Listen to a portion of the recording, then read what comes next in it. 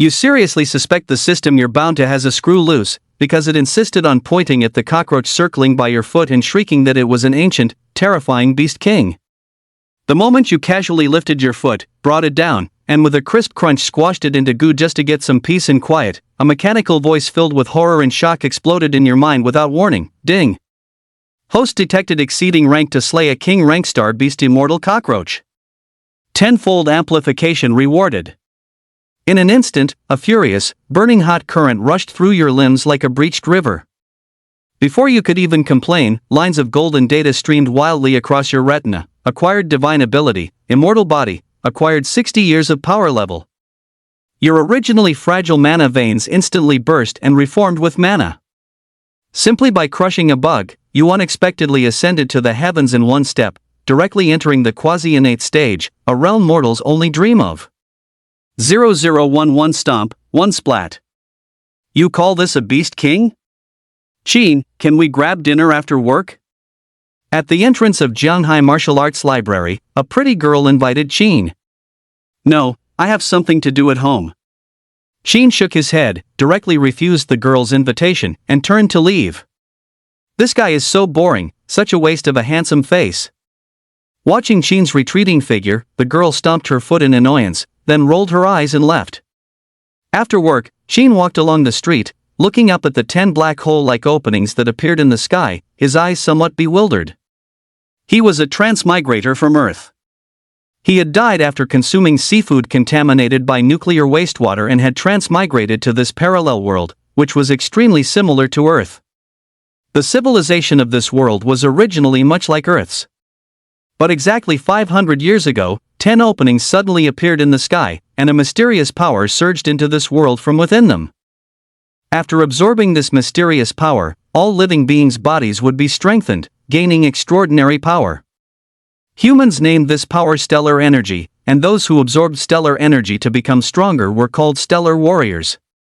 The speed at which one absorbed stellar energy was related to the stellar warrior's own aptitude. And Chin's current body was that of a talentless good-for-nothing with low aptitude, relegated to the lowest rung of society as a wage earner. Sigh.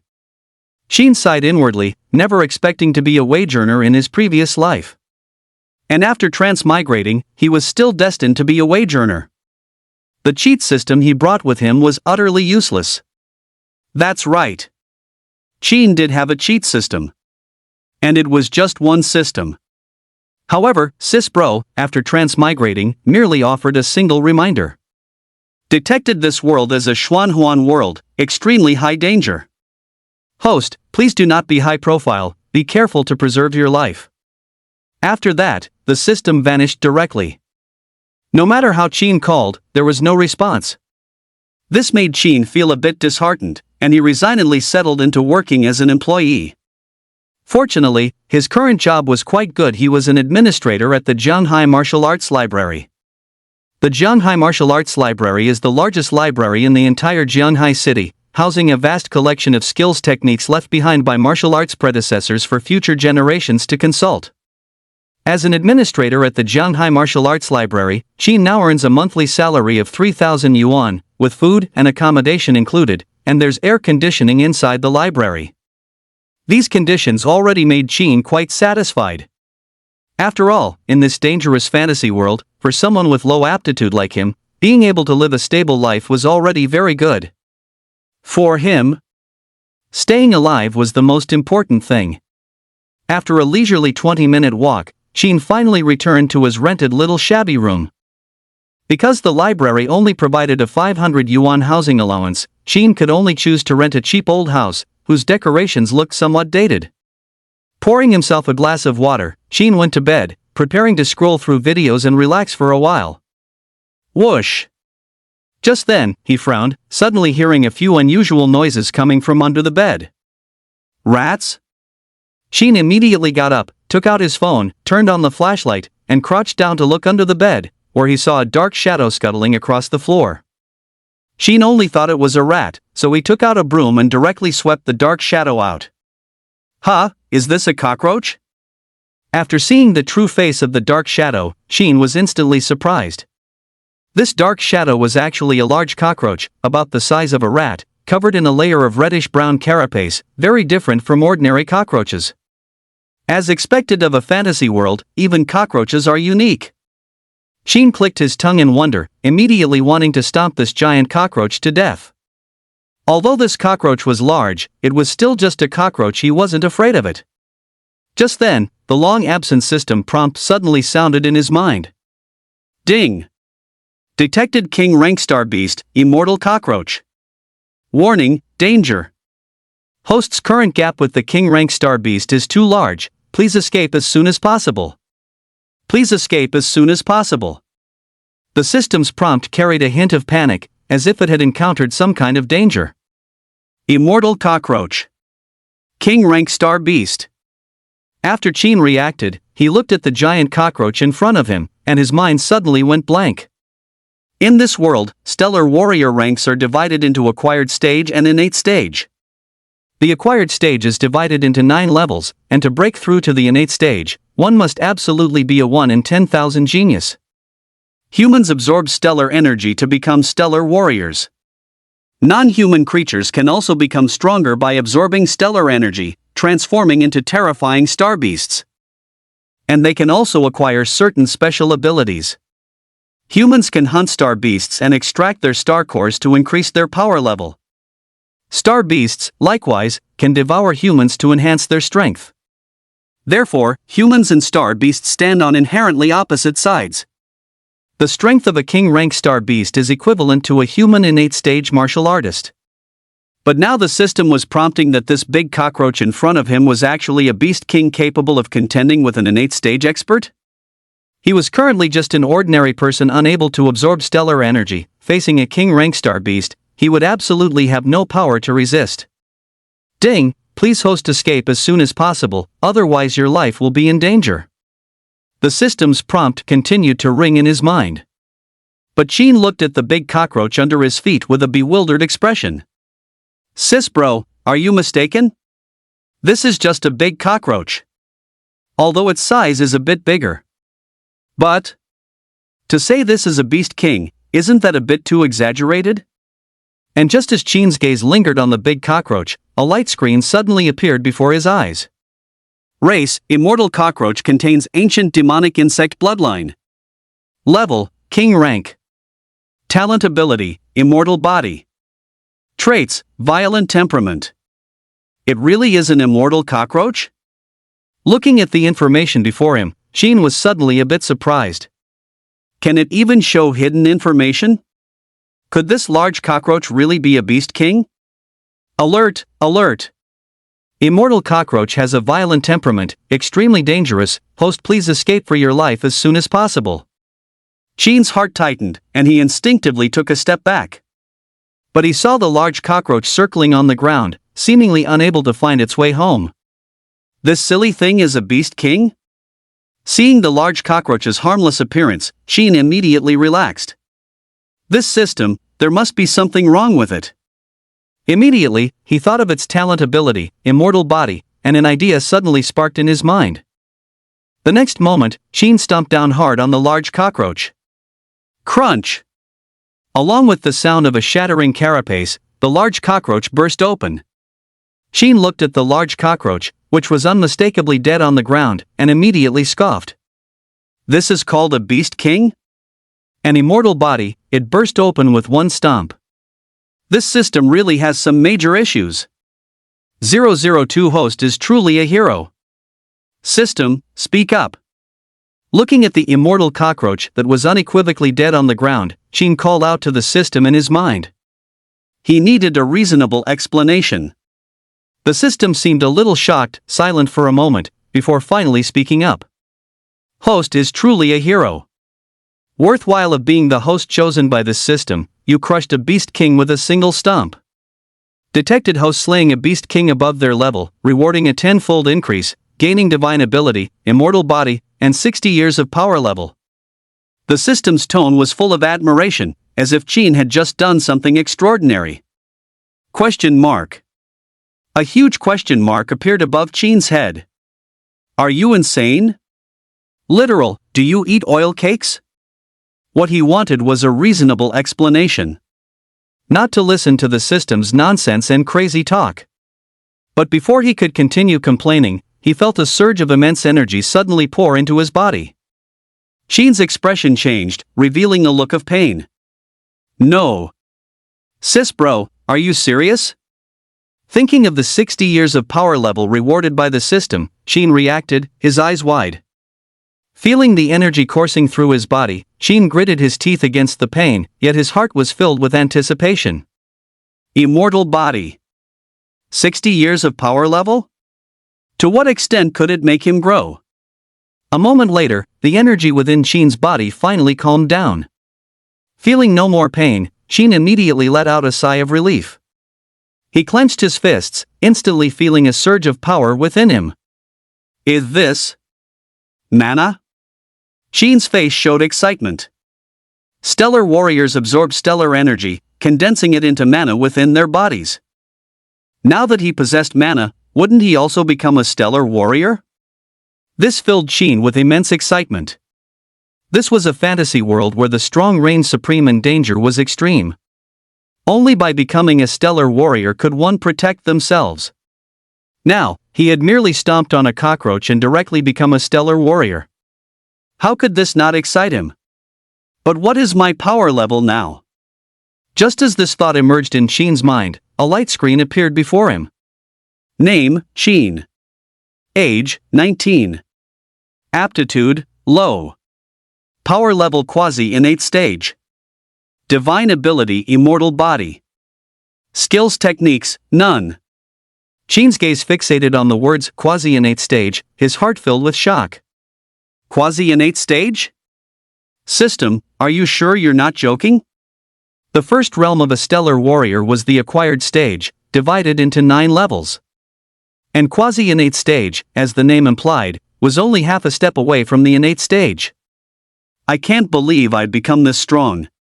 Clenching his fists, Sheen looked at the corpse of the immortal cockroach on the ground, still somewhat incredulous. He just stomped on a cockroach, and he's already quasi-innate stage? Absurd. Absolutely ridiculous. But I like it. Before this, Sheen had detested this unreliable system. But now, he truly found it wonderful. Sis bro is invincible. Oh, there's also a divine ability reward. At this moment, Sheen remembered that the system had also rewarded him with the immortal body divine ability. This must be the ability of the immortal cockroach, right? Connecting it to the title Immortal Cockroach, Sheen pondered. System, what does this immortal body do? Thinking of the immortal cockroach he had crushed with one foot, Sheen didn't hold much expectation. What immortal cockroach? Wasn't it still crushed with one kick? As if sensing Sheen's doubt, the system quickly responded. Immortal body rapidly recovers from injuries. When power level is strong, it can regenerate severed limbs and even regenerate from a drop of blood. Regenerate severed limbs, regenerate from a drop of blood? Seriously? That powerful? Sheen was clearly surprised, not expecting the immortal body's ability to be so abnormal. To test the efficacy of the immortal body, Sheen found a small knife and directly cut his finger. Hiss! Sheen winced in pain, and a trace of blood immediately appeared on his finger. But soon, a miraculous scene occurred. Sheen only felt a slight warmth in his finger, and mana surged within his body. Then, the wound rapidly healed at a visible pace. Eventually, not even a single scar could be seen. This effect is too cool, right? Sheen blinked his eyes, his expression somewhat disbelieving. Such a terrifying recovery speed could indeed be called an immortal body.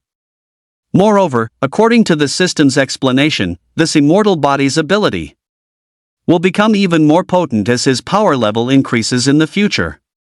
Upon reaching a certain power level, one can achieve limb regeneration and regeneration from a drop of blood. That is a true immortal body. Thinking of this, Sheen's eyes showed anticipation. Just by stepping on a cockroach, his power level reached the quasi-innate stage. And he also gained the ability of this immortal body. If he were to step on a cat or a dog, or even slay a true star beast, wouldn't he be invincible then? Although this system seems a bit eccentric. But it gives a lot. The more he thought about it, the more excited he became, and Sheen immediately felt eager to try. He then began searching his home for other small insects, mice, and the like. After his power level reached the quasi-innate stage, Sheen's senses were much sharper than those of ordinary people. Soon, all the mosquitoes, flies, and mice in the entire room. Even the ants in the corners were found by Sheen. Then mercilessly crushed. Achievement unlocked, 10 consecutive small animal kills. However, looking at the dead mosquitoes, flies, and mice lying on the floor, Sheen's face showed confusion. System, come out. Don't play dead. Where's my reward? Sheen's face was a little dejected. What's wrong with this system? It hadn't made a sound the entire time he was killing these mosquitoes, flies, and mice. Is it not planning to give any more rewards? After calling for a long time, seeing that the system remained unresponsive, Sheen could only sit helplessly by the bed, a thoughtful expression flashing in his eyes. Where did the problem lie? Clearly, his wonderful idea from before had fallen through. The thought of becoming an unrivaled powerhouse by hunting small animals had, without a doubt, been shattered. After much contemplation, Sheen finally reached two conclusions. Firstly, the cockroach he had stepped on earlier was indeed somewhat special. Perhaps, as the system stated, it contained the bloodline of an ancient demonic insect, which is why it triggered the system's reward. Secondly, the system must be seriously flawed. The reward he received earlier was entirely due to the system's madness, and he had simply gotten lucky. Sigh, I can only research it slowly in the future. Sighing, Sheen felt a sense of helplessness. Having such an unreliable system, he wondered if he was lucky or unlucky. However, even if it was the system's madness, I still profited. Feeling the surging mana within him, Sheen's face broke into a smile. At least, he now possessed the power level of a quasi-innate stage. In this fantasy world where strength is revered and star beasts run rampant, he finally had some ability to protect himself. A 19-year-old quasi-innate stage, even in the entirety of Zhonghai City, would be a rare existence, wouldn't they? From today onwards, he was at least no longer a good-for-nothing. He was considered a minor expert in the Zhonghai Martial Arts Library. 003 Dangerous World, I must lie low and not be reckless. The next day, Sheen woke up early. He bought 2 fried dough sticks and a bowl of sweet tofu pudding on the way. This served as a simple breakfast for the day. Entering the library, Sheen went directly to his workstation. Library, first floor, Zone 1. The Zhonghai Martial Arts Library has 3 floors, and the first floor has 8 sections. The first floor records only the most basic skills techniques. The higher one goes, the more profound the recorded skills techniques naturally become. However, Sheen does not have the authority to go to the second floor. His task is to manage his own small corner. The upper 2 floors naturally have powerful library masters guarding them. On the neat bookshelves, skills techniques are neatly arranged. As a librarian, Sheen can naturally read these basic skills techniques at will. Now that he possesses the power level of a quasi-innate stage, Sheen intends to choose a skill technique to cultivate diligently. This way, if he encounters any danger in the future, he will have some means of self-preservation. Rejuvenating Palm Technique. Tiger Roar Blade Technique. Luo Family Spear Technique. After scanning the skills techniques on the bookshelf, Sheen finally picked up a sword technique called Gentle Breeze Swordplay. There are many skills techniques in the library. But Sheen understands the principle that greed overreaches itself. He wasn't greedy, choosing only one basic sword technique. As for why he chose swordplay? Nothing else, just because it's cool. As a sunny young man, Sheen naturally harbored a dream of being a swordsman. Who wouldn't want to travel the world with a sword? Although he currently lacks the strength to roam the world, this does not prevent Sheen from choosing swordplay. No women in my heart, drawing a sword naturally makes me a god. But Sheen doesn't have a sword in his hand, and he can't practice swordplay inside the library. Therefore, he could only squat silently in the corner, first memorizing the sword moves and the skills techniques. His original body had no experience in cultivating skills techniques. Although he possessed the power level of quasi-innate stage, Sheen was still a complete novice. However, the power level of quasi-innate stage at least gave him a significant advantage. At the very least, these basic skills techniques were not difficult for him. It wasn't until noon that Sheen stretched, closing the skills techniques he held. Because it was time for a meal. The library had its own cafeteria with excellent food that was also very inexpensive. Sheen ordered a plate of braised pork, costing less than 3 yuan. It was mainly about good quality and low price. Sigh, when will these days end? Staying in this library every day, I feel like I'm going to get depression.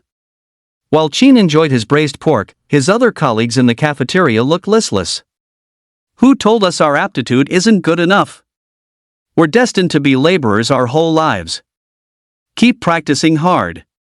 If you can break through to the acquired stage triple realm someday, maybe you can find a decent job. Acquired stage triple realm? With my useless aptitude, I'll probably be 30 by then, and I might only be able to become a security guard. Sigh, there's nothing we can do. Who told us our innate aptitude isn't good enough? We're destined to be lifelong wage earners. Listening to the complaints of his colleagues behind him, Sheen shook his head. He sighed inwardly. It seemed this world was even harder to navigate than his previous one. The strong were respected without strength. One could only remain at the bottom of society their entire life. Of course, this had nothing to do with Sheen. He had no grand ideals or ambitions. Having food and drink, and living well, was enough. Although he had become a master of the quasi-innate stage, Sheen had no intention of changing jobs. He felt that staying in this library was quite good. Firstly, he had no desire to earn money. After toiling for decades in his previous life, now reborn, he only wished to live a stable life and just lie flat. Secondly, according to the system, this world was a fantasy world. Having read countless novels in his previous life, Sheen naturally understood how terrifying the power levels in a fantasy world could be. If he went out and started bouncing around, an innate stage expert might pop out from somewhere and kill him, who knows? The outside world was too dangerous. It was better for him to stay honestly in this library.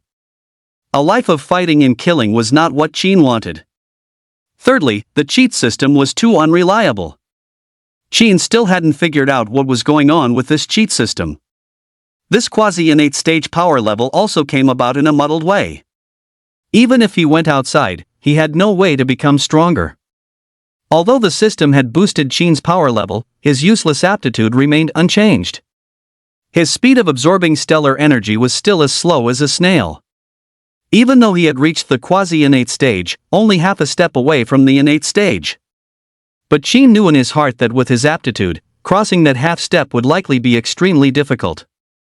Forget it, as a good-for-nothing, honestly lying flat was the way to go. Sheen was too lazy to think about these things. After finishing the braised pork in his bowl, he returned directly to his workstation to continue reading.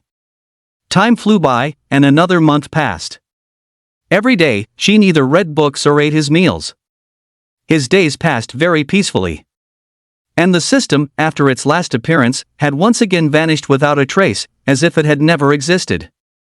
If not for Sheen genuinely possessing the power level of a quasi-innate stage, he would have doubted whether this system truly existed. Sheen also tried to abuse and kill other small animals, hoping to reawaken the system. But all ended in failure. In helplessness, Sheen simply decided not to bother with it anymore. Every day, I honestly go to work and read books. This stupid system, I don't need it. Sheen believes that even without this system, he can still lie flat just fine. Of course, besides lying flat, Sheen also slowly became acquainted with his colleagues at the library. The original owner had a somewhat reclusive, even insecure personality, disliked communicating with people, which led to poor interpersonal relationships. However, in the past month, with Sheen's efforts, his colleagues' impressions of him finally improved significantly. Especially some female colleagues, who often secretly observed him, and even gave him the nickname Library Hunk privately. Sheen couldn't help but sigh. Being handsome is also a bother. Sheen, are you reading again?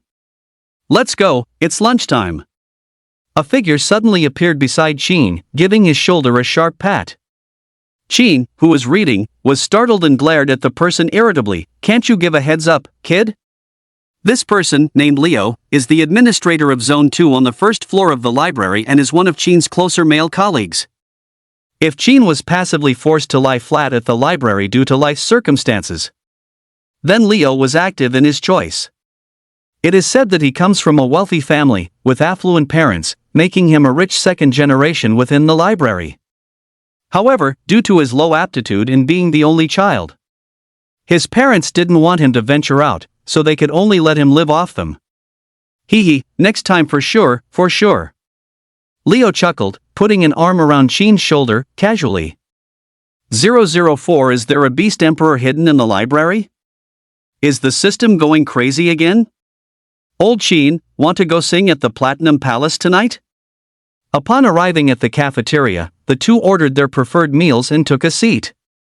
When the Platinum Palace was mentioned, Leo immediately became animated. There are exciting young sisters there, don't you dare regret it if you don't come. No, thanks. Qin shook his head, his eyes solely on his braised pork. As a man, he naturally knew what kind of place the Platinum Palace was. However, he had always kept himself clean and was unmoved by female beauty. How could he? All right. Qin admitted that he simply couldn't afford to go to such a place. His meager monthly salary of 3,000 yuan, he wondered if it was even enough to spend one night at the Platinum Palace. As for letting Leo treat him, not having to pay was indeed very nice. After all, it was almost like getting it for free. But surely, he'd have to repay this favor, right? Qin didn't want to owe anyone a favor over something like this. If he really wanted to, he could be self-reliant and still not have to spend money. You fellow, are you even a man? Qin's refusal was something Leo had long anticipated and was already used to. Because this wasn't the first time he had invited Qin. Yet, this guy always refused. Coupled with Qin's usual reactions to some female colleagues at the library, this made Leo wonder if Qin's sexual orientation was perhaps problematic. I'm afraid of getting sick.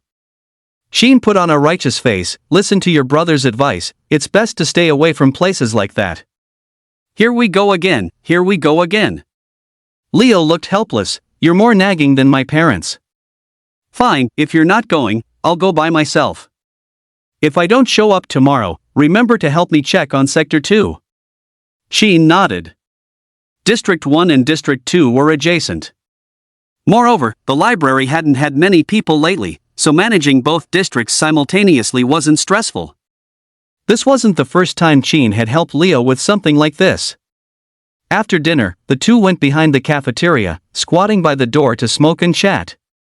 Old Qin, have you heard?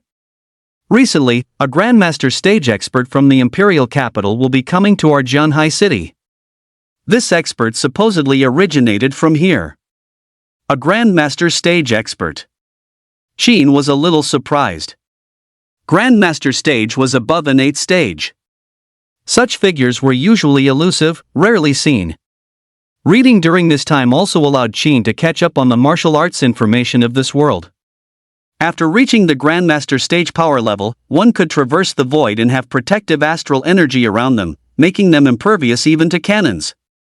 Such strength already surpassed the realm of mortals, earning them the title of a terrestrial immortal. Such a person would actually come to Zhanhai City?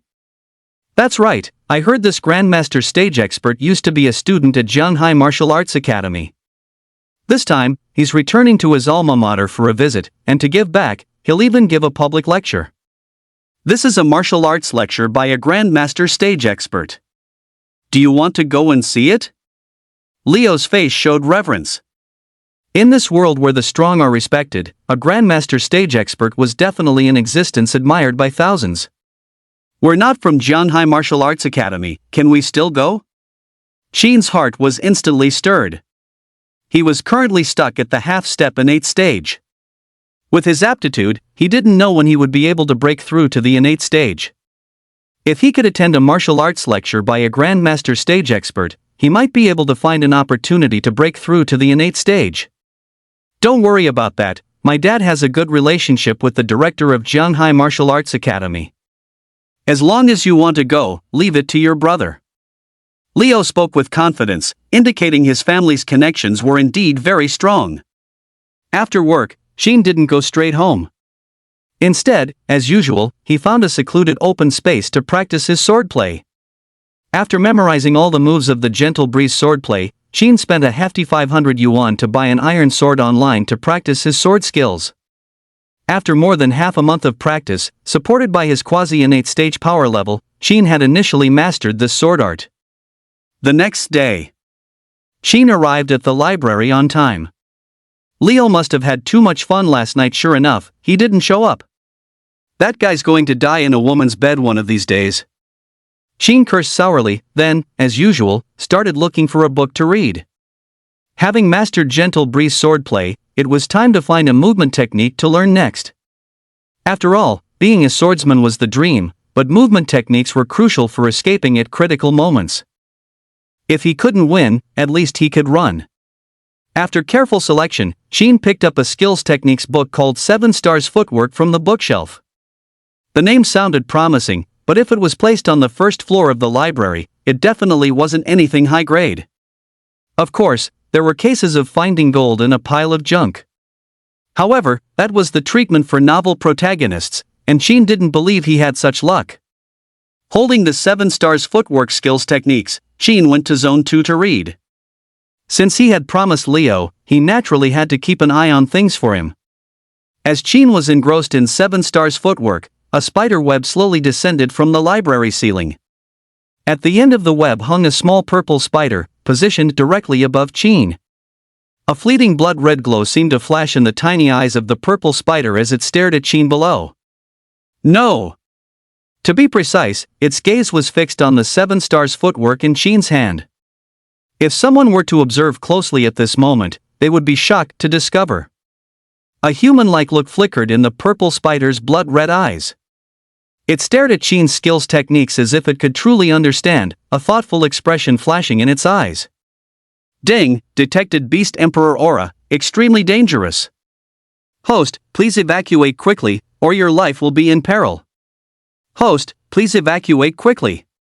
Sheen was fully absorbed in his reading when the voice suddenly echoed in his mind, almost scaring him to death on the spot. Damn it! Sheen reacted, a look of annoyance instantly appearing on his face. People scaring people really can scare them to death, you know? System, even though you're not human, you're truly a dog. Dog system. However, despite his displeasure, the sudden sound from the long silent system still made Sheen take it seriously. Ding, sensing the presence of a beast emperor. Host is advised to heed the suggestion and quickly flee this area, otherwise, you will die without a complete corpse. Hearing the system's urging again, Sheen quickly put down the skills techniques in his hands, stood up, and looked around. All Sheen saw was rows of bookshelves and a few scattered people reading. They were all quietly reading at this moment. Thinking of the cockroach he stomped into a pulp last time, Sheen's eyes suddenly lit up, and he quickly lowered his head to search the floor. Could the beast emperor that the system mentioned refer to some kind of small animal again? If he stomped another one into a pulp, would the system still give generous rewards? With this thought, Sheen was instantly motivated and began searching in the library. However, the library floor was very clean, and Sheen couldn't even find an ant. Beast Emperor? How could there be a Beast Emperor in this library? This dog system is going crazy again. 005 got bitten by a spider? Will he turn into Spider-Man? Thinking of the benefits he gained from stomping the immortal cockroach last time, Sheen somewhat unwillingly searched again thoroughly. A moment later, Sheen dejectedly returned to his seat. He had searched all of Library Zone 1 and Zone 2, only finding 2 unlucky flies in a corner. But this did not trigger a system reward. In the end, Sheen could only draw one conclusion. This deranged system was spouting nonsense again. A Beast Emperor appearing in the library, how was that even possible?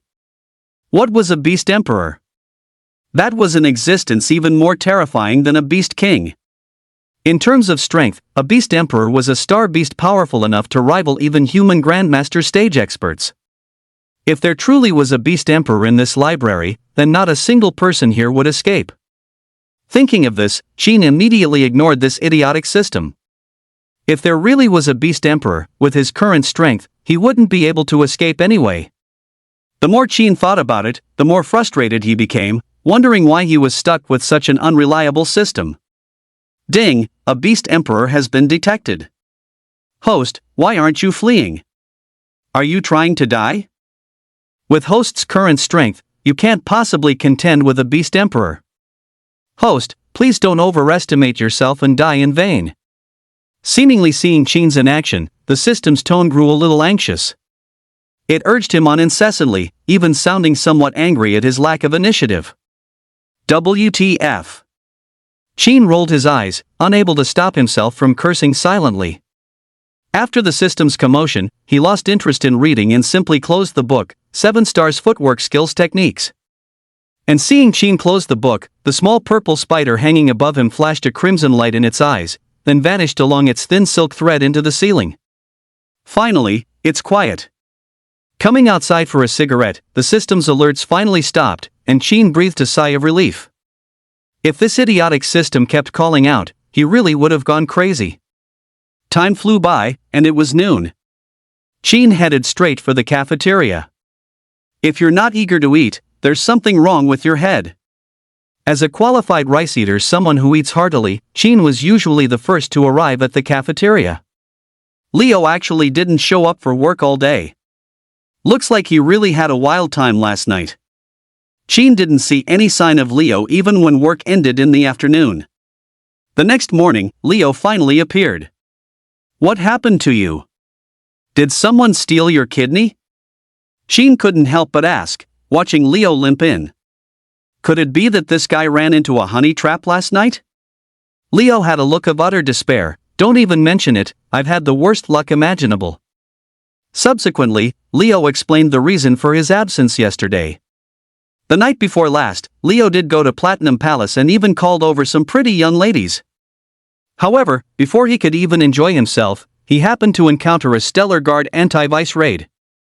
After spending a night in the precinct, it was only when Father Xia intervened the next day that he was bailed out. Upon returning home, Father Xia pulled out his 7 wolves belt from his waist, making Leo experience what profound paternal love felt like. My dad was really harsh, he almost beat me to death. Leo grimaced, looking utterly dejected. Love runs deep, so does discipline. Qin offered words of comfort, but secretly thought to himself, if I were your dad, I'd hit you even harder. Leo's incident was just a small interlude in Qin's laid-back life at the library. From then on, Qin's life continued as peacefully as usual. Reading at work, diligently eating, and practicing skills techniques after work. He was actively self-disciplined. On this day, Qin was reading in Sector 1, which he managed. He held a book titled Compendium of Star Beasts.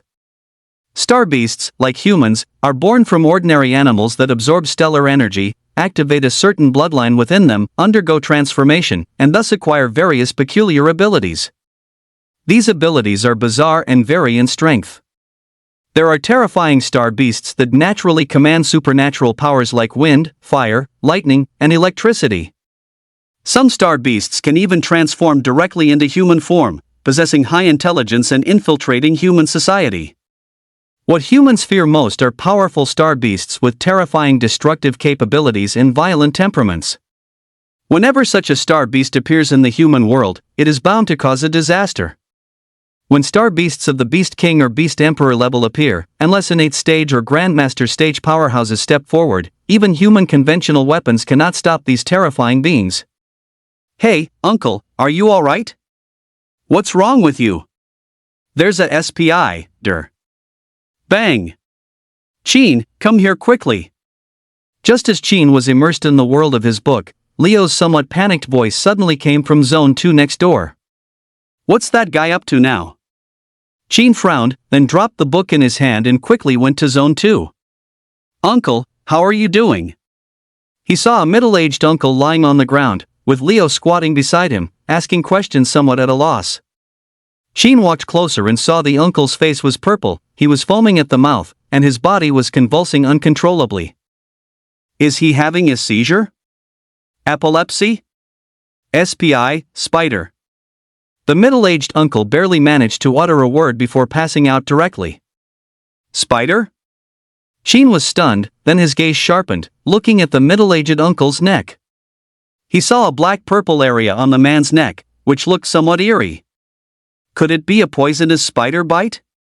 Will Uncle turn into Spider-Man? What are you still standing there for? Go call an ambulance.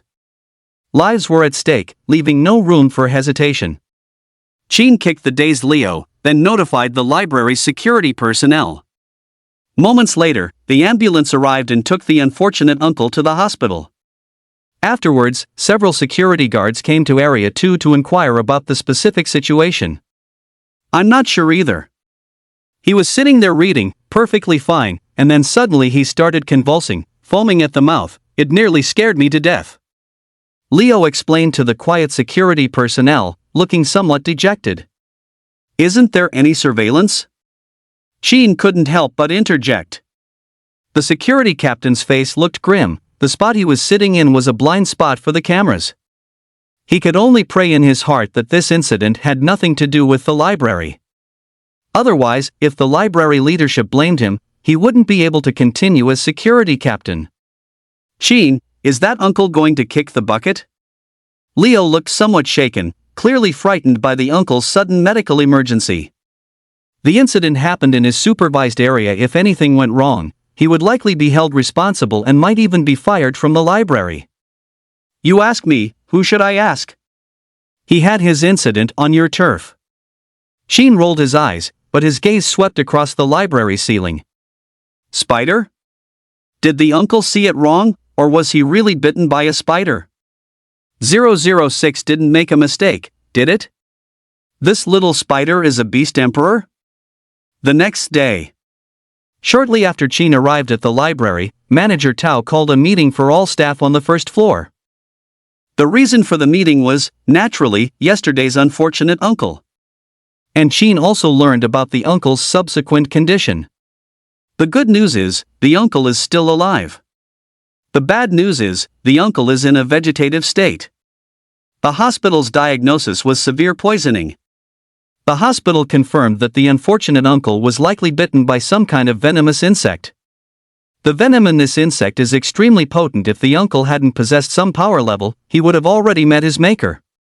And according to the current situation, the unfortunate uncle was likely bitten by the venomous insect while reading in the library.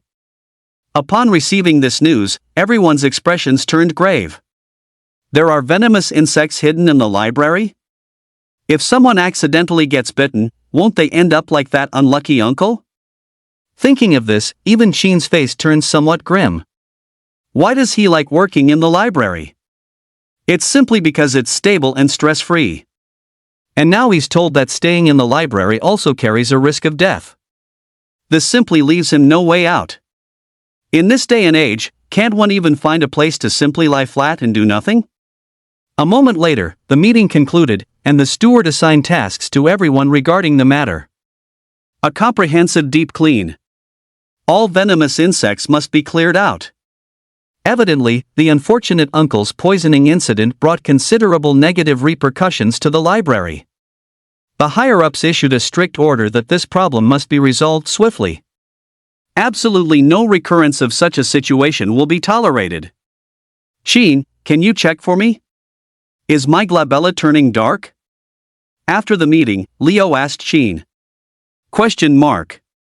Sheen looked at Leo, puzzled. Leo said pitifully, I got beaten again last night.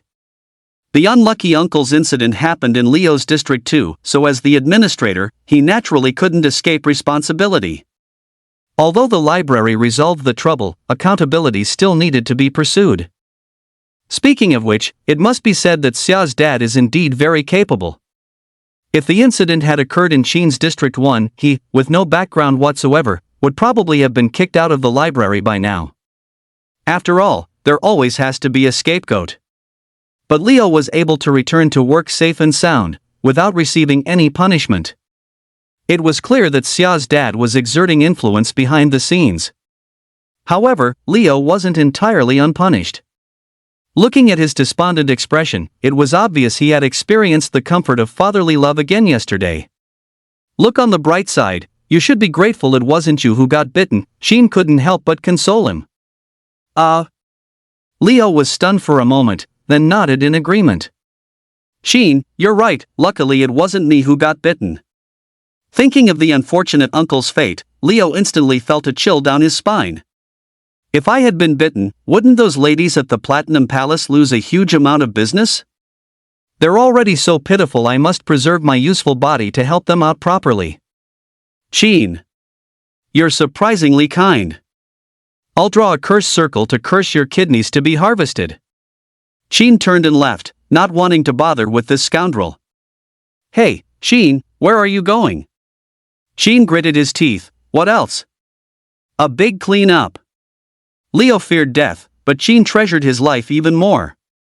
This time, during the big clean-up, he was determined to root out the venomous insect hidden within the library. Although he already possessed a quasi-innate stage power level, perhaps this venomous insect posed no threat to him. But it's better to be safe than sorry. Regarding these unknown venomous insects, Sheen naturally had to exert all his effort to eradicate them. A moment later, Sheen and Leo collected pesticides, ant killer, and other materials from the steward and arrived at their respective administrative areas. This major cleanup was specifically targeting lurking venomous insects. It certainly couldn't be as simple as just tidying up. The most crucial task was pest and ant extermination.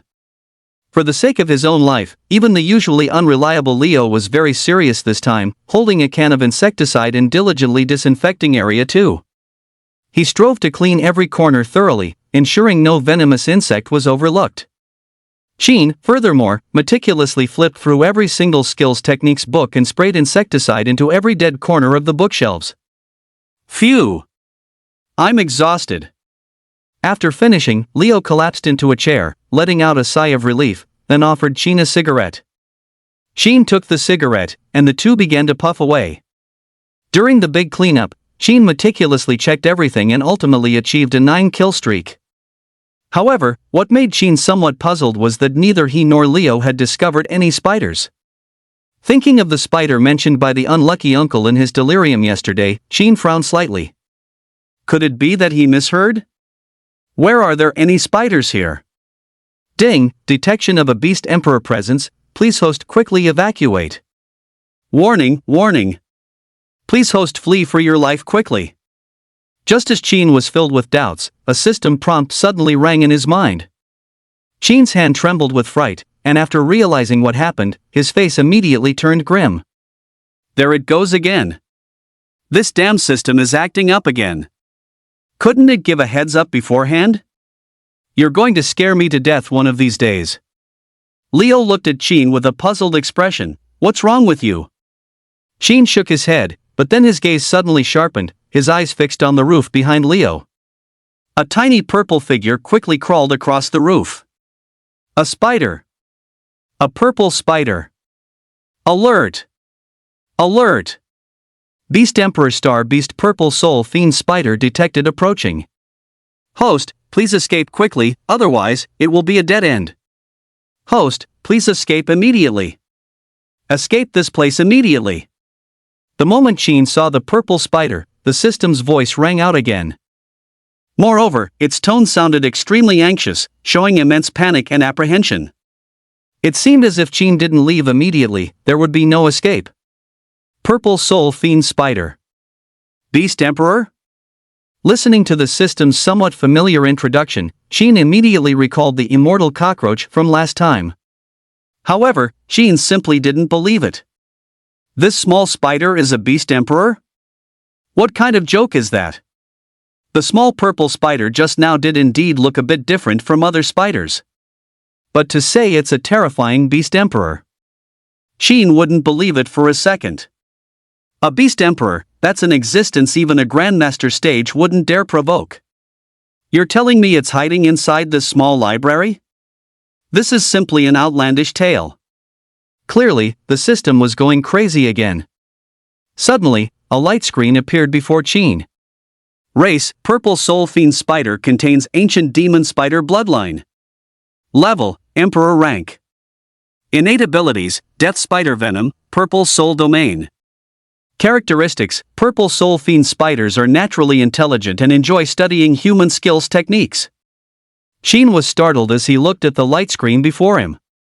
This little spider is actually a beast emperor? 007 Esteemed host, you are truly mighty. Sheen's expression shifted slightly as his gaze swept across the ceiling. The purple little spider's figure had completely vanished from his sight. This little thing must have found an extremely hidden blind spot to hide in. Sheen, what are you looking at? Leo exhaled a smoke ring and couldn't help but ask, seeing Sheen acting so strangely. Nothing. Sheen shook his head, feeling a little regretful. His reaction was too slow just now. Since the system said this little spider was a beast emperor, if he had killed it, he would likely have received generous rewards, just like last time. However, Sheen also knew that given the little spider's speed just now, and its movement on the ceiling, it would be quite difficult for him to hunt it. Exceptional intelligence, enjoys studying human skills techniques. This little spider has practically become a spirit. Sheen sighed in his heart, thinking about the system's description of the little spider. So, this little spider probably won't leave the library. Since this little spider likes to study human skills techniques, it will continue to lurk in this library. There's always tomorrow. Sheen believed he would eventually find an opportunity. Beast Emperor rank other star beast. If I kill it, the system's reward should be even more generous. Sheen couldn't help but feel a surge of anticipation. Afterwards, Sheen walked around the library from time to time, keeping an eye out for the little spider's tracks. Unfortunately, the little spider seemed very cautious. Perhaps because the commotion from the major cleanup was too big, he didn't show up for the next few days. Considering the small spider's agility, hunting it would be extremely difficult. Sheen thought for a moment and decided to cultivate a hidden weapon skills techniques to deal with it. With a powerful expert stationed at the Jianghai Martial Arts Library, the incident where the unlucky uncle was bitten by a poisonous insect was quickly quelled. Sheen and Leo resumed their daily work lives as before. Sunflower needle art. Sheen, you're really not picky. You read anything? In Zone 1, Sheen was seriously reading a book when Leo suddenly appeared behind him, snatched the book from his hand, and said with a look of astonishment. What do you know? This is called, the more skills you have, the better prepared you are. Sheen snatched the skills techniques back and continued to study it. This sunflower needle art was the hidden weapon skills techniques he specifically cultivated to deal with the purple soul fiend spider. For this, he even specially ordered a batch of embroidery needles online to practice the sunflower needle art. With his quasi-innate stage power level, these basic skills techniques were no challenge for him at all. I really don't understand what you're thinking about all day.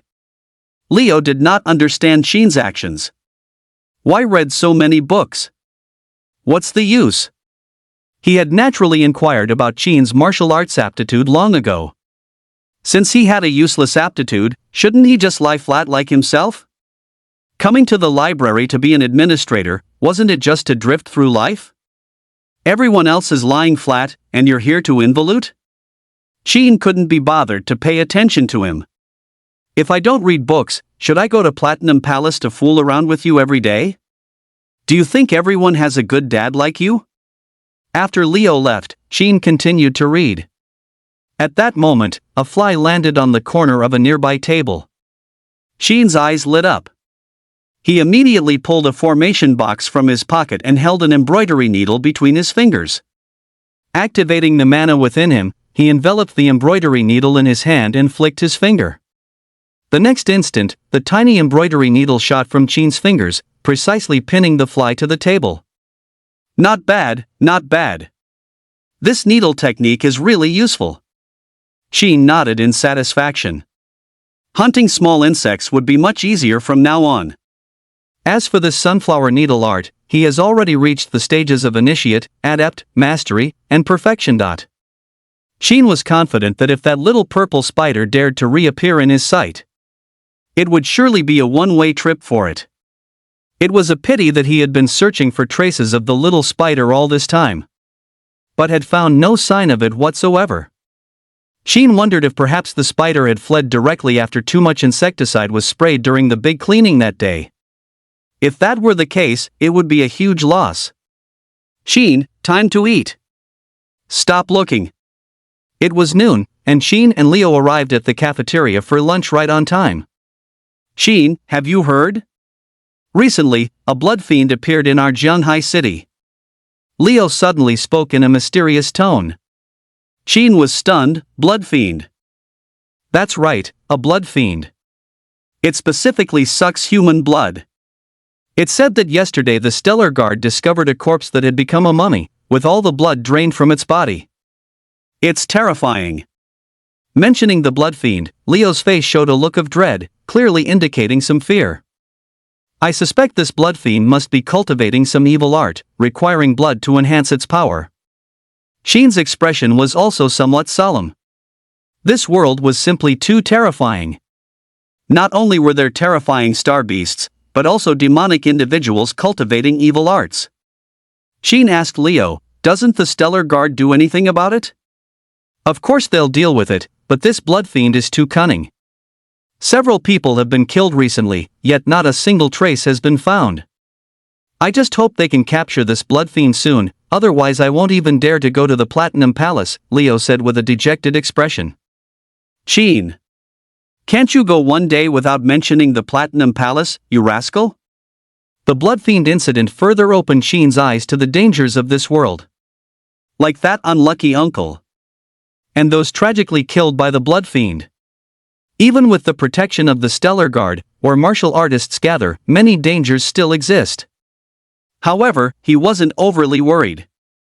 During this time, he had also learned that the curator of the Jianghai Martial Arts Library was rumored to be an innate stage stellar warrior. As long as he stayed honestly inside the library, there would be no danger. After all, if the sky falls, the tall ones will hold it up. Back in Zone 1, Sheen continued reading. Ding, detecting the aura of a beast emperor. Host, please escape this place quickly. Host, please escape this place quickly. Just then, the system's alert sound suddenly rang out. Sheen was startled, then quickly reacted, looking up towards the library roof. He saw a purple figure rapidly crawling on the roof. It finally appeared.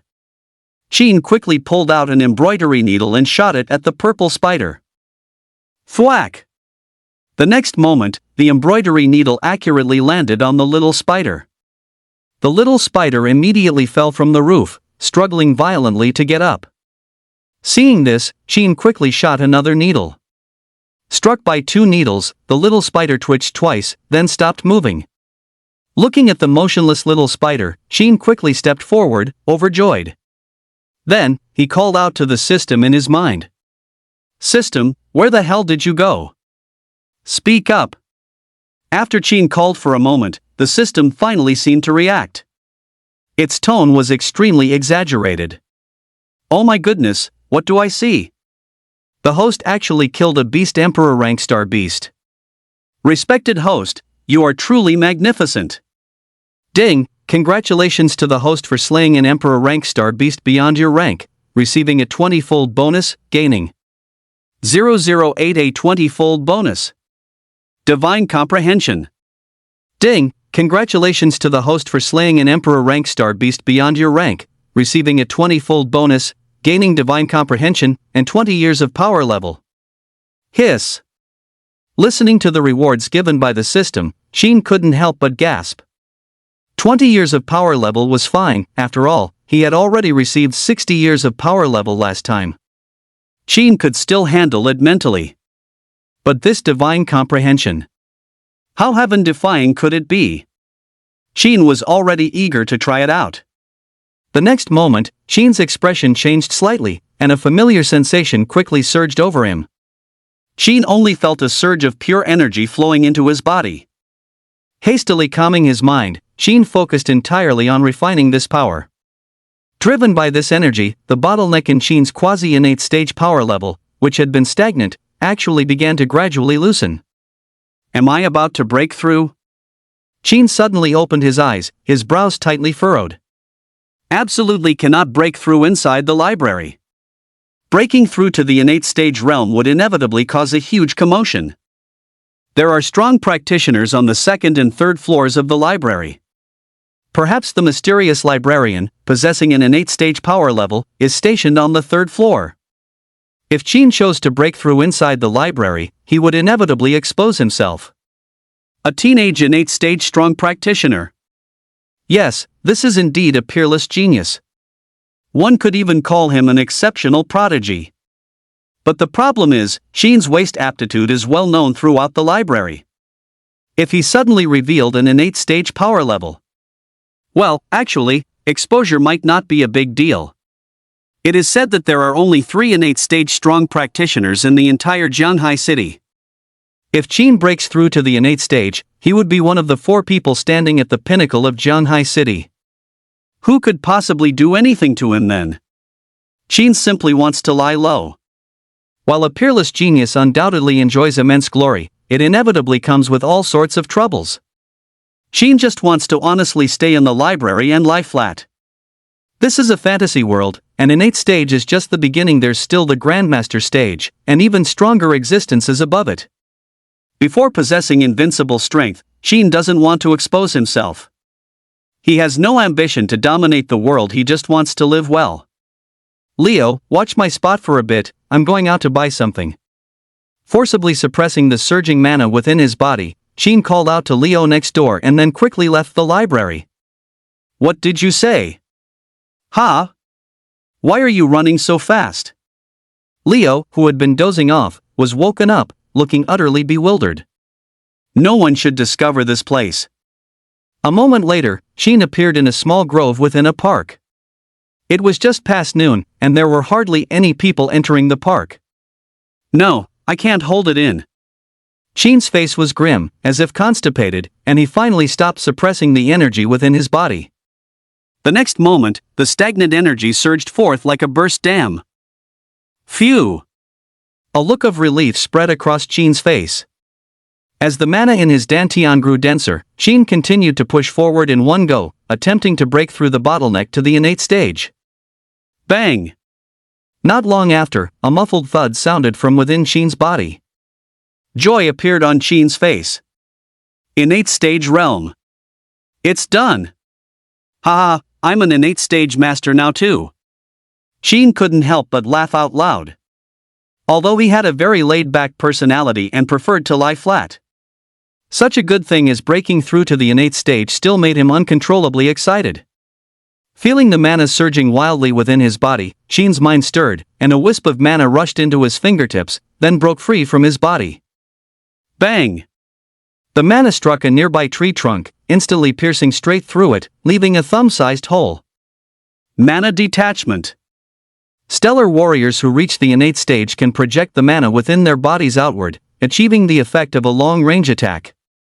This is a method that acquired stage martial artists cannot compare to. Of course, breaking through to the innate stage doesn't only have this benefit. Qin suddenly closed his eyes, yet the scenery within a 100-meter radius was clearly mapped in his mind. Perception. Upon reaching the innate stage, one will possess an extremely terrifying perception. Qin's perception could not be evaded by any rustle or stir within a 100-meter radius. Moreover, martial artists who reach the innate stage also experience a significant increase in lifespan.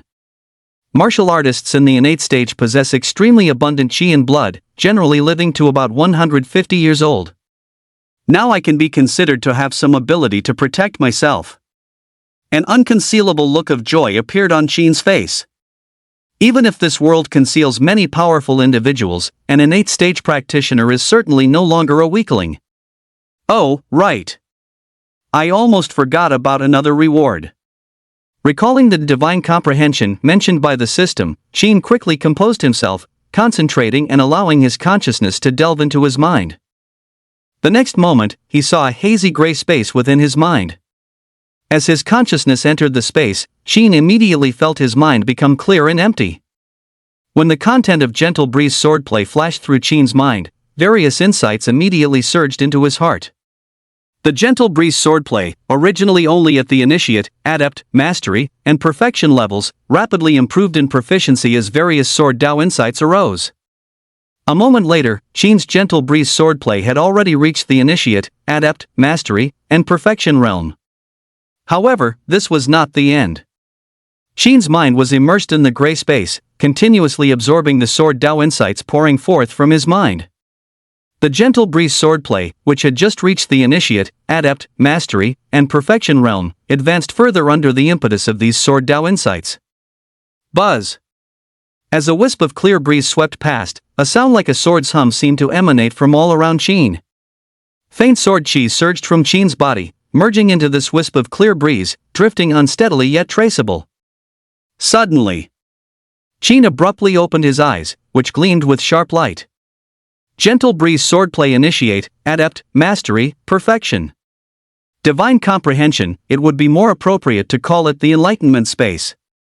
Recalling the sensation from moments ago, an expression of awe appeared on Qin's face.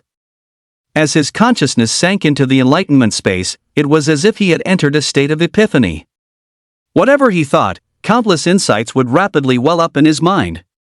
The gentle breeze swordplay, which was originally only at the initiate, adept, mastery, and perfection realm, had actually broken through directly to the initiate, adept, mastery, and perfection realm in less than half an hour. Such efficiency truly defies common sense. With this enlightenment space, he will master and become proficient in any skills techniques he cultivates in a short amount of time. There are so many skills techniques in the library, now I have plenty to learn. Thinking of the skills techniques in the library, Qin's heart was filled with eagerness. With this enlightenment space, he will easily become a skills techniques master, proficient in all kinds of skills techniques. Previously, Qin's comprehension was limited, so he dared not learn too much, as grasping too much leaves nothing firmly grasped. But now with this enlightenment space, Qin naturally believes that the more, the better. Well, this is called, the more skills one has, the less one is pressured. Chinese literature truly is broad and profound. Qin, where did you go, kid? When Qin returned to Zone 1, Leo couldn't help but ask. Qin replied evasively, didn't I tell you? I went to buy something. Leo looked at his empty hands and asked, then where are the things you bought? Oh, I forgot. Leo. 009 Self-created sword art, one sword splits the heavens. Gentle breeze swordplay, 7 stars footwork, sunflower needle art, all of them have been cultivated to the initiate, adept, mastery, and perfection stages. Inside the library, Qin opened his eyes from a state of feigned sleep, a smile appearing on his face. 3 days had passed since his last breakthrough to the innate stage. In just 3 days, Qin had utilized the enlightenment space to cultivate all 3 skills techniques he had learned to the initiate, adept, mastery, and perfection realms. The cultivation stages of skills techniques are divided into initiate, adept, mastery, and perfection initiate, adept, mastery, and perfection initiate, adept, mastery, and perfection and initiate, adept, mastery, and perfection. Qin had essentially cultivated these 3 skills techniques to their highest possible level. It's a pity that the first floor only has basic skills techniques. Basic skills techniques are also known as acquired stage skills techniques.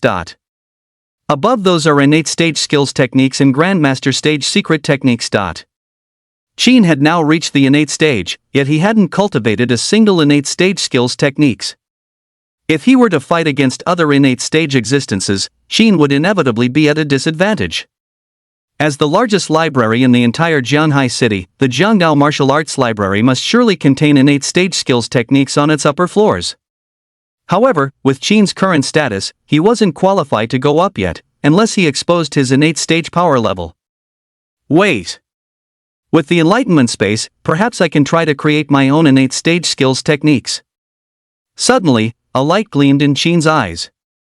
The so-called innate stage skills techniques, and grandmaster stage secret martial arts, were also created by those skills techniques masters.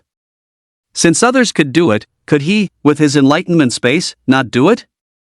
However, skills techniques masters generally possess extremely rich skills techniques foundations. Qin currently only mastered 3 skills techniques, which seemed a bit insufficient. If the foundation isn't enough, just keep learning. On this point, Qin was very confident. With so many basic skills techniques in the library, it was enough to elevate his skills techniques foundation to a very high level. First, Let's set a small goal, create an innate stage sword technique. Qin considered himself a focused person. Even after breaking through to the innate stage, he still favored sword techniques. Subsequently, Qin got up and began selecting sword techniques from the bookshelves. Spirit Rhino Sword Technique. Qin picked up a skills techniques book and quickly flipped through it. After breaking through to the innate stage, Qin's soul power had greatly increased, and with the enlightenment space, he could now completely achieve photographic memory. He simply flipped through a skills techniques book once, and all its contents were deeply imprinted in his mind. Hey, kid, not sleeping anymore? Back to reading again? Just as Qin was seriously reading, Leo appeared behind him. For the past few days, Qin's consciousness had been immersed in the enlightenment space daily, comprehending skills techniques. Leo, seeing Qin lying flat and dozing off every day just like himself, felt a sense of relief. This kid finally got it. That's right, everyone is lying flat. Why are you busy with internal competition? It's really not right. But seeing Qin starting to read again at this moment, Leo immediately felt a little unhappy. You kid, you're secretly engaging in internal competition again, aren't you? What's so great about this lousy book? We're all good for nothings, wouldn't it be better to just lie flat? Qin had no time for Leo's thoughts. After memorizing the contents of the ethereal swordplay, he returned to his seat, closed his eyes, and immersed his mind in the enlightenment space. That's right, that's it, just sleep and it's over. Seeing Qin so amenable to advice, Leo nodded with satisfaction. He then returned to Zone 2 and also slept in with a clear conscience. In Qin's view, the simplest way to create original skills techniques was to improve upon these basic skills techniques, remove the dross, merge the essence, and ultimately obtain as subtle innate stage skills techniques. Under the effect of the enlightenment space, Qin's comprehension directly reached an extraordinary level. As the content of the ethereal swordplay appeared in his mind, various insights about this swordplay rapidly emerged in his mind, as if touched by a masterful pen. He greedily absorbed these insights, and the proficiency of the ethereal swordplay immediately increased rapidly. Initiate, adept, mastery, perfection. Initiate, adept, mastery, perfection. Initiate, adept, mastery, perfection. Initiate, adept, mastery, perfection. In just one day, Qin cultivated the ethereal swordplay directly to the initiate, adept, mastery, and perfection realms. However, these alone were not enough to help Qin create an innate stage skills techniques. Qin's idea was that if he was going to create a swordplay, he should create one with extremely astonishing power.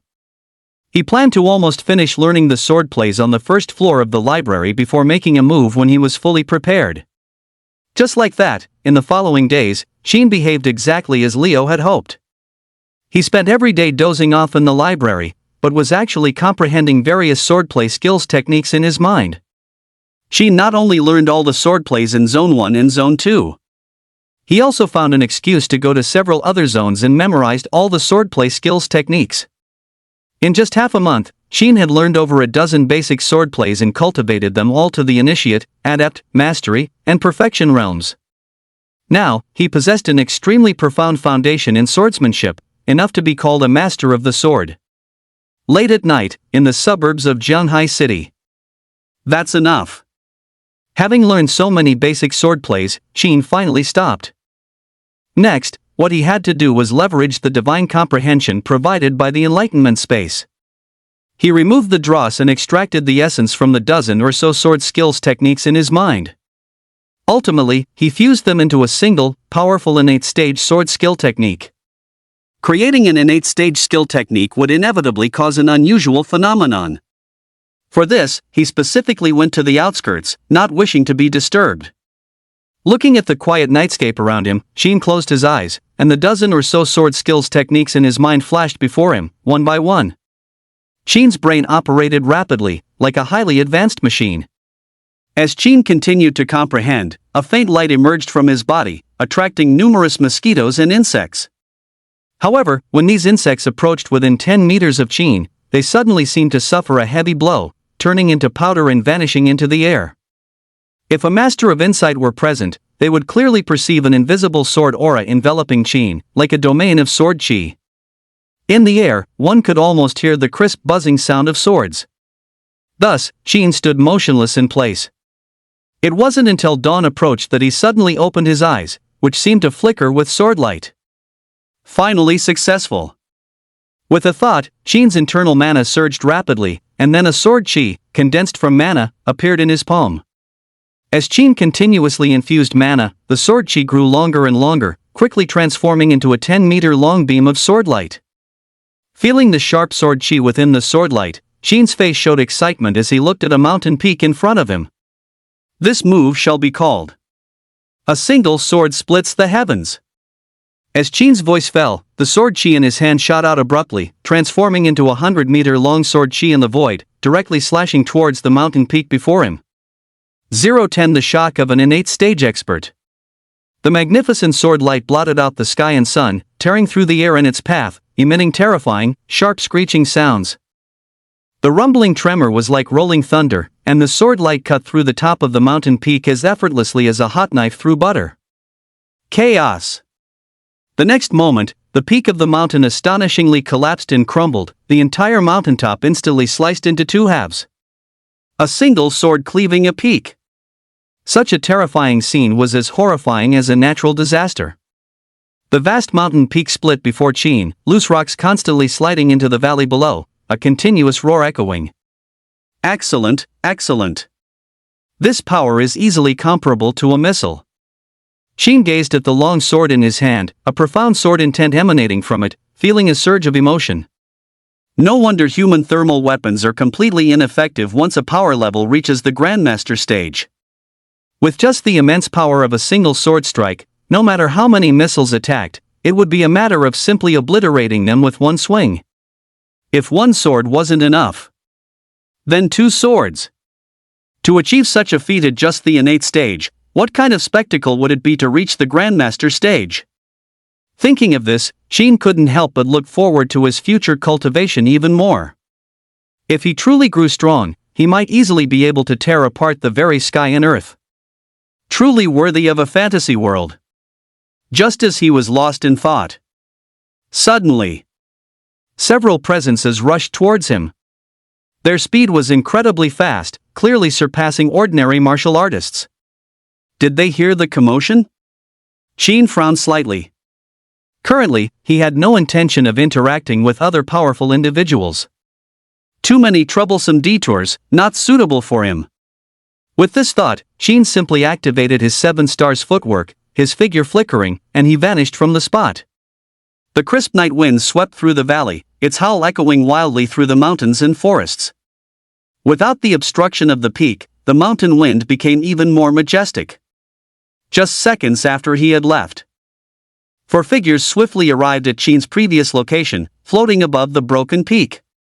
They were 2 middle-aged men in serious formal attire, and an old man in a zhongshan suit leading a teenage girl. The surging sword intent remaining in the fractured peak transformed into fierce killing intent, preventing them from approaching too closely, forcing them to observe from a distance. The scene before them was too shocking. The mighty sword intent surged like monstrous waves, making their hands tremble uncontrollably. One sword severs a peak? When did Jianghai City produce such a powerful swordmaster? One of the more scholarly middle-aged men murmured, his brows furrowed, trying hard to maintain a calm demeanor. Strange, this power has reached the Grandmaster stage level, but my immigration investigation for Jianghai City couldn't possibly be unaware of such a strong individual entering. Another middle-aged man squinted, observing the sword intent and pondering. He wore a crisp police uniform, with several golden stars on his epaulets glinting brightly in the moonlight. Could it be those fiends from the border smuggling in? Isn't that blood fiend causing a lot of trouble lately? Hard to say. For a strong individual of this caliber, crossing the border would be effortless. If they truly wanted to hide, why would they come out and sever a peak with one sword? The 2 middle-aged men conversed. After careful thought, and finding no recollection, they turned to the elder and asked, "Elderly, your power level is the highest among us. When you arrived, did you notice that person?" "No, I arrived quite quickly, but the one who severed the peak left even faster. I only caught a glimpse of his back." The old man in the Chinese tunic suit stroked his white beard, sighing and shaking his head. Someone could actually evade your watchful eyes, elder? How is that possible?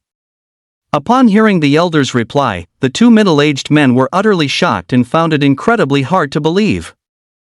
Indeed, that strong individual who severed the peak came and went in a hurry.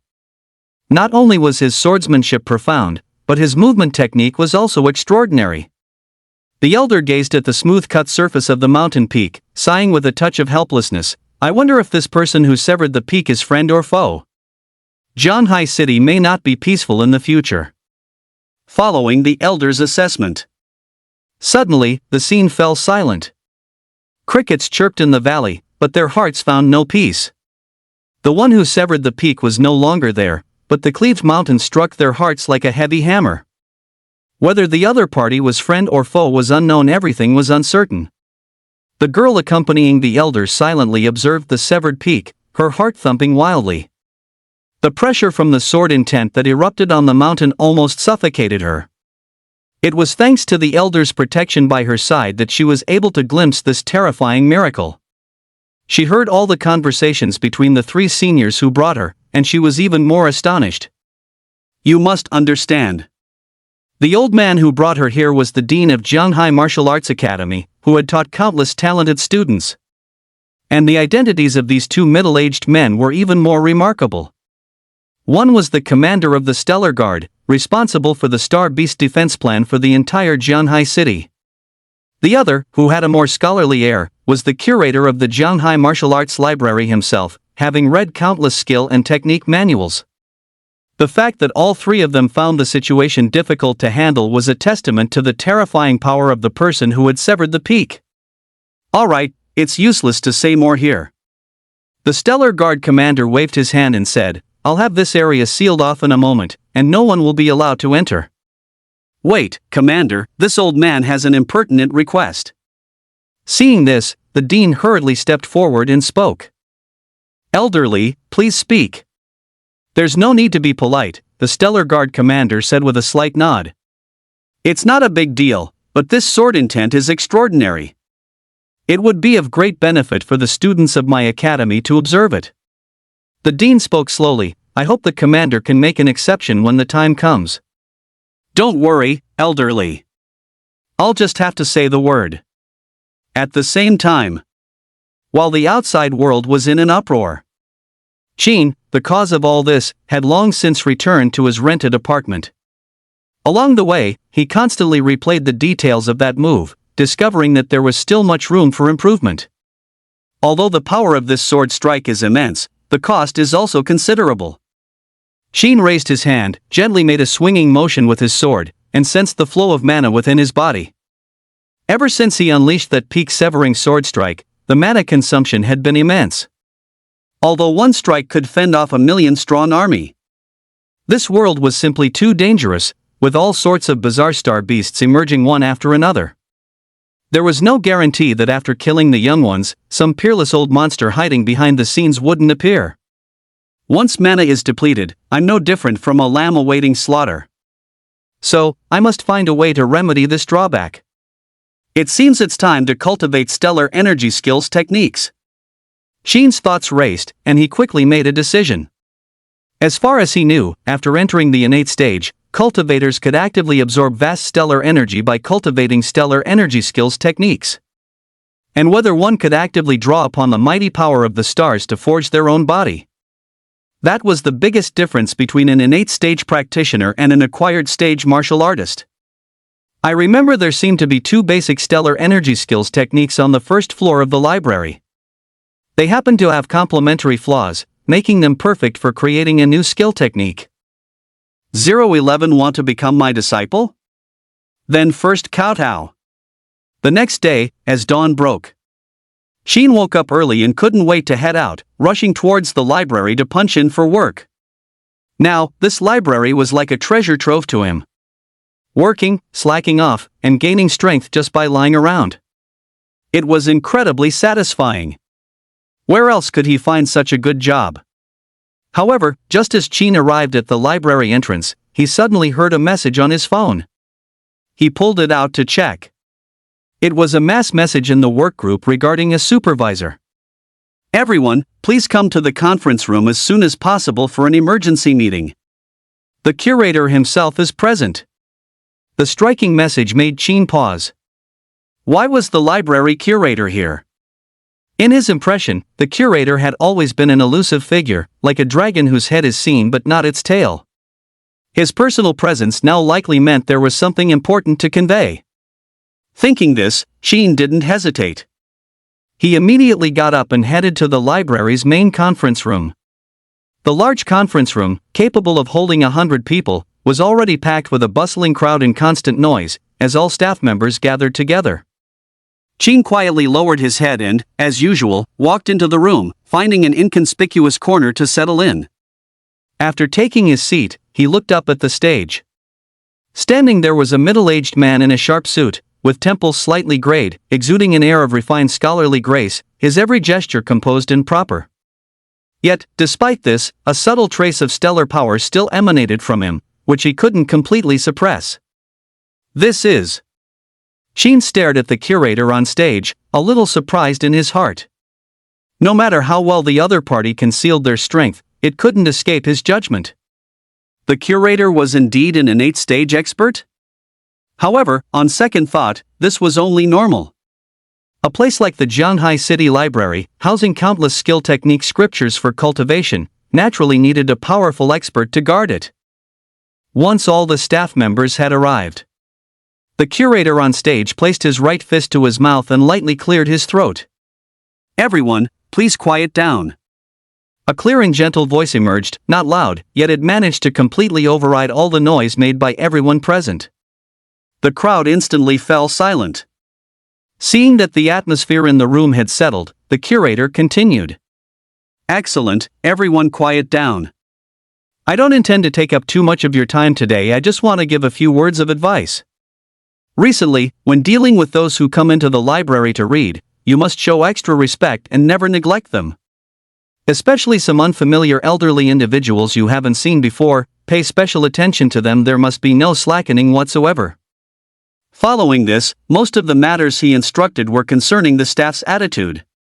In the conference room, everyone nodded in agreement, carefully listening to the curator's instructions. Afraid of missing a single detail. Everyone's expression was tense, as serious as if facing a formidable enemy. Seeing everyone in such a state, this instantly bewildered Qin, who was sitting in his seat. What's going on? Why is everyone so serious today? Could it be that someone from above is coming to inspect us soon? While Qin was lost in thought, the brief morning meeting quickly came to an end. All right, everyone, I've conveyed everything I needed to. Thank you all for your hard work during this special period.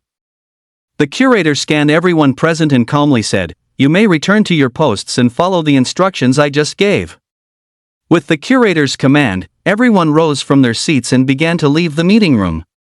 Qin followed behind the others, still maintaining his usual demeanor. However, as he passed below the podium, the curator above the podium raised an eyebrow slightly. Staring at Qin's back, he was momentarily stunned. For some reason, he suddenly sensed a special aura emanating from Qin. Was it an illusion? The steward, observing the situation, quickly approached the curator's side and whispered, "Curator, is there something wrong with that young man?" "No, I just find him a bit special." The curator shook his head and asked with a hint of curiosity, "When did he join the museum?" "I don't recall seeing him." "It's normal that you don't recall him, curator. This young man is new, he's only been here for a few months and hasn't even passed his probation period." The steward frowned thoughtfully and added, "He has low talent and hasn't shown anything remarkable." "Is that so?" Hearing this, the curator nodded and didn't dwell on it further, only remarking, "He is quite handsome, though. After all, in this world, strength is ultimately king. No matter how handsome one is, it doesn't put food on the table. Strength is measured primarily by the number of star beasts hunted." After walking out of the conference room, Qin sensed the gaze behind him disappear and finally let out a sigh of relief. He had also felt the hall master's gaze just now. However, with his innate stage protection, he could conceal his strength, so he didn't really care. What Qin didn't expect was this. The Hallmaster's intuition was so sharp that even a fleeting encounter allowed him to sense something was amiss. This world is still too dangerous. I need to be even more low-key in the future. Thinking this, Qin quickened his pace towards the library, ready to start work. Unexpectedly, at this moment, a familiar voice suddenly came from behind him. "Wait for me, old Qin." Qin turned around and saw an old acquaintance. It was Leo. "What are you thinking, kid, running off so fast? I tried to call you in the conference room just now, but I couldn't even catch up." Leo jogged up to Qin's side, panting as he spoke. "Would you believe me if I said I was in a hurry to go to work?" Qin smiled and casually made something up. "Come on, you're always so tight-lipped. I bet you want to go and accidentally meet that sword master, don't you?" Leo rolled his eyes and said, "You're too eager to improve, kid." "What sword master?" Hearing this, Qin froze in place, somewhat surprised. "What nonsense are you babbling about? Are you playing dumb with your buddy? You wouldn't go to Platinum Ocean, and now you don't even know about such a big deal? Check the news yourself, it's all over the hot searches this morning." Saying that, Leo pulled out his phone and casually sent a few links to Qin. Qin opened the links and took a look. The trending topic interface prominently displayed an image of a mountain split in two. The familiar scene stunned Qin, who was secretly surprised. "Isn't this the mountain I cut down last night? It actually made it to the trending topics?" Seeing the look of shock on Qin's face, Leo thought he was scared and couldn't help but confidently explain. "You probably don't know, but last night a mountain in the suburbs was cut in half by a single sword strike. Everyone's buzzing about it now, wondering which powerful swordsman arrived. The news has already spread. The Hall Master called a meeting because he's afraid we might offend this powerful individual." With that, Leo sighed with deep emotion, lamenting, "How great would it be if I could apprentice under such a powerful person? That single sword strike to cleave a mountain is just too cool." His tone was filled with profound envy. Hearing this, Qin showed a strange expression and teased, "Want to become an apprentice? First, bow down to me." 012 Starfall Art. "Bow to you? With your trashy talent, old Qin?" People came and went in the library. Leo couldn't help but burst out laughing on the spot when he heard Qin's words. As if he had heard the greatest joke, he laughed so hard he couldn't straighten his back, clutching his stomach and squatting on the ground in stitches. For a moment, many passers-by stopped to stare. "What? You don't believe me?" Qin saw this and didn't mind, just waved his hand helplessly. Don't tease me, old Qin. It's fine to trick your buddies, but don't trick yourself." Leo laughed, wiping tears from the corners of his eyes, and stood up from the ground again. "I never saw you as very humorous before. Why have you suddenly adopted a comedic style recently?" Saying this, Leo sized Qin up and down, naturally not believing his words. After all, in everyone's eyes, the image of a master swordsman was already tacitly assumed. That was the image of an elderly immortal-like figure.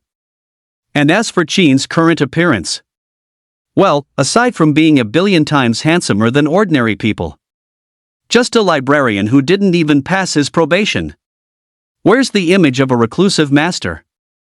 I'd sooner believe he's Qin Shi Huang than a master of the sword. Leo shook his head, patted his chest to regulate his breathing, and nudged Qin's shoulder, saying, "Stop daydreaming, kid. This sword master must be an outsider. There's no way it's someone from our Jianhai city district." "Huh?" Hearing this, Qin was a little puzzled. Why does everyone think it's a new sword master? Couldn't it be an expert from within Jianhai city? However, no sooner had the words left his mouth. Leo, standing beside him, rolled his eyes and gave him a look of disdain. "What are you thinking, old Qin? Do you think innate stage masters are like cabbages, growing everywhere?" Leo explained grumpily, "Jianhai City is considered a big city in our country, right? But it only has 3 innate stage masters." "Only 3 people?" Upon hearing this, Qin felt a little surprised. This result truly exceeded his expectations. A city as large as Shanghai City only has 3 innate stage realm powerhouses guarding it. If star beasts were to overrun the city in the future, wouldn't the entire city be in peril? Once a beast tide erupts, it's no joke. At that point, innate stage powerhouses, with 2 fists against many hands, would be caught between a rock and a hard place, truly screwed. That's right, though there are only 3, they are all top figures in their fields. Leo's eyes lit up as he continued enviously. Our library director is one of them, and the stellar guard commander who defends against star beasts is the second, but neither of these 2 bigwigs are sword masters. Only the dean of Shanghai Martial Arts Academy is a sword master, but he himself has long said that even he can't cut off a peak with one sword. After several deductions, we can figure out with our butts that this mysterious sword master must be an outsider. With that, Leo waved his hand and said, "And old Sheen, stop dreaming. Get to work. If you're late clocking in, you won't even pass your probation, let alone fantasize about sword masters." As these words fell, it seemed to hit Sheen's weak spot. If he lost his library job, it would take a lot of effort for him to access skills, techniques, scriptures in the future. It would be a shame to lose such a good job. Where would he find another one later? At least until new star power skills techniques are created, this job can't be lost yet. Thinking this, Sheen stopped chatting with Leo.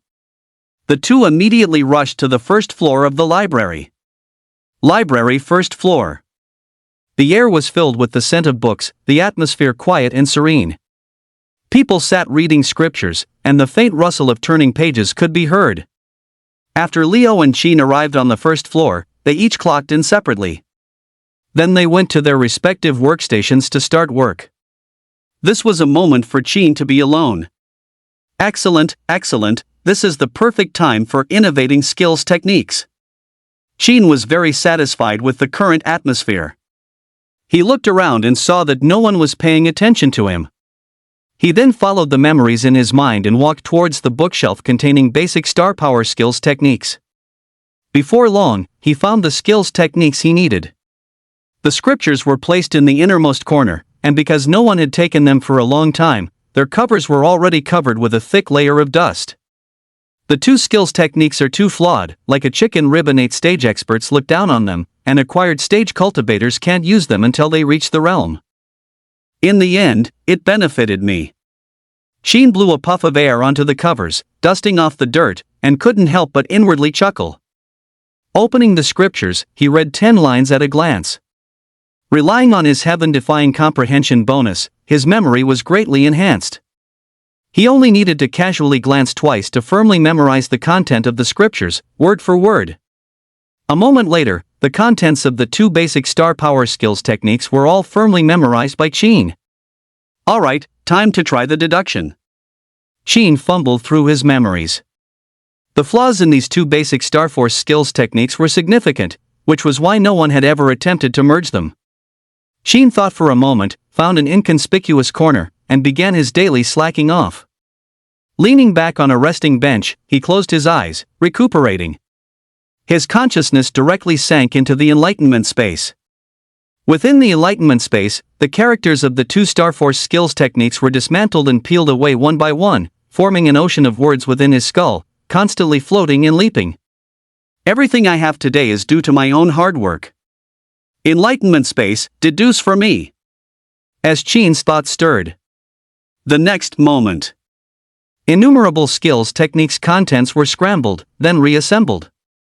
As if imbued with life, they rearranged and transformed, automatically deleting superfluous characters, and then augmenting and replenishing themselves anew. Boom! It was like a sudden enlightenment.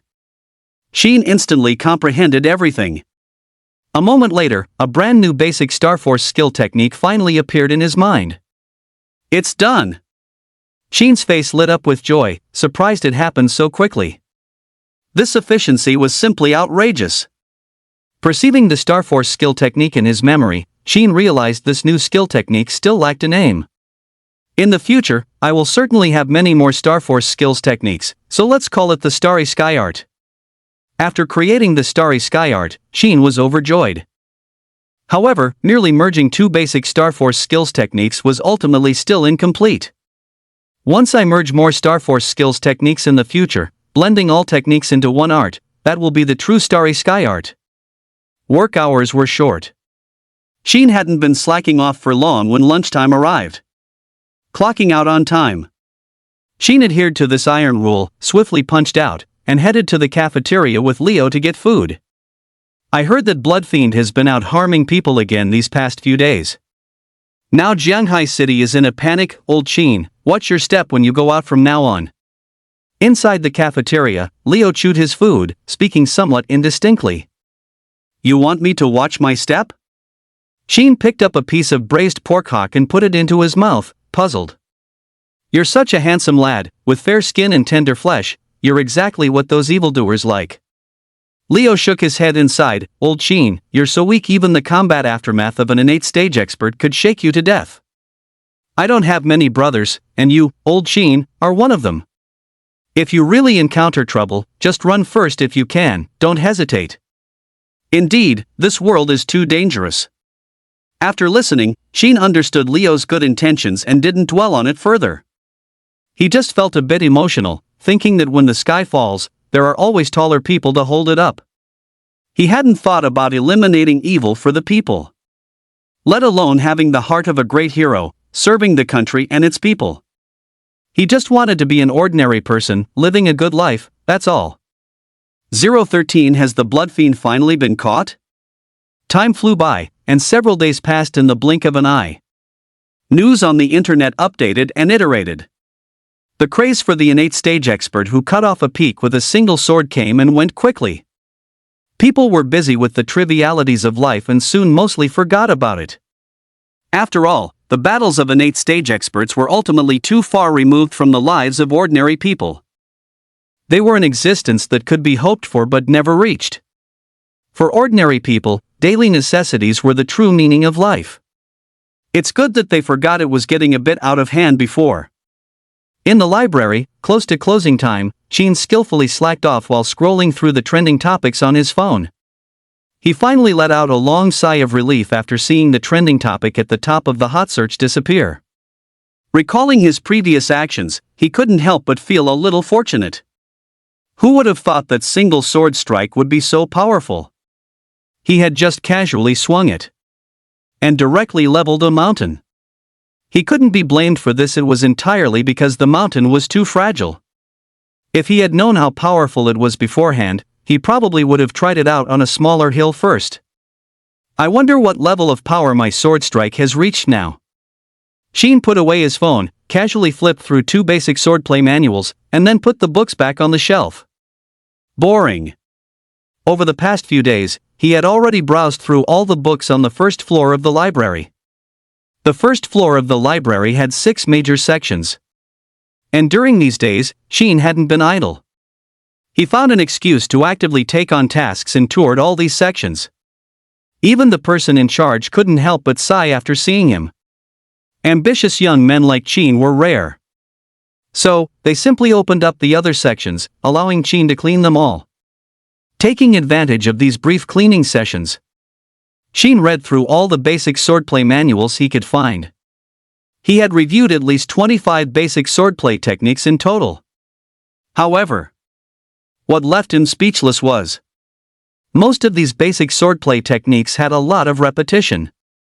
And some authors were even more outrageous.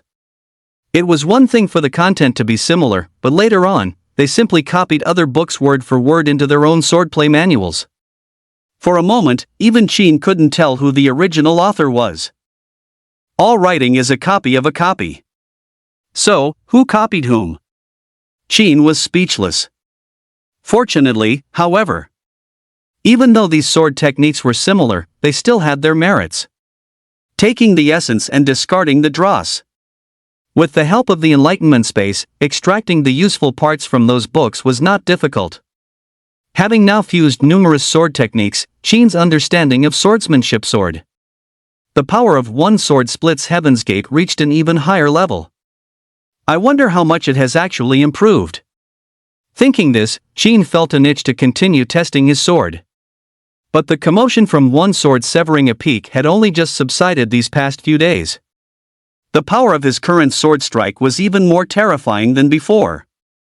If he really swung it out, wouldn't the entire mountain be sliced to pieces? Slicing mountains was out, and testing the sword towards the sky was also out of the question. As the saying goes, one sword splits heaven's gate. If he were to swing his sword towards the sky, what if it cleaved through the atmosphere, tearing open an ozone layer hole? That would be real trouble. Sigh, too much power is also a kind of trouble. Sheen sighed, pulled out his phone, and checked the time. Time to get off work. So, he raised his hand, turned off the library lights, and neatly left his post. Not long after he walked out of the library, he ran into a team of fully armed guards approaching. They brushed past him and walked towards the library. A deadly atmosphere was palpable. All of them are late-stage acquired stage martial artists. Sheen casually glanced at their power levels, recalling that they were all security forces newly appointed by the gym owner. Although the uproar from a single sword stroke flattening a peak had subsided these past few days. The rumors of the blood fiend, however, were rampant, causing widespread panic in Zhanghai City. That blood fiend was stirring up trouble, lurking in the city, committing several consecutive crimes. Before dying, victims' bodies were completely drained of blood, resembling mummies. Various unofficial reports were flying around online, causing a fierce commotion. This world is truly too dangerous. As Sheen walked, he looked up at the stars in the night sky, feeling an explosive sense of crisis. Flattening a mountain with a single sword stroke was still somewhat lacking. He still needed more power. Just as he was deep in thought, suddenly, an urgent ringing sound came from his pocket. Sheen frowned slightly at the sound, reaching into his pocket for his phone. It's so late, who could be calling? Please don't tell me they want me to go back for overtime? However, when he took out his phone, he saw it was a call from Leo. Sheen, somewhat puzzled, pressed the answer button. Immediately, Leo's loud voice came from the other end of the line. Old Sheen, help! What's going on? Sheen was stunned for a moment, his heart skipped a beat, and he immediately thought of the blood fiend. Could it really be such a coincidence? Fearing what might come, it comes? Where are you? Tell me your location. Sheen suppressed the doubts in his heart and immediately asked calmly. Vast stellar energy was brewing, ready to be unleashed, and it seemed Seven Stars' footwork was about to be used directly. Leo was the most familiar person to him in this world, so he naturally couldn't stand by and watch him die. However, the next moment. Stellar Guard! Come to the police station and get me out, old Sheen!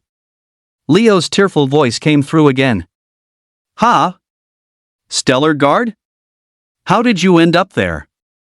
Sheen was puzzled and surprised. I'm so done, don't even fucking mention that stupid shit. Last night I just went to Platinum Palace, my ass hadn't even warmed the seat, and I ran straight into an anti-prostitution raid. Xia Yang sobbed, it's all because of those damn evil sorcerers, causing lockdowns everywhere in the city. Hurry up and get me out, don't let my dad find out, or he'll kill me for sure. Sheen. Hearing this, Sheen couldn't help but laugh and cry. So that's all it was about. It seemed the constant commotion in the city these past few days had made him a bit nervous too. Hello, are you there? Old Sheen. Leo on the other end of the phone, seeing no reply, immediately became anxious.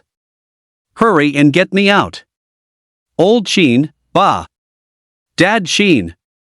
Master Sheen. Come save me. Coming. Wait there, I'll be right over. Sheen helplessly rubbed his forehead, and with a flash of his figure, vanished in the direction of the police station. The next day. Last night, he bailed out a tearful Leo. Sheen conveniently paid the fine and sent him home. Then, after a night's rest, he went back to work as usual. However, not long after Sheen entered the library. He then saw Leo walking towards him. He looked exhausted, scratching his bird's nest hair after staying behind with the Stellar Guard. Behave yourself from now on, and don't ever go to places like Platinum Palace again. Sheen teased, if I'm not available next time, no one will be there to bail you out. Humph, it was just a moment of carelessness on my part. Leo snorted softly, picked up his phone, and said, you won't need to bail me out anymore. With that, he swiped to a trending search page. That blood fiend was caught last night. 014 detecting a blood fiend, host, please flee quickly. The blood fiend was caught so quickly? Sheen was stunned, a look of surprise flashed across his face, completely unprepared for this news. But the prominent headlines on the trending search couldn't be fake. Shanghai City serial murder case solved. Blood fiend apprehended. A cause for great celebration. After all, the blood fiend had been wreaking havoc these past few days, causing widespread terror and bloodshed throughout the city. To reassure the public, the Stellar Guard had naturally cast a wide net to apprehend the culprit. It was only a matter of time before he was caught. I'm really annoyed, why didn't he get caught sooner? If they had caught him just one night earlier, would I have been raided at Platinum Palace? Leo recalled his experience from last night, growing more frustrated the more he thought about it, and forwarded several trending search links. Ding dong! As the notification sounded, Sheen clicked the link and quickly scanned the comments below the trending search. Every single one was a comment praising the outcome from the public. Long live the Stellar Guard! They finally caught this fiend. Hard work! I heard several teams were involved, truly everyone was mobilized. My second uncle's family had an accident because of this monster, may their souls rest in peace. He looks too fierce, thankfully he's caught. Now everyone can stop worrying. Sheen scrolled through his phone, reading the comments, then found a live photo of the demon in the second link. The photo showed a deserted amusement park in the background, with gloomy moonlight falling on a rusty carousel. A middle-aged man was kneeling in the very center, his limbs and neck locked by 5 anti-riot forks, pressed to the ground, unable to move an inch. His pale face was like gold leaf, yet it was distorted and ferocious like a beast. In the depths of his sinister eyes, a bloody light surged, emanating an ominous aura. This formed a stark contrast with the dozen or so fully armed soldiers standing behind him. He was like a trapped beast in a cage, capable of escaping again at any moment. TSK, old Sheen, did you see this photo? This demon looks truly terrifying. Could it be that every evil cultivator ends up like this? Leo shook his head and lamented, I heard that when this fiend was captured, he was still gnawing on meat. I wonder what kind of animal part it was. Most people who succumb to evil look like this. Sheen shrugged, a sense of relief washing over him. This wandering fiend was finally apprehended. This way, Shanghai City's alert level could be lowered. Otherwise, with constant patrols throughout the streets, it would be difficult for him to act freely. Now that the fiend was caught, it meant a lot less trouble. 3 days, just 3 days, and this guy will die. Leo put away his phone and suddenly stated with utter conviction. 3 days? Sheen raised an eyebrow, somewhat puzzled. Yes, this fiend has committed heinous crimes, killing too many innocent people. After 3 days, once the Stellar Guard has investigated the full story from him, he will be directly beheaded in public. Leo said softly. I see. Sheen felt relieved after hearing this and understood the outcome. The blood fiend's relentless slaughter in recent days had caused widespread panic among the people of Shanghai City. How could they calm those agitated hearts without a swift resolution? Moreover, by making an example of someone, it would not only appease people but also deter other evil figures, killing 2 birds with 1 stone. Just as Sheen was reflecting. Suddenly, a familiar mechanical voice echoed in his mind. Ding! High-risk life form detected, blood demon. Warning, extremely dangerous. Host, please evacuate the scene as soon as possible. Find a hiding place and go into seclusion immediately. The urgent electronic mechanical sound, like a soul-chasing bell, vibrated, startling Sheen. Ha! Blood demon? Sheen's expression changed, then turned to delight. Is the system acting up again? The little animal that makes the system go crazy is back? Where is it? Where is the blood demon? Hearing this, Qin rubbed his hands, looking around in surprise, searching for the blood demon the system mentioned. However, after scanning for a long time, let alone a small animal, not even a single cockroach appeared. What are you looking for, old Qin? A beauty in black stockings? Seeing Qin's unusual behavior, Leo curiously followed his gaze, but aside from a cleaning lady, he saw no other women. Brother, I think you're really starved. Leo sighed, rubbing his forehead, and heavily patted Qin's shoulder. When we have time after work, I'll take you to the Platinum Palace to see the world. Qin. Listening to Leo's teasing, Qin didn't take it to heart, just felt a bit disappointed. He hadn't found any trace of the blood demon. Could it be that this damned system is playing games with me? Just as he was thinking, his phone's alarm rang, signaling it was time for work. So he could only put aside this confusion for now, turn around, and head to work with Leo. At this moment, the first floor of the library was no longer as packed as before. Only a few scattered individuals sat on the resting chairs, a stark contrast to the previously full seating. A lot of people have left. Qin looked at the desolate scene, a touch of melancholy in his heart. While the library had been completely full of people seemingly reading before, they were in fact just taking advantage of the complete security system here. They had come to seek refuge. The three areas in Jianhai City with innate stage realm powerhouses were the Stellar Guard, the City Library, and the Martial Arts Academy. Even the surrounding hotels and inns had been fully booked. Now, with the blood fiend captured and the threat removed, everything had returned to its former calm. It's hard to say similar evildoers won't appear in the future. I can't let my guard down. Qin shook his head and walked towards the book area where the movement techniques were stored.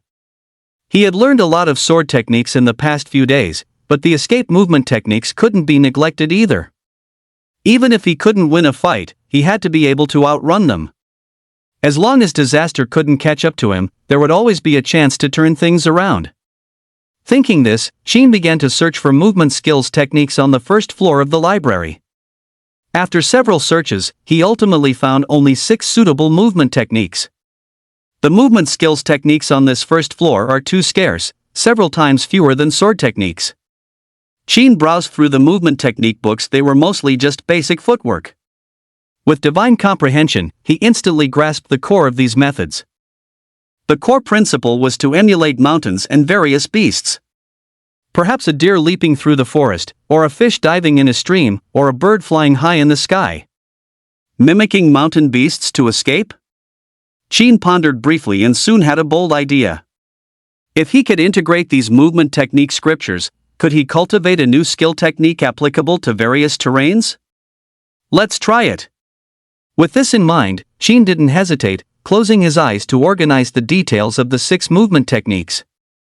In an instant, the images of the 6 movement techniques evolved in his mind, as if thousands of creatures were rushing about, scattering like startled birds and beasts, their traces unfathomable. Qin extracted their essence, seamlessly integrating them. The key elements of the movement techniques merged into one. A moment later, a brand new innate stage skill technique was formed. Graceful as a startled swan, agile as a soaring dragon, it gathers the strengths of 100 beasts, so let's name it 7-star dragon steps. Qin was overjoyed, feeling a surge of exhilaration throughout his body. That's it? Innate stage skills techniques? Easy as pie. Time flew by, and 3 days passed in the blink of an eye. On this day, Qin and Leo were eating in the cafeteria. Let me show you something good, old Qin, but don't spread it around. Leo said mysteriously, sending a video link. What is this? Qin opened his phone and glanced at it, finding a short video. Is it that kind of small video I'm thinking of? What are you thinking? This is a video of that blood fiend's beheading. My dad's friend sent it to me. Don't go spreading it randomly, Leo said in a low voice. Hearing this, Qin was also a little curious and immediately pressed the play button. However, just as he was watching, suddenly, the long unheard mechanical voice of the system rang out again. Ding! Blood demon bloodthirsty leech detected. Please, host, escape as quickly as possible. 015 Emperor rank star beast. Bloodthirsty leech? Hearing the prompt from the system, Sheen felt very confused. How is it a blood fiend one moment and a leech the next? Is this blood fiend a human or an animal? Just then, a light screen appeared in Sheen's mind. Race, blood-sucking leech contains ancient demon bloodline. Level, Emperor. Innate abilities, blood-sucking, parasitism, undying clone. Characteristics, loves to suck human blood. Wait a minute. Looking at the light screen before him, Sheen's brows furrowed. Suddenly, he recalled the physiological characteristics of leeches. They live long-term in rice paddies, soft and boneless, yet they can parasitize human bodies and feed on blood.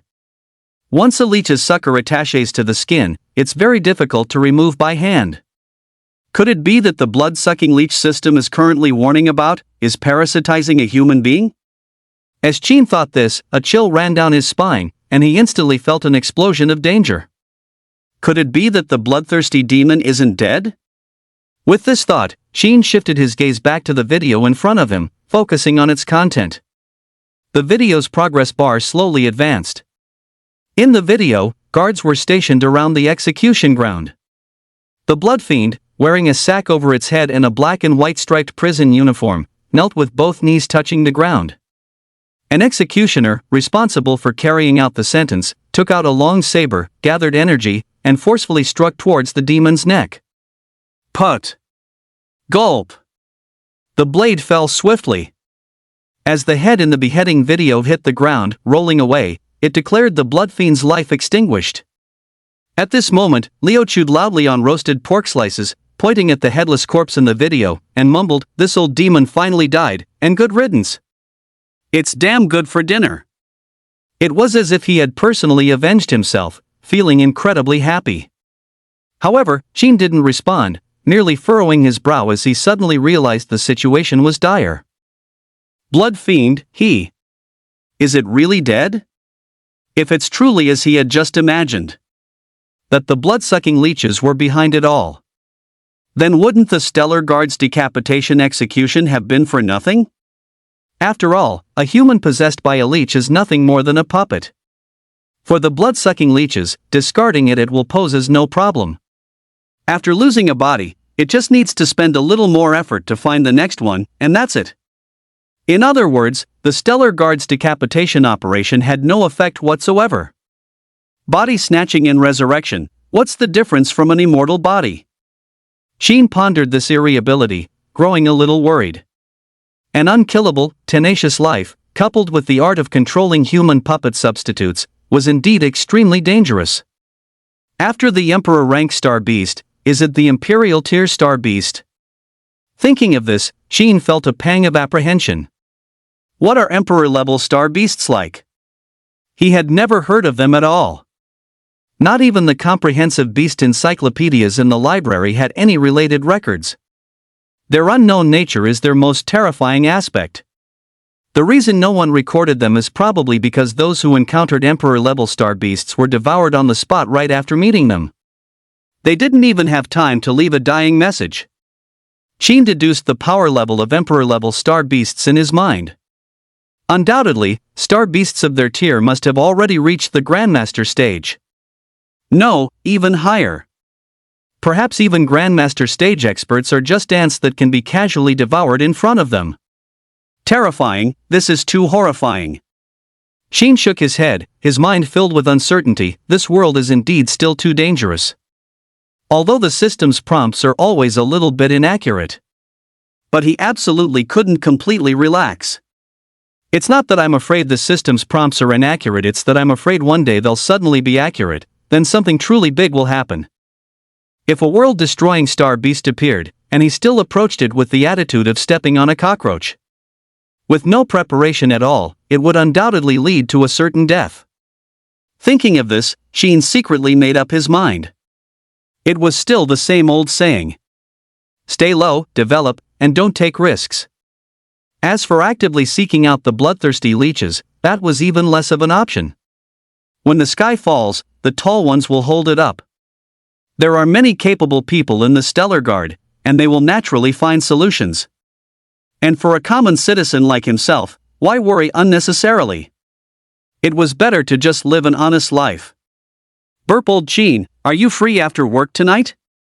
Leo, sitting across the table, burped loudly, contentedly rubbing his stomach, and said, "Thanks for bailing me out last time.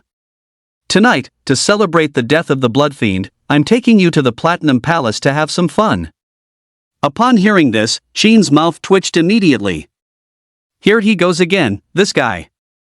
Platinum Palace every day. With the city's situation still uncertain, he needed to be extra careful.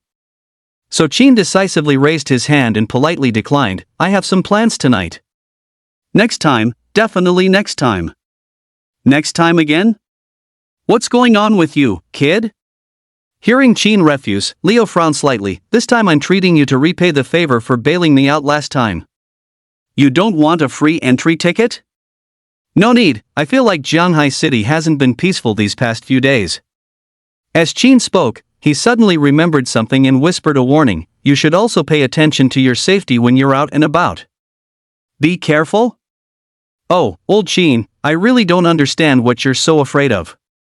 Now that Blood Fiend is dead, what do you have to be scared of?" Leo rolled his eyes and said with disdain, "I..." Hearing this, Chin fell silent for a moment, not continuing the conversation, and instead changed the subject. An inexplicable premonition lingered in his heart. Before long, that blood fiend would reappear in the city. But after all, it was just talk without proof, and he couldn't produce any evidence himself.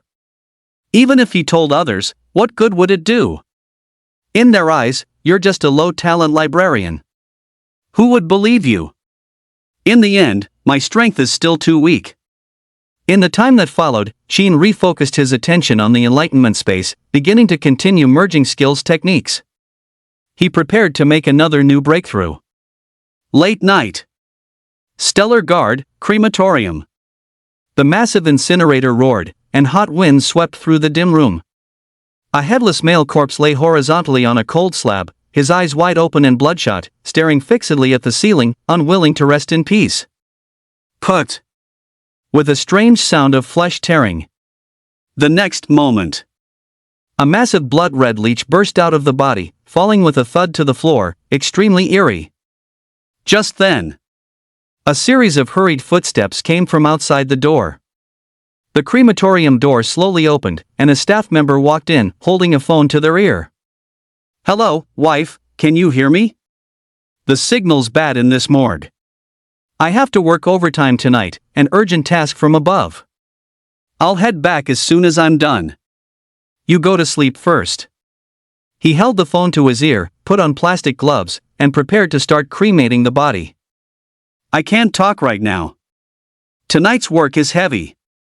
I'll tell you more when I get back." However, his words were cut short. The blood-gorging leech on the ground seized its chance, suddenly coiled its body, and shot up, landing on his skin. Devouring flesh and blood, it burrowed directly into his body. In an instant, the man froze. A moment later, a strange crimson light flashed in his eyes. 016 detected Empress aura. Host, please kowtow and acknowledge her as your master immediately. Stellar Guard, conference room. The spacious conference room was bright and clean, but the atmosphere was incredibly tense. Dozens of high-ranking police superintendents were gathered around the conference table. Each of them was dressed in crisp formal wear, with golden stars carved on their shoulders signifying their status. They were all elites in defending against star beasts, capable of causing a stir in the industry with their every move. But now, their usually serious faces showed deep worry. "Commander, we just received news that another brother has been sacrificed." An older district police chief sighed, speaking to the commander at the head of the table. "This is already the 7th case. This can't go on." With that, he sighed and took out a remote control, turning on the holographic projection on the table. Soon, blue optical fibers wove together, forming a miniature map of Jianghai City, with multiple red dots arranged on it, indicating the locations where the crimes occurred.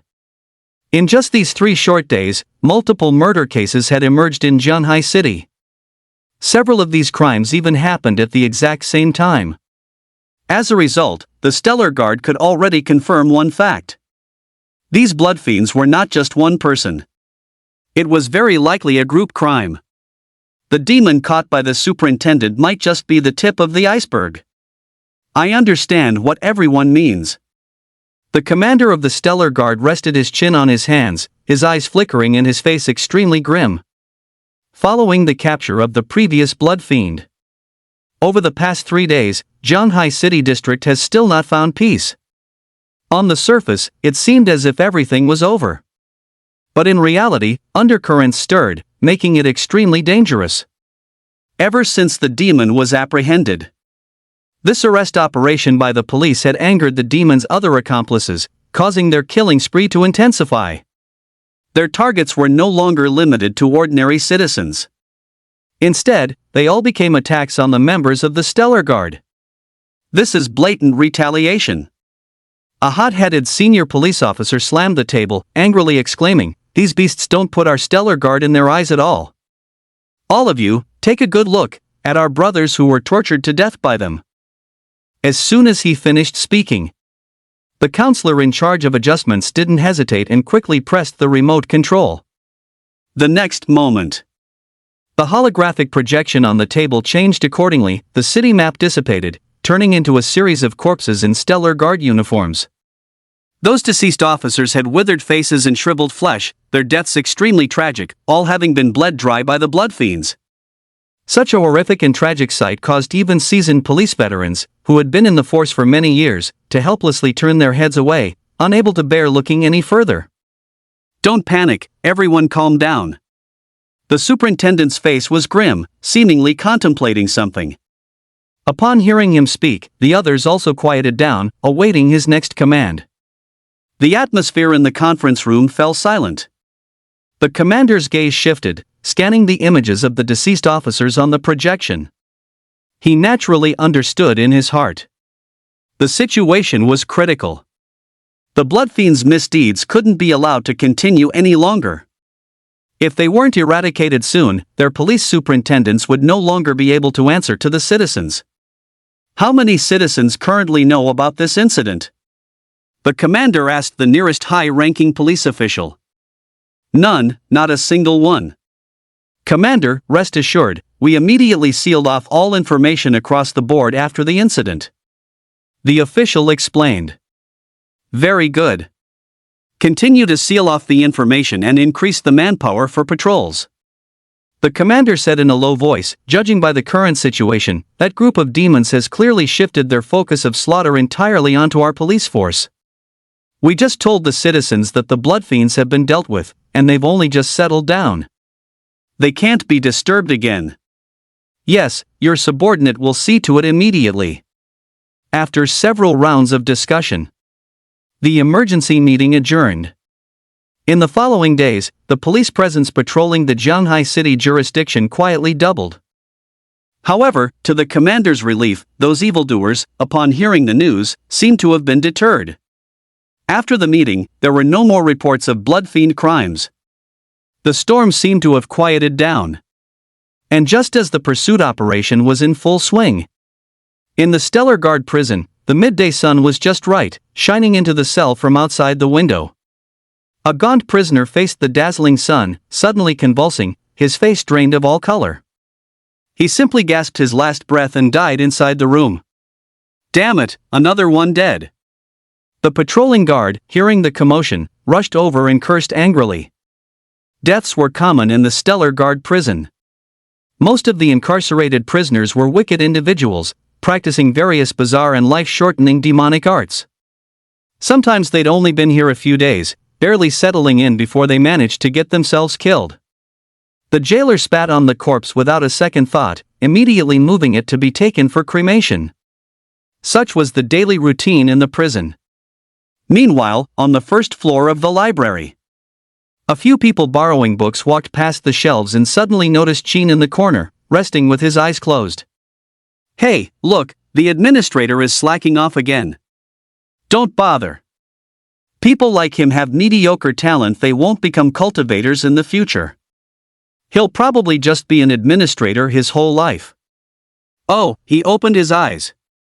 Quick, let's go, let's go. The few people pushed their companion, lowered their heads, and scurried away. Hearing these words, Sheen, who was comprehending skills techniques, opened his eyes, feeling somewhat helpless. What's wrong with him slacking off? Is he slacking off and eating their family's rice? Sheen rolled his eyes. Just as he was feeling down. Old Sheen! A familiar voice suddenly came from behind him. Sheen turned his head to see Leo excitedly scurrying over. What's up? Why the rush? There's a beauty. A beauty. Come quick.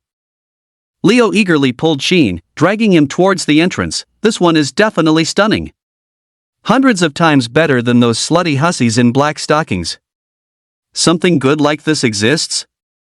Sheen shook off his hand, then immediately took off, walking even faster than Leo. Leo! Soon. The two of them arrived at the target area.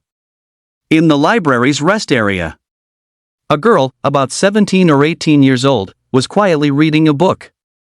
Warm sunlight fell upon her shoulders. Her face was pure and exquisitely beautiful, dressed in a simple, pristine white long dress, with her long, raven hair cascading like a waterfall, adding to her elegance. This was no one else.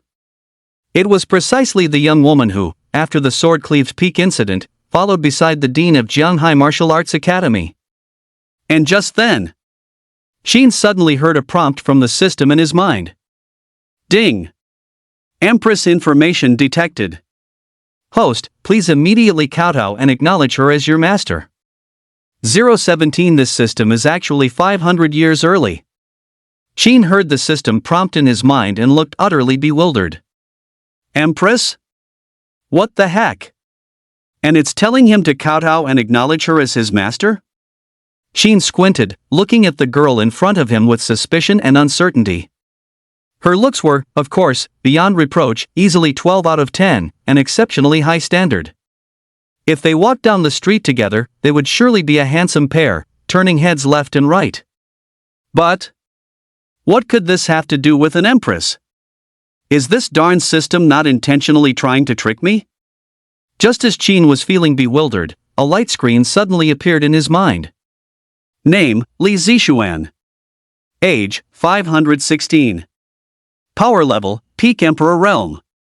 Skills techniques, true understanding of Grandine Sword Dao, Dragon Slaying Sword Art. Lifespan, 5,000. Rows of panel prompts emerged, dazzling Sheen and leaving him with a look of horror. Holy crap, is this for real? Could this girl really be some kind of empress? With that thought, Sheen couldn't sit still. Not for any other reason, empress or not, that wasn't important. He simply recalled the dog system's earlier demand, crushing a cockroach would grant a massive reward. So if he really succeeded in becoming her disciple this time, wouldn't he receive an even more incredible boost? Thinking this, Sheen immediately understood. He decisively strode forward, preparing to ask for her name to clarify things. After all, becoming a disciple was a big deal, and he had to confirm it again. It would be a joke if he ended up pledging allegiance to the wrong person. Of course. Losing face wasn't the issue. In this world overrun by star beasts, what's a little loss of face? Strength was the greatest standard to rely on. If becoming a disciple could unleash rewards, why say no?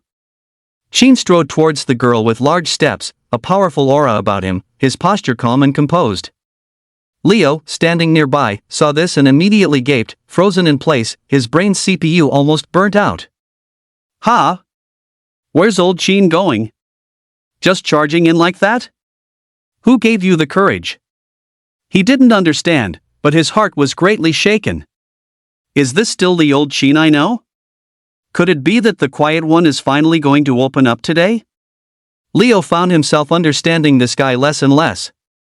Just as Leo was surprised. Some other curious people in the library also noticed what was happening. After all, Sheen, with his face, was already an extremely eye-catching presence when walking on the street, and the girl reading was also not bad-looking. Two handsome men and beautiful women converging at this moment immediately became the focus of attention in the library. Hey, look, isn't that the handsome administrator from the first floor? What's he doing? Why is he going towards that girl? He's so handsome, I hope he's not trying to flirt. I was planning to ask for his number in a few days. Whispers kept coming, reaching Qin's ears without missing a word. He had innate stage-level hearing, so he heard everything clearly. Therefore, he now only felt a surge of anxiety in his heart. When this matter gets out later, won't everyone in the entire library know about it? It's practically a massive public shaming event. But now, the arrow is on the string. He couldn't care so much anymore. Damn it, you dog system, when I get stronger, I'll definitely give you a good beating. Qin gnashed his teeth in hatred, cursing inwardly. But his body was very honest. He had already taken 3 steps in 2, arriving at the girl's table. Upon closer inspection, Qin realized that the girl was even more beautiful than she appeared from a distance. Her skin was like congealed cream, her chest ample, her nose delicate, and her mouth small. She was simply like a standard ice-cold beauty. It was just that her aura was a bit too icy. Like a sharp, cold sword sheathed in its scabbard, capable of keeping people at arm's length. No wonder the seats within a few meters around her are all empty. Qin glanced at the surrounding area and understood the reason. Ahem. Qin lightly coughed a few times, instantly catching the girl's attention. She simply lifted her gaze slightly, looked at Qin, and said nothing. The atmosphere instantly fell silent. As if time itself had frozen.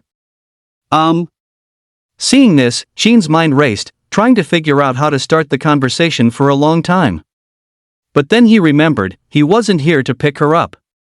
Why overthink it? So, he got straight to the point. Excuse me, beautiful, may I ask your name? No sooner had he spoken. A collective gasp could be heard from the surroundings. Bystanders who had been watching all began to anticipate what would happen next. From a distance, Leo, seeing this, secretly gave a thumbs up, thinking, old Qin is awesome. What kind of move is that? To dare to hit on someone like that is so brave, I never would have guessed it. At the same time, after Qin spoke, the girl did not reply. Instead, she frowned slightly, a hint of displeasure flashing in her heart. She was somewhat surprised by Qin's question. What kind of outdated pickup line was that? She had some bold admirers at the martial arts academy. But someone as direct as Qin, he was truly the first. This situation genuinely left her a bit flustered. Just as the girl was hesitating. Seeing that the girl remained silent, Qin felt a bit awkward himself and could only turn his gaze to the student ID on her table. Name, Li Zixuan. Age, 16. Institution, Zhanghai Martial Arts Academy. After a brief glance of a few seconds, Qin committed the information to memory. Good, it's indeed the same name as the system prompt. The empress mentioned by the system is indeed the young girl in front of him. Qin's gaze rested on the student ID, his thoughts drifting. A slender, pale hand suddenly reached out, covering the student ID. Seeing this, Qin's heart skipped a beat, and he instinctively retracted his gaze. Looking up, his eyes met the girl's. What are you looking at? Li Zixuan's delicate brows furrowed, asking with considerable impatience. Her cold gaze scanned Qin back and forth, subtly revealing a hint of irritation. Upon seeing this, Qin instantly realized she was angry. His actions just now were indeed somewhat inappropriate, so he quickly pointed to the work badge on his chest and began to explain. Excuse me, student, I'm the librarian. There's a guy who borrowed books a few days ago and hasn't returned them, and he's not answering his calls. I'm currently searching the entire hall for him. I apologize for any offense. After his explanation, Li Zixuan's brows relaxed slightly. Upon reflection, the man hadn't said anything out of line. He had merely asked for her name. There seemed to be no malice. Why should she be angry with a mere librarian? Considering this, Li Zixuan shook her head and said, It's fine, you all work hard too, I understand. Alright, I'm really sorry, I won't bother you anymore. Qin put his hands together, apologized, and retreated, moving out of the girl's line of sight. But his heart was far from calm.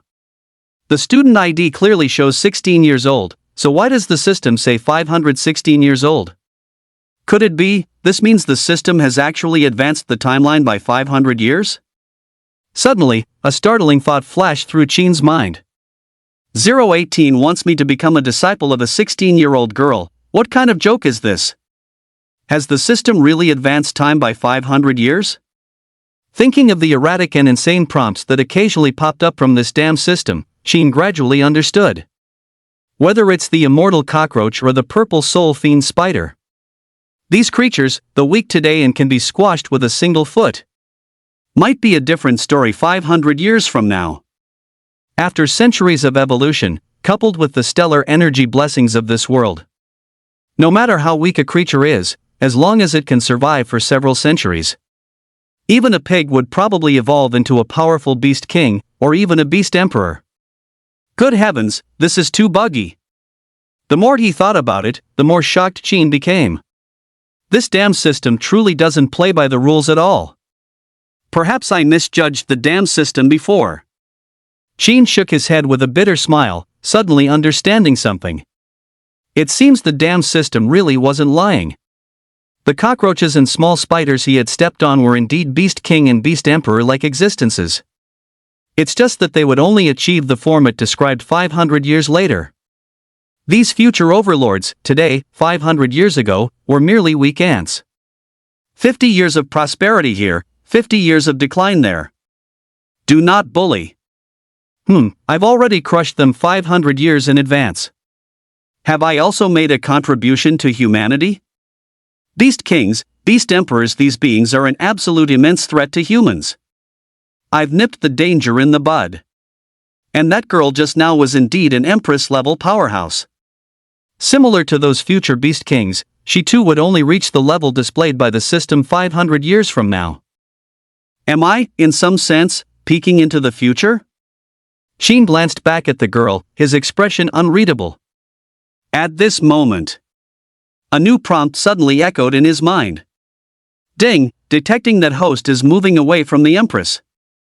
Host, please heed the advice and quickly return to the empress's side to kowtow and become her disciple. This once-in-a-lifetime opportunity is not to be missed. Otherwise, host will regret it for life. The system's tone was somewhat exasperated, as if he was about to miss out on an extraordinary opportunity. Upon hearing the system's urging, Qin fell silent. According to the system's prompt, this girl in front of him would become an empress 500 years later, possessing immense power. But, to make him apprentice now? Come on. He was an innate stage powerhouse now. Asking him to apprentice himself to a 16-year-old girl? What kind of joke was this?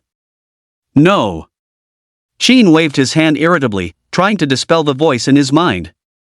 Firstly, there was the age gap between him and Li Zixuan. He had no relation to her whatsoever. If he suddenly went to apprentice himself to a 16-year-old girl, how could anyone possibly agree to take him as a disciple?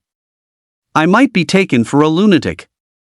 If I make a fool of myself then, leaving a bad impression on her, it will be even more impossible to complete this apprenticeship task. And more importantly, the moment Qin approached Li Zixuan, he had already noticed her power level. She was only at the 8th layer of the acquired stage. Alright, barely 16 and already at the 8th layer of the acquired stage, that's a bit outrageous. As expected of the future empress. Qin thought, bewildered, but he couldn't help but admit her talent. Li Zixuan's talent was indeed very good. At such a young age, she had already reached the 8th layer of the acquired stage, and entering the innate stage was just around the corner. Such talent, throughout the entire Zhanghai city, was simply unmatched. But as for asking him to become her disciple, he decided against it in the end. He couldn't learn anything from her.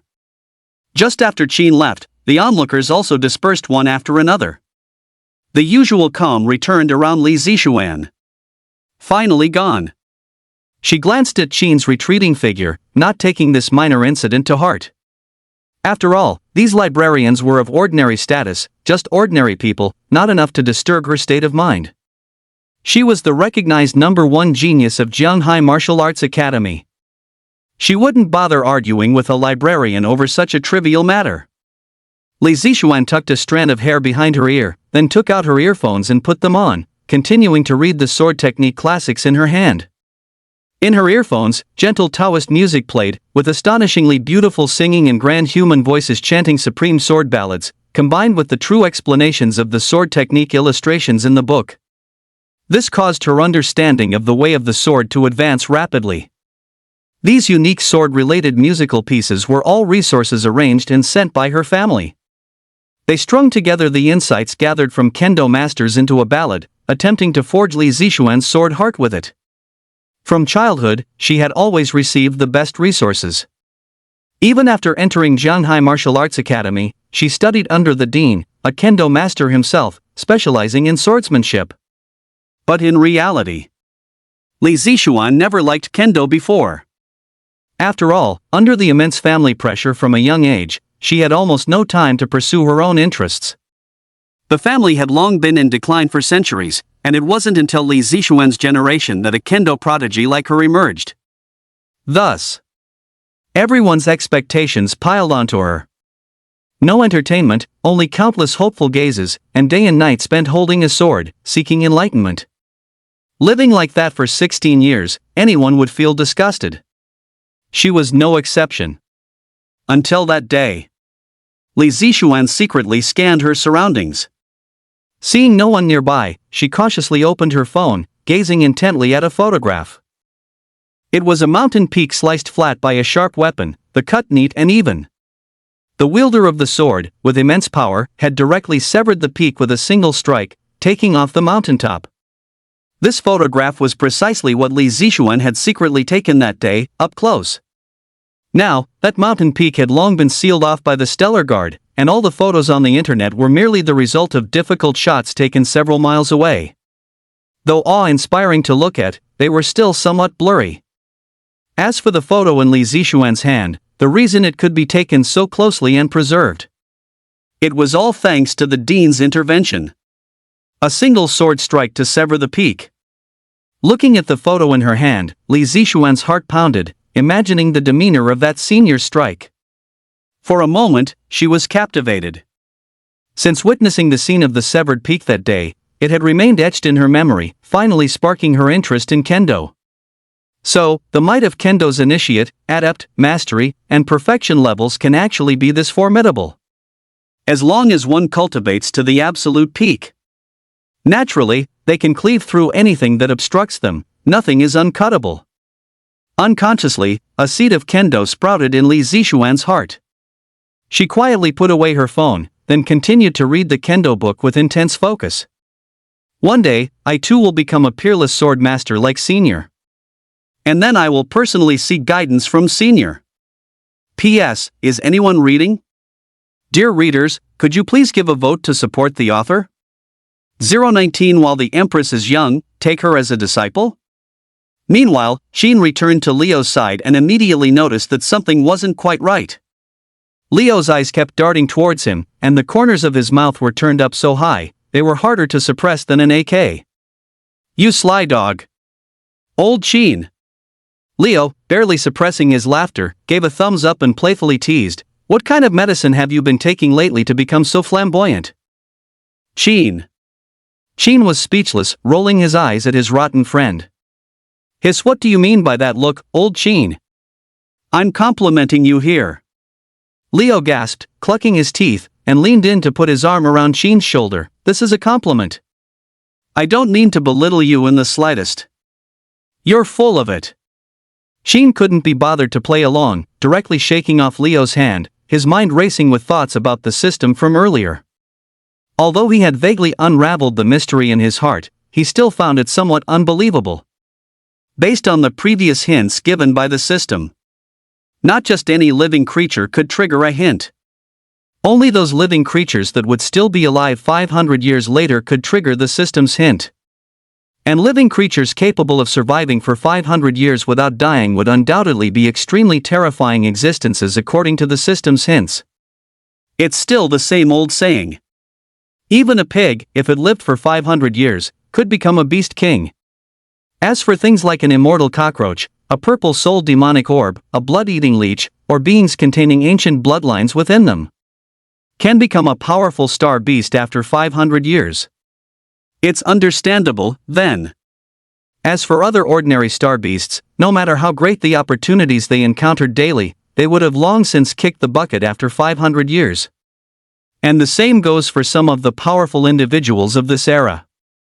Although they can now dominate a region and view all things as mere ants in their hands.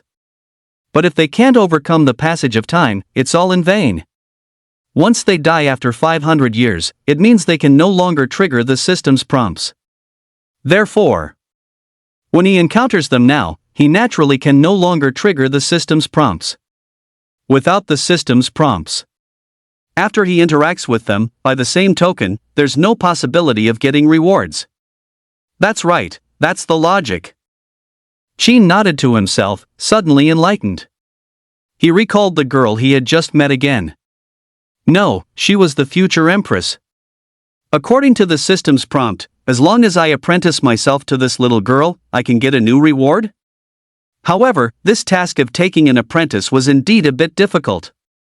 Not to mention the embarrassment, Sheen really couldn't bring himself to do it. Moreover, despite her young age, the other party was already a master at the 8th stage of the acquired stage. Undoubtedly a favored child of heaven, a treasured existence. Her every move must surely be watched by all sides. If he were to rashly go up and apprentice himself now, he's afraid that no sooner would he finish his apprenticeship today than he would immediately be noticed tomorrow by those powerful figures paying attention to Li Zixuan. What if they regarded Sheen as someone with ulterior motives? At that time, not only would he not succeed in becoming an apprentice, but he would also attract all sorts of troubles. Of course, being visited by people from these factions would be a minor issue. With his current strength, ordinary people couldn't do anything to him. If they dared to show up, he'd guarantee they'd walk in upright and be carried out horizontally. But the problem was, after sending them away, what if he lost his job as a librarian because of it? Such a good job, or I can slack off, read skill technique ancient texts, and there's an employee cafeteria, everyone in the library is talented, I can't lose this job. Sheen shook his head, thinking to himself. Moreover, Li Zixuan was holding a student ID, proving that she was just a student from a martial arts academy. If he, a grown man, went up to her to ask to be her disciple, she definitely wouldn't agree. He might even be immediately considered crazy. Thinking about it this way, the chance of him becoming her disciple was simply zero. Impossible. Absolutely impossible to succeed. Damn it, you lousy system, what kind of ridiculous mission is this? Sheen cursed inwardly. The next moment, the system's persistent voice came again. Ding! Detecting that the Empress is moving away, please, host, quickly return to the right path and immediately kowtow and grovel to become her disciple. Sheen. Hearing the system's prompt, Sheen was already numb. Alright, so this is how you want to play. At this moment, Sheen recalled the cockroaches and spiders from before. Suddenly, he slapped his head, understanding something. Why did I fall into the system's trap? Last time, the system urged me to run for my life when I saw a cockroach. But I did the opposite, stomping the cockroach to death, which made this damn system award even more. In the system's eyes, I am nothing but an ant before the Empress's formidable power. So it believes that becoming her disciple is simple and the most reasonable path for me. What if I did the reverse? Sheen's eyes lit up, and he murmured, if I make the Empress my disciple, wouldn't the rewards be even greater? That's right. That's the logic. Thinking of this, Sheen's mind cleared, and he understood everything. While the Empress is young, take her as a disciple. Then, interacting with her during the acquired stage will heavily milk rewards from the dog system. Such a good thing, why not do it? This is simply like Qin Shi Huang touching an electric wire. Winning big. At this thought, Sheen's mind cleared, and he became incredibly excited. He suddenly turned around, intending to retrace his steps and walk towards the girl's location. But after a few steps, when he reached the spot, Li Zixuan's seat was already empty. She laughed? Sheen felt a pang of regret as he looked at the empty seat. He should have known better and used his administrator status earlier, perhaps under the guise of a library promotion event, to get Li Zixuan's number. No way, old Qin, you didn't really fall for her, did you? Leo, seeing this, nudged Qin's shoulder and teased, I never thought you'd like this type. But that girl looks tough to pursue. She seems like an ice queen, unapproachable. Sigh. Qin let out a long sigh, thinking about the girl he had just missed, his face filled with regret. The girl and such are not important. What's important is that the system reward I just received flew away right before my eyes. It's uncertain when I'll meet that girl again. What if this girl doesn't come anymore in the future? After all, slacking off shouldn't be too exaggerated. I can't possibly wait here for Li Zixuan every day, can I? Damn it, what's with your reaction, old Qin? Pull yourself together. Seeing Qin's face, Leo instantly couldn't stand it. If you're serious, buddy, I'll go through hell and high water to get you her contact information. Huh? Seriously? Qin said hesitantly, sizing Leo up and down, don't you dare trick an honest person.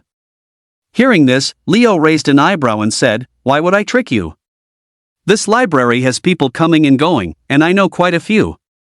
Just tell me a name, and I'll definitely find a way to get her to you. Alright, let's give it a try then. Qin told Leo about Li Zixuan's information and her identity as a student of Zhanghai Martial Arts Academy. Leo immediately guaranteed, this beauty is a student of Zhanghai Martial Arts Academy? That makes it easy. Just wait patiently, old Qin, I guarantee I'll get you the information. 020 Sanguine Leech Form. Stellar Guard, High-Level Conference Room. Dozens of alert guards stood guard on both sides of the corridor outside the door. Each of them had a serious expression, collectively guarding a special conference. Thump thump. At this moment, accompanied by steady footsteps, the police superintendent appeared at the end of the corridor and slowly approached the conference room door. Seeing this, the guards stationed at the door immediately stepped forward and respectfully said in a deep voice, Superintendent, the curator and the dean of the Martial Arts Academy have already arrived and are waiting for you inside. Maintain the cordon outside, and don't allow any oversights. The superintendent nodded slightly, then pushed open the door and entered the room. Inside the spacious room, it was clean and bright. Soundproof glass was specially installed on the walls, isolating all external eavesdropping. At this moment, the dean of the Martial Arts Academy and the curator of the Zhanghai City District Library stood before the conference table, their expressions as grave as still water. Besides them, there were no other high-ranking leaders present. On the conference table before them lay a tiny, bloodthirsty leech. Its distinctly segmented body writhed, trapped and sealed within a bottle by reinforced tempered glass. Dark red fluid spurted from the leech's proboscis, splattering onto the glass. But even with its escape path sealed, the leech continued to try curling and propelling itself, violently striking the bottle, appearing terrifyingly horrific. As if it would break free from the bottle's confines and successfully escape into the outside world at any moment. Commander, why did you urgently summon us? The library curator stepped forward and asked when the commander entered the room. Just a short while ago. He and the dean had both received an invitation from the commander, asking them to urgently come to the Stellar Guard conference room. But the phone call didn't explain the reason, only mentioning that it was related to the blood fiend. Realizing the gravity of the matter, the dean and the curator wasted no more words and rushed immediately to the Stellar Guard. Thus, this special meeting came to be. Something is amiss, the aura of this leech isn't right. The oldest, elderly, stroked his white beard, looked at the curled leech in the bottle, and gravely stated, the blood energy accumulated within this leech is extremely profound. It's no ordinary mutated insect. As expected of elderly, truly knowledgeable and experienced, to so quickly detect the evil nature of this mutated insect. The commander praised him upon hearing this, walked to the conference table, placed his palm above the bottle, and slowly explained. After several days of investigation by our Stellar Guard, we have finally uncovered some clues regarding that blood fiend. No sooner had he spoken than the curator frowned slightly, his face showing confusion. Huh? What do you mean, Commander? Wasn't the blood fiend already decapitated by you? Could there be other remnants? Elderly, standing by, also showed similar confusion upon hearing this. But he did not speak out. Just patiently waiting for the commander's explanation. No need to rush, both of you. For the past few days, in order to investigate the root cause of the strange insect, our police department deliberately blocked the news, so it's normal for you not to know. The commander explained with an apologetic look. Actually, this blood fiend is not just one person. These guys are operating as a gang. What? There's such a thing? As the commander's words fell, both the curator and the dean were greatly astonished. They were very surprised by this news. After all, the blood fiend has caused panic in Jianghai City these past few days, significantly impacting both the library and the martial arts academy. As the persons in charge of these two places, they also felt immense pressure. Just when things had finally calmed down, they didn't expect the turmoil to be far from over. I'm truly sorry, both of you. The situation was urgent. To avoid public panic, we can only temporarily block the news like this and secretly increase police patrols for search. After these few days of searching, we finally caught this strange insect. Saying that, the commander pointed at the leech in the bottle and said, "People in our police department have done a lot of research, but there hasn't been much progress, so we can only ask both of you to cooperate and help trace the origin of this strange insect." So that's how it is. Hearing this, Elderly was relieved. These bloodthirsty fiends harm citizens. Commander, you can rest assured, I, an old man, will definitely assist you in the investigation. As a member of Jianghai City, I am also willing to do my humble part. The curator also nodded in agreement. Thank you both for your trouble. After getting their consent, the commander breathed a sigh of relief and turned to the curator, saying, "Curator, you've read countless books. Do you have any relevant information about the origin of this strange insect?" Let me think carefully. The curator lowered his head and pondered for a moment. But after a while, he shook his head helplessly. I have no recollection. This is truly the first time I've seen this strange insect. Seeing this, the commander nodded, didn't say much, and then looked at Elderly. Elderly shook his head and sighed. I, an old man, also have no impression of this strange insect, but I faintly discerned its ability. This strange insect should only be a clone. Clone? The commander was stunned upon hearing this. Indeed, I, too, have seen such unusual insects. These clones are elusive, but if you want to track the main body, I, an old man, have a good method. With that, Elderly took out a packet from his hand, looked at the strange insect in the bottle, and said, "With this soul-chasing incense powder, we can easily find the main body of that insect." As his voice faded, the commander's eyes lit up, and he immediately clapped his hands in approval. "Good, we'll do as you suggest. Once we catch the main body of the strange insect, the main body of this bloodthirsty demon worm will have no escape." At the same time, Jianghai City, Lishui Lake. Willow trees by the shore swayed in the wind, tourists thronged, and laughter echoed continuously. Families out for leisure could be seen everywhere, gathering around the wide lake for picnics. This is Jianghai's largest and most famous lake, with people playing and frolicking by its banks every day. However, what no one noticed was deepest within this very lake. A dark and hidden cave was concealed, faintly emitting eerie crimson light, looking quite terrifying. If one were to venture deeper into the cave, one would find a giant leech, nearly 5 meters long, coiled on the jagged rocks. Put! It exhaled and inhaled the surrounding water, guiding a massive volume of fluid to form a vortex. Any schools of fish passing by it, even from a distance, would instantly be swept into its maw and devoured once they entered the vortex's range. Not a single drop of blood spilled. Just then, several dark figures swam over. They were several dark leeches, carrying the freshly absorbed essence blood, swiftly merging into the massive main body. The next moment, as the essence blood integrated, the leech's controlled vortex actually expanded by several more meters, stirring the pond water at the bottom of the lake, attracting more fish to absorb and draw into its body. Not enough, still thirsty, need more blood. Stammering words came out of the leech's mouth, cold and merciless, as if its intelligence had just awakened. And just then, In the library on the other side. Qin finally received the intelligence Leo had investigated. 021 Old Qin, I never thought you were this kind of person. Li Zixuan, the top genius of Jianghai Martial Arts Academy, recognized as the academy's most beautiful student, mentored by the dean of Jianghai Martial Arts Academy, a genius swordswoman. In the library, Leo held his phone, rummaging through his investigation memo, reading out every word. As he spoke, he occasionally glanced at Qin. He carefully observed the expression on Qin's face, hoping to see some signs of backing down. However, Qin remained expressionless, simply focusing on organizing Leo's information, occasionally asking for more detailed intelligence. Regarding information about this future empress, the more he knew, the better. Only with a deep enough understanding could he prevent various unpredictable situations from arising later. Just then, Leo, facing him, suddenly stopped. He put down his phone and looked Qin up and down with a particularly complex gaze. Why did you stop reading? What are you looking at me for?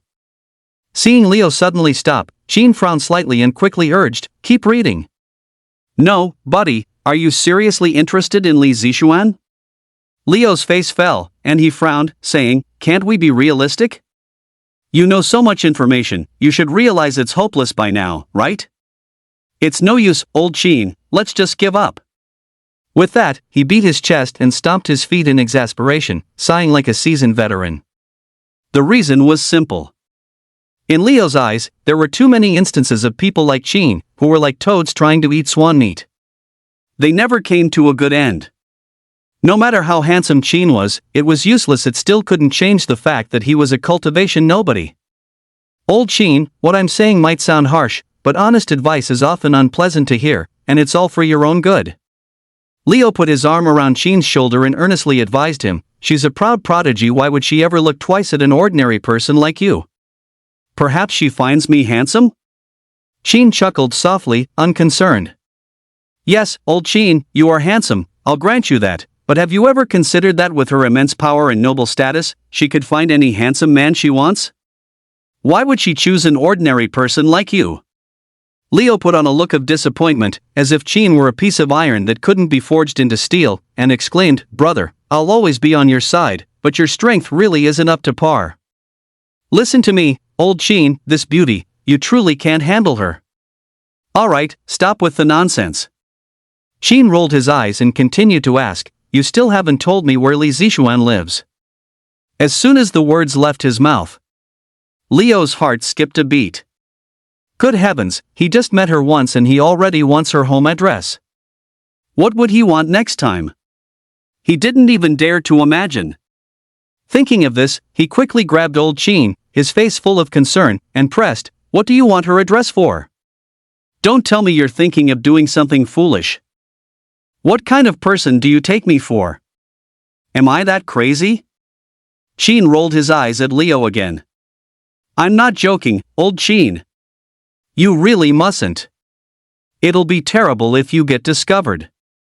Leo's voice trembled as he spoke, she's a respected swordmaster. If she comes at you with a sword, with your level, you'll probably die on the spot. If something really happens, I won't even have time to arrange your wedding banquet. I'll be attending your funeral first. Qin was speechless for a while. So, in Leo's eyes, he was that kind of person? Thinking of this, Qin couldn't help but give Leo a crisp flick on the forehead. Ouch! Why did you hit me? Leo said, covering his head, sounding wronged. Stop talking nonsense with me and keep reading to your dad. Qin said indignantly, otherwise, if you get caught by the police again next time, no one will bail you out. Hey! Don't! I was wrong, Master Qin. Leo immediately changed his tone upon hearing this, I'll tell you everything I know right now. 3 days later, Pingyang Martial Arts Academy. People entered the academy in a continuous stream, constantly seeing students in training uniforms going in and out. Li Zixuan, carrying a shoulder bag and with a neat ponytail, followed the surging crowd into the martial arts academy. Her exquisite beauty stood out remarkably in the crowd, as if a celestial being had descended. And at the same time, in a corner not far away, Qin, holding a bottle of mineral water, watched Li Zixuan enter the academy and couldn't help but feel a little emotional. This girl is quite disciplined. Ever since he had interrogated Liu about Li Zixuan's residence, Qin would stake out Jianghai Martial Arts Academy whenever he had free time. After confirming Li Zixuan's location, he would follow closely behind her. However, what Qin didn't expect was that this girl, after class, chose to go to the Martial Arts Academy to cultivate. Every day, a 2-point line. She lived an extraordinarily diligent life. What Qin was even more concerned about was that there were indeed some watchful eyes around her, seemingly bodyguards arranged by her family. All these hidden bodyguards were at the peak of the late acquired stage. This clearly showed how much importance her family placed on her. That auntie on the street corner, 5 uncles together on the 3rd floor, and someone on a bicycle. Good grief, so many people, and they're watching pretty closely. Qin casually glanced around, taking clear note of all the bodyguards' positions. But it didn't really matter. These bodyguards were weak, there was no need to pay them any mind. Moreover, there's always a slip-up in the best-laid plans. They couldn't monitor 24/7. There would always be a time when Li Zixuan came out alone. I don't believe you can keep this up every day, there'll always be a time you go out alone. Qin shook his head, his figure flickered, and he vanished from the spot, executing the 7-star dragon walk. On this day, Qin clocked out from work as usual. He started walking towards Jianghai Martial Arts Academy along his usual route. However, after only a few steps, he suddenly felt a familiar presence behind him, constantly trailing him. This is... Qin sensed carefully for a moment and immediately understood. It was Leo. Why did this kid follow him? Let's tease him. A playful smirk touched Qin's lips, and he instantly disappeared from the spot, executing the 7-star dragon walk. Ha! That's strange, where did old Qin go? Around the corner, Leo, who had been tailing him, scratched his head and slowly emerged from behind the wall. He looked around but couldn't find any trace of Qin. But he had clearly just seen him a second ago. How could he disappear right after turning a corner? That's really strange. Leo wondered. He had noticed Qin's suspicious movements these past few days, always walking in a direction that wasn't home. Today, he finally had time to see where the other person was going, but he failed at the first attempt, losing them on his very first tail? However, just as Leo was pondering, suddenly, Qin's voice came from behind him. What are you looking at? Holy crap! Hearing that, Leo's heart nearly jumped out of his chest from fright. He whipped his head around, only to find that Qin had appeared behind him.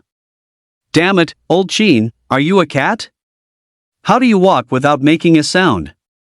Leo's heart was thumping wildly, his rhythm a bit irregular. Why aren't you going home after work, and following me instead? Qin shrugged. You're asking me? Hearing this, Leo immediately retorted, I'd like to ask you. You don't go home after work every day, where have you been running off to? As he spoke, he turned his head to look at the street sign and asked back, this looks like the road to the Martial Arts Academy, right? You wouldn't be going to follow Li Zixuan, would you? Old Qin, I didn't realize you were this kind of person. 022 This girl, is she actually my fan? At the street corner. The setting sun's glow gradually faded, and people leaving work flowed ceaselessly. Leo pulled Qin's arm, shaking his head and sighing. At this moment, Qin was caught red-handed by him, undoubtedly confirming his previous suspicions. It was all because of Li Zixuan, who appeared that day, that Qin had become like this. Do you have anything else to say in your defense, old Qin? You've definitely fallen head over heels for that Li Zixuan. Leo was heartbroken, looking at the street sign with a regretful expression. If I had known that woman could mesmerize you like this, I wouldn't have gone to get those materials for you no matter what. As he spoke, he seemed to recall something and suddenly pulled out his phone, urging Qin, come on, old Qin, follow me to a place. What for? Qin asked, bewildered, wondering why the guy had suddenly changed his tune. Where else? The Platinum Palace, of course. Leo exclaimed indignantly, seeing his reaction, and was about to dial a reservation number. There are plenty of fish in the sea. You're going to see the world today, buddy. Chin. Oh, stop being stubborn, just come with me. I'll make you a good reservation right now. Leo pressed the dial button on his phone, tapping the screen to make a reservation for Chin. This time, no matter what, he had to take Chin to the Platinum Palace. Otherwise, if Chin continued to be infatuated with Li Zixuan, the consequences would be unimaginable. For Chin, it would definitely not end well. After all, a celestial beauty like Li Zixuan was 1 in 100, a focal point of admiration, and had countless suitors even at Zhenghai Martial Arts Academy. Moreover, the gap between Chin and Li Zixuan was as vast as a chasm. What was the difference between Chin rushing forward like this and a moth flying into a flame? If he angered Li Zixuan, or if her suitors found out, the consequences would be unthinkable. Thinking of this, Leo answered the call to the Platinum Palace, glancing at Chin beside him, and couldn't help but sigh with emotion. How did old Chin end up like this? In his past memories, Chin had always been a quiet, reserved person. This love brain is truly destructive. The once silent fellow had now become obsessed with Li Zixuan, and only a few days had passed. And as his good brother, how could he abandon him now? Old Chin, don't worry, your brother will save you this time. Leo was filled with righteous indignation, looking at Chin's harmless, handsome face, and his resolve grew even stronger. Meanwhile, Chin looked at Leo, bewildered, not knowing what tricks the other person had up his sleeve, or why the look in his eyes. It actually gave him a feeling of being resolutely sacrificed for a greater cause? Just then, the phone in Leo's hand connected, and a woman's soft voice came through, with a background of extravagant sounds of singing and dancing. Hello? Xiao Hong? It's Xiao Xia, right, the old setup? No, I have a friend. No, that friend isn't me, my buddy is coming. As he spoke, Leo remembered that Chin's preference seemed to be for Li Zixuan's type, so he quickly described her appearance. Just as he was getting excited, Leo suddenly felt that Chin beside him hadn't spoken for a long time, so he couldn't help but turn to look how, where is he? Not until then. Did he realize the spot beside him was empty? Chin had slipped away at some unknown point, leaving only himself to argue on the phone alone. Where's old Chin? Leo was stunned, looking around blankly, somewhat at a loss. He had left without a sound, as if he had seen a ghost. Hello, Xiao Xia, your couple's special has been booked, when are you coming over? The phone urged again. Leo suddenly felt numb. Chin had left right after he made the reservation, and if he cancelled, he would lose VIP points. He had originally planned to listen to music in the pleasure quarters and share some brotherly bonding with old Chin.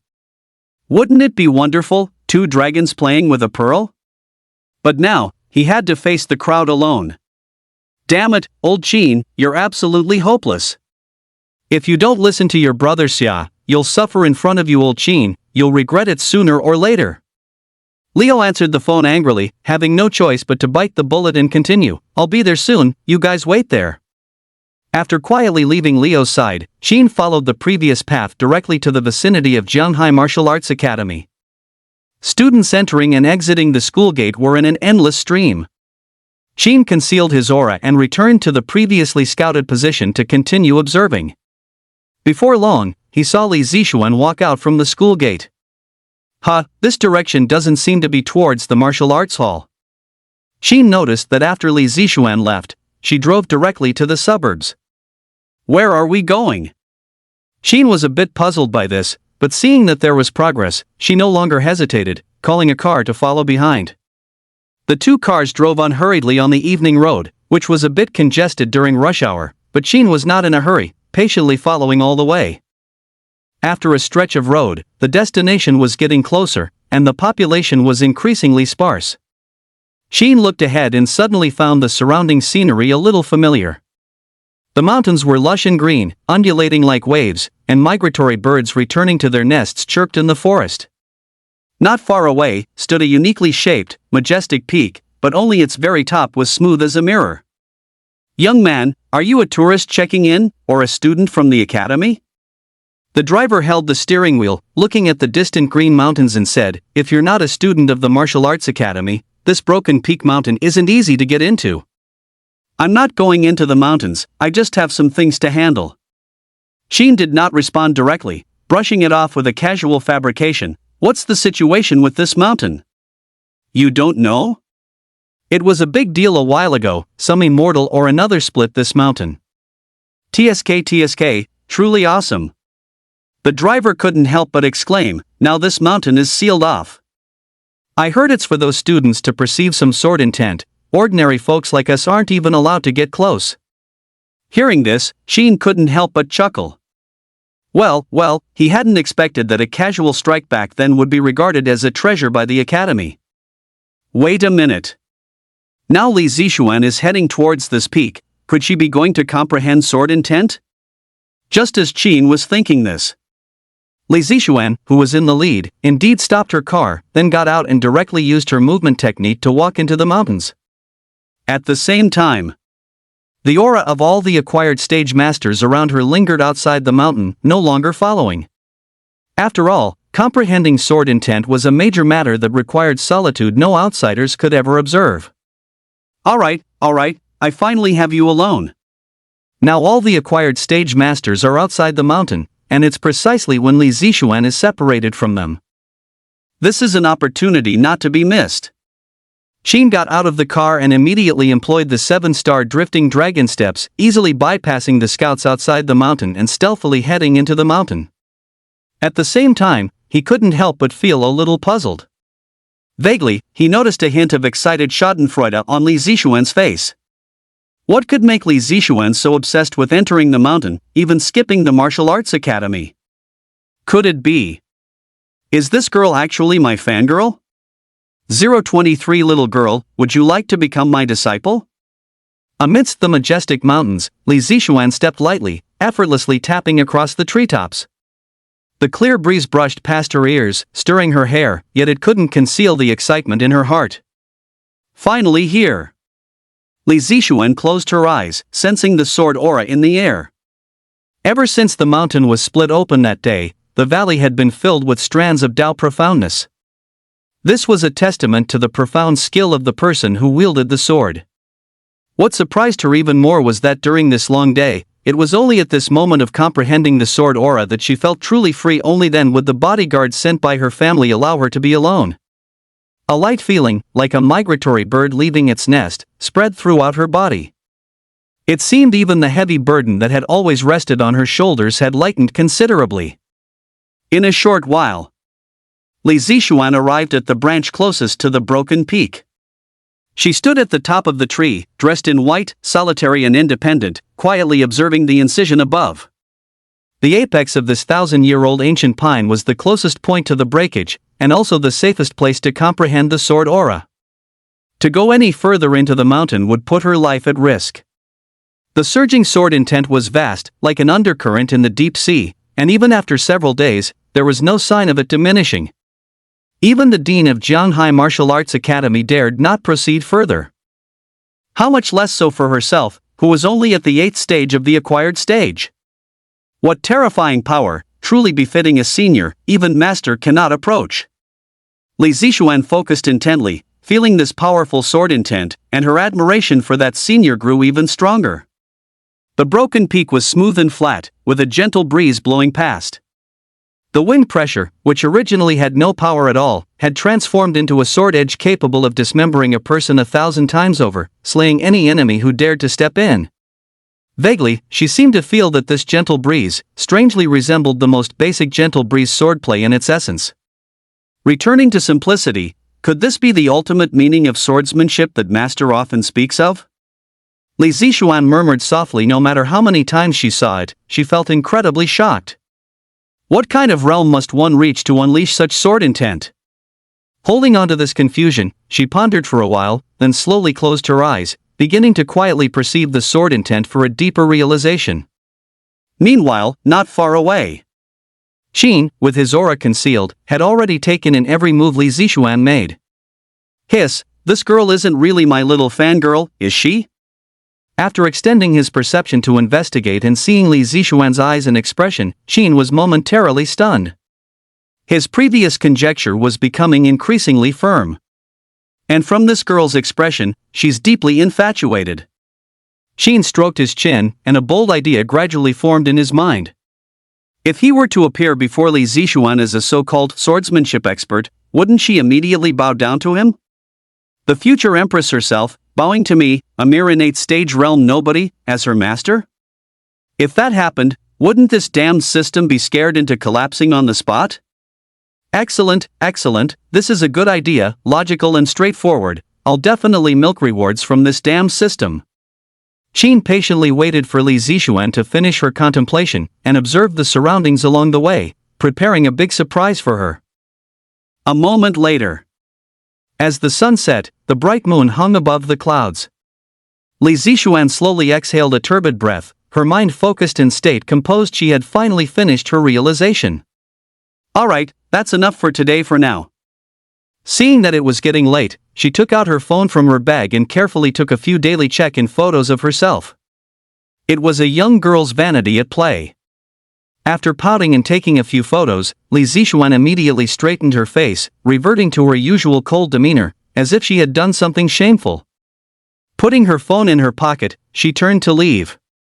But then, an aged voice suddenly rang in her ears. Excellent, this young girl's comprehension is very good.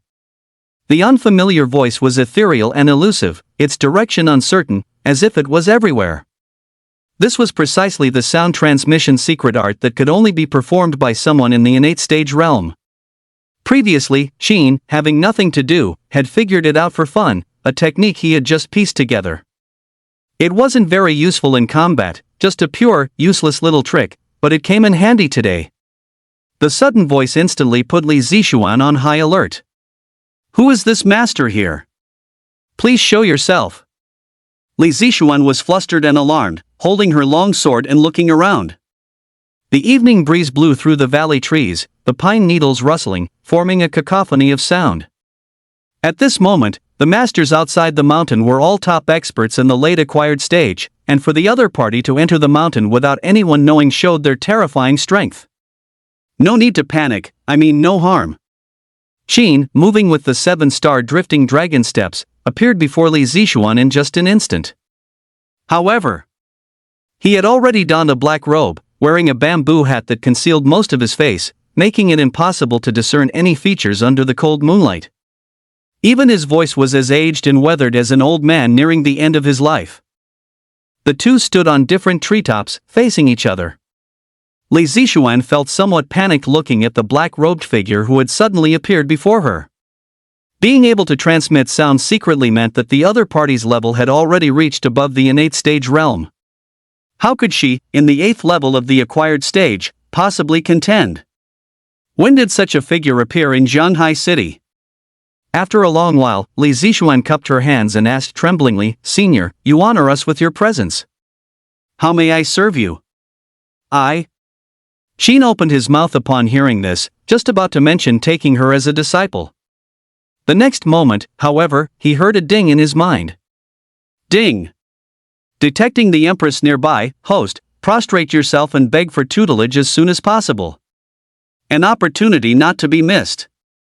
The noisy system was like a squawking crow. Sheen. The words he had just been about to utter were interrupted by the system's clamor, completely breaking his train of thought. Damn system, can't you have some ambition? Can't you see I'm trying to get the empress to acknowledge me as her master? Sheen couldn't help but complain internally, seething with frustration, a surge of anger rising within him. Senior, has this junior somehow offended you? Li Zixuan, seeing Sheen's hesitation, asked with a hint of apprehension.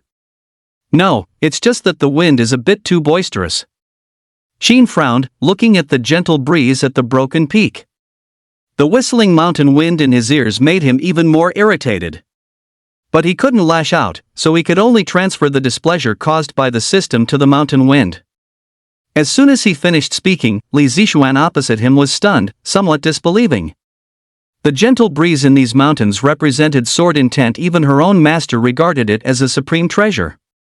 How had it become boisterous in this senior's mouth? However, the next moment, an even more astonishing scene unfolded before her. Sheen was seen muttering "Be quiet," and suddenly waved his hand towards the broken peak. Immediately, Those turbulent and terrifying gentle winds soared intense vanished completely, as if dissolving in water. In an instant, the mountains were tranquil. Not a single trace of the howling wind could be heard anymore. The wilderness was utterly silent from then on. How is this possible? Li Zixuan's eyes widened, feeling her entire perception of reality overturned. Such a divine feat, besides that master who severed a peak with a single sword, who else could possibly achieve it? You are. Li Zixuan was so excited she couldn't even complete her sentences, stammering as if her soul had left her body. Her long-cherished idol, whom she had yearned for day and night, was finally met this evening. How could she not be thrilled and excited? Indeed, it is I. She nodded slightly, seeing that the time was ripe, and then pressed on. Little girl, I observe that your bones are extraordinary. Would you be willing to take me as your master? 024 Holy crap, host is truly a divine being. Take you as my master? Hearing Qin's words, Li Zixuan trembled all over, covering her small mouth in shock. The sudden arrival of such immense fortune, like a torrential wealth descending upon her, left her momentarily stunned. Is this real? She murmured in a daze. The master she had yearned for day and night was actually going to accept her as a disciple? The moonlight from the sky illuminated the mountains, serene and natural, making the black-robed figure before her seem like a dream. Everything appeared so fantastical. No, calm down, I must calm down. Li Zixuan gently parted her pearly teeth and bit her tongue, dispelling the surge of excitement. Apprenticeship was a grave matter, and she must not show any disrespect in front of the master. Li Zixuan, oh Li Zixuan, you must not be rude and be looked down upon by the swordmaster. Thinking this, she took a deep breath, forcing herself to calm down, and looked again at the black-robed figure before her. Well, what is your decision, little girl? Qin kept his voice low, standing with his hands clasped behind his back, assuming the posture of an otherworldly master, and slowly said, I never force anyone. If you are unwilling, that is fine, you may act entirely according to your own will. I certainly am willing, senior. But... Seeing this, Li Zixuan quickly spoke, but suddenly remembered something, hesitated, and whispered, Senior, to be honest, I actually have a teacher. As she spoke, her eyes welled up with tears, as if she might burst into tears at any moment. To be able to apprentice oneself to an expert was already a tremendous stroke of luck, but Li Zixuan dared not conceal the fact that she already had a teacher.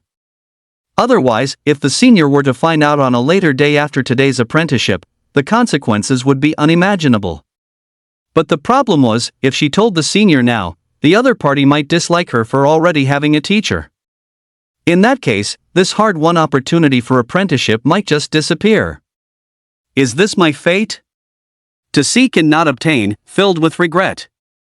Li Zixuan lowered her gaze, gripping the hem of her clothes tightly, trying to suppress the grievance in her heart, waiting for the expert opposite her to react. However, upon hearing this, Qin was momentarily stunned. Damn it! How could I have forgotten about this girl's teacher? TSK, the intelligence Leo found earlier, also mentioned that this girl received the true legacy from the dean of the martial arts academy. Qin frowned slightly, but then he thought about it and realized it was actually no big deal. It didn't matter how many teachers Li Zixuan had, it had nothing to do with him. Just take her as a disciple honestly, and the rewards from the damn system would be complete. He was just someone who reaped the benefits of taking disciples. Why would he care if the heavens fell? Thinking this, Qin's mind suddenly cleared. He made a hollow fist and put it to his mouth, coughing lightly. No matter, little girl. When this old man takes disciples, it's entirely based on personal preference. I don't care if you have a teacher or not. Senior, is that true? Upon hearing this, Li Zixuan suddenly raised her head, and the dim light in her eyes brightened once more. Naturally. This old man's words are always as good as gold, never a lie, but... Qin nodded slightly, pondering. This old man dislikes worldly formalities and red tape. If you wish to apprentice yourself to me, little girl, you must not spread it externally, lest you bring trouble to this old man. Yes, Junior understands. I will strictly follow Senior's instructions and will never disclose Senior's affairs to anyone. Li Zixuan was overjoyed, bowing with clasped hands in gratitude. Earlier, when she was studying under the dean of the martial arts academy, she often heard Elder Li recount stories of experts. It was said that most of them possessed profound power levels, were indifferent to worldly affairs, cared not for fame or fortune, and their temperaments were vastly different from ordinary people. Now, after meeting the black-robed man, Li Zixuan's conjectures were finally confirmed. What? Still calling this old man senior? Qin narrowed his eyes, patiently guiding Li Zixuan towards his words. Yes, no, thank you, master. Li Zixuan understood, quickly correcting herself. If senior doesn't mind, this junior is willing to honor you as master for all generations. As her voice fell, she adjusted her posture, landing on a slightly thicker branch, and performed a kneeling kowtow to Qin. Knock, knock, knock. 3 continuous thuds echoed particularly loudly in the quiet valley. Excellent, excellent. Rise, my good apprentice. Hearing this, Qin breathed a sigh of relief. This should count as the apprenticeship being complete. But why couldn't he hear the system's prompt? Could it be that I missed a step? Qin's thoughts raced, suddenly remembering that ancient apprenticeship rituals seemed quite complicated. Donning proper attire, washing, kowtowing, presenting a tuition gift, a whole host of trivial matters. He couldn't possibly follow all those procedures himself, could he? No, I shouldn't think that way. I'll try teaching something first. With skills techniques inheritance, it should definitely constitute a master-disciple relationship. Thinking this, Qin lightly shook his head, then a sudden idea struck him, and he looked at Li Zixuan before him, saying, Good, since I, your master, have taken you as my apprentice, I shall first bestow upon you a small gift of initiate, adept, mastery, perfection. Initiate, adept, mastery, and perfection ceremony. Li Zixuan looked at Qin timidly, somewhat bewildered. However, the next moment, Qin raised a hand and pointed towards the center of her forehead, her naiwan acupoint. Whoosh! A wisp of exquisite sword light flashed and vanished. It directly penetrated into her mind. In an instant, her mind felt as if it had exploded. A torrent of memories surged in, stirring her consciousness into a frenzy, while the pure and profound true essence of swordsmanship echoed repeatedly. This technique is called One Sword Opens the Heavenly Gate. For those who cultivate it to the extreme, the obstacles of this world are but a matter of a single sword, and even celestial immortals must temporarily avoid its edge. Qin shouted sternly, his voice like a great bell, reverberating in Li Zixuan's ears. Today, as your master, I bestow this sword skill upon you. Comprehend it well. As his voice faded, Li Zixuan's eyes widened, feeling utterly shocked. The sword intent in her mind was surging, its profoundness far exceeding everything she had learned in her entire life, even beyond what Dean Li could ever hope to achieve. If this were in the outside world, it would long ago have been regarded as a sect's most treasured artifact. Yet, such an esoteric sword technique was being gifted by her master as an initiate, adept, mastery, perfection ritual? Unbelievable! Just how powerful is master? Thinking of this, Li Zixuan cast a deep glance at Qin. But now was not the time for excessive thinking. Comprehending sword intent required a clear mind, free of distractions. So, she shook her head, simply stopped overthinking, and began to close her eyes and focus, carefully receiving the true essence of swordsmanship in her mind. This should be about right, shouldn't it? Qin watched Li Zixuan, who had entered a state of enlightenment, as he had already passed on the sword Dao. The master-disciple relationship was established. Why wasn't this damn system showing up yet? System, speak! He thought, directly calling out to the system in his mind. After several calls, System's belated response finally came. Holy crap! The Empress-level powerhouse actually kowtowed to you to become your disciple. Host is truly a divine being.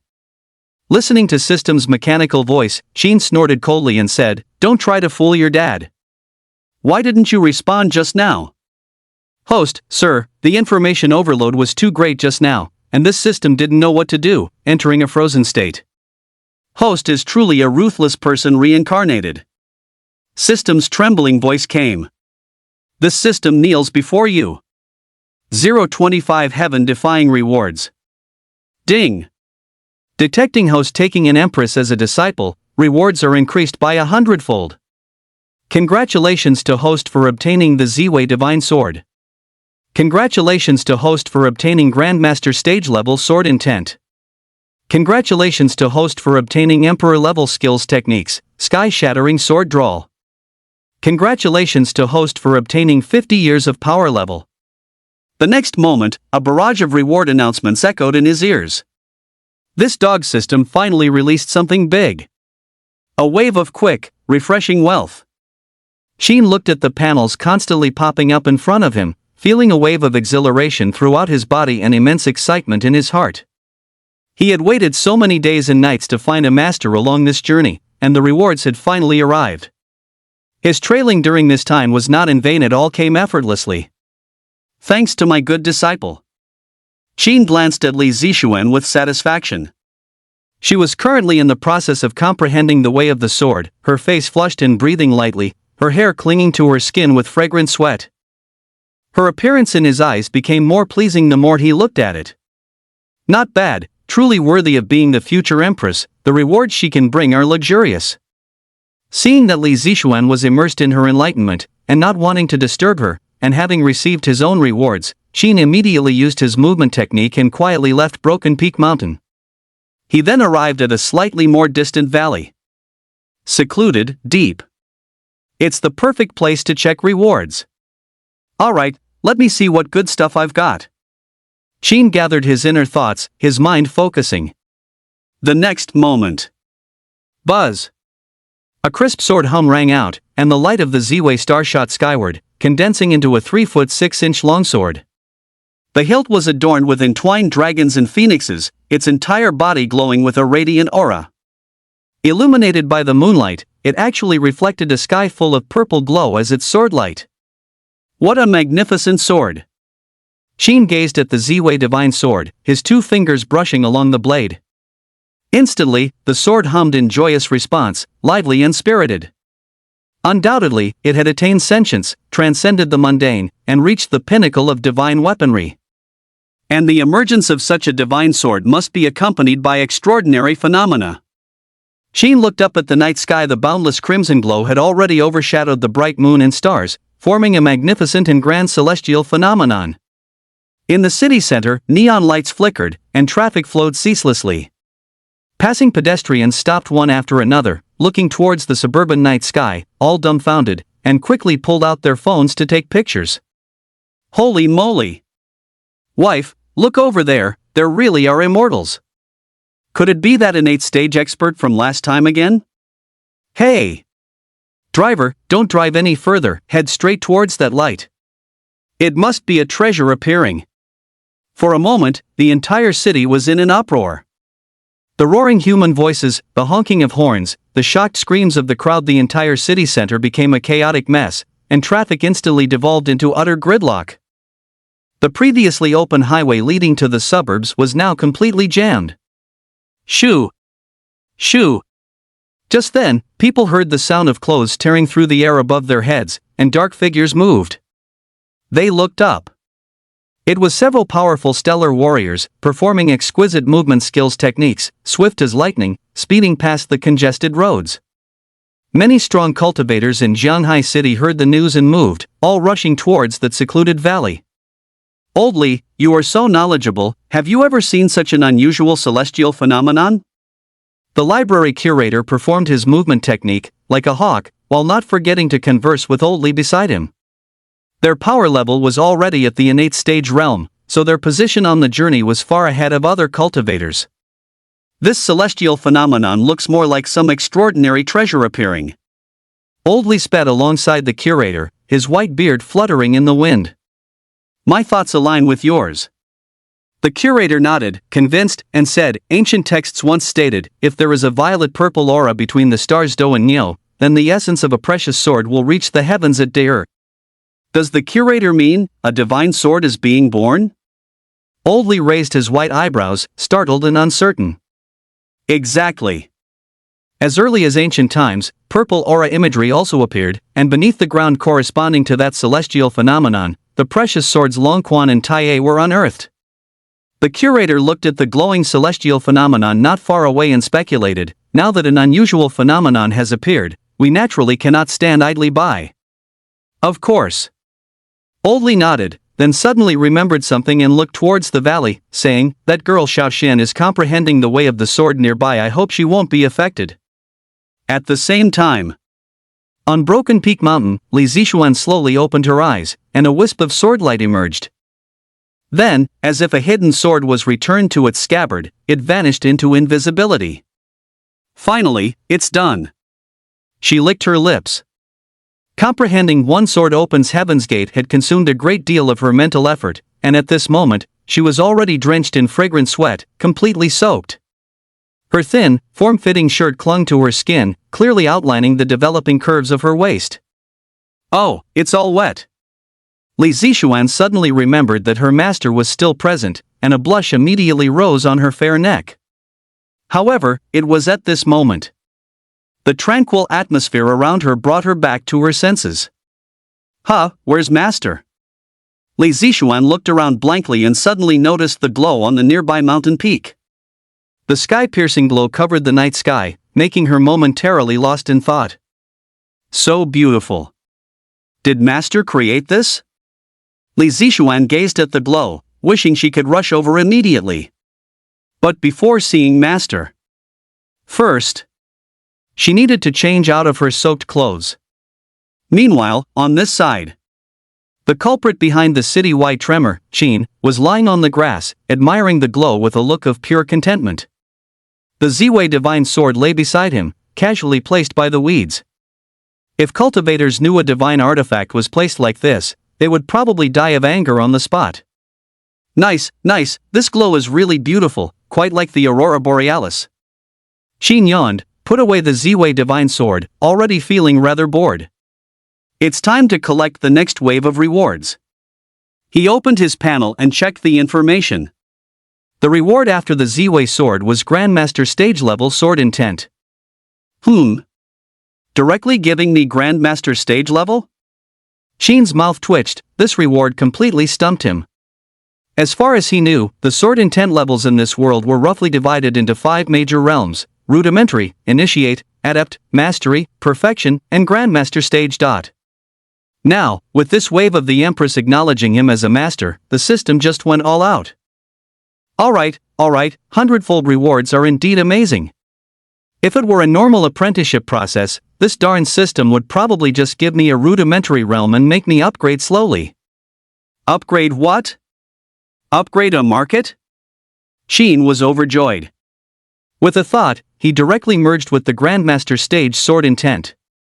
The next moment, a magnificent sword intent exploded, crushing the vegetation and rocks several meters around him, with him at the center. Boom! Boom! The terrifying sword intent gradually spread. Before long, it covered the entire mountain, forming an insurmountable cage of pressure. Shoo! Shoo! Outside the mountain, the sound of rustling clothes intertwined. The many powerhouses from Jianghai City who had rushed here stopped dead in their tracks, not daring to advance another inch, all utterly terrified. Don't get any closer. What terrifying sword intent pressure! There must be a Grandmaster stage expert in the valley. Could it be that some master is fighting a star beast? Star beast treasure hunt? Is it the same master who cleaved the peak with a single sword last time? They speculated wildly, but no one came close to the truth. Only Li Zixuan, who was currently rushing over, sensed the sword intent and instantly understood everything, her beautiful eyes gleaming with excitement. Master! It must be Master's sword intent. 026 Peak Innate Stage. Terrifying Grandmaster Stage Sword Intent. Chapter 26, Peak Innate Stage. Terrifying Grandmaster Stage Sword Intent. Chapter 26, Peak Innate Stage. Terrifying Grandmaster Stage Sword Intent. Outside the valley, several powerful auras flowed, 3 of them from the innate stage, and as many as 100 from the acquired stage, as if all the powerhouses in Jianghai City had been called upon. And these movements naturally couldn't escape Qin's perception. Tisk, have they all come over? Sheen raised an eyebrow, shook his head, and said helplessly, even claiming a reward attracts so many spectators, it's really troublesome. He had already anticipated the current situation, which was why he specifically chose a secluded valley to open the treasure chest. Yet, in the end, it still attracted so many people flocking to it. Forget it, it's harmless anyway, and these guys can't get in. Sheen didn't care, continuing to focus on merging the Grandmaster stage-level sword intent. With the enhancement of this top-tier sword intent, the entire valley exuded a chilling killing intent.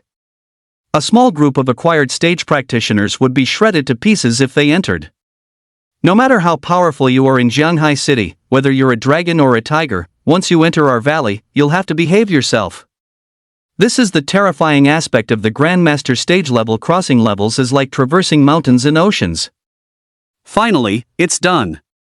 Sheen sat cross-legged in the valley, slowly exhaling with concentrated focus. The Grandmaster stage-level sword intent had been fully absorbed, and his understanding of the way of the sword had ascended to a new level. A falling leaf drifted, carried by a gentle breeze to his front. Sheen picked up the leaf and casually tossed it towards the nearby stone wall. Whoosh! One leaf led 100 leaves, forming a torrent-like surge, carrying majestic and turbulent sword intent, all of which plunged into the rock wall. Even without a sword beside him, everything in the world could serve as a sword. This was the essence of Grandmaster stage-level sword intent. Awesome! The feeling of becoming stronger relaxed Sheen's mind for a moment, but he quickly became tense again. Because the rewards had not yet been fully absorbed. Next up were the Emperor-level skills techniques, the heaven-slaying sword draw technique that was the real main prize. Without the comprehension of Grandmaster stage-level sword intent, I would forever remain an outsider, absolutely unable to grasp even a speck of the Emperor-level skills techniques essentials. Sheen took a deep breath, silently urging his sword intent. Once everything was ready, he gave the system an order. Begin comprehension, heaven-slaying sword draw technique. With that command, buzz! The Ziwei divine sword within Sheen seemed to sense something, erupting with a clear sword hum. Immediately, the sky darkened. The pleasant scenery in the valley completely transformed. Plants withered, land decayed, and a strong, pungent scent of blood assaulted him. Sheen's expression was grave as he surveyed the terrifying scene around him. An illusion? Is this an illusion brought about by enlightenment? Under his feet was a mountain of corpses and a sea of blood. Sticky blood soaked the earth, making it feel as if he were in a swamp, a human purgatory. Right after, he looked up and actually saw a figure in white robes ahead. His face was obscure and unclear. His left hand held a long sword still in its scabbard, and his right hand rested on the hilt, poised and ready, his aura contained, like the atmospheric prelude to a thunderstorm. And around that man in white, there were countless demons. Overwhelming hordes of demons roared, surrounding him in the center.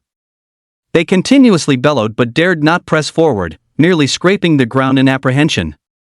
The stark contrast of such a bizarre scene made Sheen momentarily stunned. Who was truly besieging whom? However, just as he was pondering, the next moment, clang! A clear sound of a sword being drawn from its scabbard, like a dragon's roar. It's coming! Sheen focused his attention on the man in white. With one sword unsheathed, heaven and earth shattered. Put! Put!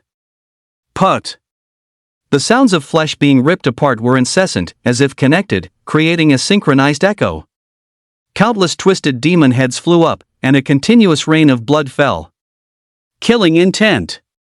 Killing intent, like mountains and ocean tides, erupted, instantly sweeping through the entire valley. Everyone outside the valley trembled and shivered. Some even fell directly to the ground, pissing themselves on the spot. That master has made his move. Impossible, with this terrifying killing intent. Just how powerful is the star beast inside? I can't take it anymore. I'm getting out of here. Whoever wants the treasure can go grab it. I'm not fucking playing anymore. In an instant, the crowd gathered outside the valley scattered like startled birds. Elderly, what exactly is going on? The library curator suppressed the fear in his heart, trying to remain calm, and anxiously asked the dean beside him. But as he turned his head, he noticed that the dean's face was streaked with old tears. Was he crying from fear? No. Immediately, the curator realized it was an expression of joy. All my life I have been obsessed with the way of the sword, once wandering the world, visiting many masters to learn, and finally, I have perceived it. Elderly gazed at the valley from afar, tears welling up, and murmured emperor-level sword skills techniques. Hearing this, the curator instantly understood. Elderly's mastery of the sword, being at the peak of their 3 innate stage realms, allowed him to perceive more sword intent. And just now, the sword aura contained within that killing intent had actually brought this martial arts fanatic, Elderly, to tears. Thinking of this, the curator felt deeply shaken and looked towards the valley with Elderly. What kind of terrifying star beast could force a senior to unleash such a powerful killing move? Who? Inside the valley, Sheen, who had finished his enlightenment, slowly exhaled a long breath. Finally done. As the white-robed swordsman drew his sword and cleaved the sky, all illusions dissipated like a tide. All the key movements and mana flow patterns related to the sky-cleaving sword art were integrated into Sheen's mind. This emperor-level skills techniques is truly terrifying. Sheen raised his eyes and looked around. Looking around, the valley was filled with ravaged scars, the rock walls brutally battered. This was all due to the terrifying scene created inadvertently during his recent comprehension, as he unconsciously manipulated the surrounding weeds and dead leaves, following his sword intent. Feeling a bit sleepy, Sheen yawned. Comprehending emperor-grade skills techniques truly consumed a significant amount of his essence, energy, and spirit. Next, only the last 50 years of power level remained to be absorbed. But at this moment, Sheen no longer felt the excitement he had before.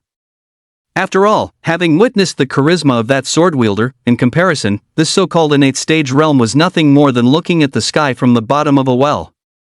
With stronger realms of power above, and as a true man born between heaven and earth, how could he remain long subdued and beneath others? Damn system, quickly absorb the 50 years of power level, hurry up, your dad needs to go home. Sheen stretched, pushing himself up from the ground. As he pondered, 50 years of power level poured into his body. Peak innate stage realm, crossed in one step. Mission accomplished, Sheen yawned and quietly left. 2 hours later. With Sheen's departure, the oppressive killing intent he emitted finally dissipated for the most part. Let's go, curator, follow this old man inside to take a look. Li Lao, who had been lurking outside the valley, spoke in a deep voice, signaling to the remaining Jianghai city powerhouses beside him. The aura of that exalted one has dispersed. It seems they have truly left. Those who are bold, follow me. No sooner had he spoken than he took a quick stride, eager to enter the valley. The other Jianghai city powerhouses exchanged glances before finally following closely behind him. As they entered the valley, everyone was immediately stunned by the sight before their eyes. The valley cliffs soared high, crisscrossing carvings clearly visible, and the air was filled with flowing sword intent, with majestic sword energy forming the mountain wind. It had unmistakably become a treasured land of the sword. 027 Sword Valley. Skills Techniques Holy Land. Chapter 27, Sword Valley. Skills Techniques Sacred Land. Chapter 27, Sword Valley. Skills Techniques Sacred Land. The next day, the morning light was dim. Daily life continued as usual. Sheen woke up early and arrived at the library to punch in for work. As soon as he walked in, he noticed many colleagues whispering to each other, quietly discussing something on their phones. Vaguely, he could hear words like Aurora and suburbs. Sheen didn't need to think much. He immediately knew it was about the commotion he had caused last night. The commotion was indeed a bit too big. Sheen scratched his head helplessly, opened his phone, and scrolled through the new trending topics.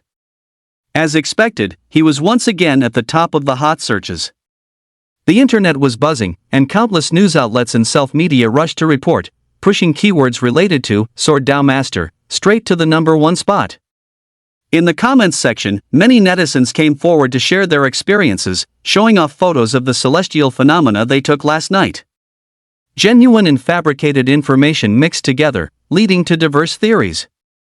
Shocking! The mysterious Sword Dao Master appears again in Jianghai City. Image.jpg, these are the photos I took at the time. The sky was full of aurora, and all the stellar warrior experts in the city rushed over. It's too unbelievable. I heard from my friend that they even heard Star Beast roars. That master was actually fighting a Star Beast. More and more comments poured in, based on hearsay, eventually even dragging out notions of immortals descending to the mortal world. Good heavens, they haven't even seen my face and they can exaggerate it like this. These netizens are truly good at bragging. Sheen smiled knowingly and put away his phone, unconcerned. There was no need to keep reading. If things continued to develop at the speed netizens were bragging, he would be deified online before he was even deified in reality. Just as he was putting away his phone, Sheen walked up to the punch clock to clock in and met Leo, who was entering the door. Yo, old Sheen, you're here quite early today. Leo, sporting two panda eyes, greeted him wearily, looking utterly drained. Clearly, it was the aftermath of last night's fierce battle at Platinum Mansion. His face was gaunt, his lips pale, as if he could collapse at any moment. Shouldn't you just take a sick day? Sheen glanced at Leo a few times, teasing with a smile, don't go dying in front of me, buddy. Screw you, old Sheen. I told you to come last night, and you didn't, forcing me to eat double portions all by myself. Leo bared his teeth, then walked side by side with Sheen after clocking in. I almost didn't make it out of Platinum Mansion last night. As he spoke, he recalled last night's trending topic and couldn't help but pound his chest, saying, and I even missed that shocking scene of Xixia, damn it. Ugh, I should have known better than to go to Platinum Mansion. You might as well forget it. A battle is a battle wherever you fight it. You staying put at Platinum Mansion is better, don't go joining in the chaos. Hearing this, Sheen shrugged and continued to tease with a light chuckle. After all, with Leo's acquired stage 2 power level, he probably couldn't even enter the valley before being torn apart by the turbulent sword intent he had unleashed at the time. Going to join the fun would be a waste of life he could only watch from thousands of meters away. However, at that moment, Sheen glanced at Leo's cultivation realm. Suddenly, he noticed something wasn't right. He vaguely saw the star power around Leo dissipating. Although still very faint, it was considerably stronger than before. It had actually reached the level of acquired stage 3. Huh? This kid broke through? Sheen was stunned, slightly surprised. Breaking through to acquired stage 3 overnight is by no means easy for an ordinary person. But how did Leo break through? Could it be that, doing that actually has such benefits? Just as Sheen was wondering, Leo's confident voice came again. Old Sheen, you might not believe it, but you didn't come with me to the Platinum Palace yesterday, did you?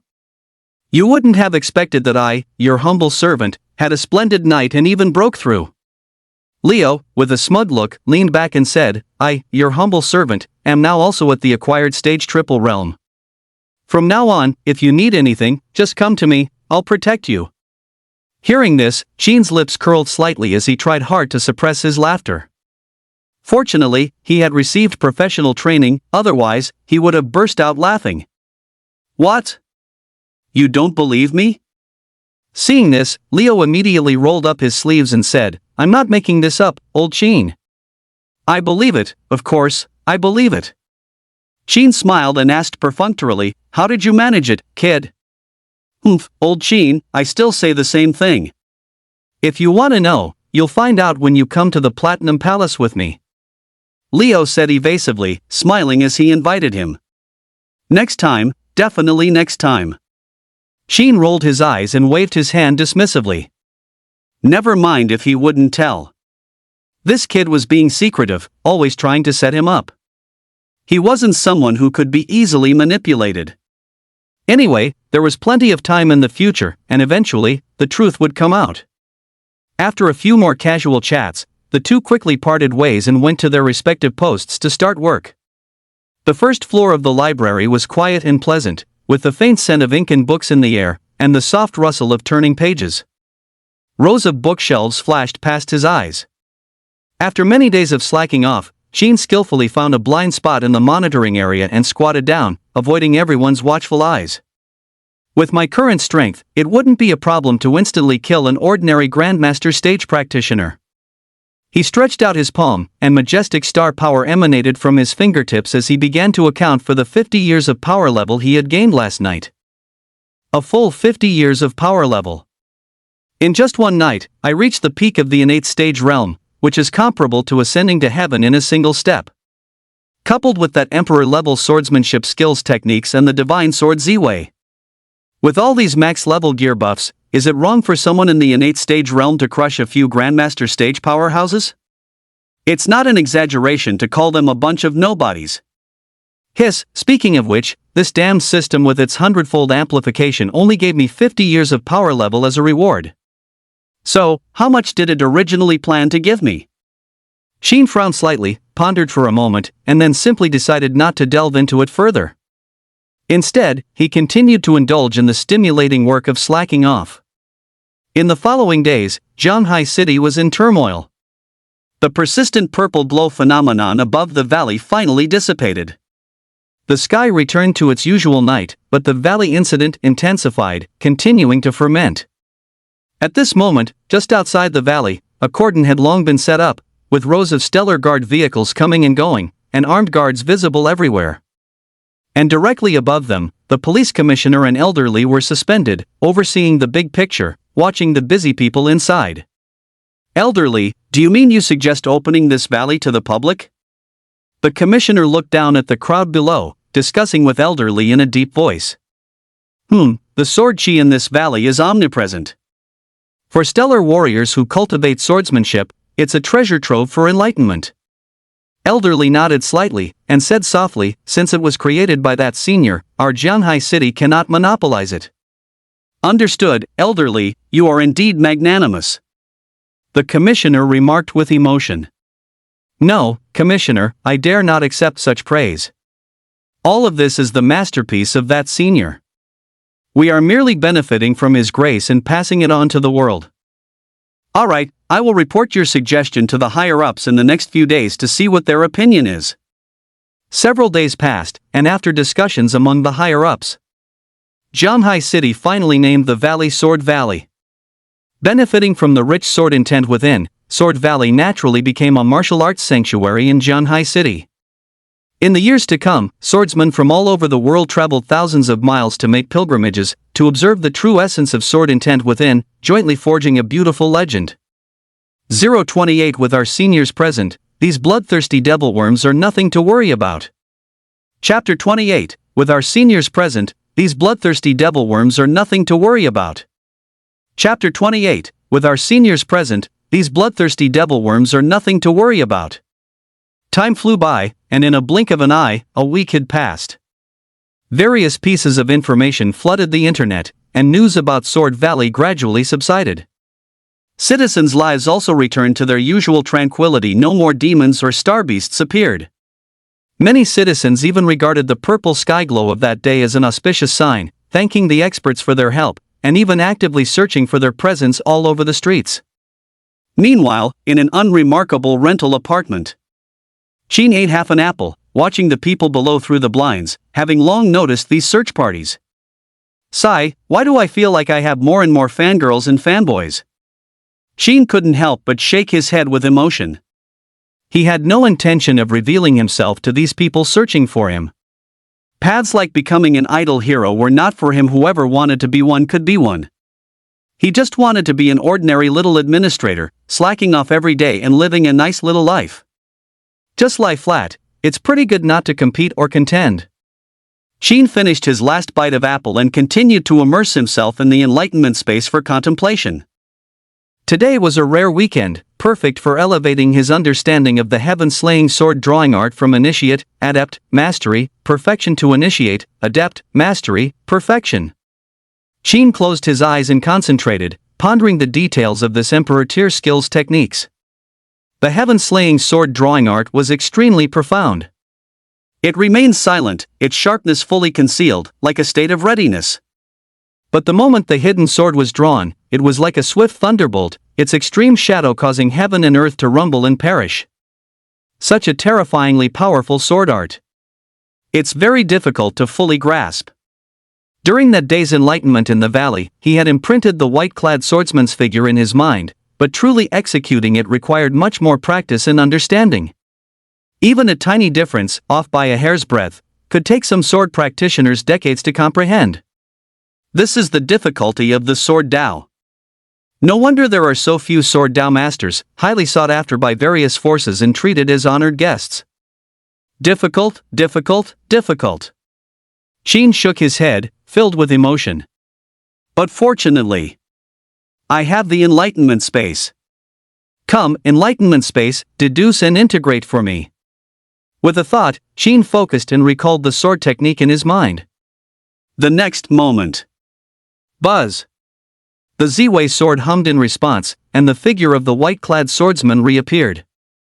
At first, the image in his mind was still somewhat blurry, even the details of gripping the sword were hard to discern. But with the heaven-defying enhancement of comprehension, in a short while, all blurry details dissipated.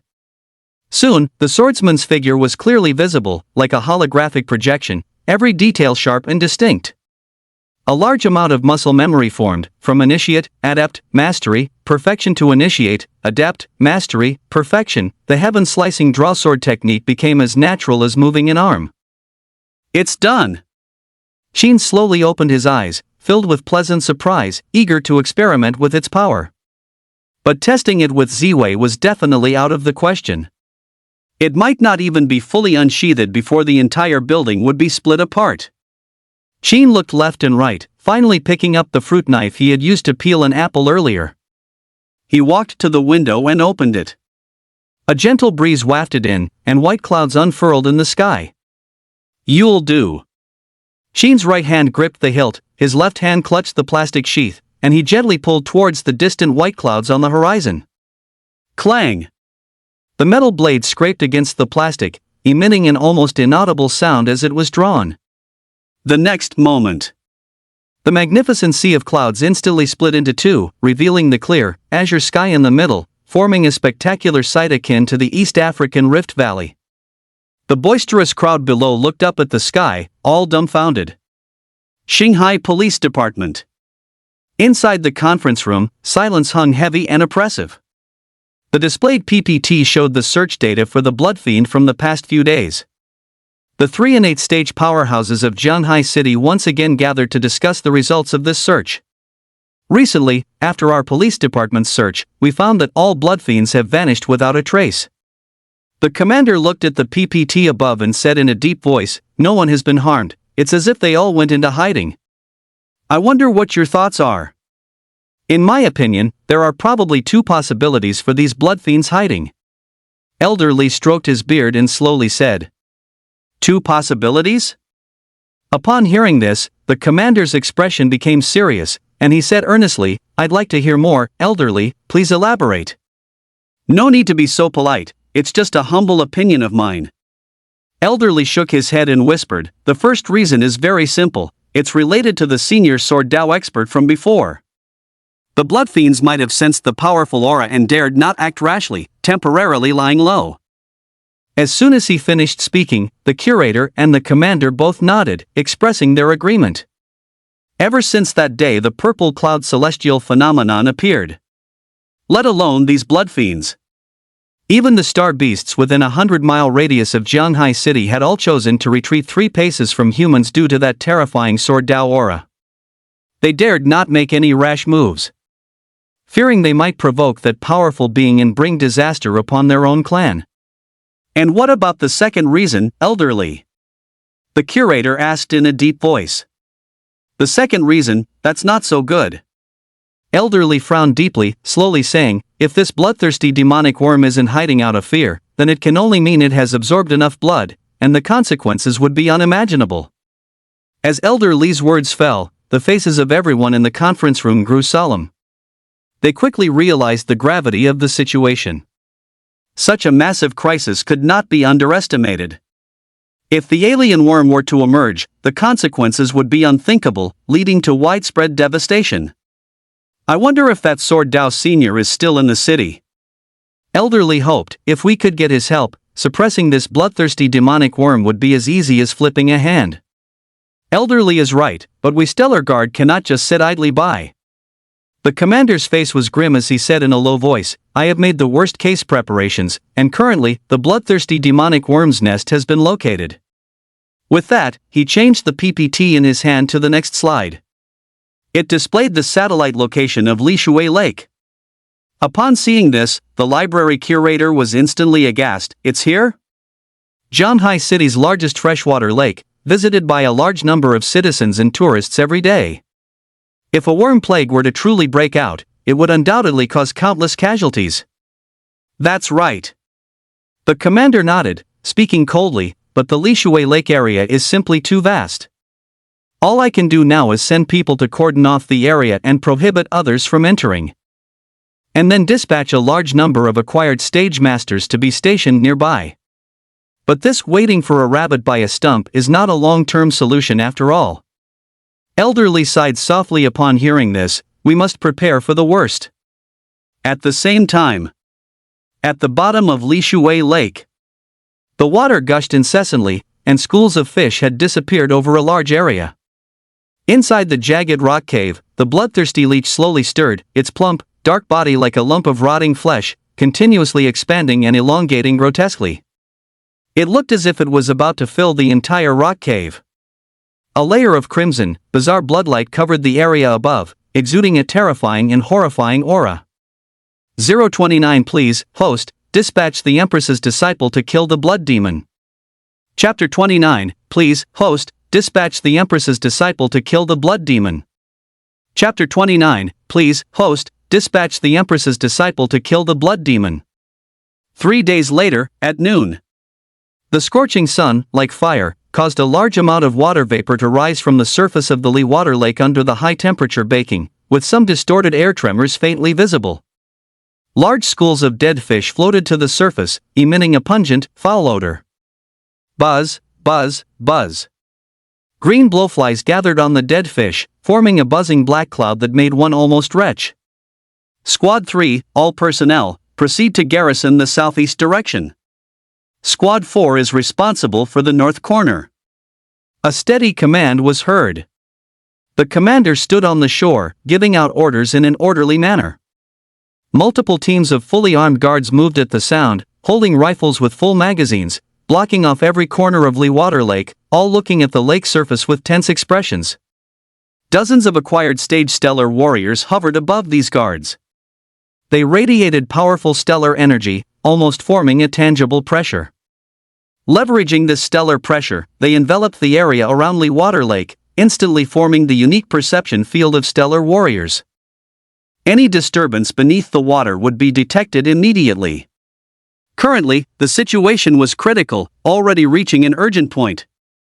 Elderly, curator. On the shore, the commander nodded in greeting to the two who had just arrived. "TSK, this smell, it's so heavy." The library curator lightly covered his nose and frowned, saying, "How many fish did that bloodthirsty demon worm at the bottom of the water eat? I'm afraid the entire ecological system of Lishui Lake has been destroyed."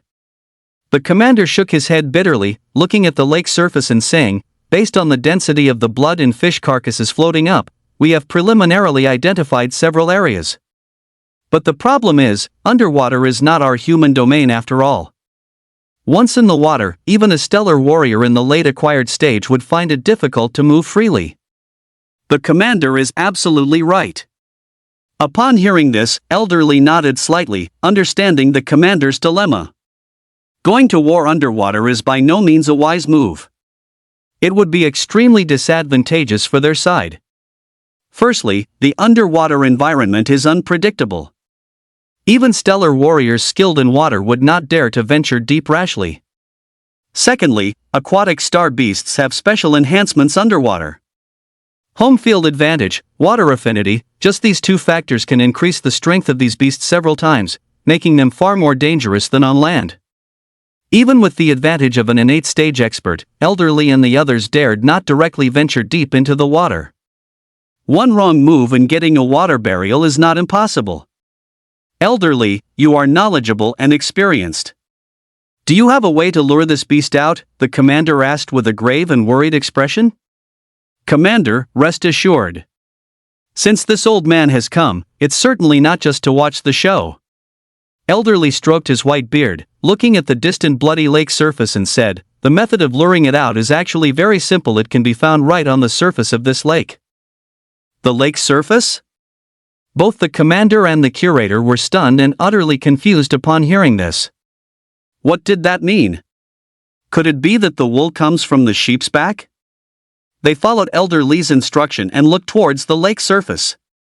They saw corpses floating everywhere on the surface of Lishui Lake, stained with blood, resembling a blood-red mirror. But what did this have to do with luring it out? Seeing their perplexed expressions, Elderly smiled slightly and continued to explain.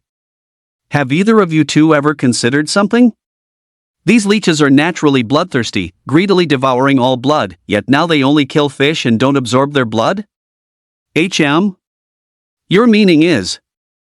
Hearing this, the library curator suddenly understood, then slapped his forehead and said, "These leeches are no longer satisfied with ordinary blood?" "Precisely, curator, you've read extensively and are indeed astute." Elderly nodded in approval. The fact that these leeches kill fish without taking their blood signifies that they desire stronger blood for nourishment. And what we need to do is simple, just find a few low-level star beasts, slit their throats by the shore to draw blood, and that will lure this creature out of its lair. An excellent method, thank you, Elderly, for enlightening me.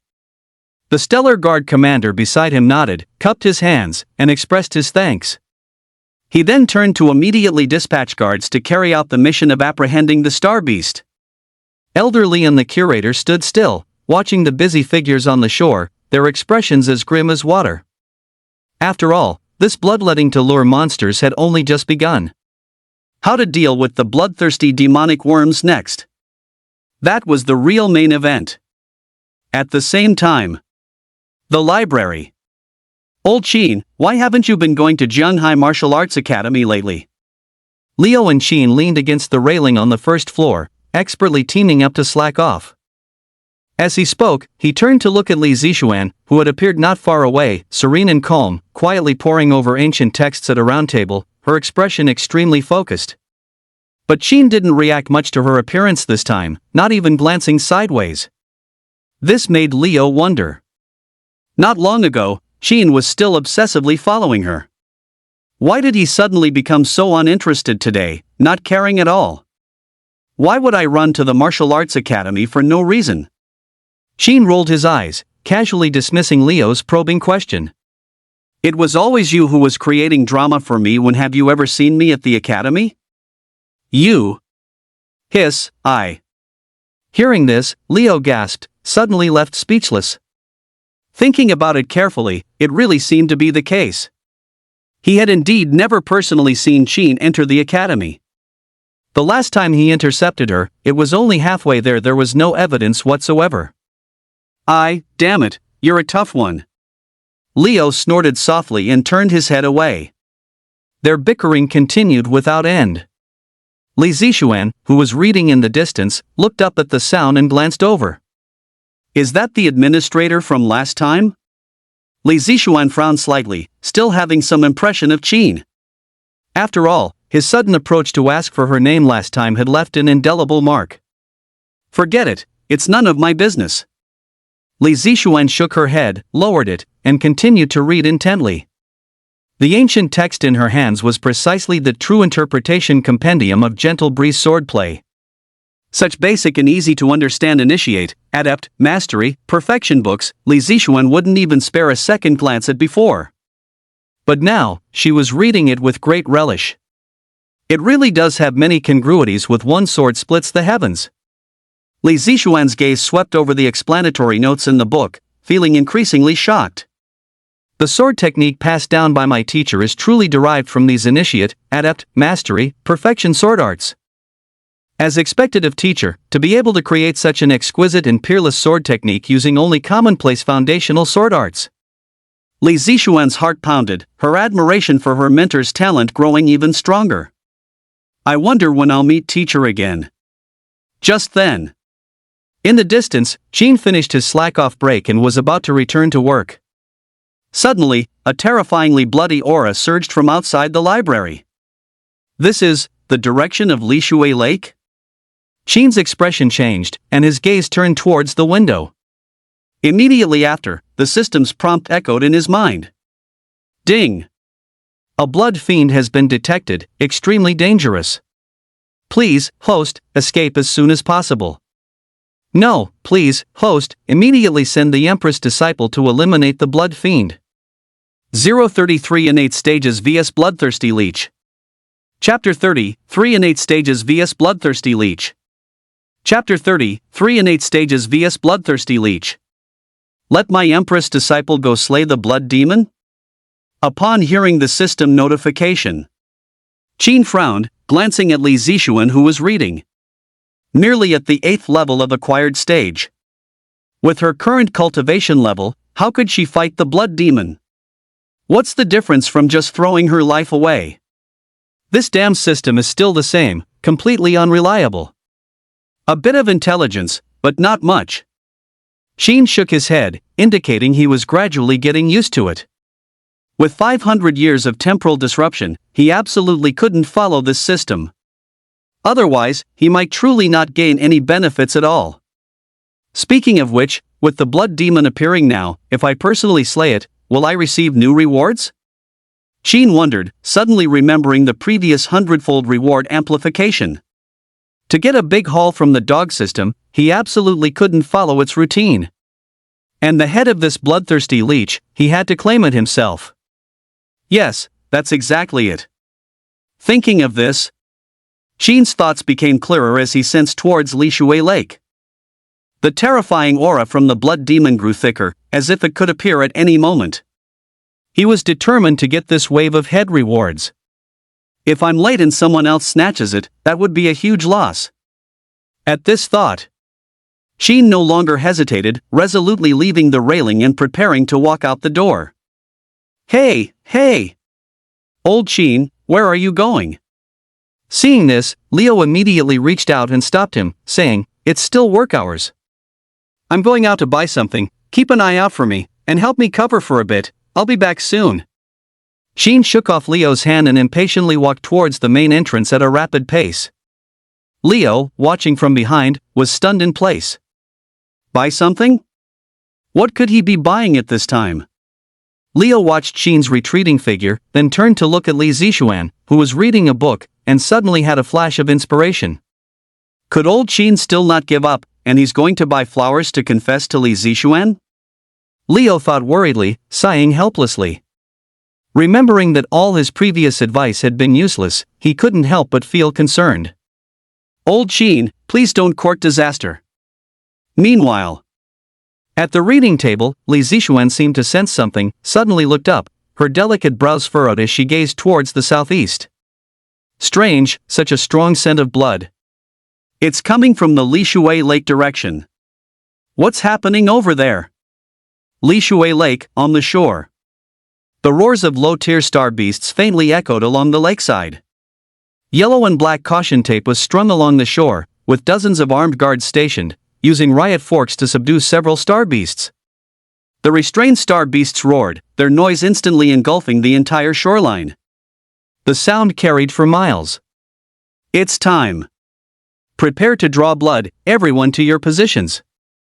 The police superintendent floated above Li Shui Lake, clutching a star beast resembling a wild horse, issuing commands to all sides. Yes, Superintendent.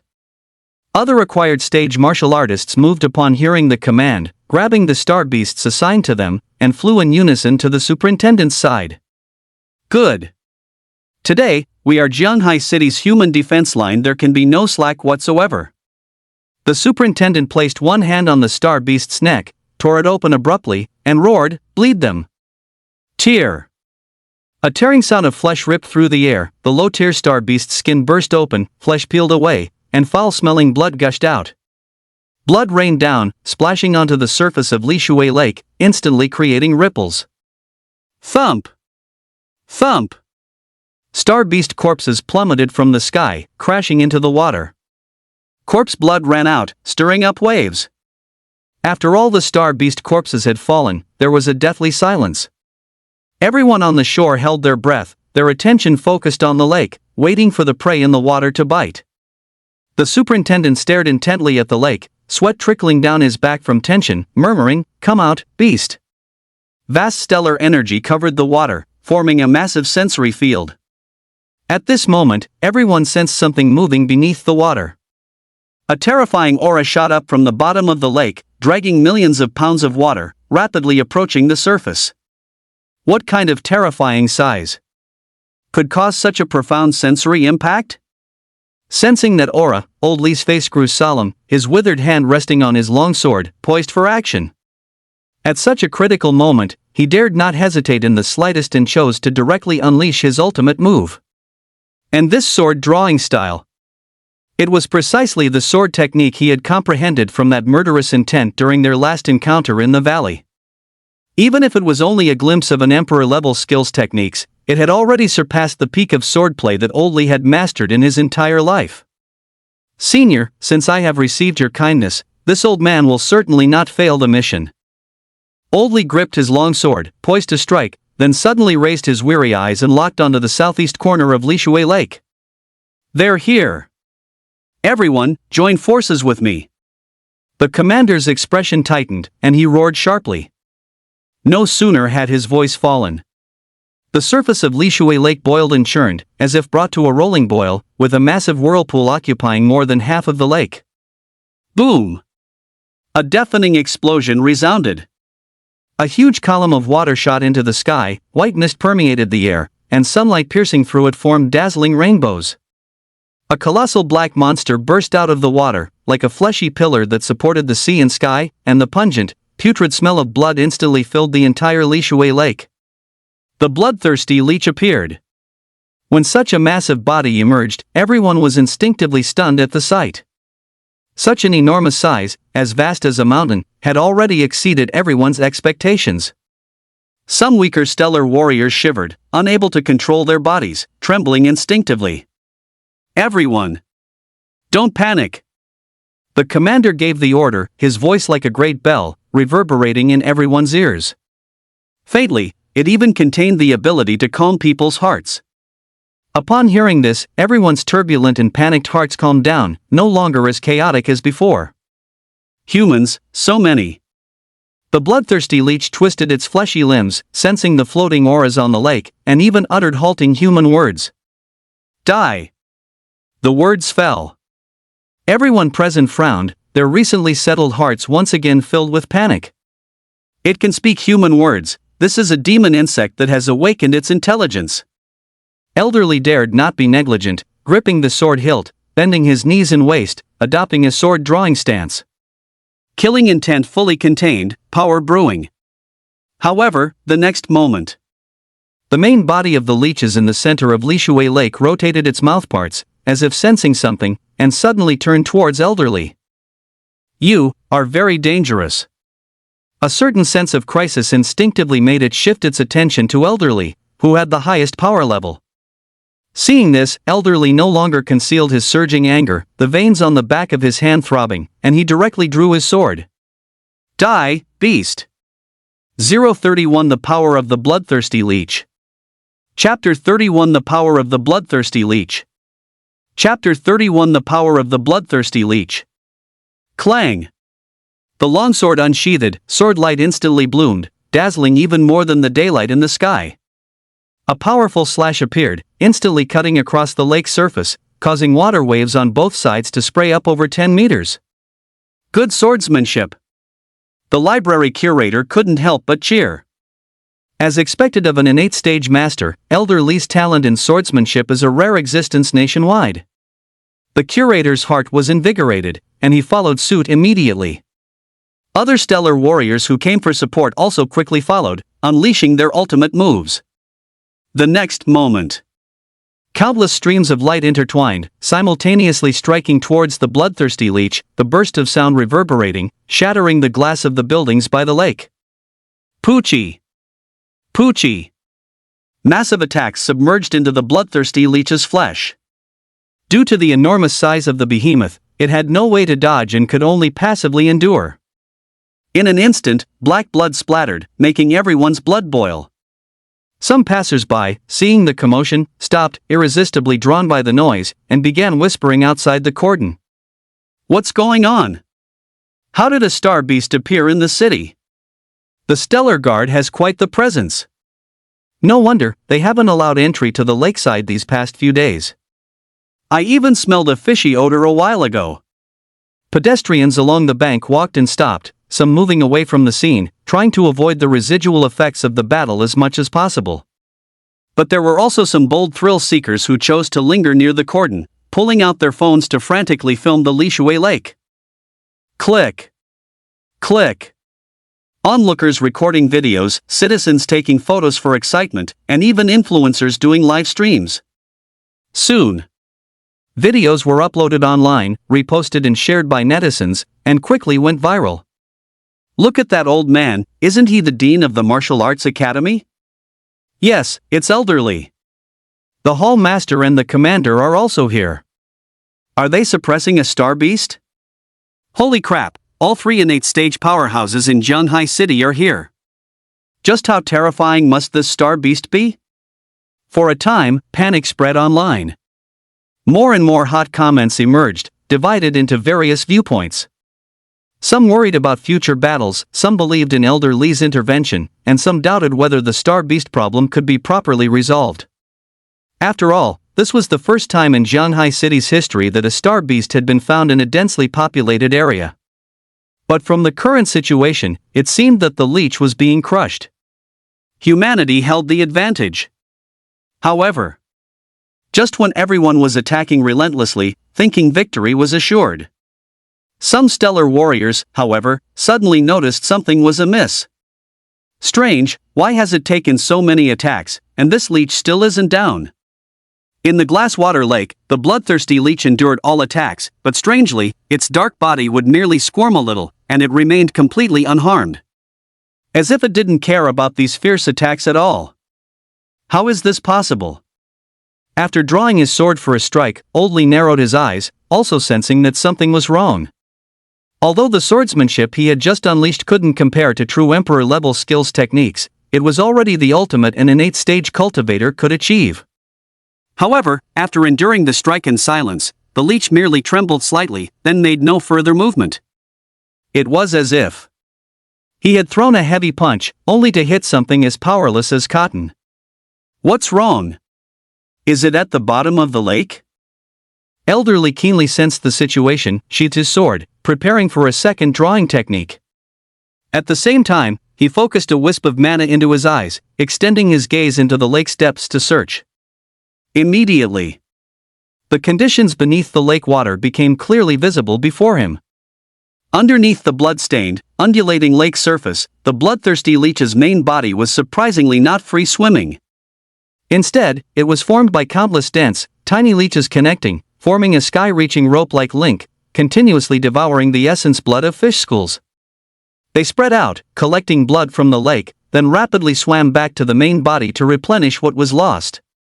What a cunning beast! Elder Li suddenly realized, instantly understanding why his attack was ineffective.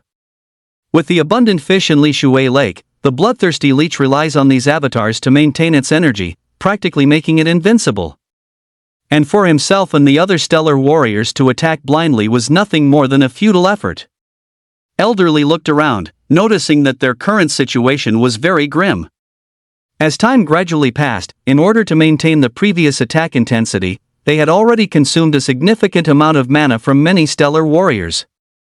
At this moment, some weaker acquired stage martial artists were even pale-faced, struggling to sustain their output on the spot. If they continued to push on, there would eventually be a moment when their mana ran out. Trouble, we fell into this beast's trap. Elder Li made a decisive move, shouting across the air to everyone, "Everyone adjust your breath, don't fight with all your might anymore." He wanted to change the adverse situation this way. But it was still one step too late. Within the vast attack net, several stellar warriors ran out of mana and fell into the water, causing a gap in the encirclement formation. Not good. The Stellar Guard commander's face changed dramatically, and he quickly tried to step forward to fill the gap. But in the very next moment, hiss! A terrifying shriek erupted. The bloodthirsty leech seized the opportunity, quickly swiveling its massive body, pinpointing a gap in the encirclement. Suddenly, it spewed a large amount of black and red liquid from its mouthparts, mixed with countless tiny leeches. "Beware of this beast's blood venom," the librarian roared, raising his hand to erect a mana barrier. However, it was still too slow. The toxic blood sprayed into the gap, and leeches as thick as a pinky finger surged into the crowd. The moment they touched a martial artist's skin, they immediately burrowed beneath the flesh. My hand!" The martial artists afflicted with the blood venom clutched their hands, trying to grasp and squeeze the leeches. But the leeches released fluids from their outer bodies, wriggling through their fingers, consuming flesh and blood. The next moment, black-purple veins instantly appeared on the surface of his skin, looking eerily terrifying. Thump! Thump! Upon burrowing into human flesh, the leeches self-destructed, releasing all the toxic blood they carried. The afflicted stellar warriors plummeted from the sky, splashing successively into the lake. Immediately after, the leeches lying in wait in the water moved in, once again following up to devour the bodies of those who had fallen. Screams of agony echoed. In an instant, Lishui Lake became a living hell. These hateful beasts. The librarian panted heavily, one arm already dark purple, the blood toxin having invaded his mana veins. Thanks to forcibly suppressing it with his innate stage power level, he avoided falling into the water. However, at this moment, the tide of battle had already turned. The bloodthirsty leeches had instantly reversed the situation. Online, netizens watching this scene were in an uproar, filled with immense despair. Even the librarian is afflicted. Can this blood toxin really not be stopped even by an innate stage expert? It's over, the three powerhouses are no match for this monster, what can we do? 032 That Senior has made a move. Chapter 32, That Senior has made a move. Chapter 32, That Senior has made a move. The battle scene on Lishui Lake instantly spread across the entire internet. Netizens witnessed the bloodthirsty leeches gradually gaining the upper hand, while their own innate stage experts were steadily retreating, a decline becoming apparent, and even the librarian had been poisoned. Large numbers of acquired stage martial artists fell from mid-air. The defeat was like a landslide. For a time, despair spread through everyone's hearts. After all, the stellar warriors dispatched for this battle were all Jianhai City's top combatants, representing the entire city's defense force. If they all lose, then who else can save Jianhai City? Seeing this, everyone felt despair, and countless negative comments floated across the livestream. Hang in there, old manly, quickly keep drawing your sword. It's too late. Look how pale Elder Lee's face is, his sword-wielding hand is trembling. Who else can save us? Is our Jianhai City truly doomed? At the same time, outside Li River Lake, Sheen finally arrived at the scene. He stepped with the 7-star dragon roaming gate, standing atop the highest point of a construction building, occupying the most expansive view, gazing remotely at the battle's progression on the lake. This blood demon is indeed tricky. The blood demon's enormous body obscured the sky and sun, standing like a mountain in the center of Li River Lake, spewing vast amounts of blood mist from its mouthparts like dark clouds. Anyone who came into contact with the blood mist consecutively fell through the air, one stellar warrior after another, like falling stars. The blood demon's strength was already this abnormal the first time it appeared. How is it still an emperor rank star beast 500 years later? Perhaps it was severely wounded during that time, you never know. There are still many powerful individuals among humans after all. Sheen shook his head with a sigh, beginning to ponder the next course of action. If things continued to develop this way, once the blood demon completely gained the upper hand, the other two powerhouses would also be hard-pressed to escape death. If Jianhai City lost these masters to hold the fort, it would truly become a buffet for star beast slaughter. At that time, the library where I work would also suffer. With this thought, Sheen observed the situation, searching for the blood demon's weakness.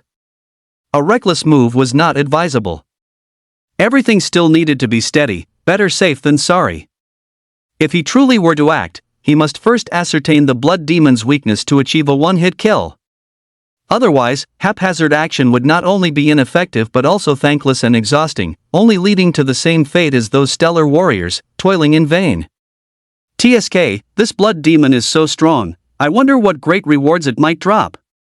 Sheen thought with anticipation, his small hand already eager to move.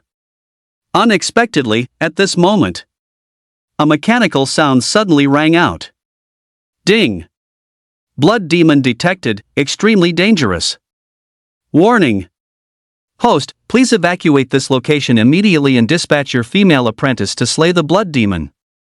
The system's incessant alerts were so noisy and repetitive that they instantly put one on edge. Damn it, this doggone system is barking again. Sheen ignored the system's notifications, his gaze still fixed on the fierce battle by the lake, observing the colossal body of the bloodthirsty leech. Suddenly, a familiar aura approached, speeding from the southeast and flying into the battlefield. This is... Sheen squinted his eyes, his gaze focused on the person, feeling quite surprised. The person who joined the battle was none other than Li Zixuan, who had just been reading in the library. The silly girl had rushed over so quickly that she hadn't even changed out of her casual clothes. She was still in her previous outfit of jeans and a t-shirt, looking like the girl next door. She simply tied her hair into a high ponytail and directly charged into the battlefield, sword in hand. Teacher, I'm here to lend you a hand. Li Zixuan floated on the surface of Li Shui Lake, her toes lightly touching the ripples, her figure slender, her ponytail gently swaying. The moment she appeared, she immediately drew the attention of all the stellar warriors present. Xian, why are you here? This is preposterous. Old Li looked at the suddenly appearing Li Zixuan, his eyes wide with shock, and he reprimanded her sharply. The situation was critical. Many experts at the late acquired stage had fallen, and even an innate stage expert like himself was struggling to cope. How could Li Zixuan, a mere stellar warrior at acquired stage 8, who hadn't even participated in a proper battle, get involved? What was the difference between this and seeking death? However, what happened next was something no one expected. Boom! With a colossal bang, water surged. The original body of the bloodthirsty leech suddenly moved, as if sensing an immense crisis, turning its direction and heading towards Li Zixuan's side. What's going on? The leech actually moved? Oh no, it's going for Elder Li's apprentice. The numerous stellar warriors reacted, all watching in disbelief. Why would the leech shift its attack focus? Could it be that this apprentice poses a greater threat than her master? Xian, retreat! Seeing this, Elder Li had no time to ponder and shouted towards Li Zixuan. A mere acquired stage 8th level stellar warrior was no match for the bloodthirsty leech. Some assisting stellar warriors, upon witnessing this, showed regretful expressions, as if they had already foreseen Li Zixuan's demise. Though geniuses are rare in this world, news of their downfall is never scarce. The wind seemed to stand still at this moment. The bloodthirsty leech charged forward, its momentum fierce, like an overwhelming tide. Li Zixuan watched the charging leech before her, a wave of disgust rising in her heart, but her actions in her hand never hesitated for a moment. She directly unleashed the sword move she had comprehended a few days prior. One sword opens the heavenly gate. Clang! As her sword was unsheathed, sunlight struck the blade, and a dazzling cold gleam flashed across everyone's eyes, like a sudden clap of thunder. The sharp sword tip directly aimed at the leech's proboscis, piercing through all the incoming blood mist. A vast sword intent erupted, clashing head-on with the bloodthirsty leech, instantly creating an incredibly terrifying force. The mist from Crystal Lake exploded in response, obscuring the figures of the bloodthirsty leech and Li Zixuan, but quickly dissipated afterward. The numerous stellar warriors looked in the direction of the sound, unable to believe their eyes. They saw that the colossal body of the bloodthirsty leech was actually brought to a halt by Li Zixuan's sword, temporarily pinned to the spot. And the only price she paid was that the long sword in her hand shattered because of it. Is this the power of the innate stage? Elder Li stood frozen, his eyes wide open. What kind of sword technique was this? When had he ever taught this girl such a powerful move? Too many unanswered questions arose in Elder Li's heart. But now was not the time for deep investigation. A tragic roar echoed. It was the enraged roar of the bloodthirsty leech. This is bad. Li Zixuan's pretty face turned cold, and gripping the broken sword in her hand, she wanted to retreat. That last sword strike had expended all her strength, and the common weapon in her hand could not withstand the power, shattering completely. She was now unarmed, no match for the bloodthirsty leech at all. Die! The bloodthirsty leech spoke human words and lunged at Li Zixuan. All the stellar warriors quickly rushed forward, wanting to help her escape, but it was already too late for all of them. Xian! Elderly exerted all his strength, his emaciated figure striving to keep up. The three innate stage masters played all their trump cards, trying to obstruct. But in the end, it was still too late. The bloodthirsty leech's skin was covered in a bloody light, rapidly approaching Li Zixuan, opening its gaping maw as if to swallow her whole.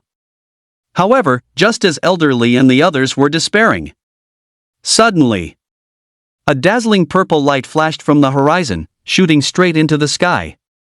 A nearly palpable killing intent slammed onto the body of the bloodthirsty leech, like the brushstroke of the Book of Life and Death. Sensing this terrifying sword intent, Elderly and the others quickly reacted, their faces filled with excitement. It's that senior. He's made his move. 033 A single sword strike slays the blood demon. Host, this system kneels before you. Chapter 33, A single sword strike slays the blood demon. Host, this system kneels before you. Chapter 33, A single sword strike slays the blood demon. Host, this system kneels before you. The purple Z-Way glow appeared on the horizon, overshadowing the midday sun, causing the entire world to dim as if dusk had arrived. Grim, deathly silent. The bloodthirsty leech shivered all over, its plump, dark body recoiling. Its mountainous body trembled wildly. It will die. It will really die. Having just gained intelligence, it could already discern various dangers and immediately sensed the terror of this aura. It wanted to escape Li Shui Lake. But the boundless killing intent that descended directly sealed off all its escape routes. It was as if some kind of guiding beacon had been planted. Boom! Boom! Immediately after, terrifying sonic booms came from the southwest, like countless bolts of lightning exploding simultaneously. The immense sword intent swept through the air, stirring up a violent gale, forming an astonishing tornado. On the streets in the city, parked vehicles began to blare their alarms, creating a cacophony of mournful whimpers. Look over there! Something is flying this way. The many stellar warriors on Li Shui Lake turned their heads, pointing to the southwest. Elderly and the commander, hearing the sound, immediately followed the direction of the pointing. Soon, everyone saw it clearly. It was a long sword, exquisitely adorned, sweeping across the city sky. Its hilt, entwined with dragons and phoenixes, was cloaked in the boundless glow of the setting sun, as if it pulled the vast firmament itself along with it. In an instant, everywhere it passed, trees were shattered, and waves were displaced. It swept over Li Shui Lake, causing countless water currents to surge backward, while terrifying waves erupted on both sides, making even the lakebed clearly visible. Such a terrifying sword intent assailing them made all the stellar warriors present feel suffocated. Even knowing it was aimed at the bloodthirsty leech. Even knowing it was one of their own. Even knowing. This was the same sword intent displayed that day in Sword Valley. But these stellar warriors simply couldn't help but feel fear. This was out of reverence for the strong. A miracle. Elderly was deeply shaken by the sight before him, unable to utter a complete sentence, his aging eyes flashing with immense fervent reverence. But he ultimately suppressed his excited emotions, controlling his body to land on the shore, avoiding the range of the sword intent. At this moment, the killing intent, mixed with sword chi, was several times more powerful than the bloodthirsty leech's attacks. Anyone caught nearby could be affected. Seeing this, the other stellar warriors also followed Elderly, moving away from between the Z-Way divine sword and the blood demon, and landed on the shore to resist the sword chi. After escaping the danger, Li Zixuan stood by the lakeside, looking up at the approaching Z-Way divine sword. Her eyes were filled with adoring little stars. Finally, I can witness Master's move with my own eyes. The magnificent momentum was hundreds of times more spectacular than she had anticipated. one sword stirring the heavens, tearing through the air, just to slay an insect. Under this overwhelming lock of killing intent, the bloodthirsty leech dragged its clumsy body, desperately trying to dive to the bottom of the lake. A flicker of human-like fear flashed through its eyes, as if to say, "My lord, I'm just a tiny leech. What have I ever done to deserve such a powerful blow from you?" Put! The Ziwei divine sword arrived in an instant, plunging directly into the blood demon's head. The reverberations caused ripples to bloom on its wrinkled skin. In just a flash, all the tendons and meridians within the blood demon's body snapped, and all the tiny leech clones were affected, shattering completely. The leech's main body instantly disintegrated. Yet, even so, its potent life force still allowed it a chance to breathe. Not dead yet. From a distant skyscraper, Sheen stood on the top floor, sensing the blood demon's physical state. Timing it perfectly, he formed a hand seal and silently chanted "Rise." He was going for the finishing blow. The divine sword, having a spirit, glowed even more intensely with purple light as his voice faded. "OM!" The Ziwei sword, embedded in the bloodthirsty leech's flesh, hummed with a ringing sound, echoing and singing in concert with the sky's evening glow. The next moment, the daylight dimmed into midnight, and countless stars descended, encircling the blood demon, forming illusory swords that sealed off its 8 directions.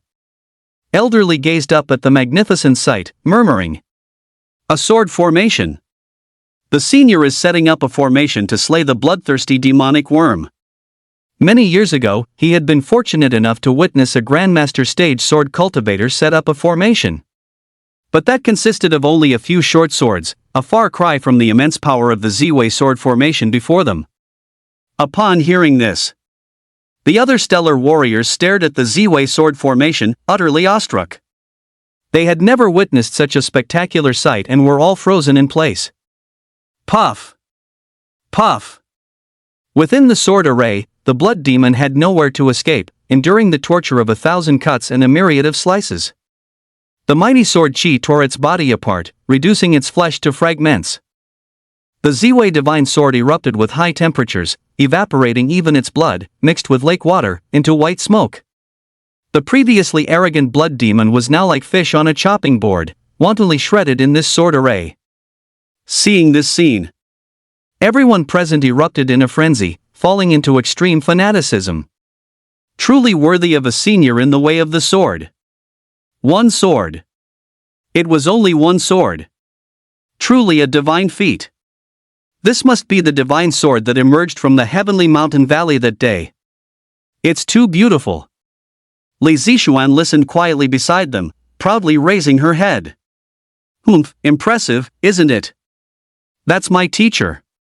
If not for the oath she swore before Qin on the day she became a disciple, Li Zixuan might have already revealed her identity by now.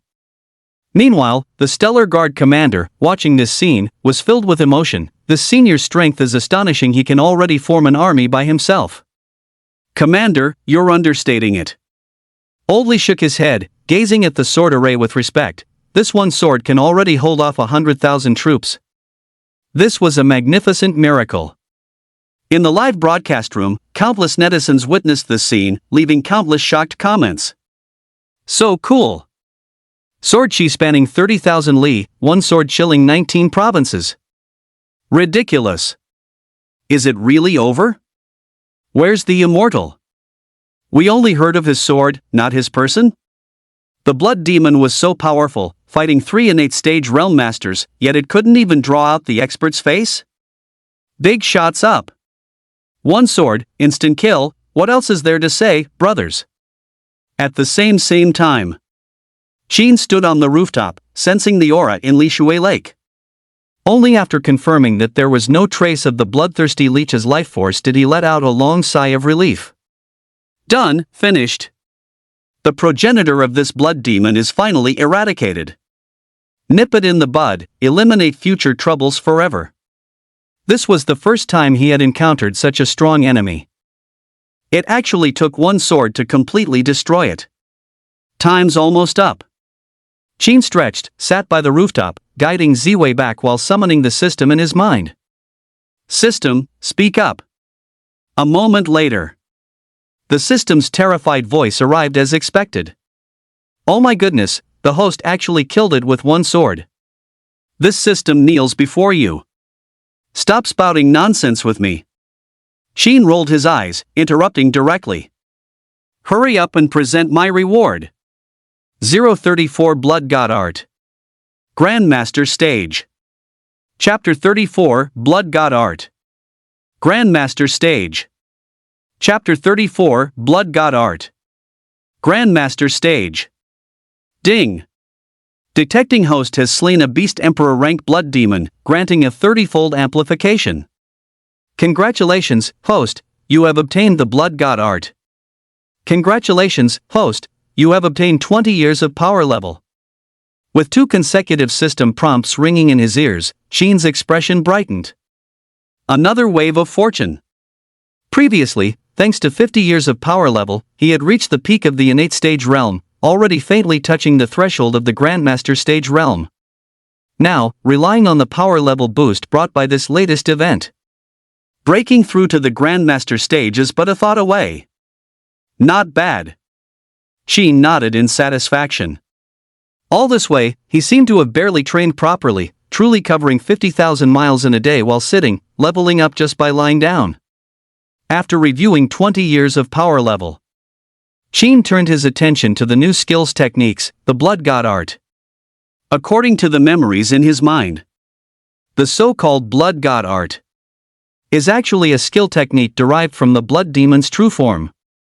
Those who cultivate this art can comprehend the secrets of flesh and blood, using the essence blood of strong individuals to decipher the secrets of their bloodlines, thereby enhancing their own strength. Even if severely injured, they will not die. They only need to consume flesh and blood to nourish their injuries, using form to supplement form. Moreover, the most heaven-defying aspect is this skill's techniques can even, like bloodthirsty leeches, condense blood god sun avatars, manifesting as thousands of cells to absorb and store essence blood for the main body. Good heavens, this is too perverse. It must be considered an evil art, right? Sheen was somewhat surprised. But on second thought, he quickly became relieved. One must know that all living beings use blood as a conduit to nourish their internal organs. If he didn't want to seek human blood, couldn't he just find some dragon or phoenix blood instead? In this world, powerful star beasts are numerous, with flying dragons and soaring phoenixes. If he were to consume dragon blood and then enhance himself with this blood god art, wouldn't it be possible to directly transform into a dragon and ascend? Hiss, this wave is a direct takeoff. Thinking of this, Sheen was overjoyed. If drinking blood could make him stronger, he would take every opportunity to hunt star beasts for their blood. At that time, use raw ingredients to pair with tripe, lettuce, and drizzle with a generous amount of oily red chili oil to make a pot of spicy mokshuang blood curd and awful and spicy sauce. Just thinking about that aromatic scene. Mmm. It'll go great with rice. Buzz. At this moment, the Ziwei Divine Sword returned, accompanied by a joyful clang, clearly still immersed in the residual exhilaration of slaughtering the bloodthirsty leeches just now. Come back, I'll let you out to frolic again when I have time. Sheen chuckled, silently recited a phrase, and prompted the Ziwei Divine Sword to retract into his body, when he suddenly detected several unfamiliar auras drifting from afar. What is this? Sheen sensed those auras and realized they belonged to the 3 innate stage masters from Jianghai City, along with some companions in the late-acquired stage. Are they tracking the Ziwei's whereabouts? Sheen frowned slightly, calculating the time, and had no intention of interacting with them. After all, he had just received an amplification reward and needed a secluded place to absorb it alone. Where was the time to waste on these cultivators? Let whoever wants to deal with them. I won't get any rewards from it. Thinking this, Sheen pouted and turned to leave, using the 7 stars footwork to escape into the distance. A few breaths later, Elder Lee's figure appeared above the building. He's gone again, that's Senior. Elder Lee looked at the empty rooftop, his white eyebrows lowered, sighing helplessly. His tone revealed deep regret. He had thought he was fast enough, chasing the Divine Sword's traces, crossing between skyscrapers. He didn't expect to still be a step late. Swish swish. Several other martial artists arrived shortly after, and seeing only Elderly on the rooftop, they hurried forward to inquire. Elderly, where is that senior? Why are you the only one left? Gone, this old man didn't even see the senior's figure. It seems the other party has a rather unique temperament and doesn't like to communicate with us. Elderly looked at the distant Lishui Lake, whose water level had already dropped several meters in the battle where the blood demon was executed, with white mist from evaporation lingering. I wonder when this old man will see the senior take action again. After leaving Lishui Lake, Qin, as usual, found a suburban place to stay. By the stream, the sound of flowing water gurgled, the pebbles at the bottom of the river were crystal clear, fish darted and swayed in the water, and there were no traces of human habitation for several miles around. First, let's try to condense a blood god child clone. Qin extended his right thumb and cut a small incision about 1 centimeter long. Immediately, a drop of blood surged from his body, burst through the wound, and fell to the ground, like a seed rooting after landing. Upon touching the ground, that drop of essence blood immediately began to spread and multiply, rapidly transforming into a humanoid figure. Soon, it condensed into a brand new Qin. From appearance to attire, there was not the slightest difference. An ordinary person looking from the outside would be utterly unable to distinguish between the real and the fake. This doppelganger looks good, it perfectly inherits my handsomeness. Qin stroked his chin, circling this blood god son doppelganger, repeatedly observing and examining it as if admiring a work of art. After admiring it for a moment, Qin directly commanded the doppelganger. "Give me a single sword to open the heavenly gate." No sooner had the words fallen. The doppelganger immediately raised its right hand, using its finger as a sword, and pointed it towards the nearby stream. Boom! The rushing stream was instantly cut off, exposing the riverbed, before quickly returning to its original state. Not bad. The power is slightly less than mine, but it's sufficient. Qin nodded slightly. This doppelganger, formed from his essence blood, possessed only 1/10 of his main body's strength but retained all the skills techniques he had mastered. With the support of these skills techniques, crushing acquired stage powerhouses was effortless. Furthermore, after this blood demon doppelganger emerged, its vision could be shared by the main body, and even if it were killed, it would not affect Qin himself. However, even such a powerful doppelganger had certain flaws. For instance, abilities like immortal body and enlightenment space were unique. The minuscule doppelganger was not qualified to possess them. Moreover, as the endowed mana energy ran out, they would instantly dissipate from the world. Nonetheless, these were minor issues. Currently, his understanding of this blood god art was merely at initiate, adept, mastery, perfection. Once it developed to skills techniques initiate, adept, mastery, perfection, becoming one with a myriad of bodies would not be a problem. Disperse. After fiddling around for a while, Qin gradually lost interest and dispersed the blood god clone, turning his attention to advancing to the Grandmaster stage. As far as Qin knew, the difficulty of advancement was immense. Even a genius like the dean of Jianghai Martial Arts Academy, after toiling his entire life, had only stopped at the peak of the innate stage. Must be careful. With this thought, Qin sat cross-legged and gently moved his mind. Whoosh! 20 years of power level surged in, like water rushing through an open sluice gate, impacting the mana realm. His power level, already at the peak of the innate stage, rose again, easily breaking through to the Grandmaster stage as if piercing thin paper. That's it?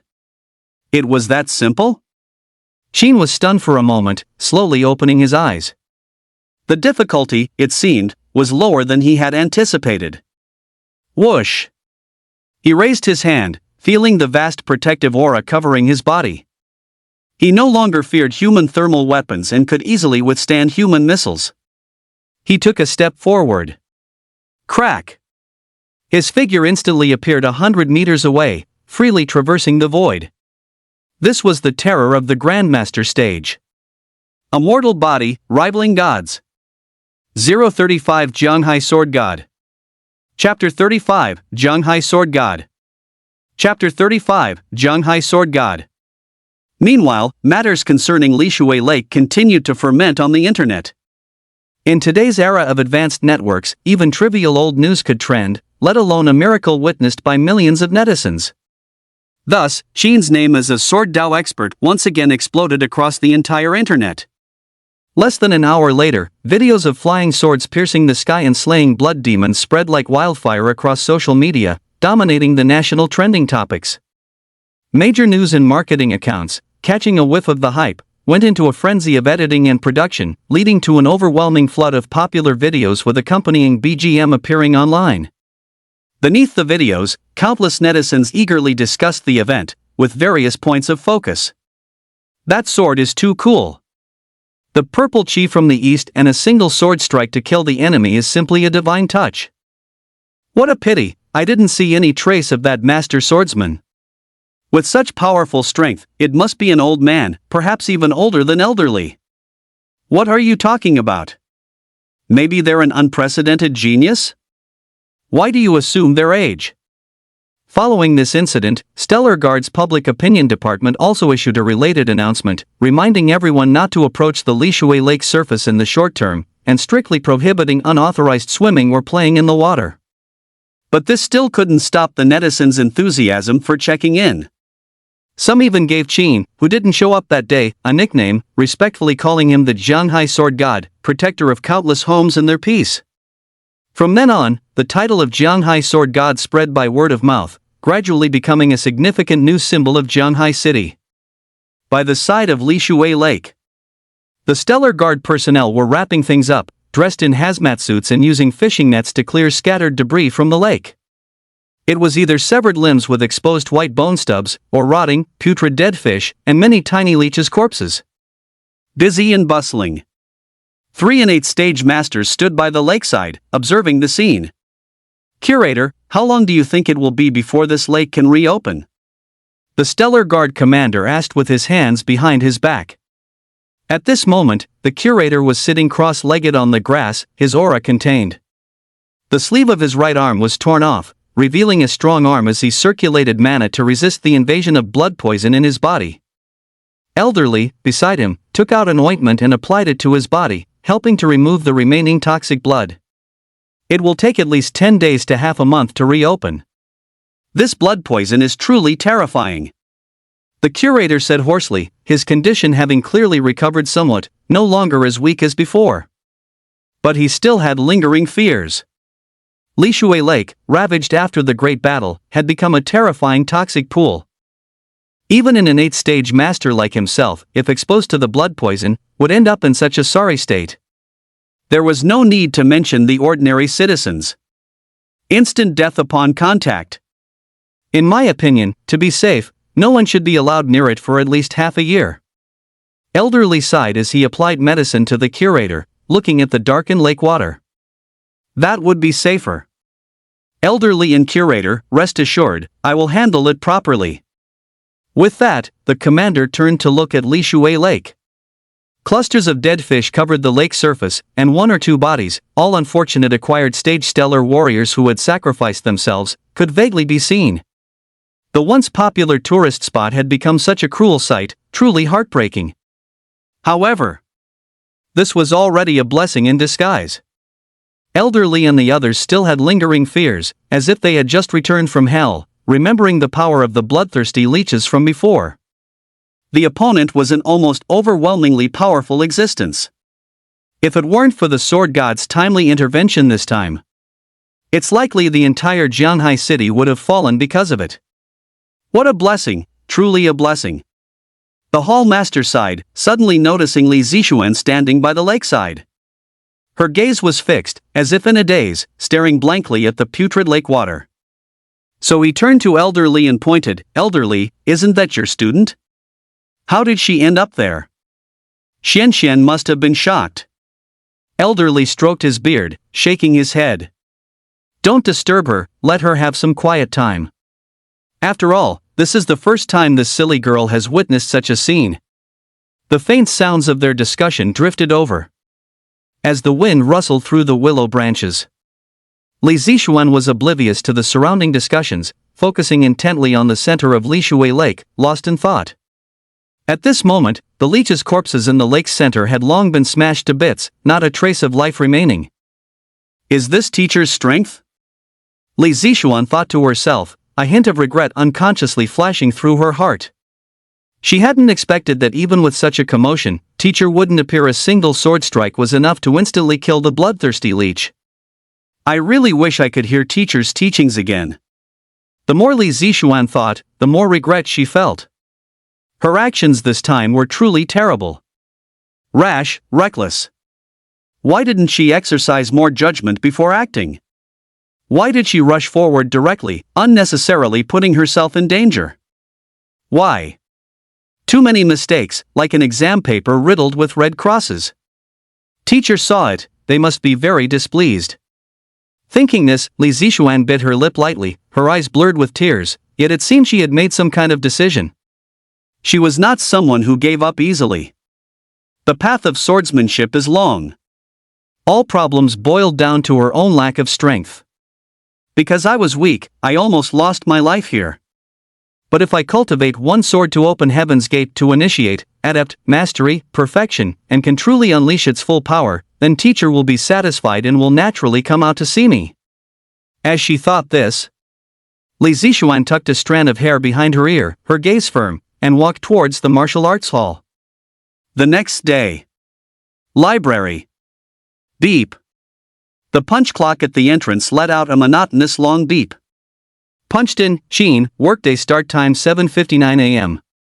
Sheen, a fried dough stick in his mouth and a cup of sweet soy milk in his right hand, skillfully pressed the punch clock and slowly stepped into the library. He had barely taken 2 steps when Leo skillfully approached him.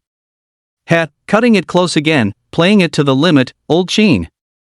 Leo held a sandwich in one hand, looking down at his phone, and said, "Did you hear about what happened at Lishui Lake yesterday?" "What happened?" Sheen yawned exaggeratedly and said, "Are you talking about that bloodthirsty demonic insect?" "Yes, that's it. I wish I had skipped work and gone there too." Leo sighed with a look of regret. "Damn, what a shame. By the way, you ran off then, did you pass by the lake?" "No, it was far away." Sheen casually humored him. All right, that's better, I feel much more comfortable now." "You're a true bro, old Sheen." Leo immediately grinned upon hearing this and handed his phone to Sheen. "Let me show you a live video. It's hard to get such close-up footage, so watch it and cherish it." Sheen glanced at the video. The quality was blurry, and the cameraman's hand shook like a sieve, but one could still see the spectacular sword formation annihilating the leeches. How about that? Pretty shocking, right? Leo leaned back dramatically, opening his mouth in admiration. He truly lives up to his reputation as my idol. Slaying insects with a single sword, the 3 innate stage masters are nothing compared to him. I knew it, one day these people would hype him up to be a god. Sheen shook his head, having long anticipated this outcome. Social networks are like that. Rumors spread like wildfire, and the power of public opinion is immense. This is a place where deities are created. 036 Disciple of the Sword God. Chapter 36, Disciple of the Sword God. Chapter 36, Disciple of the Sword God. As time passed, a week quickly went by.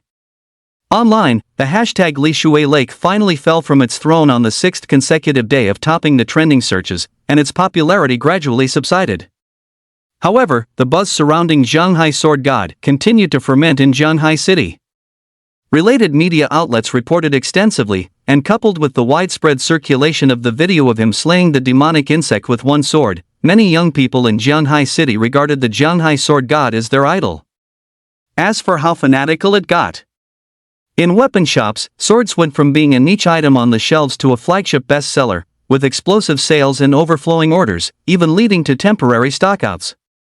Some shop owners were even more aggressive, seizing the business opportunity to create replicas based on the appearance of the Ziwei Divine Sword, which sold out as soon as they were put on sale. Eventually, if you left your house in Zhanghai City without a sword, you'd be too embarrassed to call yourself a local. This day. At the foot of Duanfeng Mountain. Li Zixuan changed into a light sportswear, slowly got out of a taxi, ready for her daily practice of the way of the sword. She was already a classic slender waist and long legs type, with delicate, long Achilles tendons, wearing a sports headband across her forehead, exuding vibrant youthful energy. Stepping out of the taxi, she immediately felt many gazes directed her way. So many people today too. Li Zixuan frowned slightly, looking at the bustling crowd in front of Broken Peak Mountain Gate, all people who had come to comprehend sword intent, already forming a long queue. But she could understand. After all, ever since the flying sword struck down the insect that day, her master's reputation had soared. Having witnessed the sword god's unparalleled demeanor, the younger generation of Jianghai City had already picked up swords, immersed themselves in the way of the sword, wanting to follow in her master's footsteps. And these two places, Broken Peak Mountain and Sword Valley, no longer belonged exclusively to Jianghai Martial Arts Academy. Instead, they were open to stellar warriors from all over the country. Anyone, regardless of status, regardless of wealth or poverty. As long as they were devoted to the way of the sword, they could come to comprehend sword intent and share the blessings left by the Jianghai sword god. With one's own power, to open the age of sword Dao peace. As Li Zixuan walked, observing the flourishing scene, she couldn't help but exclaim in her heart. As expected of master, truly amazing. Arriving at the back of the line, she joined the others in queuing. Just then, an unfamiliar voice came from behind her. "Beauty, are you also here to comprehend sword intent?" Li Zixuan instinctively turned her head to follow the sound and saw a boy with freckles on his face, holding a high-quality replica of the Ziwei divine sword in his arms, raising his eyebrows as he chatted her up. Li Zixuan was sparing with her words, replying coolly. She had seen this type of pickup line many times and didn't want to get further entangled with him. However, upon seeing her reaction, the boy's face lit up with joy. "Oh, what a coincidence! Me too, beauty, let's go in together when the time comes, we can be companions." Saying this, he raised the high-quality replica Ziwei in his hand and proudly declared, "I am a disciple of the sword god, so if you don't understand anything later, you can ask me." Disciple? Li Zixuan froze upon hearing this, then her eyes widened, her face full of confusion as she asked, "What disciple? When did master ever take on a new apprentice?" "Heh, you must be new to learning swordsmanship, huh, beautiful? You don't even know this." The man laughed upon seeing her reaction, a sudden sense of superiority appearing on his face. "Let me show you something." As his words fell, he lightly drew his sword. Clang! The moment the sword was drawn, a faint sword intent, barely better than nothing, emerged, like an old man on his deathbed, liable to extinguish at any moment. "This is the sword intent I comprehended from Broken Peak Mountain before, genuine sword intent from the sword god of Jianghai." Put! Li Zixuan couldn't help but crack a smile at this. So this is what a disciple really means. I was genuinely startled just now, almost got bluffed by this guy. These past few days, a large number of martial artists have entered Broken Peak Mountain to meditate, and quite a few have gained insights from it. But now, well, as long as they gain even a little insight, any Tom, Dick, or Harry dares to call themselves a disciple of the sword god. What are you laughing at, beautiful? The man saw Li Zixuan smile radiantly and immediately felt a little embarrassed. Nothing, I just remembered something happy. Li Zixuan straightened her face, went through all the sad memories in her mind, and tried her best to stop laughing. This guy's posturing even extended to me. It's really like teaching a fish to swim. If he's a disciple, then what am I? The teacher's true successor? Senior sister? If I were to reveal my identity, wouldn't he be scared to death on the spot? No. With the pathetic strength of such a person, calling him the teacher's disciple is giving him too much credit. Some of the swordsmen around, seeing the man's pretense, couldn't stand it anymore and stepped forward to advise, "Buddy, who are you trying to fool? Do you even know whose disciple this beautiful lady is?" "Who?" The man's face froze in surprise. "She's Li Zixuan, old Master Li's disciple." "You're just putting on airs here, puffing yourself up. Ha, with your meager sword Dao talent, your insights are trivial, how dare you compare yourself to others? Disgraceful, truly disgraceful." A chorus of mocking voices from passers-by rang out. The man's face flushed red instantly. He lowered his head and quickly and feebly tried to defend himself. Why am I not a disciple? Then followed a string of incomprehensible words, like initiate, adept, mastery, perfection beginner, and a swordsman's heart is broad, which drew laughter from the crowd. A lively atmosphere filled the foot of Broken Peak Mountain. In the library, Xia Yang also held a high-quality replica of the Jiwei Divine Sword, a plus model, parading it around all day with a smug, self-important air. Qin watched him, speechless and puzzled. This was the 6th time today the guy had strutted around in front of him, looking ridiculously pleased with himself, like a puffed-up rooster. Aren't you practicing swordplay? What's with parading around with a sword all day? Hey, old Qin, what kind of talk is that?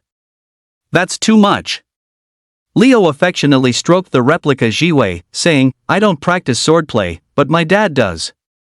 A few days ago, he went to Sword Valley to comprehend sword intent and gain some profound insights from a sword god. He's practically a sword god's disciple now. So, as his son, shouldn't I at least be a sword god's grand disciple? Qin. As a sword god's grand disciple, of course I should carry a sword. Leo stated matter-of-factly, raising the replica Jiwei in his hand, then suddenly showed off, Don't you be jealous, kid. I had this plus model custom made. It cost me 50,000 silver. How much?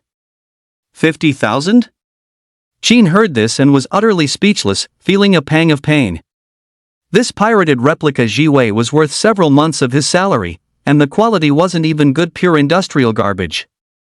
Only a sword god's grandson like Leo would fall for it. Thinking this, Qin shook his head and sighed. I never thought, at my age, I'd already have grand disciples running around? 037 A Grandmaster Stage Expert descends upon Jianhai City. Chapter 37, Grandmaster Stage Expert arrives in Jianhai City.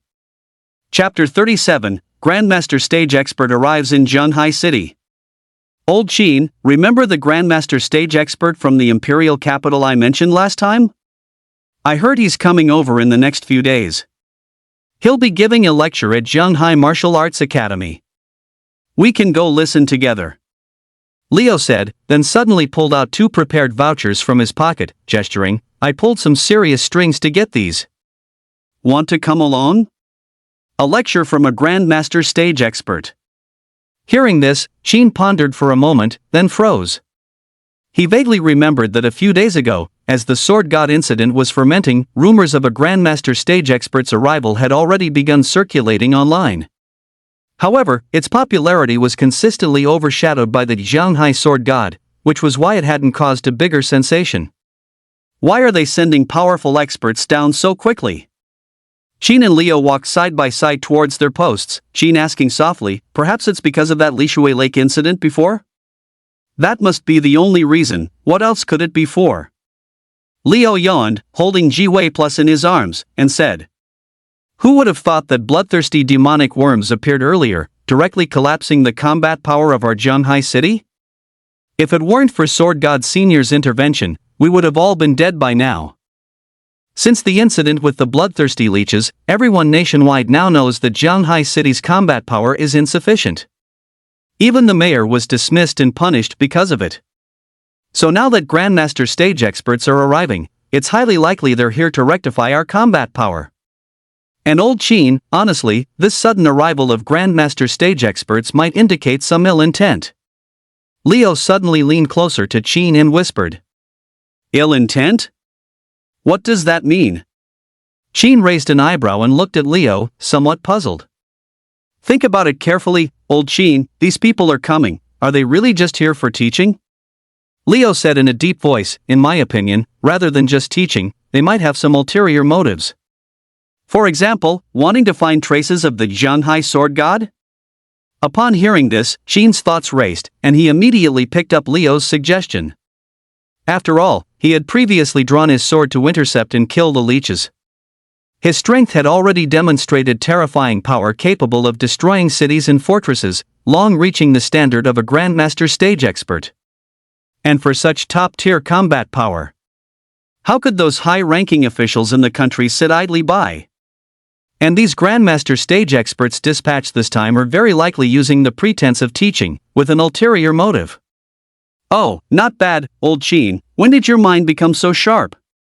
Leo glanced at Qin in surprise, quite taken aback. He hadn't expected this quiet fellow to guess his meaning. Ahem, so, are you coming to the lecture, old Qin? Leo lightly coughed to cover his surprise. Qin pondered for a moment, a little tempted to refuse. After all, the lecture by that newly arrived Grandmaster stage expert would likely address problems exclusively concerning realms below the innate stage. And since he was already at the Grandmaster stage, it would offer no help to him whatsoever. What could he gain from joining the crowd there? Going would be pointless. But soon, Qin had a change of heart, biting back his words as he suddenly realized a new direction. Actually, whether he listened to the lecture or not wasn't important. What was important was the opportunity to gather information at the lecture. Since the other party might be coming for him, he couldn't just sit around and wait for death. He should proactively learn about them. There were also differences in strength even among Grandmaster stage experts. And he could just use this opportunity to observe the other party's strength. Being prepared ensures no regrets. Thinking this, Qin nodded to Leo and said, "All right, just let me know when the time comes." "Great.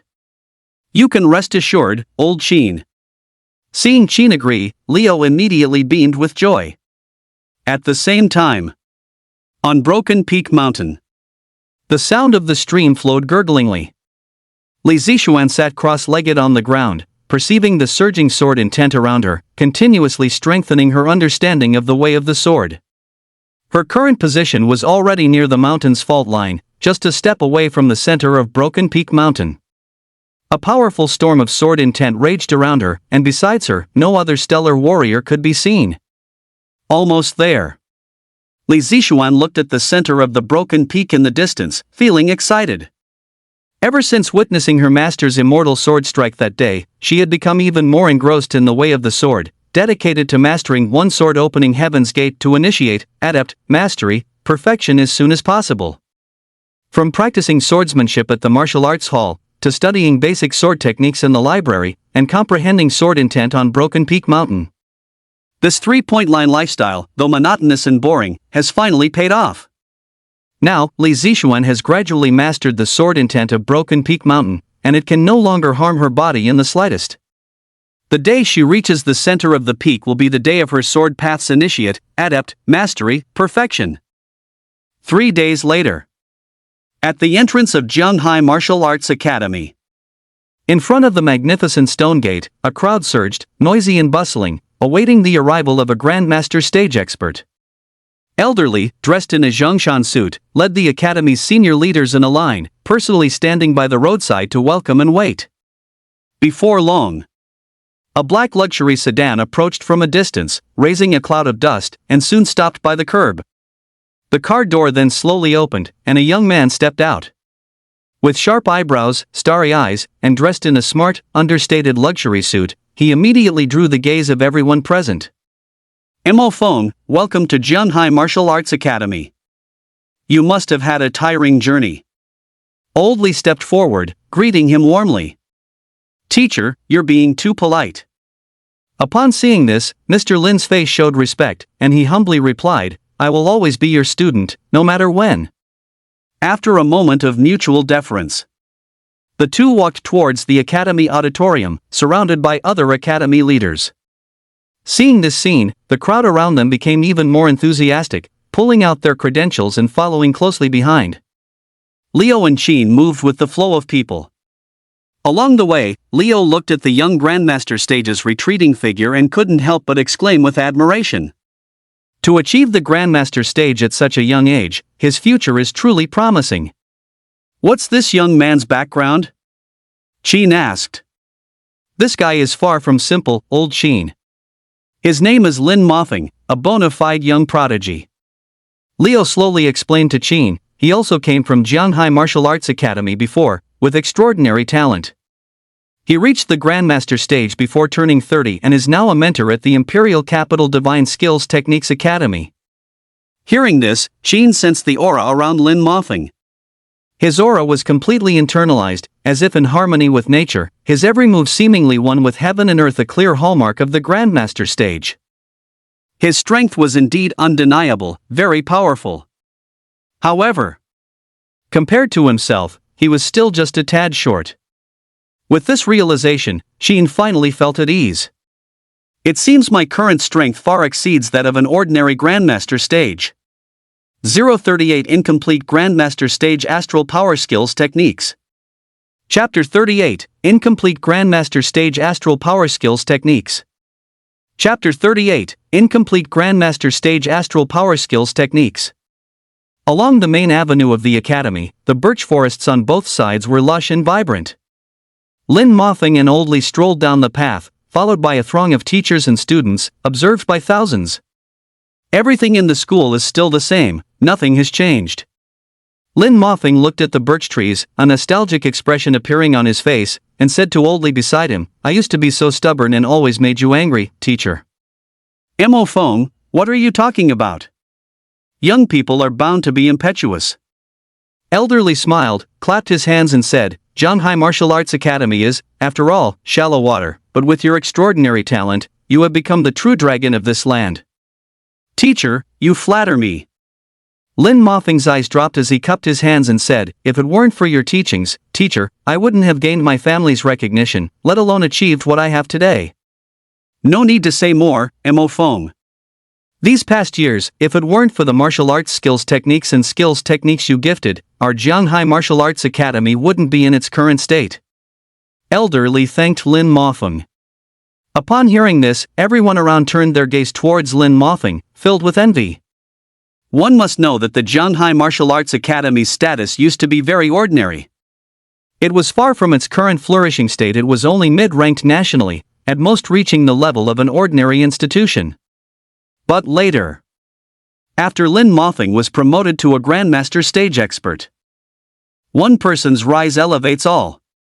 Thanks to the Starforce skills techniques he fed back, the foundation of Shanghai Martial Arts Academy greatly increased, allowing it to build a strong faculty and become one of the top institutions in the country. Therefore, now that Lin Mothing has returned to his alma mater, it can certainly be described as returning home in glory, enjoying boundless prestige. "Teacher, actually, I'm also a bit curious about something on this return." Lin Mothing looked at Elderly beside him and asked softly, "I heard that in the past few days, a Shanghai sword god has appeared in our city. I wonder if you, teacher, have any connections to introduce me to them?" "Mo Fong, you want to meet the sword god senior?" Upon hearing this, Elderly was startled, then sighed with melancholy, "I understand what you mean, but there's no way. I also have no connections." "Could it be that even you, teacher, don't know that sword god senior?" Lin Mothing asked in surprise. "I don't know. To be honest, I haven't even met him once." Elderly let out a long sigh of regret. This, the sword god senior's temperament is truly unexpected. That Elderly would give this answer. A hint of surprise flashed in Lin Mothing's eyes.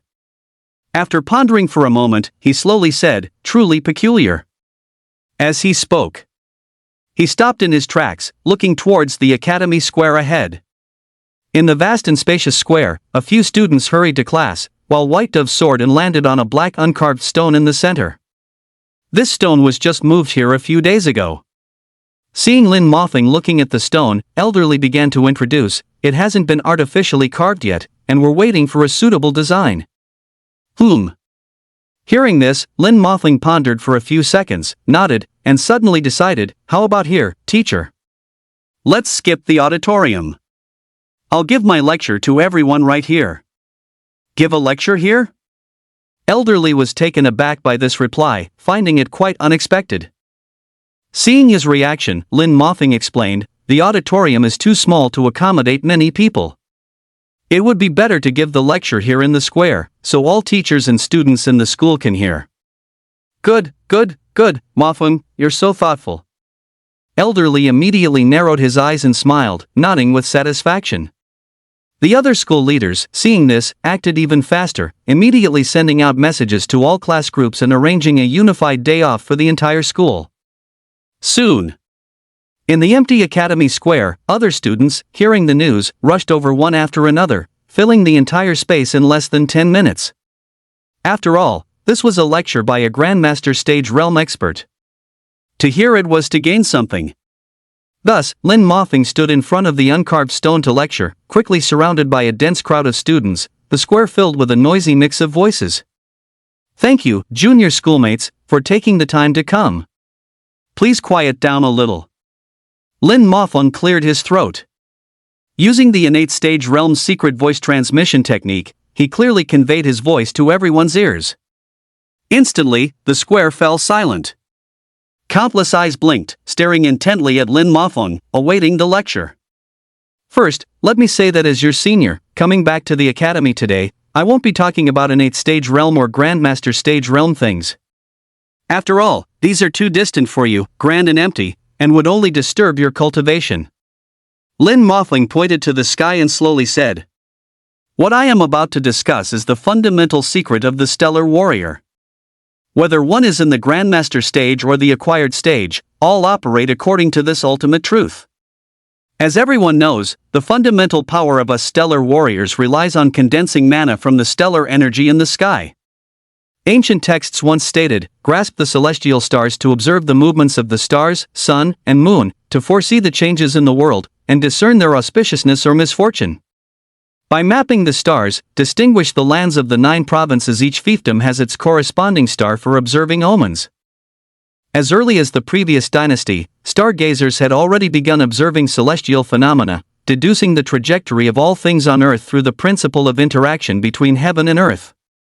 And now, we stellar warriors, furthermore, use the stellar energy from the heavens to temper our physical bodies, thereby achieving the unity of heaven and man." As they listened to Lin Mofeng's detailed explanation, the crowd in the square gradually understood, their faces showing sudden enlightenment. When they looked at Lin Mofeng again, their eyes were filled with admiration. A lecture from a grandmaster stage expert truly is different. The books distributed by the Academy mostly taught techniques for advancing skills techniques, rarely explaining the origin of stellar power. Now, Lin Mofeng peeled back the layers of phenomena to reveal the essence. Many students and teachers felt their minds open, gaining new insights. Excellent, excellent, it was certainly not a wasted trip. In the crowd, even Qin couldn't help but nod. Although he usually read a vast number of books in the library, most of them were very basic and common knowledge. However, this grandmaster stage lecture directly resolved his doubts from the root. He even shared some interesting anecdotes and tidbits about the imperial capital. His trip to the academy truly brought him a great deal of harvest. Alright, everyone, these are some of my insights into cultivation. In the square, as Lin Mofeng concluded his lecture, the surrounding teachers and students all looked at him reluctantly, still wanting more. Don't worry, everyone. Although this lecture is over, in order to repay the academy for so many years of nurturing, I have decided. Saying this, Lin Mofeng's gaze swept across the crowd, and he slowly spoke. I will leave a partial grandmaster stage star power skill technique here in the square for my junior schoolmates to peruse. As soon as he finished speaking, the entire square first fell silent, not a sound to be heard. Then, the whole place erupted in a tumultuous uproar. Holy crap! Did I hear that right? Is Senior Lin crazy? Even if it's incomplete, it's still a grandmaster stage star power skill technique. If it were outside, people would be scrambling for it. So cool! Senior brother Lin's generosity is truly impressive. Everyone was utterly shocked. The next moment, then they saw Lin Mofeng walk to the unpolished stone in the square, place his hand on it, and say, "This skill technique was something I obtained by chance, and has nothing to do with my family or Shinwu University. Everyone can feel free to peruse it." As soon as he finished speaking, boom! Terrifying star power erupted from the unpolished stone, rock fragments flew, and elegant strokes carved out neat paragraphs of text. And at the same time, Qin, seeing this from a distance, instantly brightened. Good, good, good, so you're just giving it away, huh? Thanks for nature's bounty. Start recording immediately. 039 Skills Techniques Fusion. Grandmaster Stage Astral Art. Chapter 39 Skill Technique Fusion. Grandmaster Stage Starry Sky Art. Chapter 39 Skill Technique Fusion. Grandmaster Stage Starry Sky Art. Shanghai Martial Arts Academy, Drill Ground. The Grandmaster Stage Star Power skill technique being so close at hand instantly sent everyone into a frenzy. Whoosh! Whoosh! In an instant, the crowd surged, all of them wanting to push their way towards the stone tablet. The teachers and students at the front widened their eyes, desperately trying to memorize the content on the stone tablet, while those behind them stood on their tiptoes or jostled others, trying to peer over the bobbing heads towards the center of the square. Old Sheen, these are Grandmaster stage-level skills techniques. Even if they're incomplete, they're still incredibly valuable. In the crowd, Leo excitedly pulled Sheen, looking at the inscribed stone tablet and saying, "We've really hit the jackpot this trip." MHM. Sheen nodded, looking at the words on the stone tablet, then glanced at Lin Mofeng.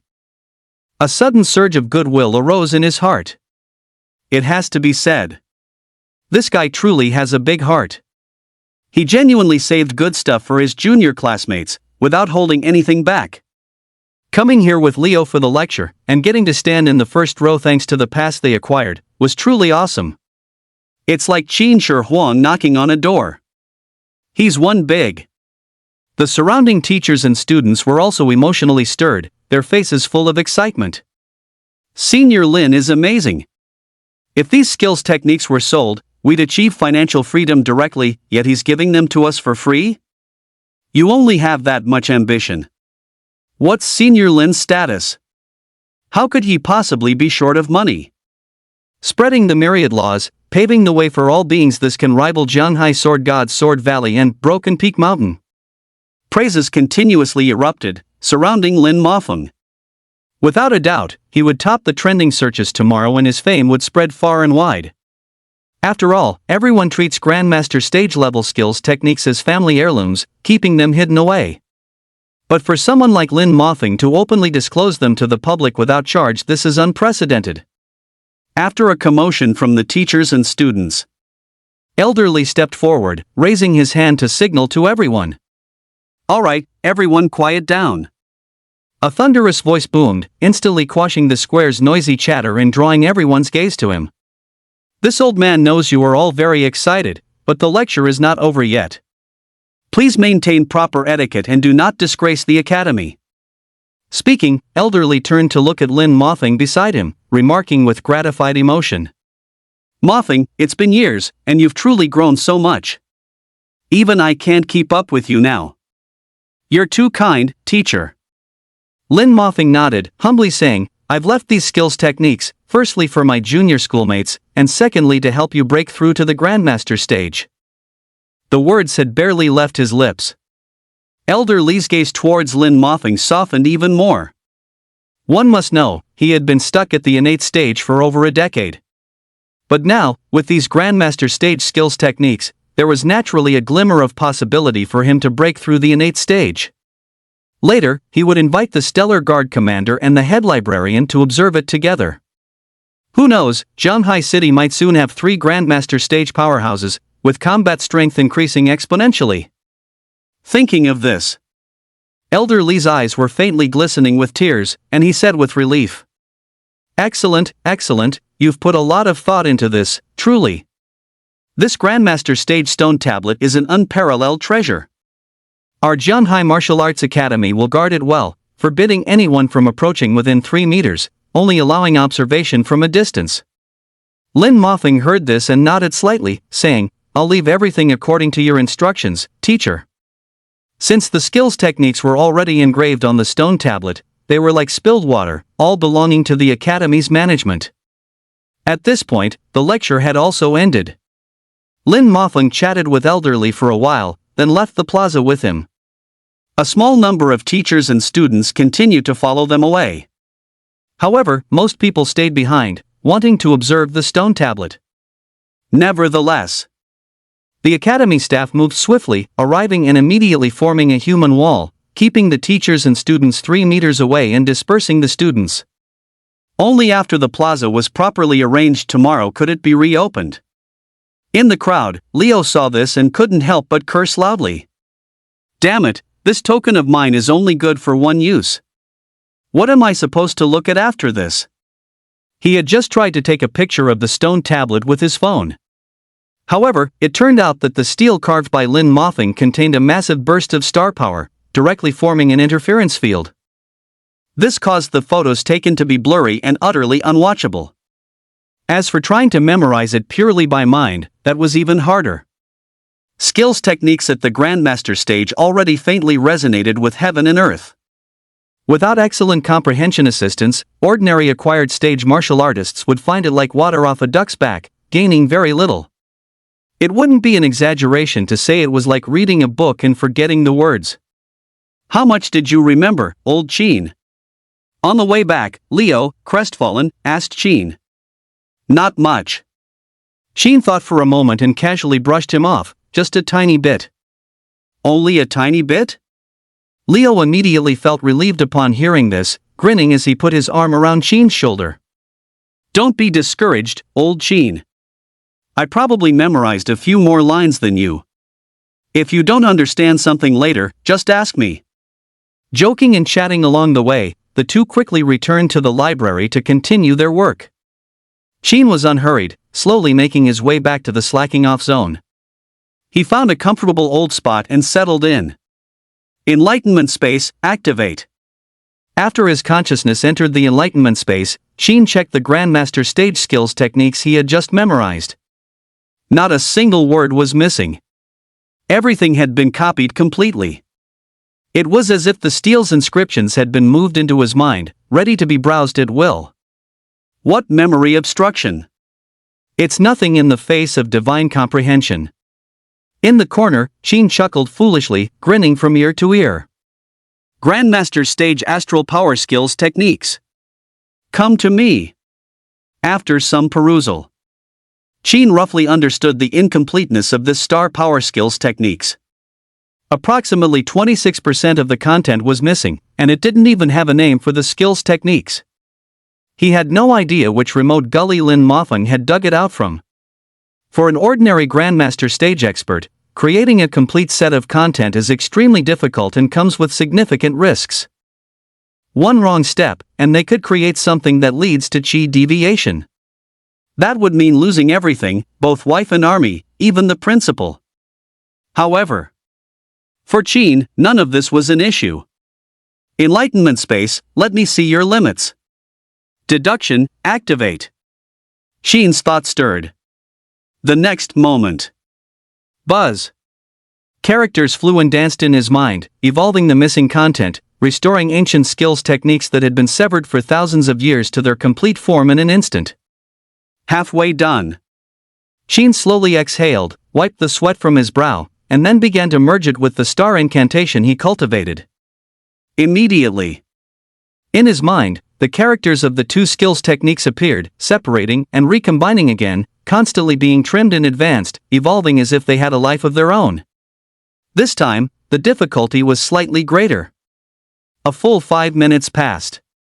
Sheen slowly opened his eyes, contentedly recalling the skills techniques content in his mind. The star incantation at the Grandmaster stage level, acquired. 040I, Sheen, never o favors.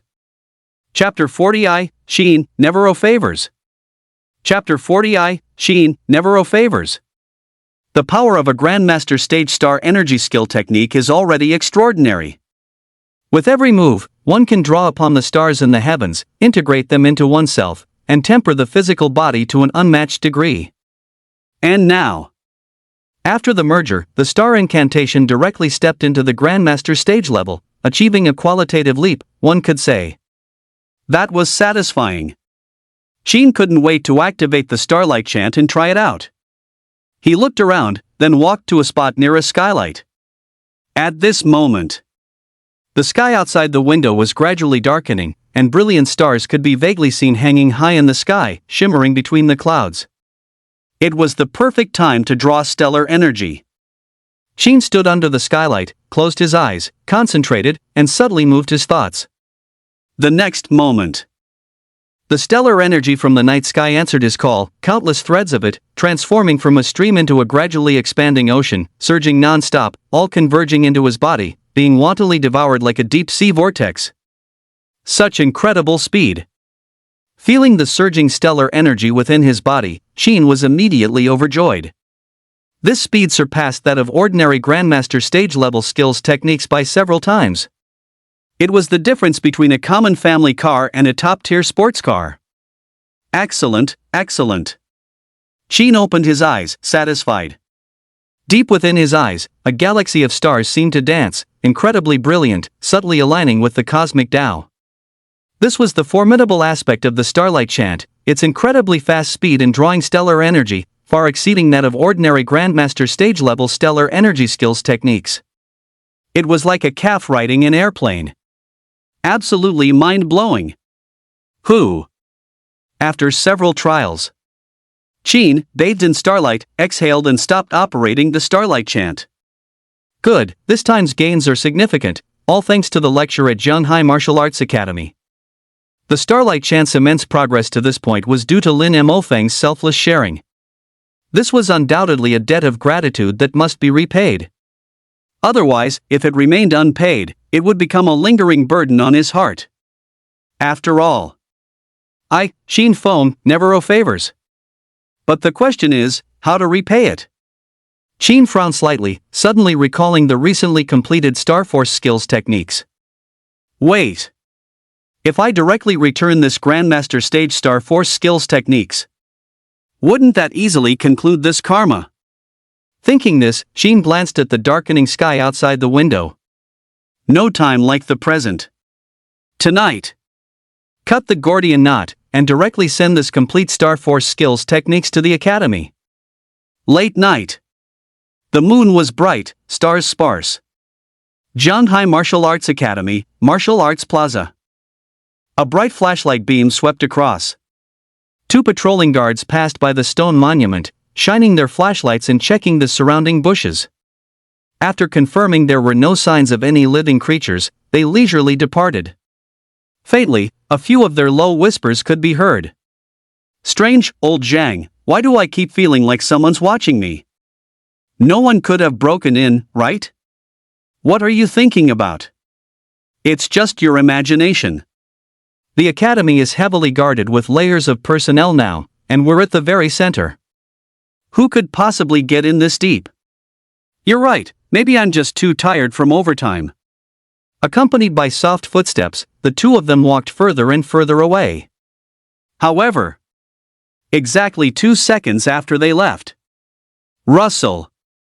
The shadows of the trees swayed in the wind, and Qin's figure slowly emerged beneath them, as silently as a ghost.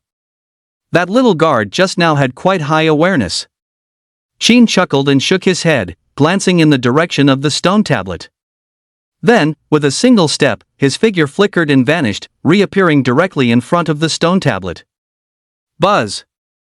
As soon as he approached the stone tablet, Qin immediately sensed the residual star power left by Lin Mofeng, buzzing incessantly and filled with a profound aura.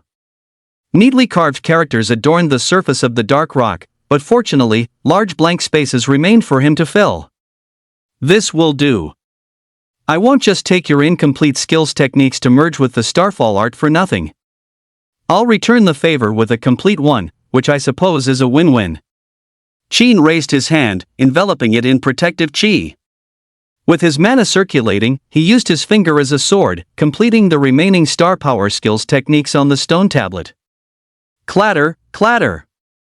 Stone chips flew, and his strokes were as fluid as a dragon's dance. The residual star power on the stone tablet, upon encountering the sword intent emanating from Qin's carving, was instantly crushed and dissipated.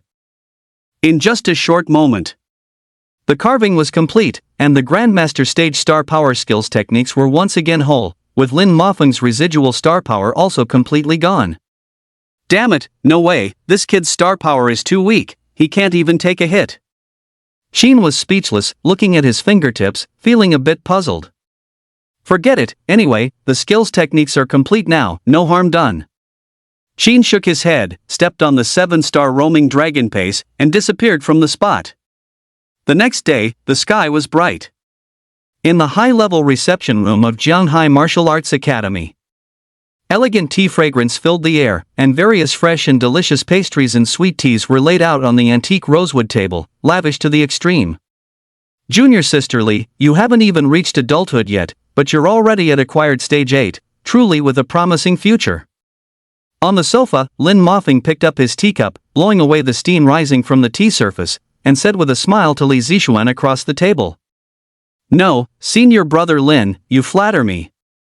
Li Zixuan lowered her head, said politely, and then did not continue the conversation, merely slowly chewing osmanthus cake. Junior sister, I'm not exaggerating. Lin Mofeng smiled and said softly, with your current talent, you would be a rarity even in the imperial capital. With that, he turned to look at old Li and said, moreover, junior sister's personality isn't as volatile as mine was back then. Under teacher's guidance, she will certainly be able to enter the Grandmaster stage realm in the future. I think so too. Old Li stroked his white beard with a smile, looking at Li Zixuan beside him, then glanced at Lin Mofeng across from them, his face showing a proud expression. The former had extraordinary talent, and it was only a matter of time before she entered the Grandmaster stage realm. The latter had already entered the Grandmaster stage realm many years ago, ventured to the imperial capital, and had even become very successful. To have these two disciples now was truly one of life's great fortunes. If junior sister needs any information about the Grandmaster stage realm, feel free to come to me, senior brother, at that time. Lin Mofeng looked at Li Zixuan in front of him and smiled, I will do my utmost to help you enter the Grandmaster stage realm as soon as possible. Thank you for your kindness, senior brother. Li Zixuan nodded gently, her voice calm. If it were in the past, she would have been very happy. But now, ever since meeting her master, she realized that the Grandmaster stage was merely a beginning. The world was vast, and people like her master were the true goal she should pursue. Just then. Thump thump. A series of urgent knocks suddenly sounded at the door. Hearing this, Elder Li frowned slightly. Logically, no one should be disturbing their master-apprentice meal at this hour. So he asked in a low voice, who is it? Elder Li, it's me. The head of security.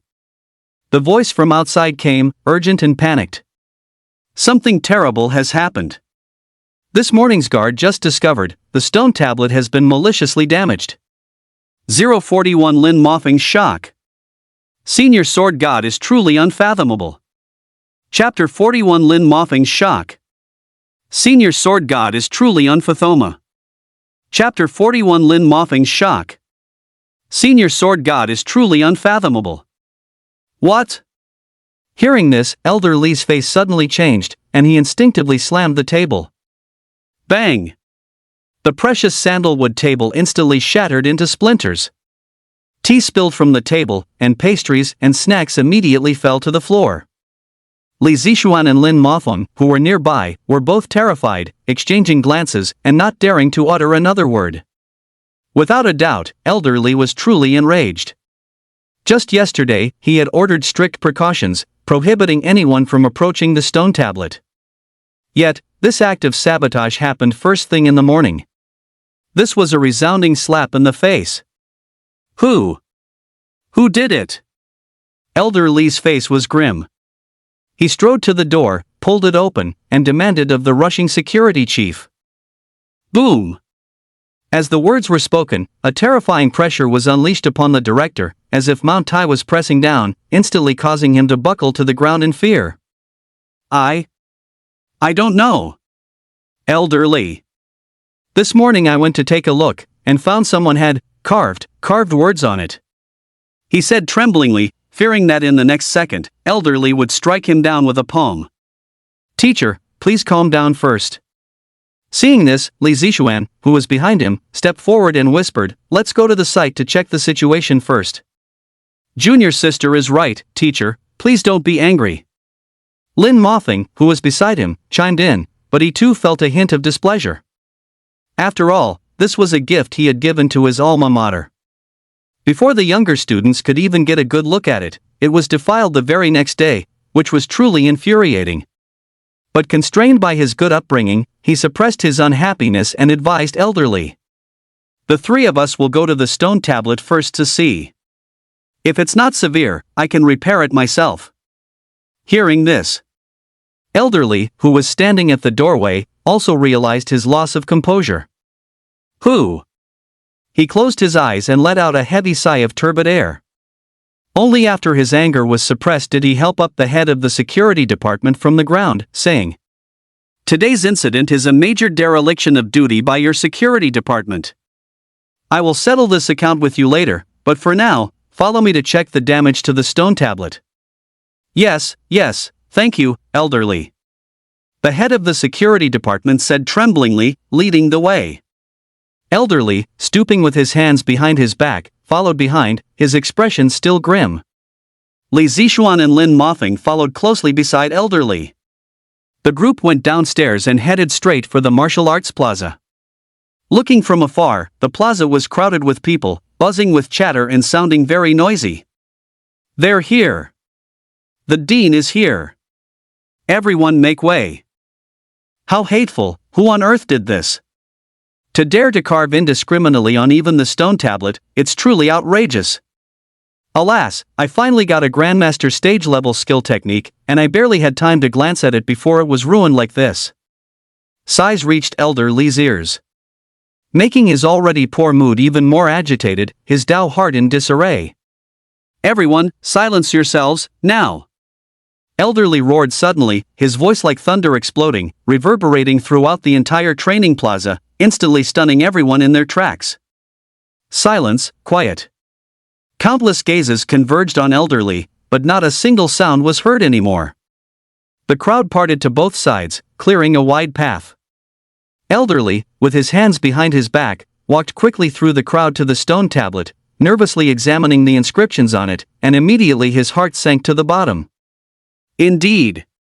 Compared to yesterday, the stone tablet had many new etchings. Someone had apparently overdone it, privately filling in the skills techniques. The lawless actions of the person who inscribed these words undoubtedly showed a complete disregard for Jianghai Martial Arts Academy. If word got out, the entire Jianghai city would ridicule their martial arts academy because of this. Investigate. Find out who it is for me immediately. Veins bulged on Elder Li's forehead, his chest seething with fury. He spoke almost biting each word. "I must ferret out that little scoundrel." No sooner had he spoken. "Wait. Teacher."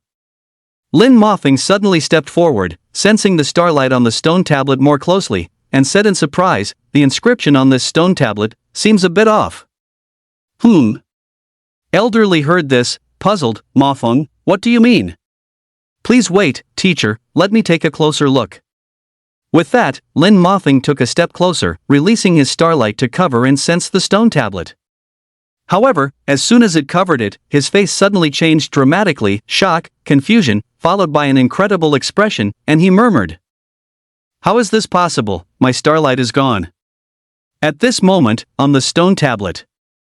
Instead, a supremely sharp sword intent emanated. Lin Mothing's expression changed abruptly, sensing that sword intent, his body instinctively trembled slightly. Just the residual sword intent alone was enough to prove one thing.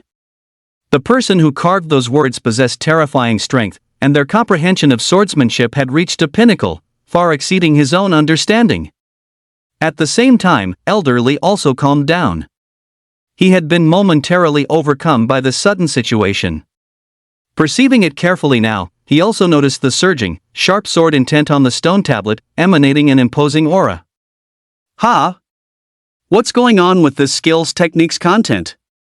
At this moment, Lin Mothing exclaimed in surprise, looking at the content on the stone tablet, and discovered more anomalies. Now, on the stone tablet, the incomplete parts he had carved earlier were completely undamaged. The mysterious carver had merely added new sections in the extra blank spaces. But why did he do that? As this thought crossed his mind, a shiver ran down Lin Mothing's spine, and a chilling idea sprang into his head.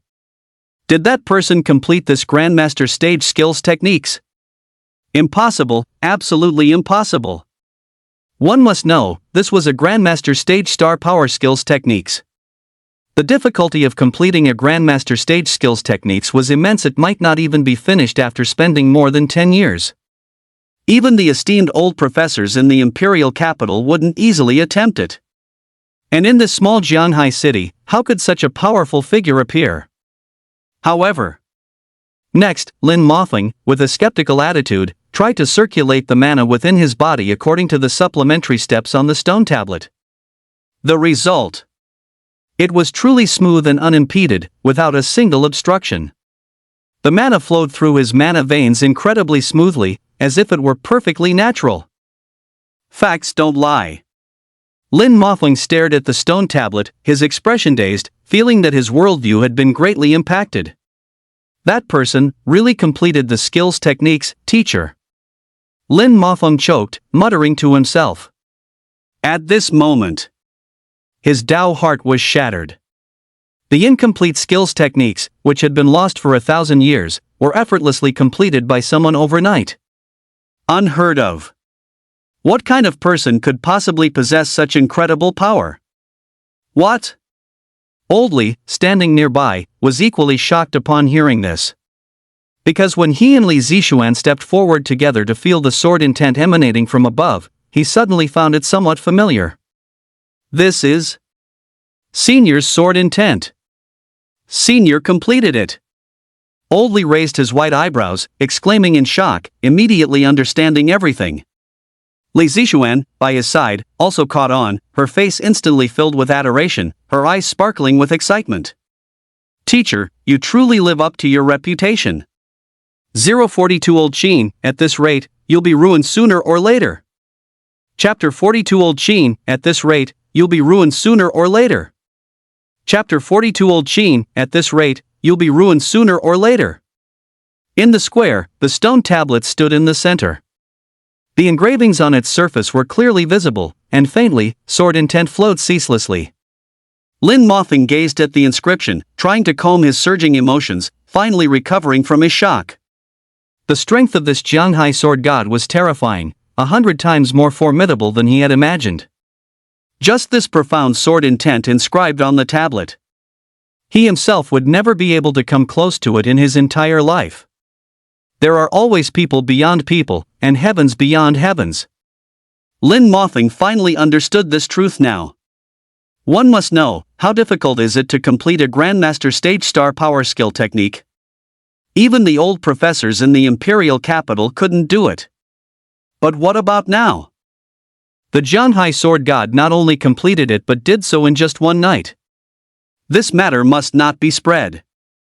Thinking of this, Lin Mothling murmured, glancing at the surrounding onlookers, then immediately turned to Li Lao's direction and transmitted his voice. Teacher, now that the skills techniques are complete, even Grandmaster stage experts would be tempted. If they knew about this, the academy would face utter destruction. Mothling, don't worry, this old man naturally understands that. Li Lao nodded slightly in response. An innocent man is guilty only because he possesses a treasure. It's like a finely carved jade bracelet. How many times does the price differ between it being broken and intact? If some evil cultists or fiends were to find out, the consequences would be unimaginable. With 50% profit, they will dare to do anything for 100% profit, they will trample all human laws with 300% profit, they will commit any crime, even risking the gallows. If the news were to leak to the outside world, it would undoubtedly drive those fiends completely mad, prompting them to launch a full-scale siege on the martial arts academy. At that time, all teachers and students would be plunged into an inescapable purgatory. Recalling this, Li Lao pondered for a moment, and an idea quickly formed in his mind. He slowly walked to the stone tablet, feigning an angry expression, raised his hand and pressed it onto the additional carved part of the tablet, channeling his mana and releasing terrifying star power. Boom! Instantly, shattered stones flew, dust rose everywhere, and the stone tablet was severed into two parts on the spot. The surrounding students were all extremely terrified at this scene, sensing a chilling intent to kill. He made his move. Elder Li is truly angry. How could he not be angry? He's lived half his life, and now he finally has a chance to enter the Grandmaster stage, but the stone tablet was defaced by others. It's truly outrageous. Shh, don't talk nonsense, be careful, Li Lao hears you. At this moment, Li Lao was seething with rage, and no one could tell if anyone would be caught in the crossfire. Seeing this, the onlookers, both teachers and students, dispersed, while the security team responsible for guarding remained in place, awaiting Li Lao's next instructions. Li, Elder Li, I. The head of the security department trembled as he stepped forward, lowering his head, not daring to meet Li Lao's eyes, fearing that any displeasure might provoke a palm strike from the elder. However, to his surprise, Li Lao did not scold him harshly, but merely gave him a casual sideways glance. Then, with a flick of his wrist, he put the half-slab into his robes, as if storing it in some spatial artifact. You, from the security department, send someone to clean this place up. As for the destruction of the stone tablet, I will personally send people to investigate. Yes. Yes, Elder Li. The director of the security department nodded and quickly agreed. Also, immediately record all the students who were present just now, remind them for interviews, and completely seal off this information to avoid damaging the academy's reputation. Lin Mothing added another instruction. Okay. I understand, Mr. Lin. I'll send someone to do it right away. With that, the director of the security department nodded and quickly scrambled away. Once everything was arranged, Lin Mothing and the other two also turned and walked towards the conference room. Teacher, how will you handle this stone tablet now? On the way, Lin Mothing couldn't help but ask. Ahem, well. Since it's something left behind by a senior, I naturally cannot ignore it. Elderly squinted his eyes, his face showing the joy of a great harvest, and chuckled. It must be enshrined and properly treasured. Jianghai City Library. Achoo! In the corner, Qin, who was slacking off, suddenly sneezed loudly. Damn, who's thinking about me again? He pulled out a tissue to blow his nose, wondering if Leo was the one thinking about him, especially since the weather was so hot. Qin looked up. Speak of the devil, and he shall appear. He immediately saw Leo walking towards him. Old Qin, your physique isn't up to par either. You can catch a cold even in such hot weather. Leo walked up to Qin, expertly snagging a spot to slack off. I told you to cultivate more, but you never listen. Did you remember those skills techniques from yesterday? Forgot. Qin lied casually. Forgot? TSK, old Qin, your memory is declining so fast. You should do less handicraft in the future. Leo shook his head, pulling out a new credential from his embrace and showing it off. Look what this is. Qin glanced at it, realizing it was yesterday's credential, but a long-term valid version. You found someone to get it again? Who do you think I am? Yesterday, as soon as I got home, I immediately told my dad about the Grandmaster stage skills techniques. Leo said with a smile, and guess what? My dad was incredibly happy. He pulled some strings again to get me a new credential. Are you interested, old Qin? I can get you a long-term one too then, and we can go observe the stone tablet together again. Forget it, I have absolutely no interest anymore. Qin shook his head, saying lazily. Off-work time is so precious, how can I waste it running around looking at inscriptions? Playing a few more games, scrolling through short videos, isn't that better? Hearing this, Leo was speechless for a moment, looking at Qin with disdain, always thinking about slacking off and lying flat. Old Qin, your 3-minute passion won't work. By the time I memorize all those skills techniques, my dad will probably treat them as family heirlooms. Upon hearing this, Qin couldn't hold back, laughing and teasing. By the time you memorize them with your comprehension, those Grandmaster stage skills techniques will probably be common as dirt. And this is supposed to be an heirloom? That's way too cheap. Having said that, Qin couldn't be bothered to talk to Leo anymore. He simply closed his eyes and began to meditate, continuing to comprehend the stellar art he had obtained last night. After all, this was a Grandmaster stage-level stellar art. Even with divine comprehension, it would still take a certain amount of time to fully grasp it. But fortunately, the work was leisurely, and there was plenty of time to slack off. The library had no shortage of time. Qin set aside some time each day to close his eyes and comprehend. At this moment, a magnificent stellar map landscape was forming in his mind, with the 28 constellations clearly visible in the sky. In just a few days, he would be able to complete the final comprehension. Faintly, Leo's indignant voice slowly drifted over. Old Qin, you'll be useless sooner or later if you keep this up. Qin was instantly speechless. I'm already at the Grandmaster stage, and you're still calling me useless? 043, The Sword Saint of the Grasslands. Chapter 43, The Sword Saint of the Grasslands. Chapter 43, The Sword Saint of the Grasslands. Time flew by, and in a blink of an eye, several days had passed. At Jianghai Martial Arts Academy, the birch leaves in front of the main gate swirled with the wind, landing on the luxury cars parked by the roadside. The students and teachers seeing them off gathered by the gate, watching Lin Mofeng and elderly exchange pleasantries and say their goodbyes. Is Senior Lin returning to the imperial capital already? That's too fast. I heard it was something urgent that came up. What a shame. Speaking of which, when will Senior come back again? I still have so many cultivation matters I haven't had a chance to ask him about. Listening to the discussions around him, Lin Mofeng felt a bit reluctant, but still maintained his composed and calm demeanor. Mofeng, if you have time, you can come back any time. Elderly looked at Lin Mofeng and said kindly, the academy will always be your home. Yes, teacher, I understand. Lin Mofeng nodded, looking up at the plaque of Jianghai Martial Arts Academy on the main gate, and suddenly said with some regret. It's a pity time was too short. I didn't get a chance to meet the sword god. Hearing this, Elderly felt somewhat helpless and said in a deep voice. Mofeng, Sword God Senior's temperament, is a bit unique. In these days, Lin Mofeng's obsession with the sword god was deep, and Elderly had seen it all, but there was nothing he could do about it. Ever since the sword god carved words on the stone tablet, Lin Mofeng had been fixated on his identity, scouring the entire Jianghai city, searching everywhere for traces of the sword god. He even asked the Stellar Guard commander and the curator to help in the search. However, it was all ultimately a fruitless effort. It's all right, teacher. It seems my destiny with the sword god hasn't arrived yet. There's plenty of time. I'll have a chance to meet him someday.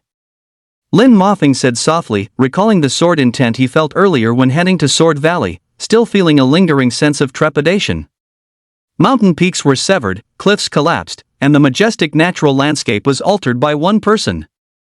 Amateurs watched the spectacle, professionals recognized the skill.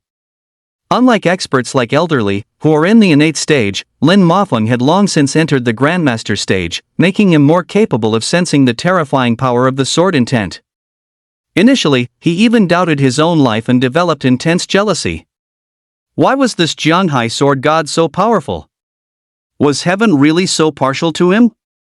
But after a few days, as Lin Mofeng experienced more and more of the sword intent in the valley, those similar emotions of jealousy and envy all transformed into sighs. He was simply too strong. In the face of absolute power, nothing else mattered.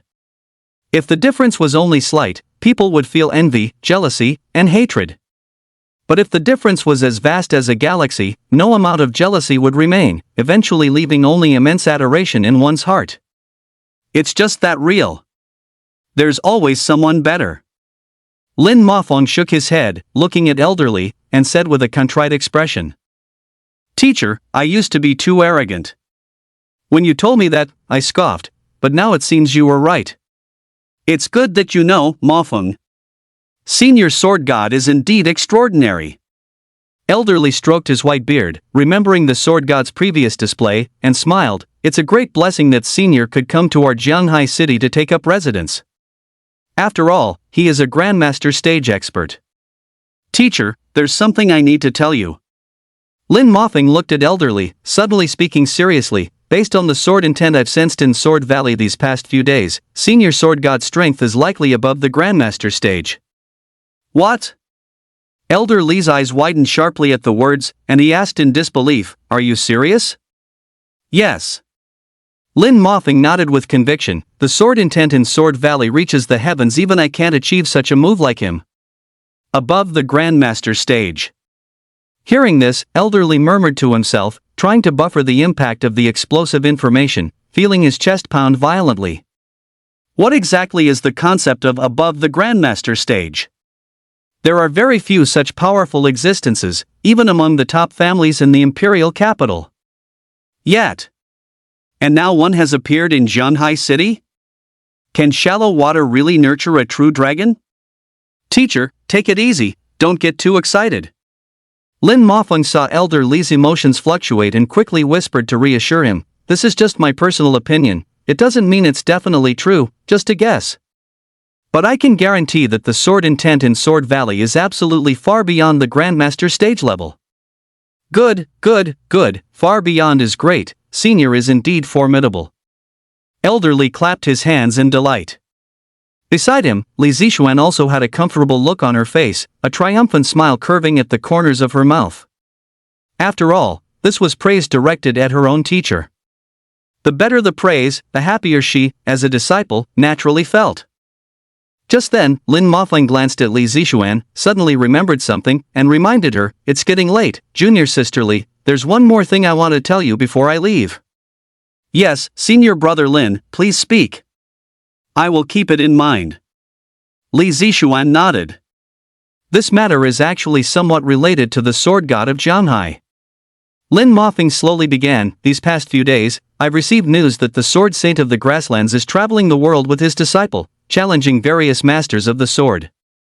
And now that the sword god of Jianghai is causing such a big stir, it might attract them here. The sword saint of the grasslands? Who is that? Li Zixuan frowned slightly at the unfamiliar name, with no impression in her mind. Lin Mofeng, seeing this, expressed understanding and continued to explain.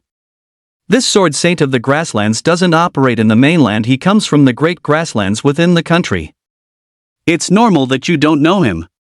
He paused, his expression stern. According to the message I received, he has already reached the pinnacle of the Grandmaster stage, and his understanding of the way of the sword has reached perfection.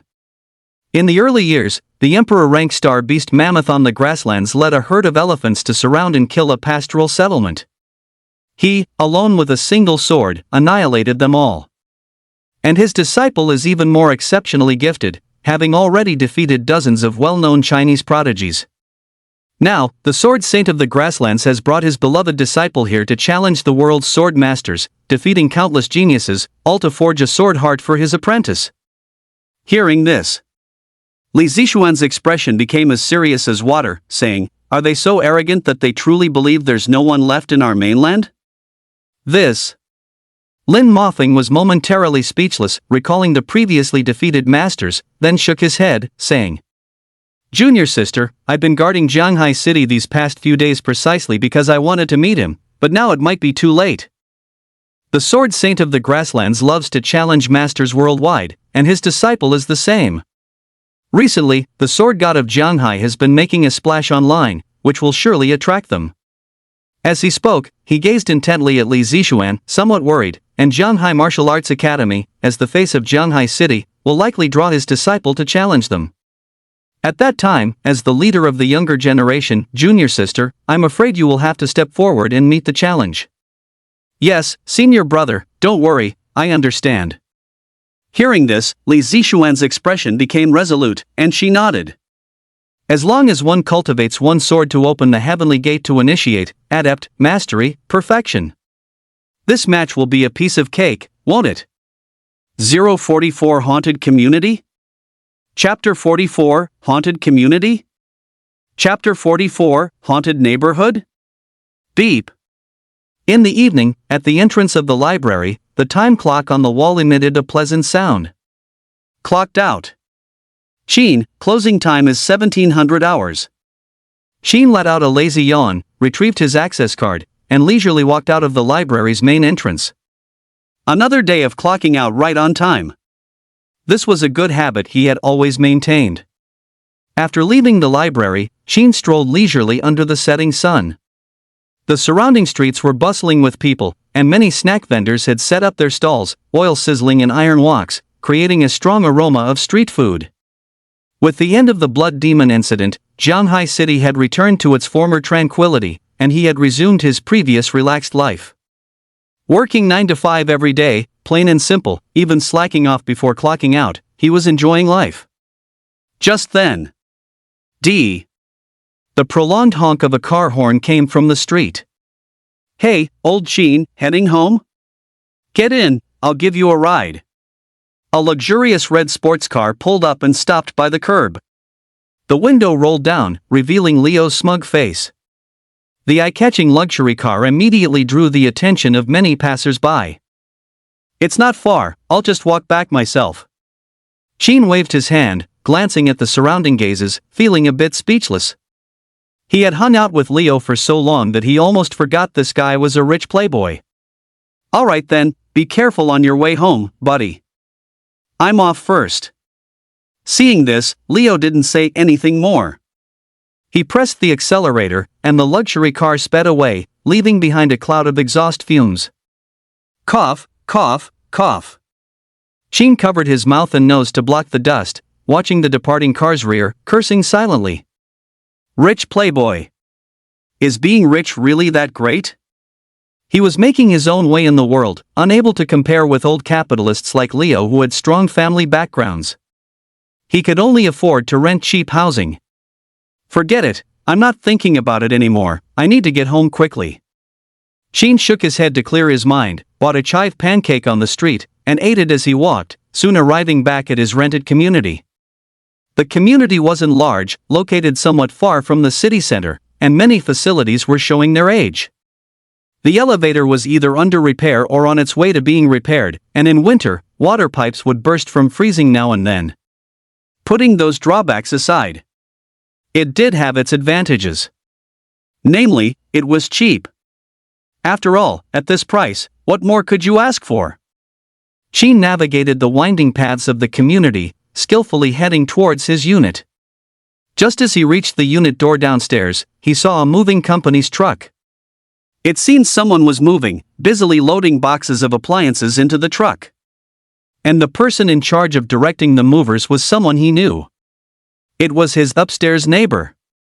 But at this moment, the neighbor looked very unwell, his eyes haggard, as if he hadn't slept well in a long time. Seeing this, Sheen couldn't help but glance a couple more times and went over to greet him. "Moving to a new place?"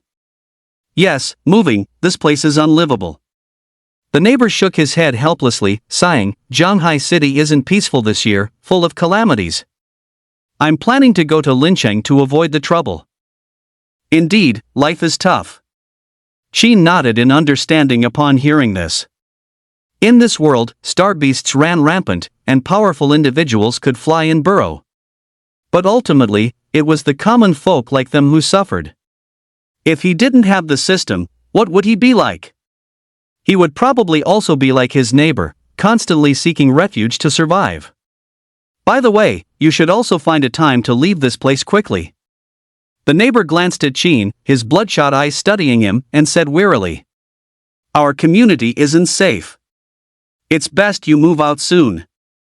Don't be tempted by cheap rent and end up harming yourself." "What do you mean?" Sheen was stunned by the words. He had lived there for more than half a year, and it was the first time he had seen someone advise him to move. However, just as Sheen was wondering, his neighbor furtively looked around, as if guarding against something, and mysteriously whispered, "This community isn't clean. There is something dirty lurking in the hallway. Just last night, An Wang on the third floor saw it. It looked like a woman, and An Wang fainted on the spot after seeing it. She woke up this morning, and her son rushed over to pick her up." Haunted? A female ghost? Upon hearing this, Sheen suddenly remembered. These past few days, there had been a lot of panic in the community, with people constantly saying they saw a white figure in the hallway and heard a woman's eerie laughter late at night. Initially, Sheen thought it was a prank. But now, it seemed there might be another story. "So, Yang, you should move out quickly too."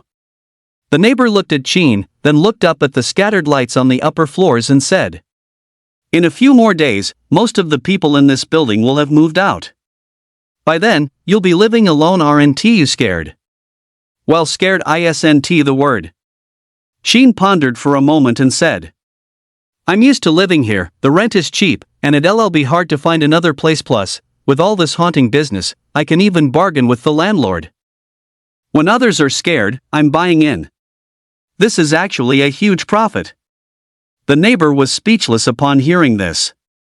What kind of thinking is this? Can you even play it this way? Young people nowadays don't even care about their lives just to save a little money. Alas, good advice is wasted on a dead man. The neighbor shook his head, displaying an expression of "you can't carve rotten wood." Poor ghost versus female ghost, you two are truly the crouching dragon and phoenix fledgling. You flatter me, you flatter me. Night fell. The stars glittered brightly. Sheen lay on his bed, staring at the ceiling, not sleeping. Instead, he released his star power perception, keeping an ear out for any movements in the residential complex. In an instant, a powerful star power covered the entire complex, like spring rain falling, silently nurturing everything, not letting any rustle or stir go unnoticed. Rats squeaking loudly in the pipes, neighbors whispering, and some gasps that would make one blush, everything could be heard crystal clear. Tisk, playing so wild in the middle of the night, the world is really going downhill. Sheen monitored all sorts of sound sources in the complex, then turned over in bed. This star power coverage was incredibly powerful, like having a full map eavesdropping mode activated. If it weren't for a neighbor mentioning the female ghost, he would never have turned it on. After all, prying into neighbors' privacy was indeed not very good. But there was no choice. The female ghost was getting too brazen, almost riding on his head. How could he allow others to snore beside his bed? If I don't dig you out, I won't be able to sleep peacefully, Sheen thought to himself. Suddenly, a ripple of star power spread, surging in his mind. The location was instantly locked onto the adjacent building. Here it comes.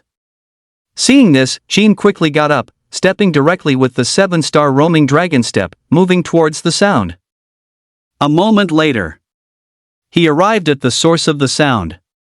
The cold and desolate corridor, with the emergency exit sign glowing eerily green, accompanied by a faint, ghostly laugh, felt like being in the underworld. 045 Little Fox. Chapter 45 Little Fox. Chapter 45 Little Fox. Could it really be haunted?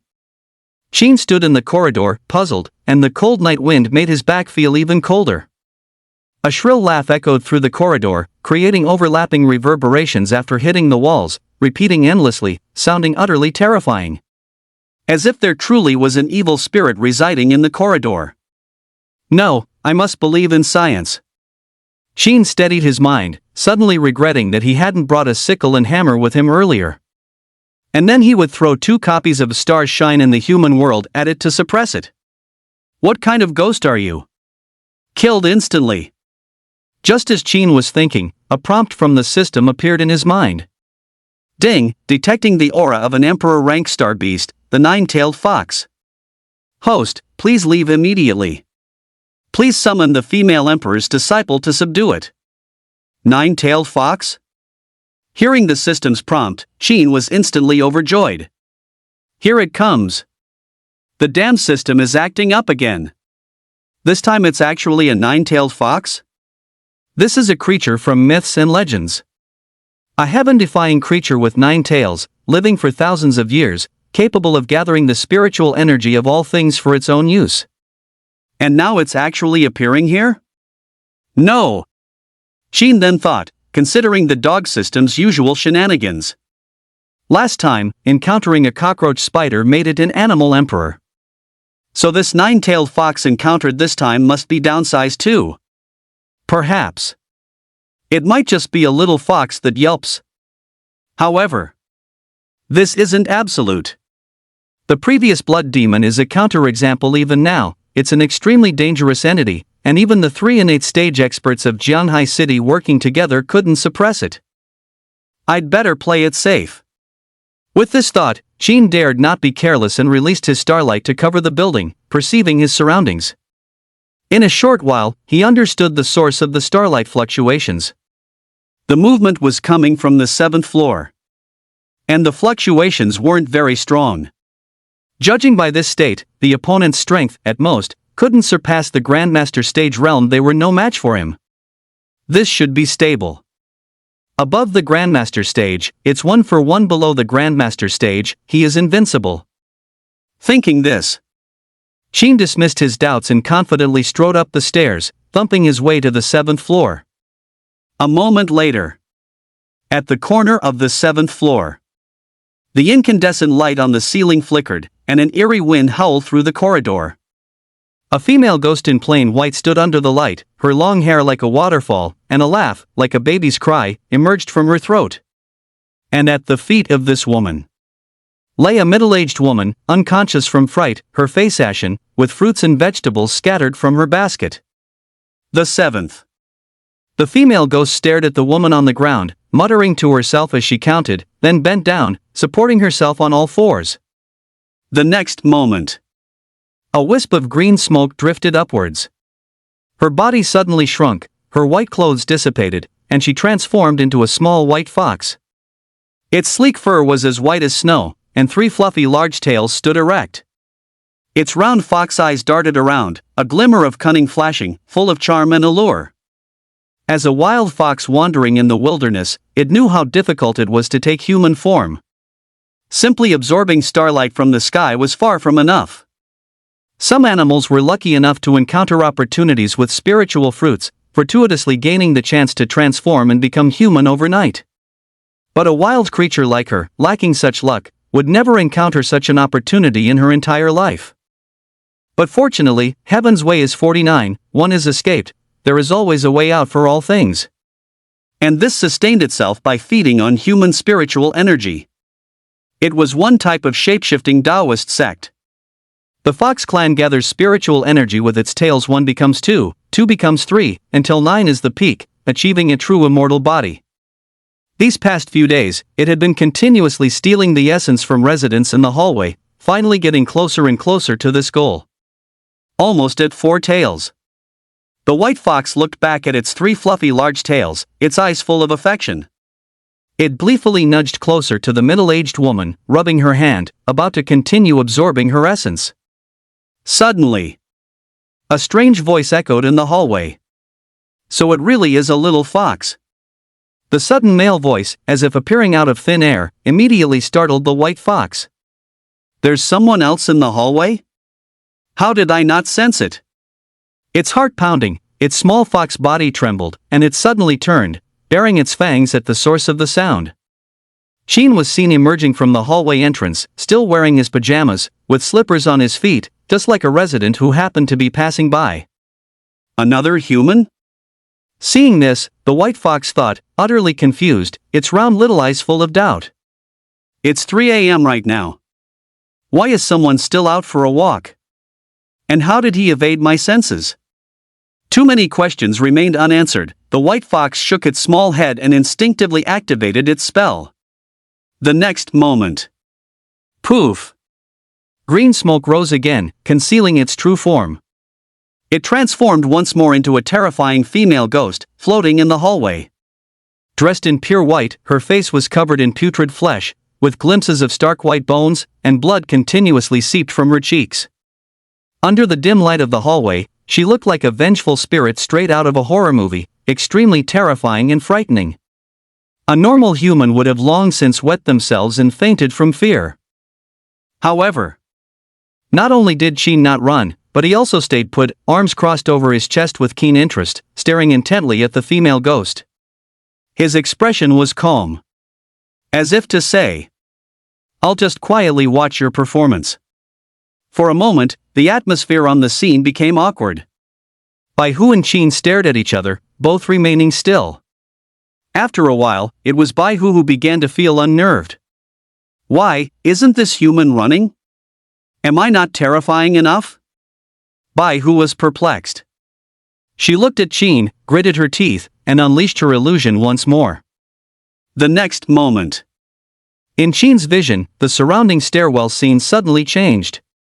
The walls peeled away to reveal countless holes, from which pale hands and feet reached out, swaying and twitching, accompanied by agonizing screams. Sheen, bathed in these terrifying sights, remained calm. He released mana to investigate his surroundings and quickly understood everything. There were no hands or feet at all. He was still in the stairwell, hadn't gone anywhere. Everything was merely an illusion. This 9-tailed fox appears very powerful on the surface. But in reality, it's all bluster, merely put on. Its true strength is not presentable, so it can only rely on these deceptive tricks to make a living. Thinking this, Sheen stood his ground, feeling even more secure, quietly appreciating by whose alluring performance. From alluring skeletons, to mountains of corpses and seas of blood, and then to a midnight parade of 100 ghosts. All sorts of terrifying illusions swept over, and Sheen watched with great interest. 2 minutes later. The white fox looked at the unmoving Sheen, finally couldn't hold back, and asked with a bewildered expression. "Why aren't you scared?" Sheen was instantly surprised. "So it's a talking fox." 046 Master, I was just joking. Chapter 46 Master, I was just joking. Chapter 46 Master, I was just joking. An awkward atmosphere spread through the hallway. Sheen and the little fox stared at each other, with an unconscious middle-aged woman lying between them, creating a standoff. By now, the white fox's pale little face was already flushed from releasing too many illusions. In contrast, Sheen on the other side. His face was calm, his heart rate steady, as if he didn't care at all about the scenes brought by the illusion. This instantly made the white fox lose her confidence. Unbelievable. You see. She had just unleashed every illusion she knew. Logically, Sheen should have been scared stiff, fainted a dozen times on the spot. But what was the result? Let alone moving, he didn't even shift his feet. How is this possible? The white fox was incredibly shocked, narrowing her slender eyes, and scrutinized Sheen in front of her. She remembered an old saying she had heard. Humans fear ghosts by 3 parts, but ghosts fear humans by 7 parts. Could it be that this is the situation with Sheen now? Why don't you continue? Sheen felt the surrounding illusions vanish and chuckled softly, saying, "Lost your strength already? You." Hearing this, the white fox gnashed her teeth, glaring angrily at Sheen, emitting a warning, low growl from her throat. "This immortal mistress has lived for so many years, and this is the first time I've met someone as arrogant as you." She bent down, and a plume of green smoke rose, transforming her back into her original fox form. 3 fluffy, snowy white tails stood erect, as if bristling. Boom! Terrifying star energy erupted in an instant. The air in the corridor roared, forming a powerful wind pressure that rushed towards Sheen, faintly accompanied by several furious fox shrieks. This realm is. Sheen stood in the corridor, facing the wind, and sensed it slightly. Initial innate stage. No wonder this little fox dared to run into the residential area to do evil. The highest standard in Zhanghai City was only at the peak of the innate stage, like elderly. Just considering the strength of this little fox, there truly weren't many in Zhanghai City who could do anything to her. As long as it wanted to run, it could easily evade everyone's surveillance, return to the deep mountains and old forests to hide, and once the heat died down, emerge again to absorb essence chi. No matter how you looked at it, this matter of absorbing essence chi was foolproof. It's just a pity. You ran into me. Sheen shook his head with a smile, and after figuring out the whole story, his mind immediately cleared. And with the little fox's outburst of star energy just now. The system also completed its scan, displaying her relevant panel in front of Sheen. Race: Snow Fox contains a trace of ancient 9-tailed fox bloodline. Power level: early innate stage. Divine abilities: Xingqiu illusion technique, seductive charm. Trait: gluttonous for sentient essence chi. Along with it came a system notification sound. Ding, detected 9-tailed fox aura has locked onto host. Extremely dangerous, host please flee immediately. Listening to the warning, Sheen rolled his eyes, indicating he didn't care. Just a tiny fox in the innate stage. He could kill it with one hand, there was nothing to fear. Die, human! At the same time, the white fox opposite finally lost its patience, slamming its front paw onto the floor, cracking the tiles, and charging towards Sheen first. A chilly wind howled and gusted. The little fox, moving like a shadow, instantly appeared before Sheen. It brandished its right forepaw, its razor-sharp claws slicing through the air, poised to strike Sheen's neck. Too slow. However, Sheen merely shook his head, slowly raising a palm and swatting it back. Thwack! A massive crash echoed. The charging white fox hadn't even reached Sheen when it suddenly felt its face swell, its trajectory shift, and its entire body flew backward, smashing into the wall and creating a cracked crater. The white fox slowly slid down the wall, its forepaw touching its swollen right cheek, instantly bewildered. What happened? He made a move? How did I not see anything at all? For a moment, countless question marks popped up in the white fox's head. The scene just now was simply too incredible. It was a fox from the innate stage. Yet it didn't even see the move before getting slapped? This wasn't even close to being on the same level. This man is terrifying, a great terror. The white fox's sense of crisis instantly exploded, and it instinctively raised its hind legs, wanting to escape. However, Sheen's voice came again. If you dare to take a step, it won't be just one slap. Hearing this, the white fox's body suddenly trembled. With its ears drooping, it huddled in place, hugging its three large fluffy tails. Before Sheen's formidable power, the oppression it felt was unparalleled. All she could do at this moment was beg for mercy. The next moment, the fox looked at Sheen in terror, whimpering. Sir, I know I was wrong, you are a magnanimous person. As it spoke, it pointed to the unconscious middle-aged woman on the ground. I only absorbed vital energy, I never harmed them too deeply. In half a month, these people will recover. During its speech, various emotions of fear and unease were revealed. Giving up already? Sheen narrowed his eyes, walked in front of the little fox, and easily lifted her by her tender scruff, saying, I still prefer your arrogant look from just now. Please go back to that. Hearing this, the white fox stared at Sheen indignantly, but as soon as her gaze met his, she immediately lowered her eyes and cowered. At this moment, she was like a fish on a chopping block, at the mercy of others, with no say whatsoever. If you want to live, you have two choices. Sheen looked at the white fox, smiling indifferently. The first is to submit to me, be obedient, and don't play any tricks. And the second path is for you to stay and become a fox fur coat for me, to keep warm in winter. Both paths had their pros and cons. No matter which the nine-tailed fox chose, he wouldn't lose out. As far as Sheen knew, this world had special star power cultivators who took star beasts as pets, living in symbiosis and benefiting each other. There were even some star power martial artists who practiced unique cultivation methods that fed back. They directly raised star beasts and had their abilities returned to their physical bodies, thereby enhancing their own strength. And these people were collectively known as beast masters by the outside world. Now that he had this fox demon in hand, he could also try this path. You choose, Sheen said, leaving it to the white fox to decide. Let me be at your command? Hearing this, the little fox's face flushed red, and she subconsciously said angrily, What class are you? This immortal mistress has noble nine-tailed fox blood. How could I possibly submit to a mere human? Too humiliating. Good, you've got guts, I like that about you. Sheen chuckled, holding the little fox in front of him, half scaring, half coaxing it. Don't be afraid, after all, I'm not some demon, I never force anyone to do anything. It's just that the weather is really too cold, and I'm still missing a fox fur coat. Hearing this, the white fox's expression drastically changed, and it quickly changed its tone, laughing obsequiously. Master, don't be angry, this lowly one was just joking with you. 047 You still want me to warm your bed? Master, I'm still young.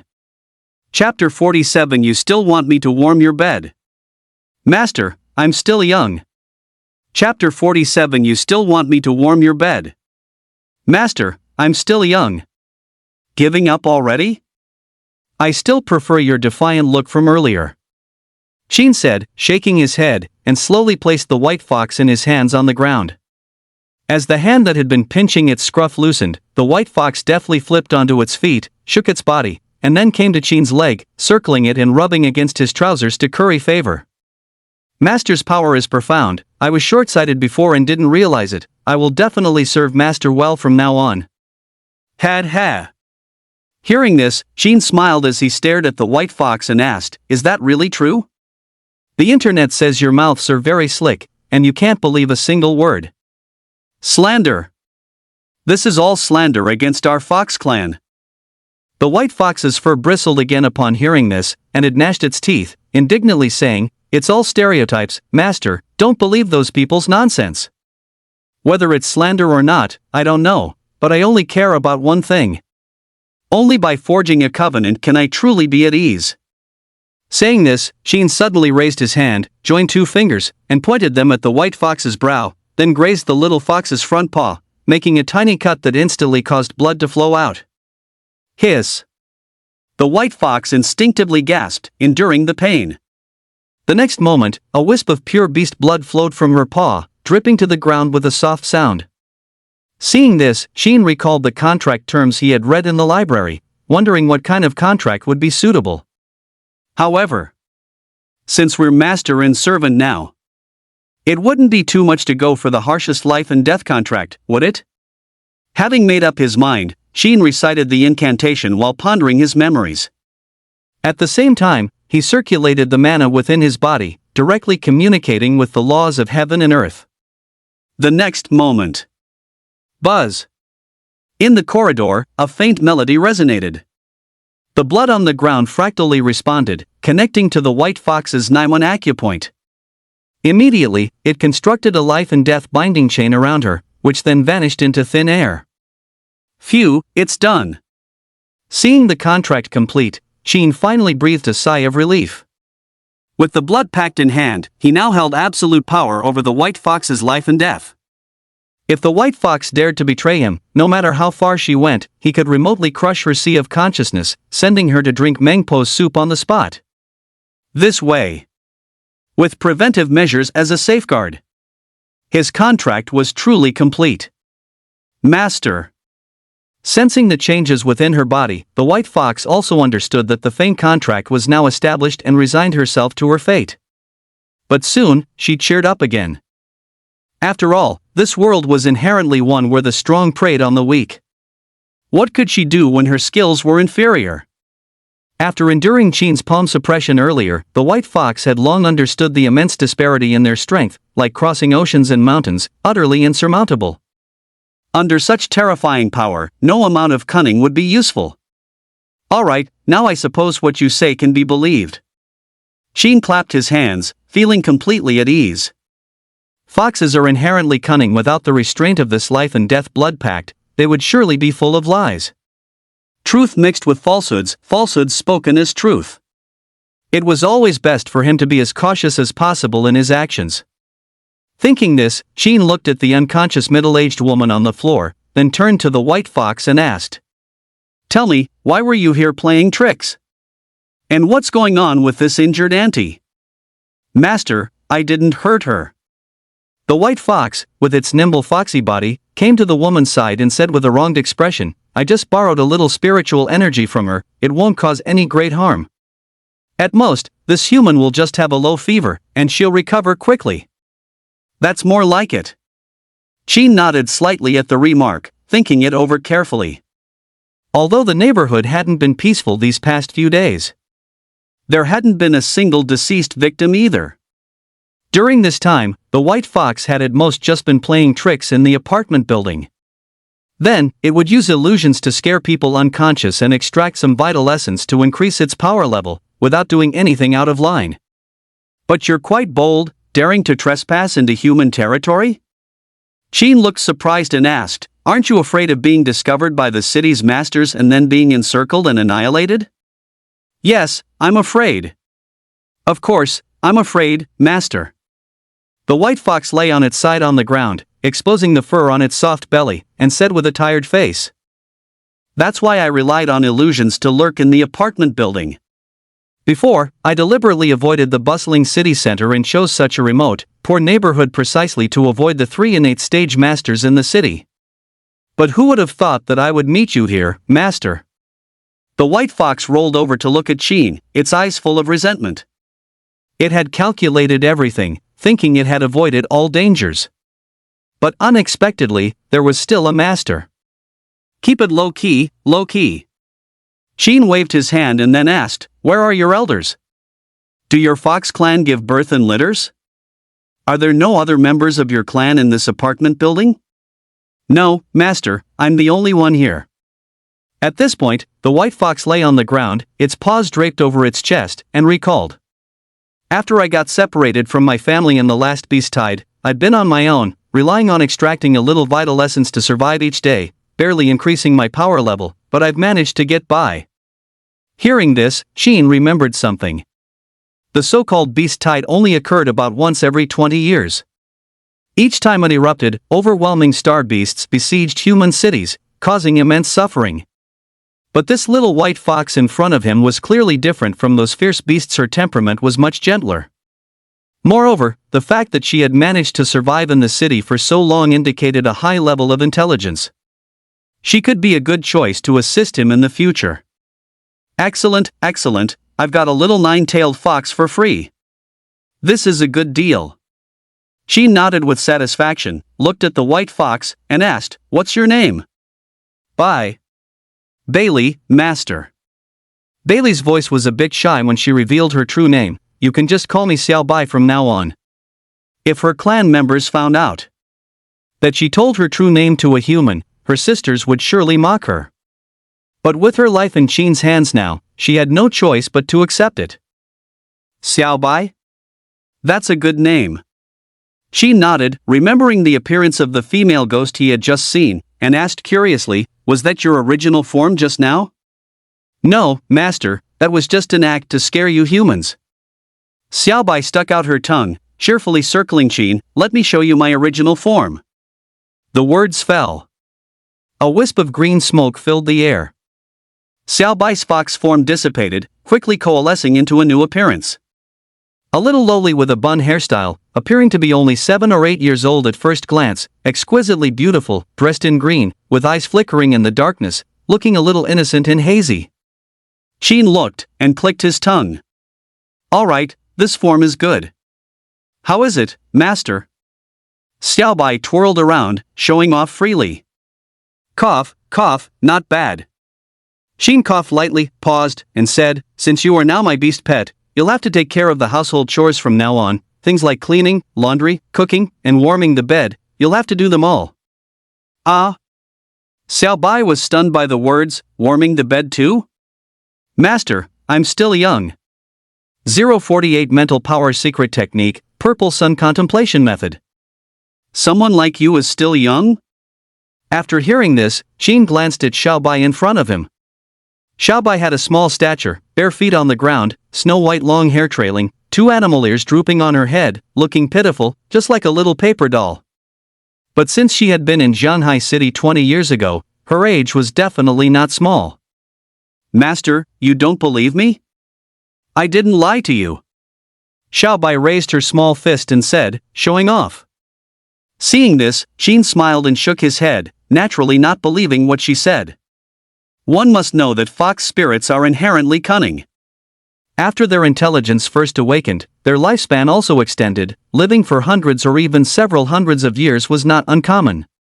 This had already exceeded the scope of human understanding.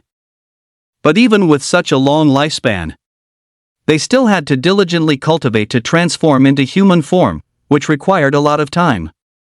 At least a few hundred years, or even up to 1,000 years.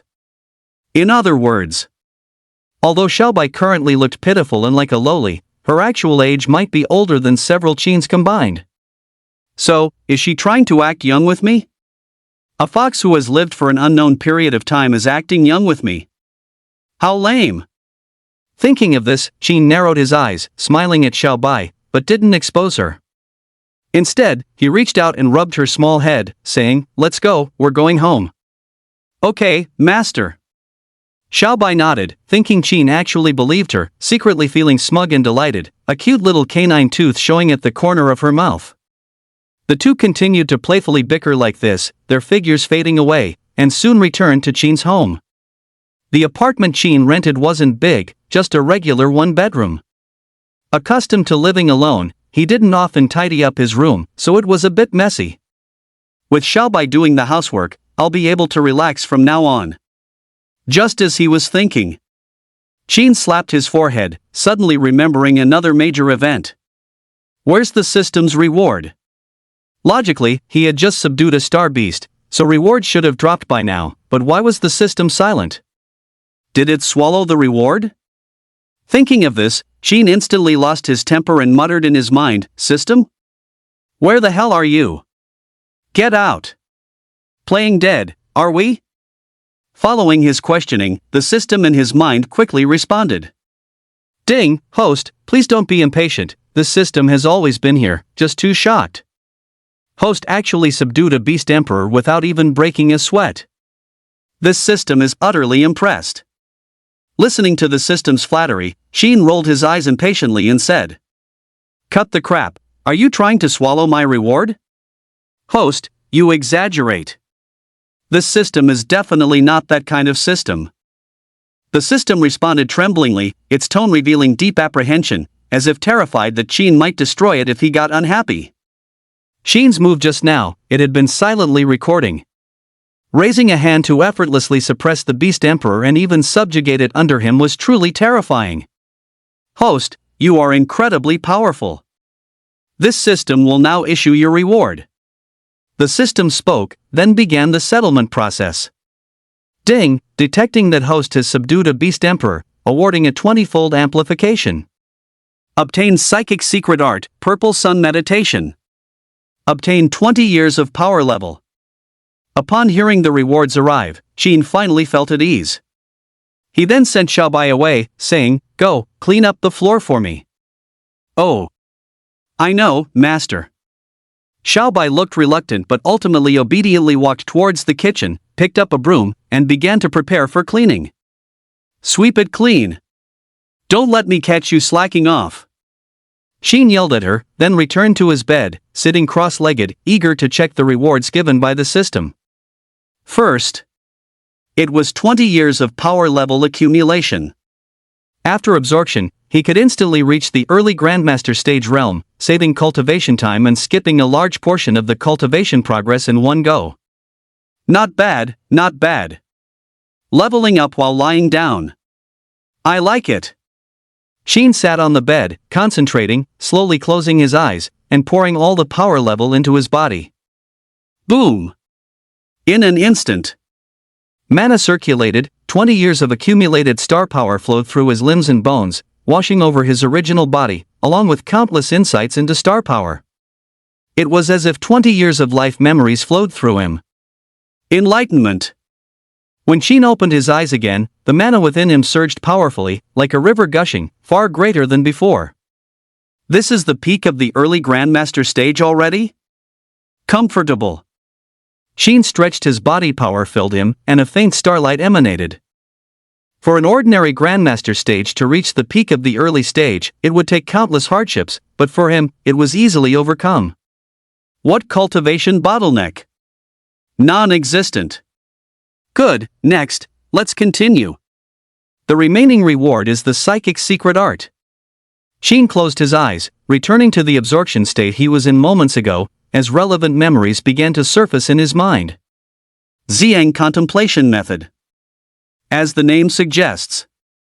Close your eyes and sculpt the sun into a yang in your mind, forging a grand violet gold rising sun, and through this, build your spiritual power. Making it as inexhaustible as the scorching sun in the sky.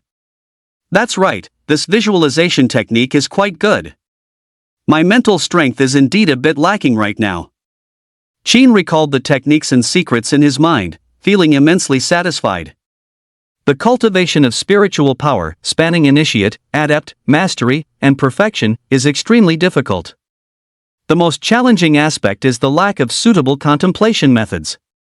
Although there are contemplation methods in the library, they are all very inferior versions, yielding minimal gains after cultivation, like trying to put out a fire with a cup of water. Yet, even so, many people still flock daily to consult their contents, yearning for the day they can accumulate spiritual power. This shows how precious contemplation methods are. And now, a method like the Purple Sun Contemplation method in Sheen's hands is not only fully formed and complete but can also make spiritual power advance by leaps and bounds daily. If it were outside, it would undoubtedly become something people would fight over. Excellent, excellent, this is truly the cultivation method meant for me. Thinking this, Sheen felt at ease and immediately began to contemplate the purple sun. He closed his eyes. Darkness surged, and Sheen silently envisioned the outline of the purple sun. A flash of purple gold light instantly illuminated, like a torch from the primeval era, dispelling the endless darkness in his mind. As the outline of the purple sun grew larger, the dark chaos dissipated. Those rays of light were the concretization of mental power, as if the sun were shining everywhere. The next moment, it spread directly, enveloping the entire room. At the same time. In the corner, Xiaobai grumbled discontentedly as she cleaned the room, simmering with resentment and muttering incessantly. "Humph! How dare he make me, your esteemed grandmother, do chores? It's outrageous!" She looked at the broom in her hand and, thinking of her future fate, imagined being controlled by Qin at will, just like this broom. She was a descendant of the nine-tailed fox. How could she simply accept this? Detestable human! Xiaobai clenched her silver teeth, just as she was about to think fiercely. Suddenly, a powerful psionic fluctuation appeared, catching her attention. "Ha! What is this?" Investigating the psionic energy in the room, she couldn't help but look towards Qin on the bed, following the trail. 049 This little beast slave is really good. Chapter 49 This little beast slave is really good. Chapter 49 This little beast slave is really good. It's actually him? Xiaobai's eyes widened, looking at Qin on the bed, her face full of disbelief. Vast psionic energy permeated the room, filling the space like water, as if everything was within Qin's perception. Such powerful psionic energy. Oh no, he couldn't have heard the bad things I just said, could he? Xiaobai's delicate body trembled, her tails behind her stood on end as if electrocuted, and she instinctively took 2 steps back. This human, so terrifying. Not only is he strong, but he also possesses such powerful psionic energy? How am I supposed to escape now? Am I, your esteemed grandmother, destined to be trapped in this human's hands for the rest of my life? Xiaobai let out a soft sigh, her beast ears drooped, her mood became incredibly low, and she honestly picked up the broom to continue sweeping. Soon. The psionic energy in the room had spread to its maximum, and Qin's visualization was also nearing its end. At this moment. In his mind, it was no longer a chaotic mess, but filled with radiant light, warm and comfortable, with a vast purple-gold rising sun hanging high, dispelling darkness like dawn. It's done! Slowly exhaling, Qin slowly opened his eyes. The world before him was clear and refreshing. He felt as if he could stay up for several nights in a row without feeling the slightest bit sleepy. Excellent, this mental power increase is indeed terrifying. As his mental power increased, Qin felt the changes and also found that his use of the enlightenment space became more adept, and the speed at which he comprehended skills techniques also accelerated significantly. Is it because my mental power has increased? Qin made the connection, now full of energy. If it were those stellar warriors, they would probably want to start cultivating on the spot. With the blessing of a powerful mental force, they would tirelessly absorb star power day and night, rapidly increasing their power level and furiously engaging in cultivation. But I am different. I don't compete with them. But I still increase my power level. Isn't that infuriating? If those cultivators knew, they'd probably die of anger on the spot and curse me for wasting resources, ha! Thinking of this, Qin contentedly exited his meditative state, then raised his hand and reached towards Xiaobai. Boom! Mana erupted, and terrifying star power surged through the room, guiding the airflow into a funnel shape, instantly pulling Xiaobai over. Ah! Master, what are you doing? Xiaobai, who was sweeping the floor, was caught in his hand, struggling helplessly with her tiny body, but no matter how she moved, she couldn't escape Qin's control. The next moment, Qin held Xiaobai by the scruff of her neck with one hand and playfully kneaded her small face with the other. It felt delicate, bouncy, and easily manipulated. You think I didn't hear the bad things you were saying just now? Qin smiled and threatened, secretly slandering your master deserves punishment. Punish me? Xiaobai's delicate body trembled upon hearing this, and she immediately burst into tears. Whoa, I'm sorry, master, I was wrong, I won't dare again Yua. Before she could finish speaking, Qin tightened his grip and roughly kneaded Xiaobai's face even more, reducing her to mere whimpers. So soft. The soft touch from his hands gave Qin immense pleasure. Apologies meant nothing. Xiaobai's texture was truly wonderful. MMPH. Xiaobai, whose face was being squeezed, couldn't speak and kept whimpering, looking pitiful, but inwardly she was cursing up a storm. I'm so mad. This human actually dares to bully me, your grand aunt, like this. If I don't get revenge for this, I swear I'm no fox. While Xiaobai was fuming, she suddenly heard Qin's voice again. Bring your right cheek closer, it's too far to pinch properly. Oh. Still not comfortable, move closer. Xiaobai obediently and aggrievedly turned her head, dutifully presenting her right cheek to Qin, who then massaged it again. After an unknown amount of time, Qin finally lost interest in pinching Xiaobai, let her go, and then pointed towards the kitchen. I'm hungry, go cook me some dishes, 3 dishes and 1 soup. If you dare to mess with me, watch out, your butt will be in trouble. You! Xiaobai, once again being ordered around, glared angrily, staring at Qin in shame and indignation, her tail instantly bristling and standing tall. What's wrong? Qin glanced at her sideways and said, got an opinion? The calm words, accompanied by terrifying starlight sweeping through the room, like rain clouds gathering for a storm, immediately suppressed Xiaobai's rising momentum. She looked at Qin, wagged her tail, and changed her tone in a muffled voice. You! As this fox's master, how can 3 dishes and 1 soup be enough? I disagree, we need more dishes.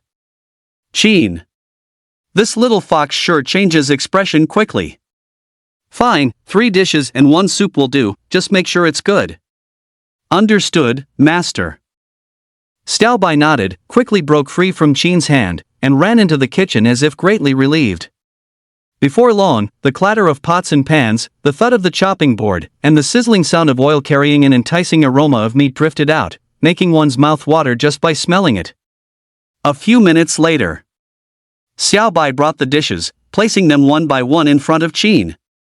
Steamed tofu with minced meat and mushrooms, stir-fried loofah, curry shrimp, and a kelpie clam soup. Qin picked up his rice and quickly devoured it all. The tofu melted in his mouth, the curry shrimp was tender and refreshing, and soon all the food on the table was gone. Xiaobai's cooking is quite good, no need to order takeout anymore. Qin lay comfortably on the sofa, watching Xiaobai wash the dishes for him, already imagining how wonderful his future days would be. Little foxes live by absorbing vital essence, they don't need to eat grains. Definitely an innate stage mate's holy body. After Xiaobai finished washing the dishes, Qin had her massage his back. It was pure bliss. Before, in the library, Qin used to read descriptions of ancient lords and condemn such extravagance. Such a grown person, with hands and feet, actually needed maids to serve them? Pa! He didn't understand. Until today, with Xiaobai. Only then did Qin realize, so. I am the lord myself? The next day, Qin woke up early and headed to the library to clock in for work, following his usual route. But this time, he attracted countless stares from passers-by. Not for anything else. It was because he was holding a snow-white little fox in his arms, docile and well-behaved, so adorable it made people gush, achieving a 100% head turn rate from passers-by. Nice, this feel is really good. Qin stroked the little fox's head, looking utterly content, and leisurely walked into the library. Of course, it wasn't that he wanted to show off, he just felt a bit uneasy leaving Xiaobai alone at home. After all, he was her master now. If she got into any trouble that implicated him, that would be a problem. It has always been me, Qin, who sells others out. How could I let others sell me out? And besides, others pet dogs and cats, I directly pet a fox. Cool or not? It's absolutely adorable, alright. This little fox not only does laundry, cooks, and cleans, but also warms the bed and gives back massages, letting him pet it however he wants, which is a direct huge profit. Where can one find such a small beast slave? Others want one but don't have the connections. 050 Entering the second floor of the library. Chapter 50 Entering the second floor of the library. Chapter 50 Entering the second floor of the library. After clocking in, Qin, holding the white fox in his arms, walked directly to his workplace, occasionally feeling envious glances.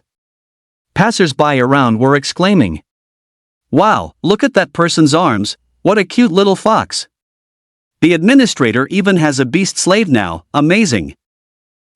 He probably spent a lot of money with his strength. Subjugating a beast slave must have cost him a lot of skills techniques. Scattered comments came, a mixture of envy and jealousy. However, Sheen didn't take it to heart. He simply calmly placed the white ferret on his shoulder, letting her curl into a ring around his neck to free up his hands.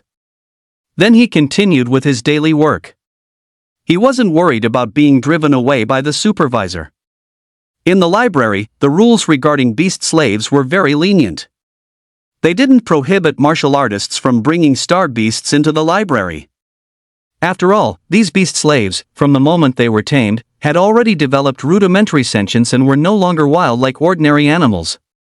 Moreover, for stellar warriors specializing in beast taming, beast slaves were like limbs, absolutely not to be easily separated.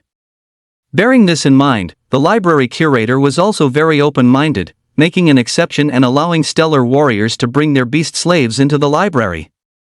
Even employees were permitted to do so. As long as it doesn't affect work progress, everything is fine.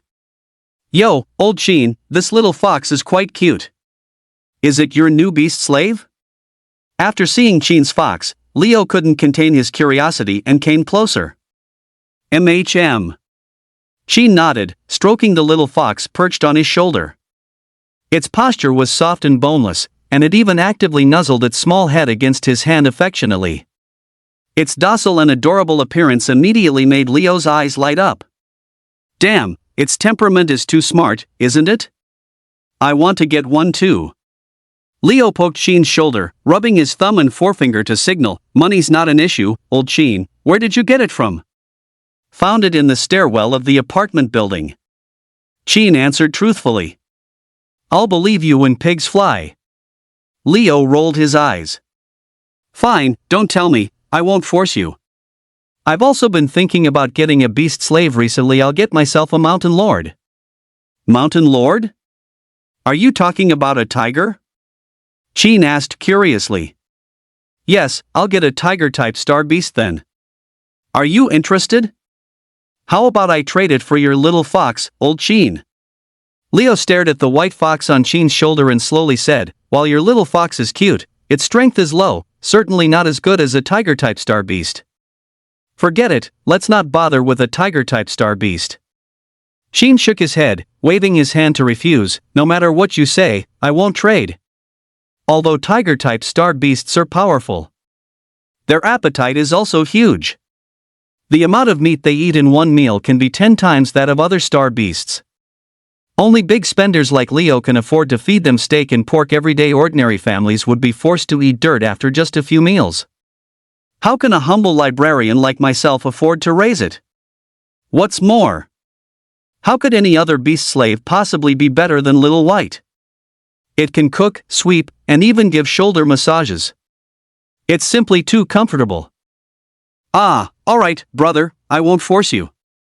Since you like it so much, then forget it. Seeing Sheen's firm attitude, Leo's resolve softened.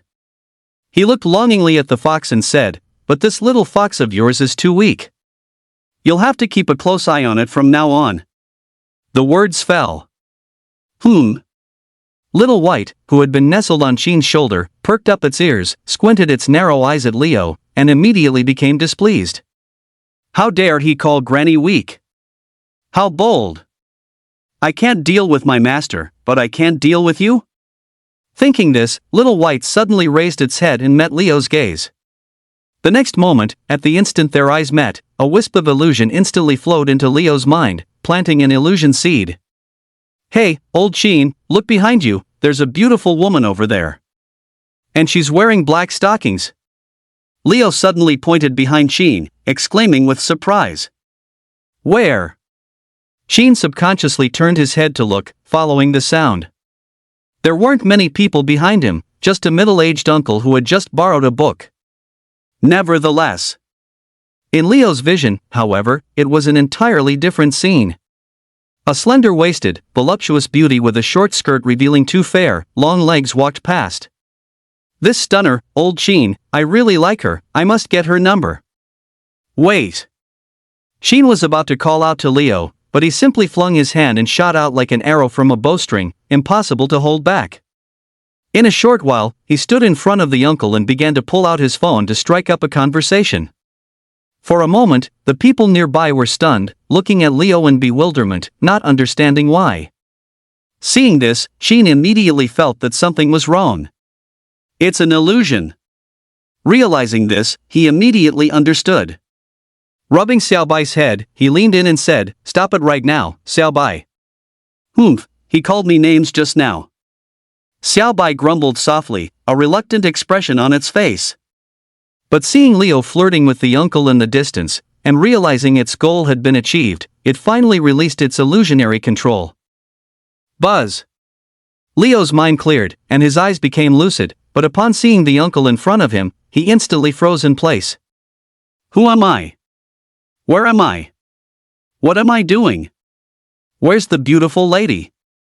A myriad of questions popped into his mind, coupled with the countless people watching, making it a truly mortifying public spectacle. Xiaobai, from now on, you are not allowed to use illusions without my permission, do you hear me? Seeing this, Sheen whispered a warning to Xiaobai, if you dare to use illusions at will, there will be severe punishment. Yes, master. Xiaobai understands, it won't happen again. The white civet lowered its head and answered in a muffled voice. Afterward, Leo, publicly humiliated, immediately found a corner to hide in. Sheen, enjoying a rare moment of peace, continued to idly flip through books. At this moment, he had already gone through all the books in the library on the first floor, and they hadn't been of much help, leaving him somewhat bored. It's time to check out the second floor. Thinking this, Sheen, still idly stroking Xiaobai, leisurely walked towards the entrance of the second floor. At the entrance, there was a mysterious and intricate formation, guarded by several experts at the 8th and 9th stages of the acquired stage, standing like iron towers. The spiritual energy on the second floor was severely diffused, already interfering with monitoring equipment, so these experts were relied upon to guard and monitor the area. Seeing this, Sheen began to examine the other arrangements within the library. He casually released his mental power, which permeated the entire library like water, silently and quickly assessing the situation. There was no trace of the librarian. This was a good opportunity to enter the second floor. With Xiaobai's innate stage illusionary ability, fooling these acquired stage experts would be effortless. Thinking this, Sheen gently stroked Xiaobai on his shoulder and softly said, "Xiaobai, do you see those acquired stage experts? Make them unable to see me." "Oh, that's simple, master." The little white fox, coiled on Sheen's shoulder, nodded and unleashed its illusion. The next moment, a tranquil illusion spread, silently diffusing and implanting itself into the minds of the acquired stage martial artists. Seeing this, Sheen stepped out from the corner. Without any need for disguise, he walked brazenly past them, brushing shoulders as if he were air. Successfully entered the second floor of the library. 051 Diligently Zishuan. Chapter 51, Diligently Zishuan. Chapter 51, Diligently Zishuan. Second floor of the library. Rows of sandalwood bookshelves stood tall, interspersed with gilded and silver inlaid pillars. Each pillar was carved with ancient star maps, profound and mysterious, and the stellar energy emanating from the books made the entire second floor extremely luxurious. It was as if the starry cosmos had descended to Earth. As Sheen walked into the second floor, the man and the fox strolled along, as if walking on a vast starry river. Looking at the magnificent scene before him, Sheen couldn't help but blurt out "Holy crap," which instantly left Xiaobai speechless. What kind of reaction is that? At this moment, the books gathered here were all treasures collected by the Zhanghai city curator, embodying the wisdom of countless martial arts predecessors. And all you can say is "holy crap"? Sheen noticed Little White's gaze, tilted his head and glanced at her, staring her into quickly turning her head away, pointing to the nearby acquired stage experts and saying, "Master, don't worry, just look. All these people have fallen under my illusion and won't be able to break free for a short while. How long can you maintain it? That depends on how long you want to read, master." Hearing this, Sheen was momentarily stunned. That amazing? I can read for as long as I want? Little White's illusion is simply incredible. Upon seeing this, Sheen couldn't help but glance at the nearby acquired stage masters, finding their eyes vacant and pupils unfocused. He had no idea what kind of illusion Xiaobai had conjured for them. But it was estimated they wouldn't wake up anytime soon. Excellent, that felt good. Sheen placed Little White from his shoulder onto the ground, waved his hand, and said, "All right, go play somewhere else by yourself. Don't disturb me while I'm reading." His tone was cold and unfeeling, as if discarding a useless tool. "You!" Xiaobai, landing on the ground, bristled all over, ears perked up. Just as she was about to get angry, she met Sheen's icy gaze. You take your time. Master. This servant won't bother you anymore."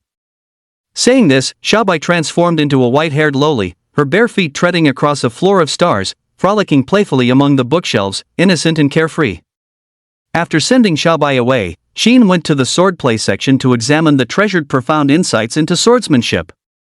A dazzling array of book titles met his eyes, such as Grand Supreme Heartless Sword, True Explanation of Crimson Sun Sword Intent, and Profounding 9 Swords. It was truly overwhelming. Sheen picked a few books to flip through, his gaze sweeping over line after line of text. Soon, the contents of the books were memorized word for word, all imprinted into his mind. It's about time to perfect one sword to open the heavenly gate. Sheen thought of the sword techniques he possessed. Currently, he only had 2 techniques he could truly wield. One was the Emperor tier skill technique, Heaven Slicing Sword Drawing Art. This skill technique was already at a high enough level and didn't need further improvement. It couldn't be improved for now. But the other sword technique, One Sword to Open the Heavenly Gate, had great potential for improvement. To integrate the myriad ways of the sword into one strike, to surpass the master and excel beyond, that is what true invincibility means. Thinking this, Sheen felt a surge of anticipation and continued browsing the sword techniques on the shelves. After memorizing 2 innate stage tier skills techniques, he took out his phone to check the time. He was still at work. Going up to the second floor was like stealing a moment of leisure, using the excuse of going to the restroom to slack off. He had to go back to his post eventually. With this in mind, Sheen glanced at the contents of the books he was holding, memorizing everything, then placed them back on the empty shelf. He then turned to the playful white fox. "Come here, Xiaobai, let's go back." Oh, coming, master." Xiaobai moved at the sound, bending down to transform back into her fox form, then trotted and leaped onto Sheen's shoulder, curling into a ball. Then, Sheen, treading with the 7-star dragon steps, quietly left the second floor and returned to his post on the first floor to continue working. Sheen pushed the book cart, arranging books, while closing his eyes to organize his memories. In his mind, all the collected sword techniques reorganized themselves with a thought. Characters peeled away into sentences, then merged into the skills techniques of sword opening Heaven's Gate, progressing by leaps and bounds. TSK, it seems there's no difference between this and AFK training, is there? The next few days passed. Sheen's life could be described as very relaxed and comfortable. Every day, a 2-point line, from home to the library to clock in for work. During work, he'd seize the opportunity to slack off and take Xiaobai to the second floor, pulling out 2 new innate stage sword techniques to gain insights and improve the realm of sword opening Heaven's Gate. After work, he'd go home and eat the dishes Xiaobai cooked, mapo tofu, huabao roe sweet and sour pork, braised pork ribs, eating various cuisines from all corners of the country, without any repeats. This day, Sheen and Leo were routinely slacking off together. Xiaobai lay lazily on the railing, quietly listening to their conversation. "Hey, old Sheen, look over there, that girl is here again." Leo, puffing on a cigarette, suddenly gestured for Sheen to look towards the rest area. The midday sun was warm and gentle. Li Zixuan sat at one of the tables and chairs, a thick stack of books piled on the table, as if immersed in a sea of books, serene and dignified. "Why do you think she works so hard, old Sheen? With such good talent, and still so competitive, how are ordinary people like us supposed to live?" Leo glumly took a deep drag from his cigarette, then flicked it, extinguishing the ember with his stellar energy. Li Zixuan had visited the library many times these past few days. Such a genius, yet so diligent, immediately gave Leo a considerable sense of crisis. But fortunately, seeing Qin carry on as if nothing was wrong, still being a slacker, he finally relaxed. Who knows, maybe she has other things on her mind, Qin casually replied, looking at Li Zixuan in the distance, then idly stroking Xiaobai by his side. The intimate gesture was seen by Leo, who immediately felt immense envy and reached out to pet Xiaobai's back. But as soon as he extended his hand, Xiaobai bared its teeth and let out a fierce growl, frightening Leo into quickly retracting his hand. "Damn it, old Qin, your Xiaobai is really fierce." Leo said, "I want to pet it too. Can you, its owner, give me a chance?" Leo said, "I want to pet it too. Can you give me a chance, owner?" "Next time, for sure." Qin said with a smile, "You can keep dreaming." Leo. The intermittent sound of their conversation traveled across the crowd to Li Zixuan's ears, causing her to frown slightly. So noisy. At this moment, she felt annoyed and under immense internal pressure, where even the slightest stir could ignite anger in her heart. Soon, the genius disciple of the grassland sword saint was about to arrive in Jianhai City. Time was tight, and as the representative of Jianhai Martial Arts Academy, she had to quickly master one sword splits Heaven's Gate to initiate, adept, mastery, perfection. She absolutely could not fail. Otherwise, Jianhai Martial Arts Academy would lose its glory, and her teacher would lose face. Thinking of this, Li Zixuan felt an overwhelming sense of pressure. Overwhelmed by anxiety, even the book in her hands felt obscure, and her once unwavering sword heart showed signs of crumbling.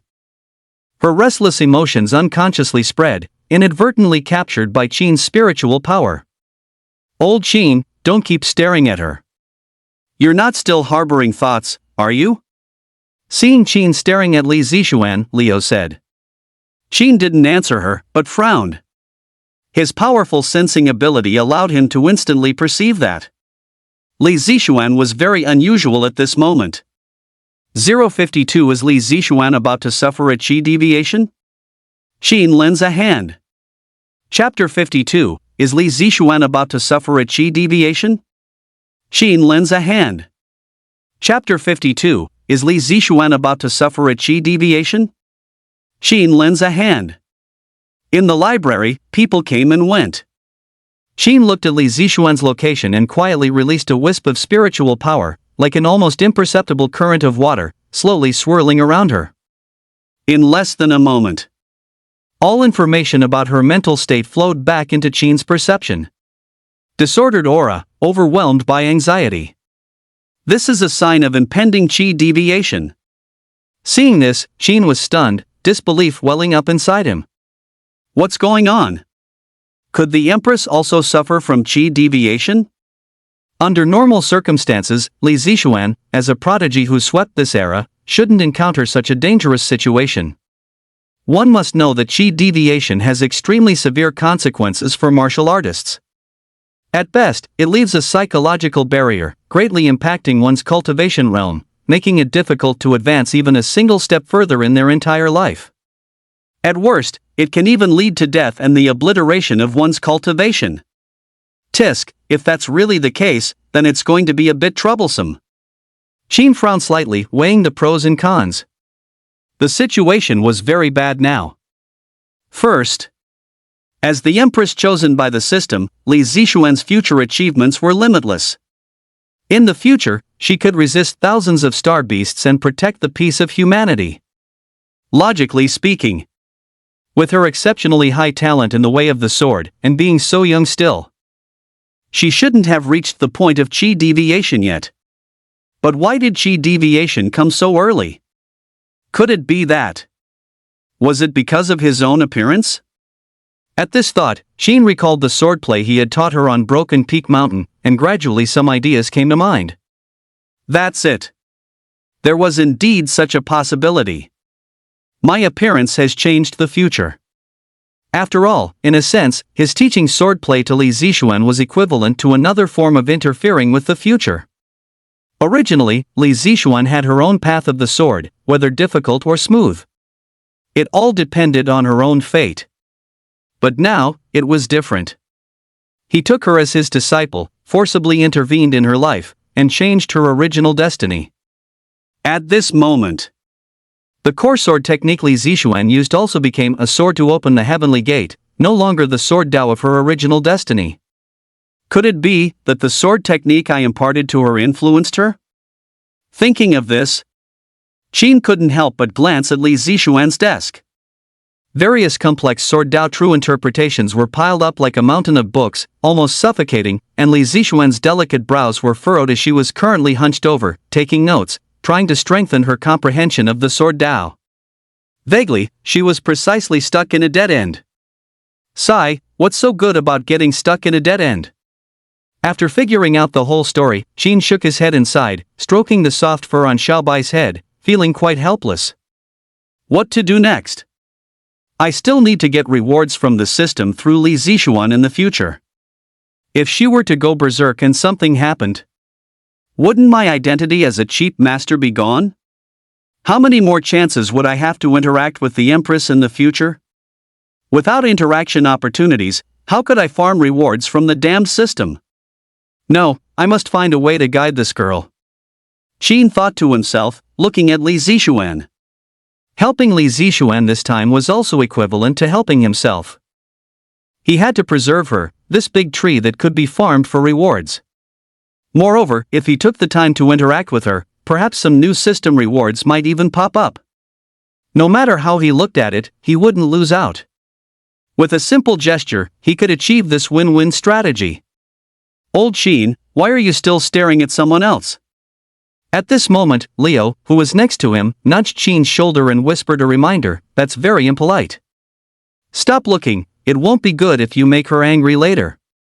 Saying that, Leo tossed a book over and said, "If you want to look, at least do it like me, get some cover first." As his words fell, Li Zixuan, who was reading in the distance, seemed to sense something.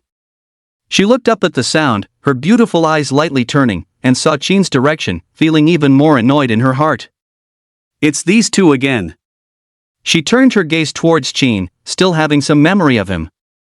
Li Zixuan still clearly remembered their last encounter in the library, and coupled with Qin's handsome appearance, she had quite a deep impression of him.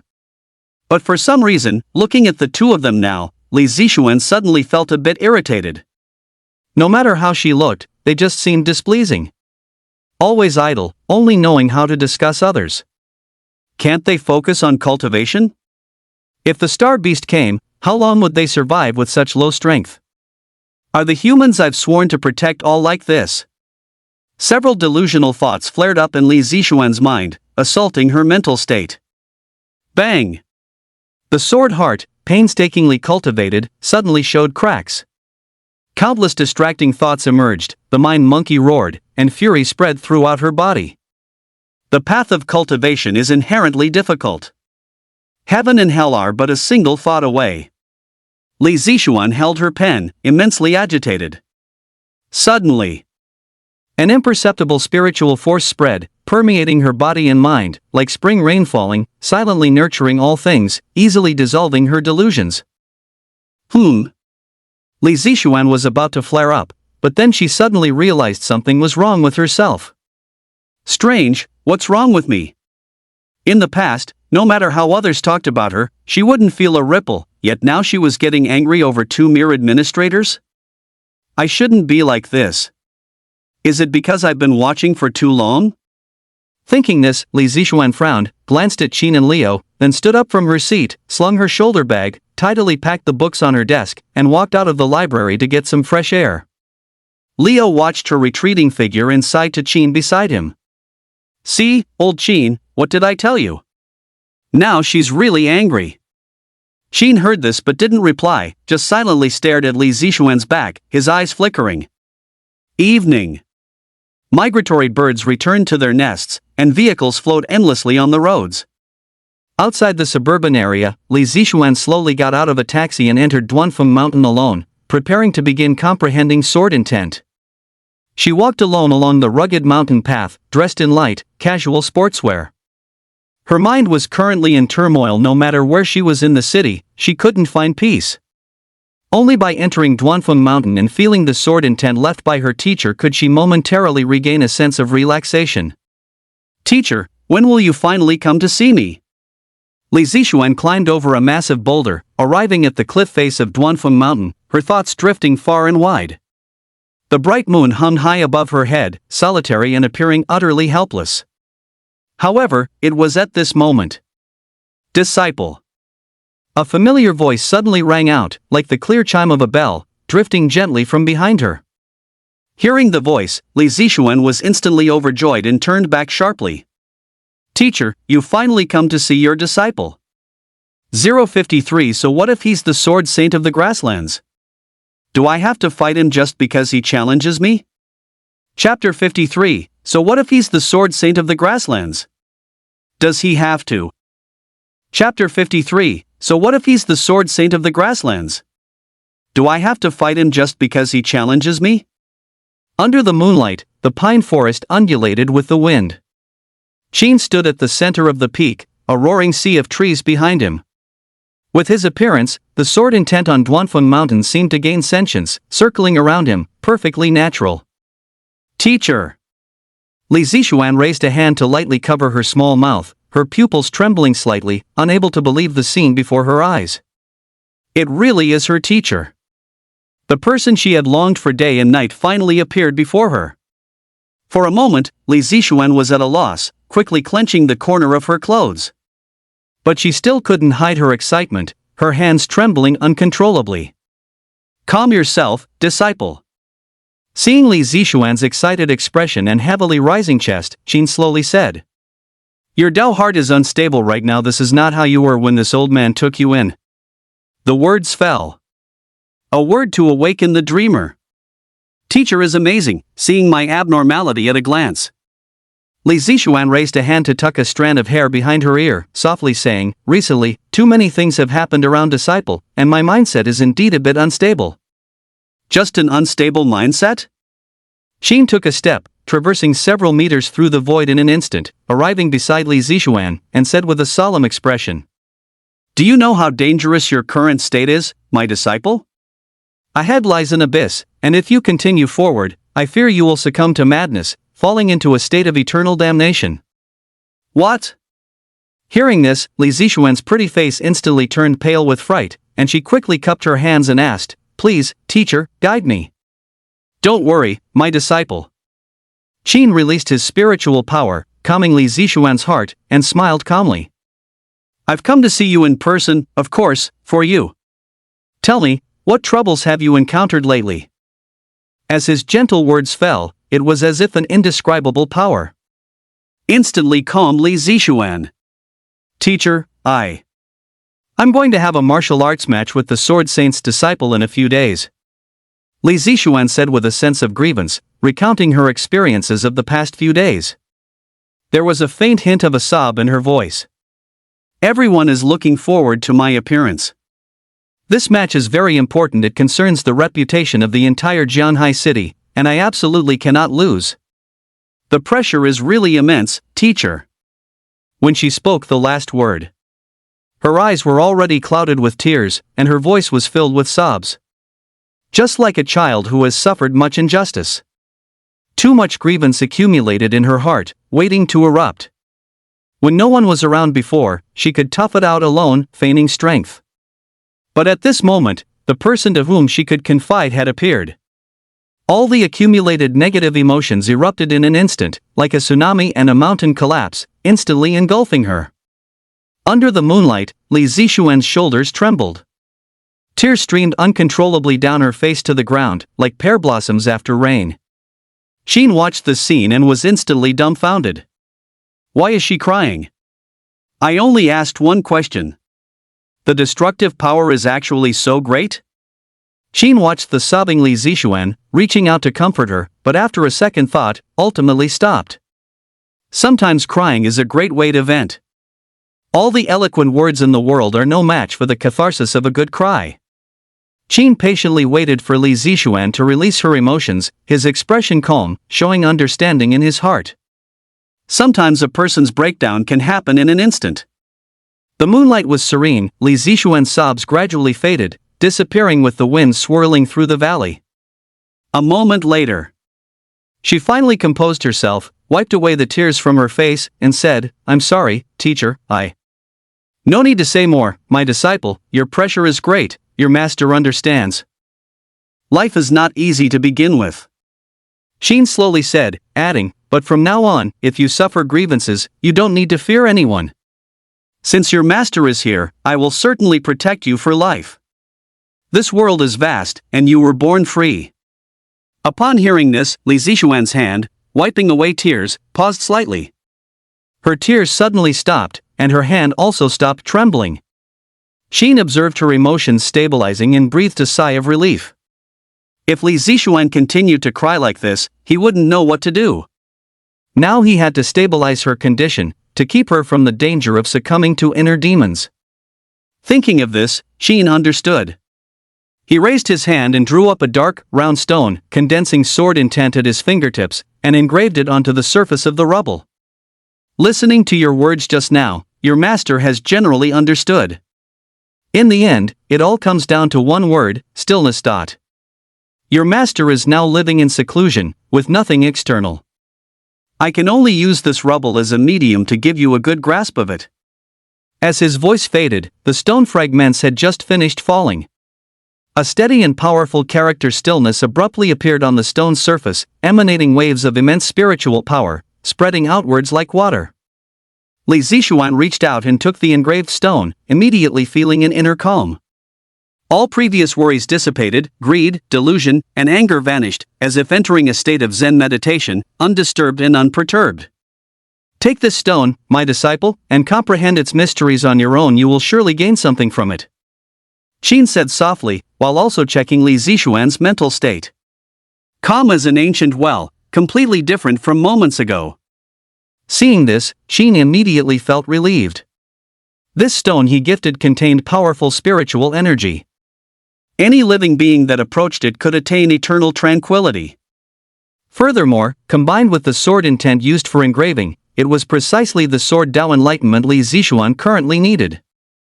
The two combined. It was enough for her to overcome her difficulties. Thank you, master.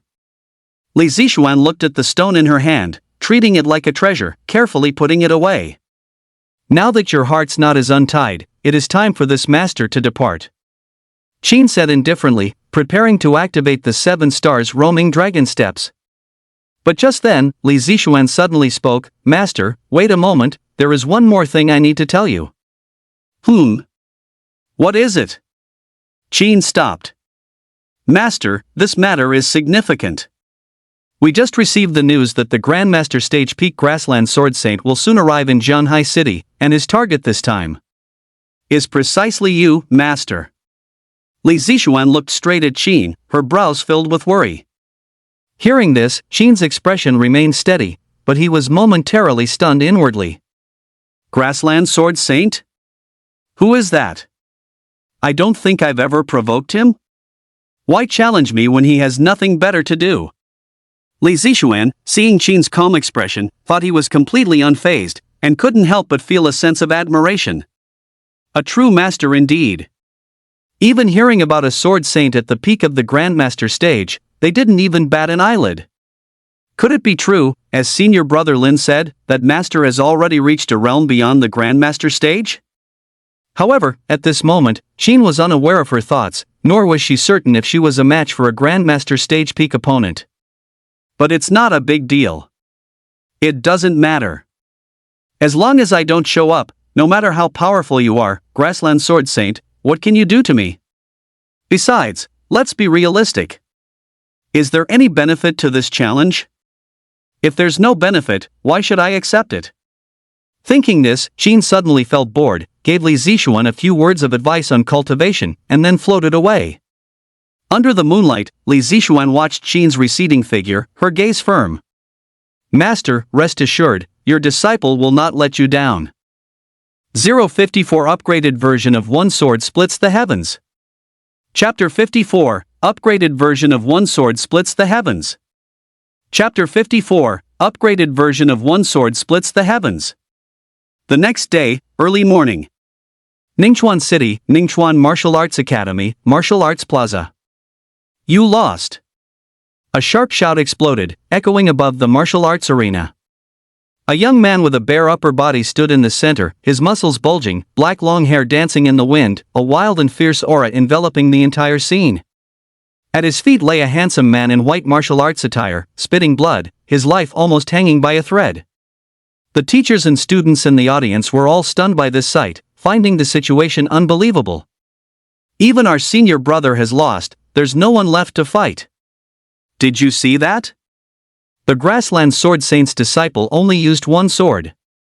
What a monster! It's terrifying that such a horrifying monster emerged from the grasslands, it's just too frightening. Everyone looked at the formidable young man, their eyes revealing deep fear. Standing in the arena at this moment was the disciple of the Sword Saint from the grasslands, Huyan Jian. And the other person lying at his feet was the senior disciple of Ningchuan Martial Arts Academy, the #1 genius in the entire city of Ningchuan. Everyone had witnessed the contest that had just unfolded. Huyan Jian had only needed one sword strike to effortlessly destroy the senior disciple's attack. It was hard to imagine just how vast the power disparity between them truly was. In an instant, the world fell silent. Everyone looked at Huyan Jian, their initially hostile gazes now replaced with awe and a profound fear. He was simply too strong. This world inherently revered strength. And without a doubt, Huyan Jian at this moment could easily overpower the younger generation of Ningchuan City. Even the teachers of Ningchuan Martial Arts Academy might not be his match. With such a disparity, the crowd's impression of him was nothing but deep apprehension and fear. Feeling the gazes directed at him, Huyan Jian remained composed, walking alone out of the academy. People in front of him parted to make way. At this moment, no one in Ningchuan Martial Arts Academy could force Huyan Jian to make a move. This challenge event had also come to an end. Huyan Jian left Ningchuan Martial Arts Academy, swaggering down the street towards the hotel where he and his master were staying. Along the way, many pedestrians glanced over, drawn by his rugged and imposing appearance. However, Huyan Jian paid no mind to their gazes, merely reflecting on the recent battle, a hint of disappointment in his heart. Too weak. Are all the students in the city just at this level? Huyan Jian thought to himself. He had once fought an elephant king barehanded on the plains, constantly training on the brink of death amidst beast tides. His strength had long surpassed that of his peers in the grasslands. In order to seek more powerful opponents, he decided to follow his master out of the grasslands. In Huyan Jian's original imagination, he should have been able to enjoy a hearty battle. But to his surprise, the result was different. The students in the city were pampered, and compared to the ferocious star beasts in the grasslands, they were miles apart. Huyan Jian had an easy journey, crushing all the prodigies in the major cities without any effort. Such weak strength, it's time to wake up. But it's no wonder, the teachers in the academy can't even reach the innate stage. How could they possibly cultivate talents? Lost in thought, Huyan Jian walked quickly, soon arriving at the hotel where he and his teacher resided. The hotel was located in the bustling city center, luxurious and elegant, the top hotel in the entire Ningchuan city. One night's stay could cost several months' salary for an ordinary person. But now, the Ningchuan municipal government was paying for it, providing it free of charge for the master and disciple to stay. And this was the privilege that came with strength. Huyan Jian walked into the hotel, took the elevator to the top floor, passed through the opulent corridor, and soon arrived at the room door. "Master, I'm back."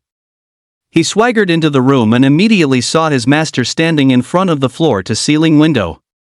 Wearing a silver fox fur coat, his face was dark, the strong winds of the grasslands had left grooves and wrinkles on his face. Years of wind and sun had made his appearance extremely weathered, like a herdsman who had toiled for a long time. And this was the sword saint of the grasslands himself. "Yuan Xian. Why are you back so early today?" Yuan Xian stood with his hands behind his back, overlooking the neon cityscape below, and asked calmly. "It's boring, master. The people in this city are no good, not a single one can fight." Huyan Jian shook his head, found a soft sofa, and lay lazily on it, saying, "Teacher, where are we going next?" "Zhanghai City," Yuan Xian said. "Zhanghai City?" Huyan Jian heard this and immediately shot up from the bed, his face alight with excitement. Are you going after the sword god of Jianhai? These days, the sword god of Jianhai has been widely circulated on the internet. He is well known among the younger generation and holds a very revered position. Even Huyan Jian had watched the video of the 1,000-mile flying sword 100 times. His only regret was that he hadn't heard any rumors about the sword god having disciples. Otherwise, given his temperament, he would surely have paid a visit.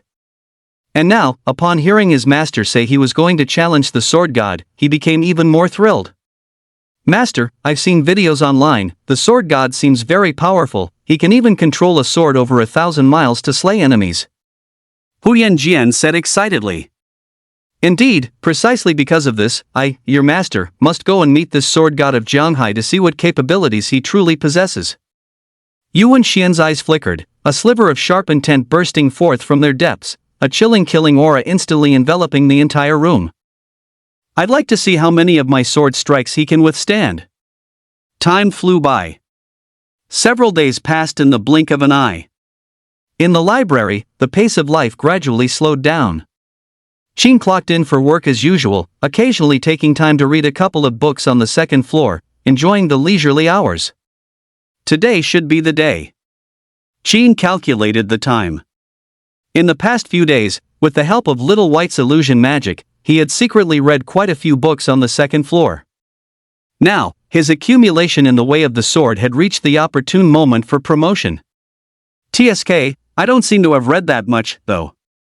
Qin pondered for a moment. It seemed he had only memorized all the sword skills techniques on the second floor. How can reading be called stealing for a scholar? Thinking this, Qin smiled serenely, closed his eyes, and sank into the enlightenment space in his mind.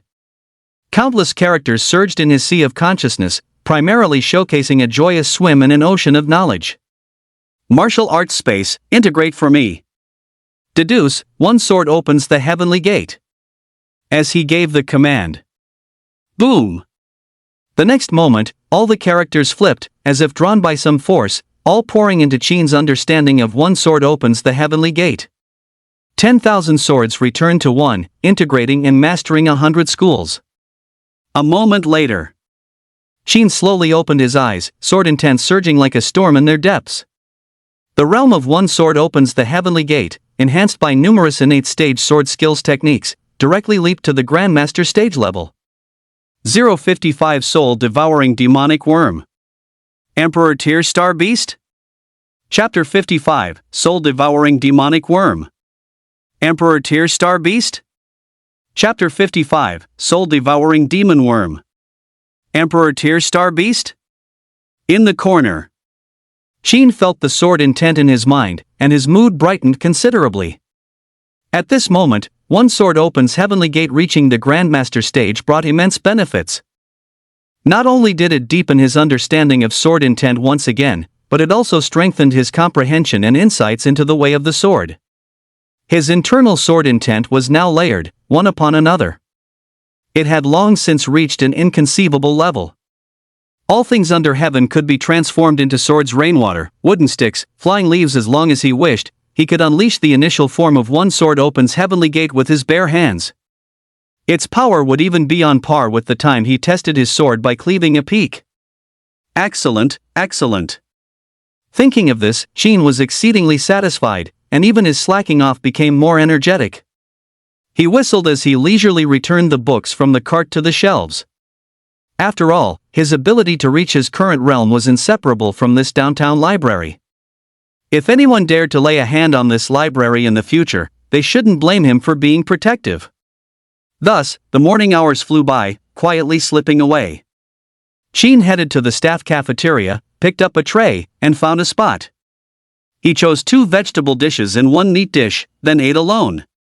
But as he ate, he suddenly felt a quietness in his ears. As if something was missing? Strange, where's that kid Leo? Qin paused, remembering he hadn't even seen a glimpse of him today. That wealthy fellow usually drove a luxury car to work. He shouldn't be late for his commute. He didn't expect there would be a day he'd take leave. Unbeknownst, an entire day quietly slipped away. Qin waited for Leo for a whole day but didn't see him come to work. Until noon the next day. Leo finally arrived, belatedly, appearing in the library with a look of annoyance on his face. Seeing this, Sheen's heart was suddenly filled with curiosity. Taking advantage of a break, he asked him, "Why weren't you here yesterday? Got caught at Platinum Club again?" "Ugh, old Sheen, don't even mention it." Leo sighed and said, "I encountered something unlucky, it was so annoying." "Oh? Something bothering you?" Sheen teased with a smile, "Tell me about it, let your brother have a good laugh." "Alas, you might not believe it if I tell you, but what I encountered yesterday was very strange." Leo took a deep breath, calming his turbulent emotions, and said in a low voice, "When I came to work yesterday, I was driving fine, but then at the intersection, I almost rear-ended someone." "A car accident?" Sheen was stunned. "Aren't you an old driver? How could you be so careless while driving?" "That's where the weirdness is, old Sheen."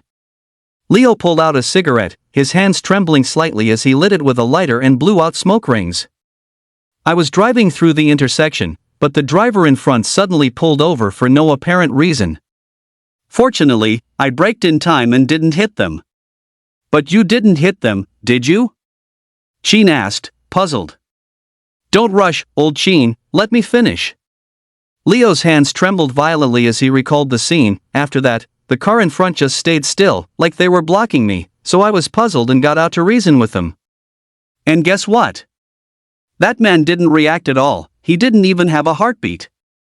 He just inexplicably died. It was truly cursed. I clearly hadn't even hit him yet, damn it." "Hiss, that is a bit scary."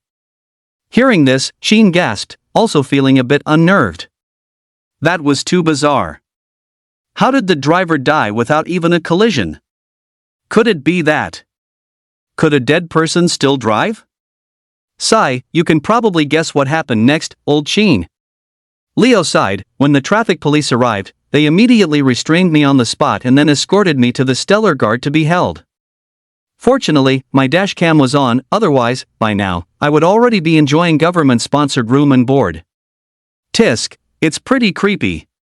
Sheen pondered Leo's situation, realizing there was more to it than just bad luck. It had a deeper origin. Damn it, I'm never taking that road again. Leo fumed, finishing his last puff of smoke and grinding it out in the trash can. You be careful too, old Sheen.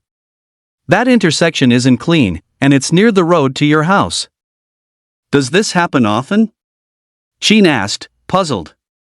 It's not often as much as, it's bound to happen, old Sheen. Leo leaned in, lowering his voice. Yesterday, I heard someone from the Stellar Guard say that this isn't the first time it's happened, it's once a month. But the problem is, the police station investigated for ages and couldn't figure anything out, so they just had to drop it. The Stellar Guard couldn't figure it out either? Hearing this, Sheen's heart stirred, reminding him of the previous Blood Demon incident. Things the Stellar Guard struggled to investigate often hid danger. While he usually played it safe, if unknown danger appeared, there was naturally a need to investigate.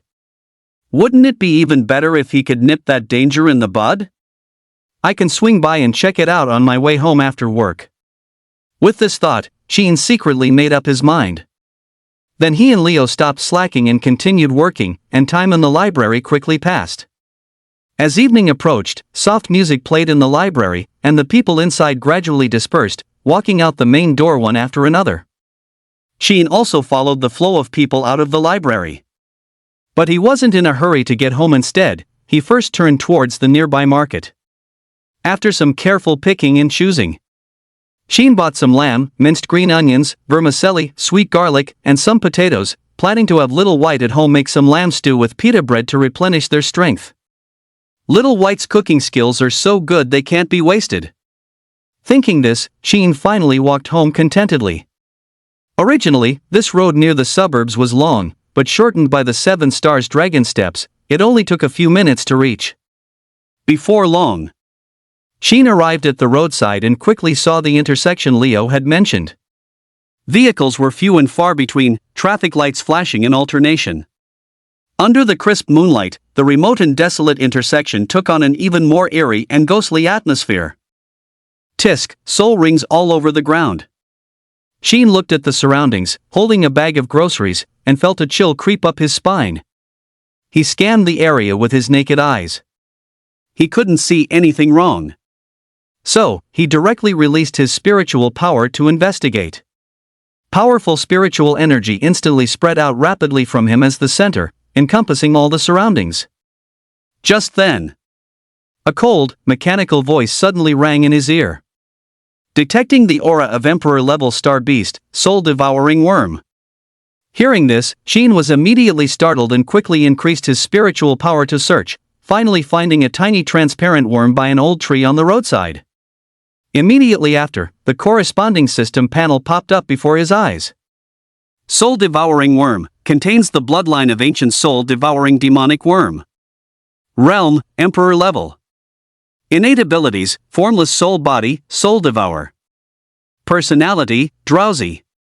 056 The strange and timid soul-devouring worm, Li Zixuan breaks through. Chapter 56 The strange and timid soul-devouring worm, Li Zixuan breaks through. Chapter 56 The strange and timid soul-devouring worm, Li Zixuan breaks through. The crisp moonlight fell, illuminating the old, mottled, and furrowed birch bark. A transparent worm clung to its surface, seemingly an integral part of the roadside birch tree. There isn't even any star power fluctuation? Sheen observed closely for a moment, feeling a sense of wonder. What kind of sneaky behavior is this? This soul-devouring worm doesn't play fair, always hiding under the birch tree, waiting to ambush. If observed only with the naked eye, its whereabouts would be impossible to trace. Only with mental power could it be detected. No wonder Stellar Guard searched for ages and couldn't find it. Sheen suddenly understood, carefully observing the movements of the soul-devouring worm. The key now was to figure out the worm's characteristics. Let this young master grant you a sword chi first. Sheen stepped back 2 paces, preparing his 7-star roaming dragon steps for escape at any moment, then raised 2 fingers, condensing sword chi and striking it towards the worm's body. Whoosh! A wisp of sharp sword chi shot from his fingertips, instantly hitting the soul-devouring worm's shell. However, the scene that followed left Sheen stunned. The striking sword chi, after hitting the soul-devouring worm's shell, caused no damage. It merely passed through its shell, like an iron skewer piercing jelly, hitting the birch bark beneath. Attack ineffective. Seeing this, Sheen thought, well, I'll be. It can even be immune to physical attacks? With such an overpowered damage immunity buff, how was he supposed to fight? Let's try a starlight attack. Sheen raised his hand to condense the mana within his body, drawing upon the firmament to form vast starlight, once again covering the surface of the tree bark. But the result? Still useless. The surging starlight rolled and shifted on the bark, repeatedly traversing it several times, yet it simply couldn't pinpoint the soul-devouring worm's location. It was as if it didn't belong to this world, but was a low-dimensional projection of some high-level existence. Hiss, it seems I've run into a tough opponent today. Sheen frowned slightly. Both methods so far were ineffective. Only mental power attacks hadn't been tried. Thinking this, Sheen no longer hesitated. He focused his mind, concentrating his attention on the soul-devouring worm. Boom! Terrifying mental power descended around the worm's body, then abruptly contracted, pouring all pressure onto its shell, the momentum growing from small to large. From a gentle spring rain, it transformed into a tempest, as if countless fine steel needles were piercing in. The next moment, the soul-devouring worm's body trembled slightly, finally reacting to these attacks, curling up into a ball. It's working! Upon seeing the worm's reaction, Sheen's heart immediately filled with joy. It turned out this little creature feared mental attacks. Under the fierce mental assault, the soul-devouring worm writhed and curled on the surface of the tree bark, agonizingly, and immediately awoke from its slumber. But it was precisely at this moment. Suddenly, a searing, excruciating pain shot through Sheen's mind. All his mental energy was being stripped from his body, as if falling into a black hole abyss, beginning to rapidly drain away. This is bad. Sensing the situation within his body, Sheen was instantly alarmed. This little worm can even devour mental energy? Just at this critical juncture, the system's alert sound suddenly rang out. Risk warning. Host's current mental energy is rapidly depleting. please leave the scene immediately. If this state persists, there is a probability of turning into an idiot after 10 seconds. The system's warning repeatedly echoed in his ears. Hearing this, Sheen made a snap decision, ceased his mental attack, and directly severed his connection with the soul-devouring worm. Buzz! In an instant, the severe pain in his head dissipated. The next moment, the soul-devouring worm on the tree bark also changed, its form becoming more transparent, sinking directly beneath the bark, instantly vanishing before Sheen's eyes. Sheen saw this scene and couldn't help but feel a little amused. This guy was too timid. The area around the birch tree was now silent, with no trace of the soul-devouring worm's aura to be found. How boring, it just ran away. Sheen checked around, and after confirming the soul-devouring worm had truly vanished, he picked up his grocery bag and turned to leave. He wasn't in a hurry anyway. This soul-devouring worm escaped the first day of the month, but could it escape the 15th? By now, its habit of devouring souls had become an irresistible physiological instinct. It won't be long before it gets hungry and comes out to cause trouble again. During this time, I just need to pay close attention, observe the situation, and take some time to check on it after work. I'll definitely find it again. As for now, nothing to do, heading home for now. Meanwhile, at Li Zixuan's home. White curtains swayed in the breeze, and soft moonlight streamed through the glass window. Li Zixuan sat cross-legged on the bed, her creamy skin illuminated by the moonlight, like white jade. Her long, thick eyebrows were slightly furrowed, giving her a serene beauty, like a narcissus under the moon. And before her lay an unassuming, dark pebble. The pebble's surface was engraved with the character stillness, simple yet profound. Wisps of spiritual power emanated from the engraving, effortlessly stabilizing her mind. The token Master gave me is indeed powerful. My thoughts have become much clearer. Li Zixuan felt the spiritual power, and as her thoughts sank into it, her whole body softened and relaxed. With the aid of this pebble, her mind was utterly clear. Her thoughts were released, no longer troubled by any worries. It was as if she had entered the state of enlightenment described in Buddhist scriptures, all 3,000 vexations completely dispersed. In an instant, all delusions vanished, allowing her to see her true self. Li Zixuan closed her eyes and concentrated, her chest gently rising and falling as she began to breathe evenly, exhaling like orchids. Time flowed slowly, like clear water. Then, she slowly opened her eyes, and a new change had occurred in her body. At this moment, mana flowed gently through her mana veins, imbued with star power, forming a star river path much wider than before. Ha! Li Zixuan sensed the state of her body, a hint of surprise in her heart, followed by a flash of pleasant surprise across her pretty face. Acquired stage 9th realm. I actually broke through. That simple? Li Zixuan found it hard to believe, somewhat skeptical of the reality before her, yet the flow of mana within her body couldn't be faked. Mana surged, starlight was magnificent, hundreds of times stronger than her previous state. This was the state of acquired stage 9-fold realm. She broke through just by sitting? No, that's not right, it's all thanks to Master helping me.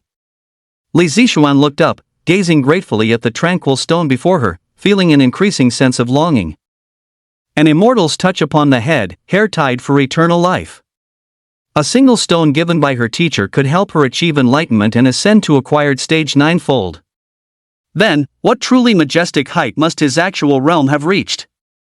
Can I really catch up to Master's footsteps?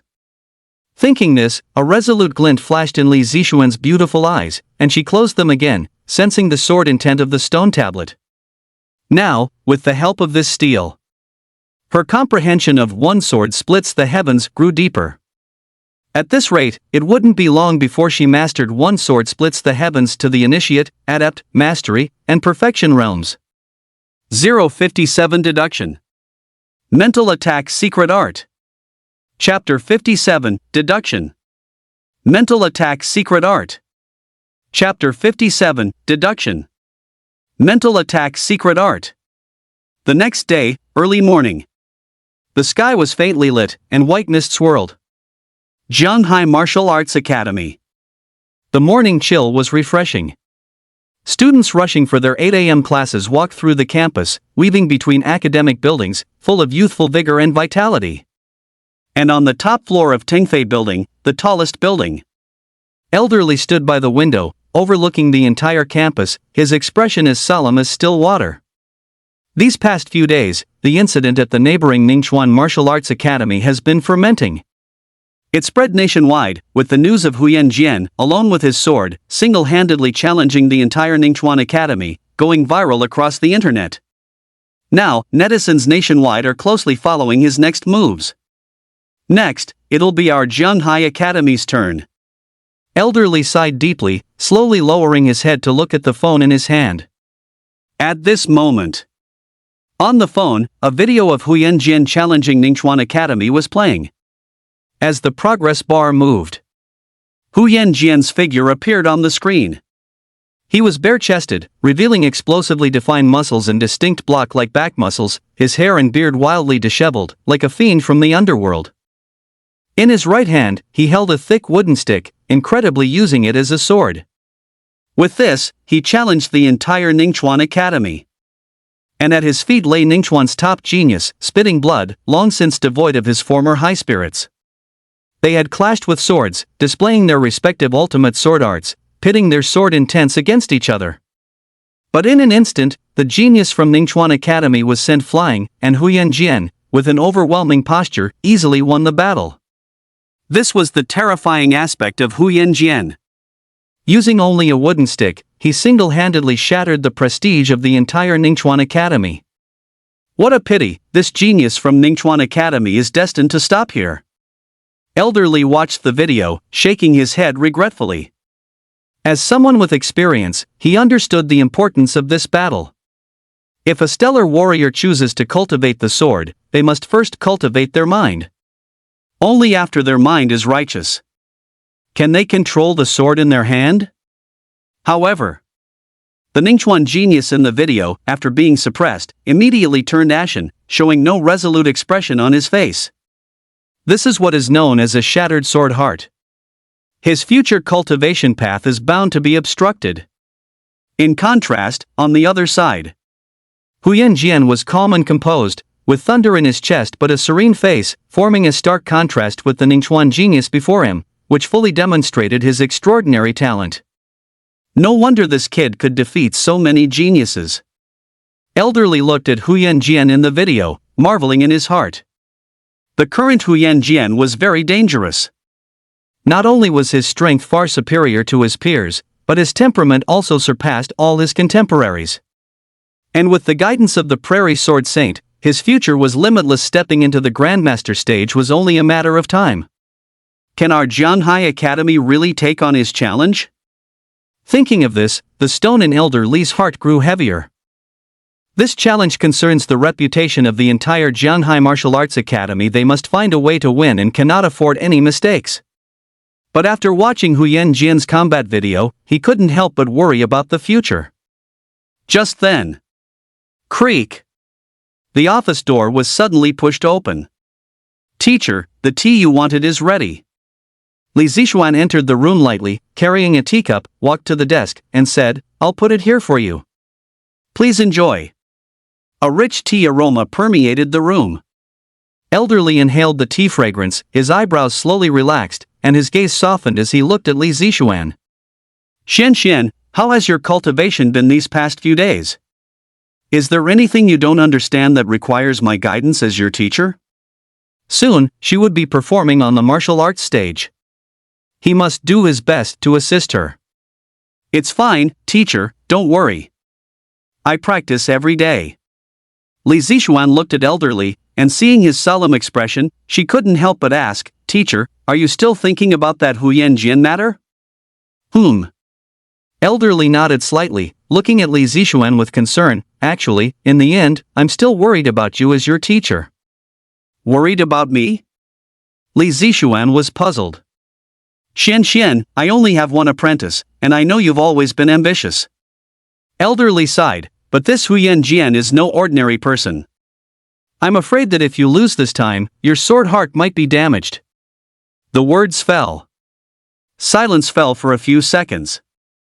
Upon learning Elder Li's thoughts, Li Zixuan smiled brightly and calmly said, I thought it was something serious, turns out it's just this. Elder Li heard her words and asked in surprise, You're not afraid of that Huyan Jian? No. Li Zixuan's heart was as still as water, and she slowly said, Teacher, have you forgotten what you once taught me? As a swordsman, one should be unyielding, break rather than bend, and possess a fearless heart. The path of martial arts is inherently fraught with thorns, often daunting to ordinary people. Since I've chosen to prove my Tao with the sword, I shall only press forward, with no turning back. In her calm words, Li Zixuan's firm resolve was revealed. Regardless of whether what lay ahead was a towering mountain or a vast ocean, she could only move forward, never showing the slightest bit of weakness or retreat. As her words fell, the fighting spirit in Li Zixuan's chest ignited, stirring the sword intent of sword opening heavenly gate to emanate. Boom! In an instant, an incomparably sharp sword intent swept through, howling like a gale in the office. Sensing this aura, Elder Li's pupils constricted abruptly, immediately filled with shock. This girl? When did she acquire such resolve? After not seeing her for a few days, Elder Li found himself growing increasingly unfamiliar with this disciple. It was as if every day, Li Zixuan was undergoing a new transformation. In the office, Elder Li was silent for a moment, then looked at Li Zixuan again, stroking his palm with relief and saying, Good, well said. You've truly grown up, Xian Xian. With such a temperament, this old man can rest assured. Teacher, please rest assured. I will give my all in this competition, and as for those who block my path. Li Zixuan looked at the morning light outside the window and smiled brightly. They are bound to fail. Meanwhile, in the library, Qin was slacking off on the second floor as usual, while Little White had transformed into a beast-eared loli, frolicking and running freely between the bookshelves. TSK, this little fox sure can jump. Qin watched her cheerful demeanor, too lazy to bother with her, and turned back to continue searching for books on the shelves. After much flipping through and careful searching, he only found 2 books on mental attack secret techniques in total. One of them was still incomplete. And these were all the books on mental secret techniques on the entire second floor. You see, mental power cultivation is very difficult, and few in Jianghai City can successfully achieve anything with it, coupled with the extreme difficulty of collecting these books. So the library simply couldn't be bothered to include them, just using 2 books as a facade to hastily finish the job. Forget it, 2 books will have to do, Qin secretly thought. If it weren't for taking down the soul-devouring worm, why would I go through all this trouble to find books? Thinking of this, he directly activated the enlightenment space. He began to fuse the 2 mental power secret techniques. Characters surged, transforming into the supreme understanding of mental power, rushing into Qin's mind. Mental power has a gentle attribute, similar to flowing water, nourishing all things silently. It is the fundamental essence of all living beings. With this thought, Qin concentrated, regathering this mental power, emulating sword intent, directly transforming it into an incredibly sharp water sword. The sword slays souls, annihilating consciousness. This brand new secret technique, soul-slaying sword, took shape in Qin's mind. A moment later, 058 the master and disciple of the Prairie Sword Saint arrive. The soul-devouring worm returns. Chapter 58 the master and disciple of the Prairie Sword Saint arrive. The soul-devouring worm returns. Chapter 58 the master and disciple of the Prairie Sword Saint arrive. The soul-devouring worm returns. Within the martial arts space, Qin was refining the intricate details of the soul-slaying sword. He quickly completed the preliminary prototype. This skill's techniques, named soul-slaying sword, as the name suggests. Essentially, it uses mental power condensed into a sword, also carrying Qin's sword intent, making it incredibly sharp. Qin could transform his mental power into a 3-foot-long sword, easily capable of annihilating the souls of living beings. Sword of the Soul. Sword of the Soul. Qin sensed the memories in his mind, feeling very satisfied. Now that he had the Soulslayer sword, he had filled another gap in his cultivation. Next time he encountered a soul-eating worm attack, he wouldn't be as passive as before. Not bad, it's about time to go back to work. Xin yawned, pulled out his phone to check the time, and waved to Xiao Bai in the distance. Come back, Xiao Bai. Oh, coming, master. Hearing this, Xiao Bai immediately stopped playing, and with her bare little feet, she scurried between the bookshelves towards Qin. Tapping her toes lightly on the ground, her petite figure trembled, transforming back into her true form as a white fox, and gracefully climbed onto Qin's shoulder to nestle there. Then, the man and the fox leisurely departed. Descending to the second floor, Qin returned to his assigned reading section, pushing the small trolley from before, and continued his daily task of cataloging and shelving books. But just then, a rustling sound suddenly appeared in Qin's mental domain. Scratch, scratch. It was the sound of insects crawling across the ground, coming from a nearby wall, constantly moving through pipes, and faintly, tiny rustling sounds of antennae could be heard. Cockroaches. Qin was stunned for a moment. He quickly put down the book in his hand and magnified his spiritual power to sense the cockroach's location. In an instant, his spiritual power enveloped the entire library. He quickly locked onto 17 weak spiritual sources, all from insect pests within the walls.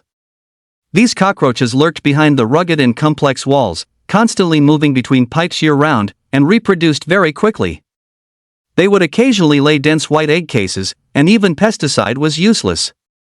It wouldn't be an exaggeration to say they had become spirits. The manager in charge was also headaches over this. Moreover, due to the interference of the walls, each time a live capture was performed, one or two would always be missed, leading to a new brood. Didn't we wipe them all out? Are we supposed to keep them for Chinese New Year? With this thought, Qin no longer hesitated, immediately releasing his mental power on the spot. Vast mental power surged from his body, like a flood, quickly locking onto all the cockroaches, not even sparing the unformed larvae within the oothecae. Then, the soul-slaying sword was unleashed without reservation, striking at the consciousness beacons of all the cockroaches. The next moment, the mental energy gathered above the cockroaches' heads instantly solidified, transforming into sharp swords that fell. Buzz! Death descended silently. Silence, quiet. This was a silent slaughter targeting the soul. All the previously active large roaches collapsed to the ground. Although their bodies still had vitality, there were no longer any signs of movement, as if they had become broken marionettes. Subsequently, it became quiet behind the wall. It wouldn't take long. These soulless bodies, lacking nutrient supply, would achieve true death. All right, all done. Seeing this, Qin looked relieved. A dead bug is a good bug. The next time he encountered that soul-devouring worm, he would definitely capture it. At dusk, Shanghai International Airport. Under the glow of the setting sun, a private shuttle plane descended from the clouds, eventually slowing down and taxiing a distance on the ground before steadily parking at a remote stand. Crunch! The cabin door opened, and the air stair extended. The figures of Yuan Xian and Huyan Jian appeared at the boarding gate. Finally arrived in Shanghai City, teacher. Huyan Jian breathed in the fresh air, his brows relaxed, as he spotted the approaching pickup vehicle in the distance. The news of their arrival had already been communicated by Ning Chuan's side, and they were now being picked up by personnel dispatched by the Shanghai city government. Fully responsible for the master and disciples' food, clothing, housing, and transportation. After all, this challenge was of great significance, no longer just an ordinary competition, but more about the official image. So, at this moment, Shanghai City, from top to bottom, was on high alert. Teacher, when are we going to find that Shanghai sword god? Huyan Jian slowly walked down the gangway and asked Yuan Xian, who was beside him. No rush, you should rest well first and get your spirits recuperated. Yuan Xian said with a smile, the wrinkles on his face scrunching together, like a rugged old herdsman. At that time, I will personally go forth and issue the challenge invitation to the Shanghai Martial Arts Academy for you. Time flew by. Night. A gentle cool breeze swept through the streets, and pedestrians came and went in an endless stream. Cars sped past the center of the road, their taillights stretching into dazzling streaks of light under the alternating red and green traffic signals. Here, driver. A couple dressed in glamorous clothes stood by the roadside, waving to a taxi not far away, signaling it to come closer. Once the taxi came to a smooth stop, the two opened the car door and got in. Where to, both of you? To Duanfeng Mountain, driver. The girl placed her designer bag on the side of the seat. Alright, by your accents, are you two from out of town? The driver turned the steering wheel, maneuvering the car onto the lane, and asked casually. Yes, driver, we just got off the plane not long ago. The boy looked out the window and smiled. When we left the airport just now, we even met the grassland sword god himself. He looked quite ordinary, just like an old farmer. You young people still don't understand, masters often have this appearance. Smiling, the driver shook his head and said, in a few more days, Zhanghai City will be bustling. The sword god's disciple challenging the Zhanghai Martial Arts Academy, TSK, just thinking about it makes it exciting. That's what we're here for, master. The boy looked down, scrolling on his phone. The internet is in an uproar right now, and flights to Zhanghai City sold out long ago. We almost couldn't even book this flight, and had to pay extra to get tickets from scalpers. As he spoke, the green light at the crossroads ahead lit up, and pedestrians on both sides stopped. The driver pressed the steering wheel, stepped on the gas, and drove across the crosswalk, somewhat lost in thought. I've been in this business for 10 years or so, and I haven't seen Zhanghai City this lively in a long time. It's all thanks to the sword god, who brought us this huge traffic. Hearing this, the boy's eyes lit up and he said, I know, the Zhanghai sword god is really cool. How I wish I could see him in person. With that, he couldn't help but ask, Master, have you ever met the Zhanghai sword god? Just as the driver was about to answer, his face suddenly turned pale, as if enduring immense pain. The next second, his head slammed heavily onto the steering wheel. Driver brother. Hey, wake up, we're going to crash. Bang! With a thunderous crash, the vehicle rear-ended another heavy truck, and the immense impact instantly knocked the couple unconscious. In an instant, the road was in chaos. Traffic came to a standstill, with honking horns everywhere. Meanwhile, above the traffic light, a transparent insect wriggled and crawled, looking down at everything from above, as if digesting something. 059 host easily slays an emperor-level star beast, truly a divine being descended.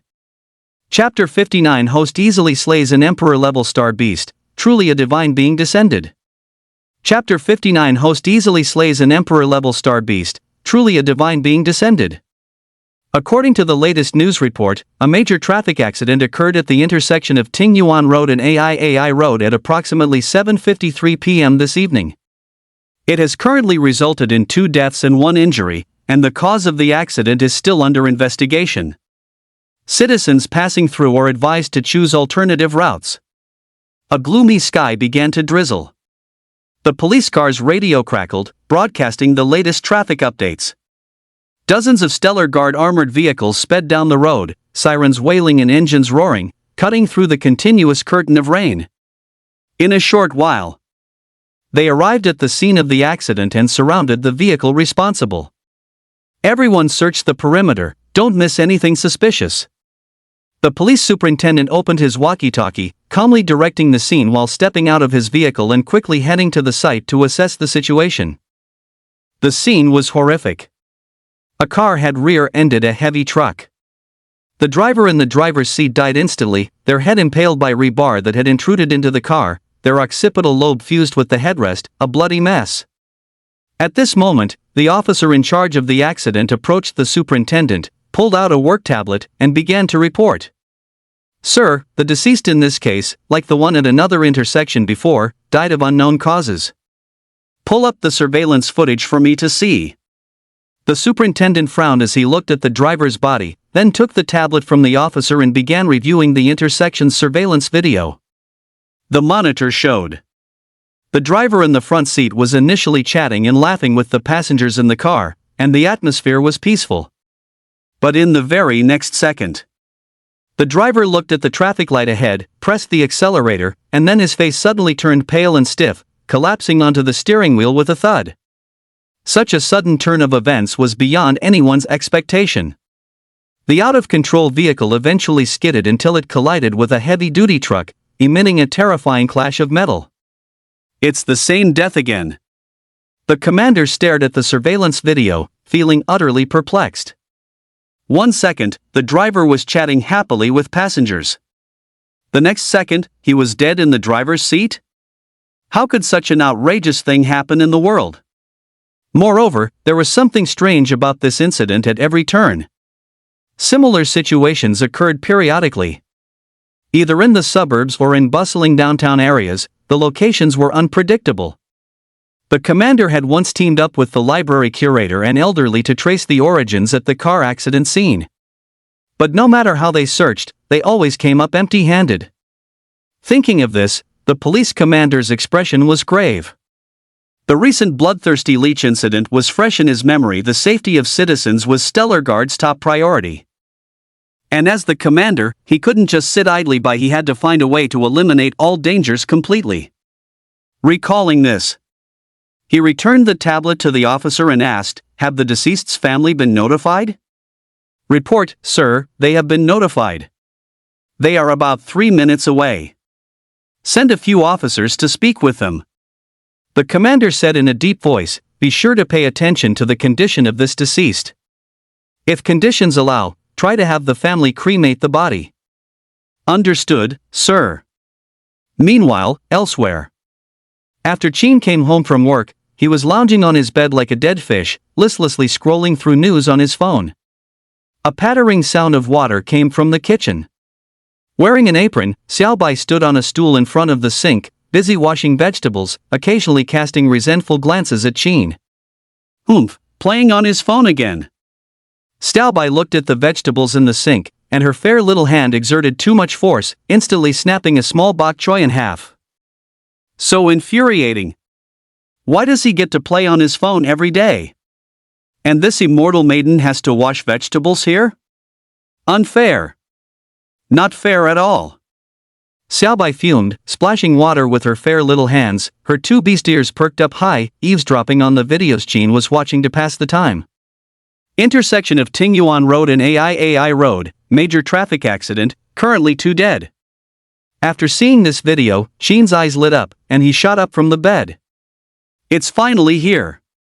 Chin was overjoyed, staring at the screen and quickly noting down the accident location. The soul-devouring worm arrived faster than expected. After all, a beast is just a beast, living purely by primitive instincts, without sufficient sentience. He had just disturbed it yesterday, and today it immediately reappeared in the city. Just in time to test the power of the newly created soul-slaying sword. Thinking of this, Chin put down his phone and quickly walked towards the door in his slippers. "Watch the house, Xiaobai, I'm going out for a bit." "Where are you going, Mas?" Before Xiaobai could finish asking, the door slammed shut with a bang, giving her a rude rebuff. "You!" Xiaobai's pretty face flushed, her silver teeth clenched, and she angrily swung her small fist at the door. But remembering that Chin would be back later, she could only continue to wash vegetables indignantly. No choice. When under someone's roof, one has to bow their head. On the road, the rain was getting heavier. The world was shrouded in a misty haze, and bloodstains were washed away by the rain, flowing into the sewers along the sides of the road. Chin, stepping with the 7 Stars Dragon Walk, arrived under a tree not far from the accident, observing the scene. At this moment, several Stellar Guard members stood guard at the scene, having set up orange and yellow caution tape, like iron towers in the rain, not to be easily crossed.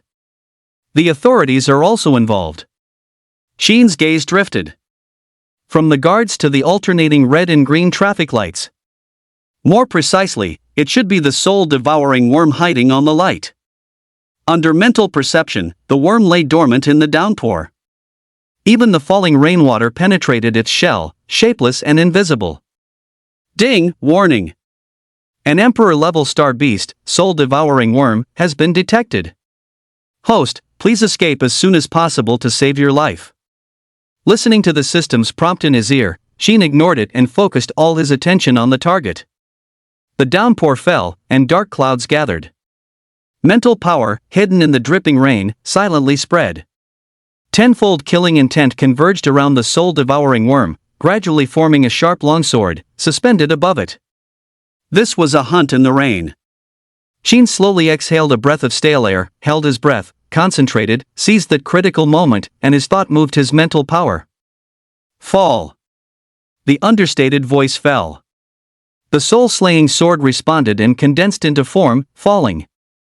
Put. Accompanied by the beautiful sound of metal piercing flesh. The kill was complete. The soul-devouring worm instantly lost all vitality, its physical body slowly disappearing into the rain, but not completely dissipating. Instead, it left behind a transparent bead from which a rich surge of soul power erupted. Ha! The old geezer even dropped a reward? Seeing this, Sheen was overjoyed and was about to release his star power to collect it. But before he could examine it closely, the system's voice suddenly rang out. My goodness! The host actually slew an emperor-level star beast so easily. Truly a divine being descended to Earth.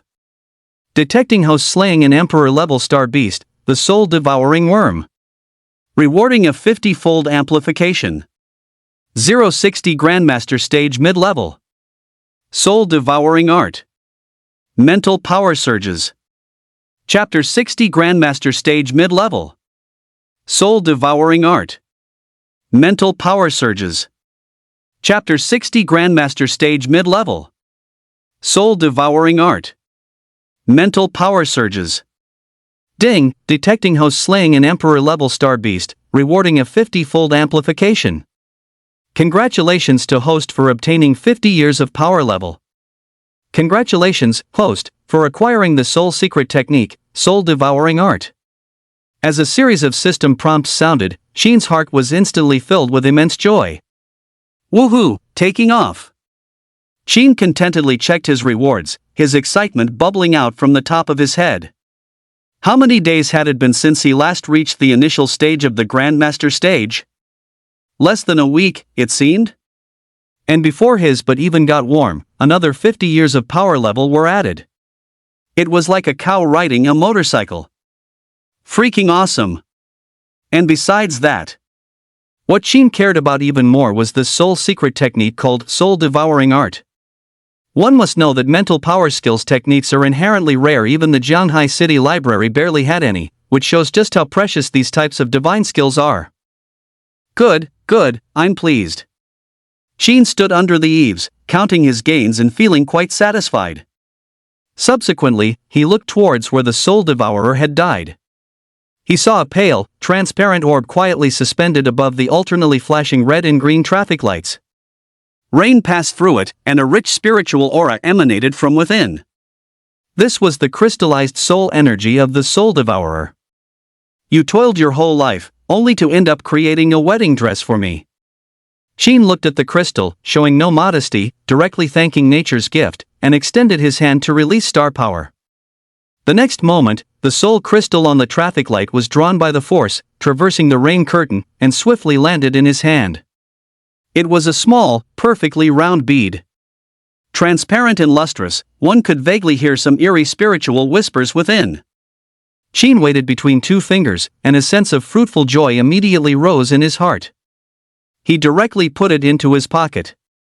Now that the soul devourer has been eliminated, similar tragedies should no longer occur in the days to come. Thinking this, Sheen briefly released his mental power, perceiving the situation at the crossroads. The heavy rain fell softly.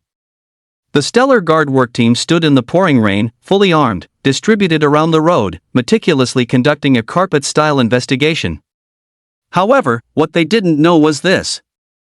Just seconds ago, a thrilling hunt in the rain had occurred right above their heads.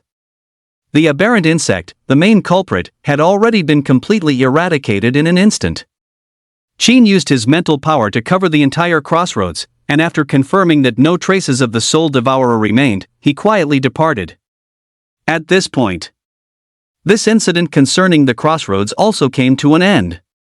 The Stellar Guard publicly announced it as a road-slipping accident due to rain, to reduce public panic. But ultimately, it couldn't stop some people from spreading rumors. In the following months, those rumors spread online, a mix of truth and falsehood, with public opinion shaping the narrative, gradually evolving into a traffic urban legend of Jianghai City.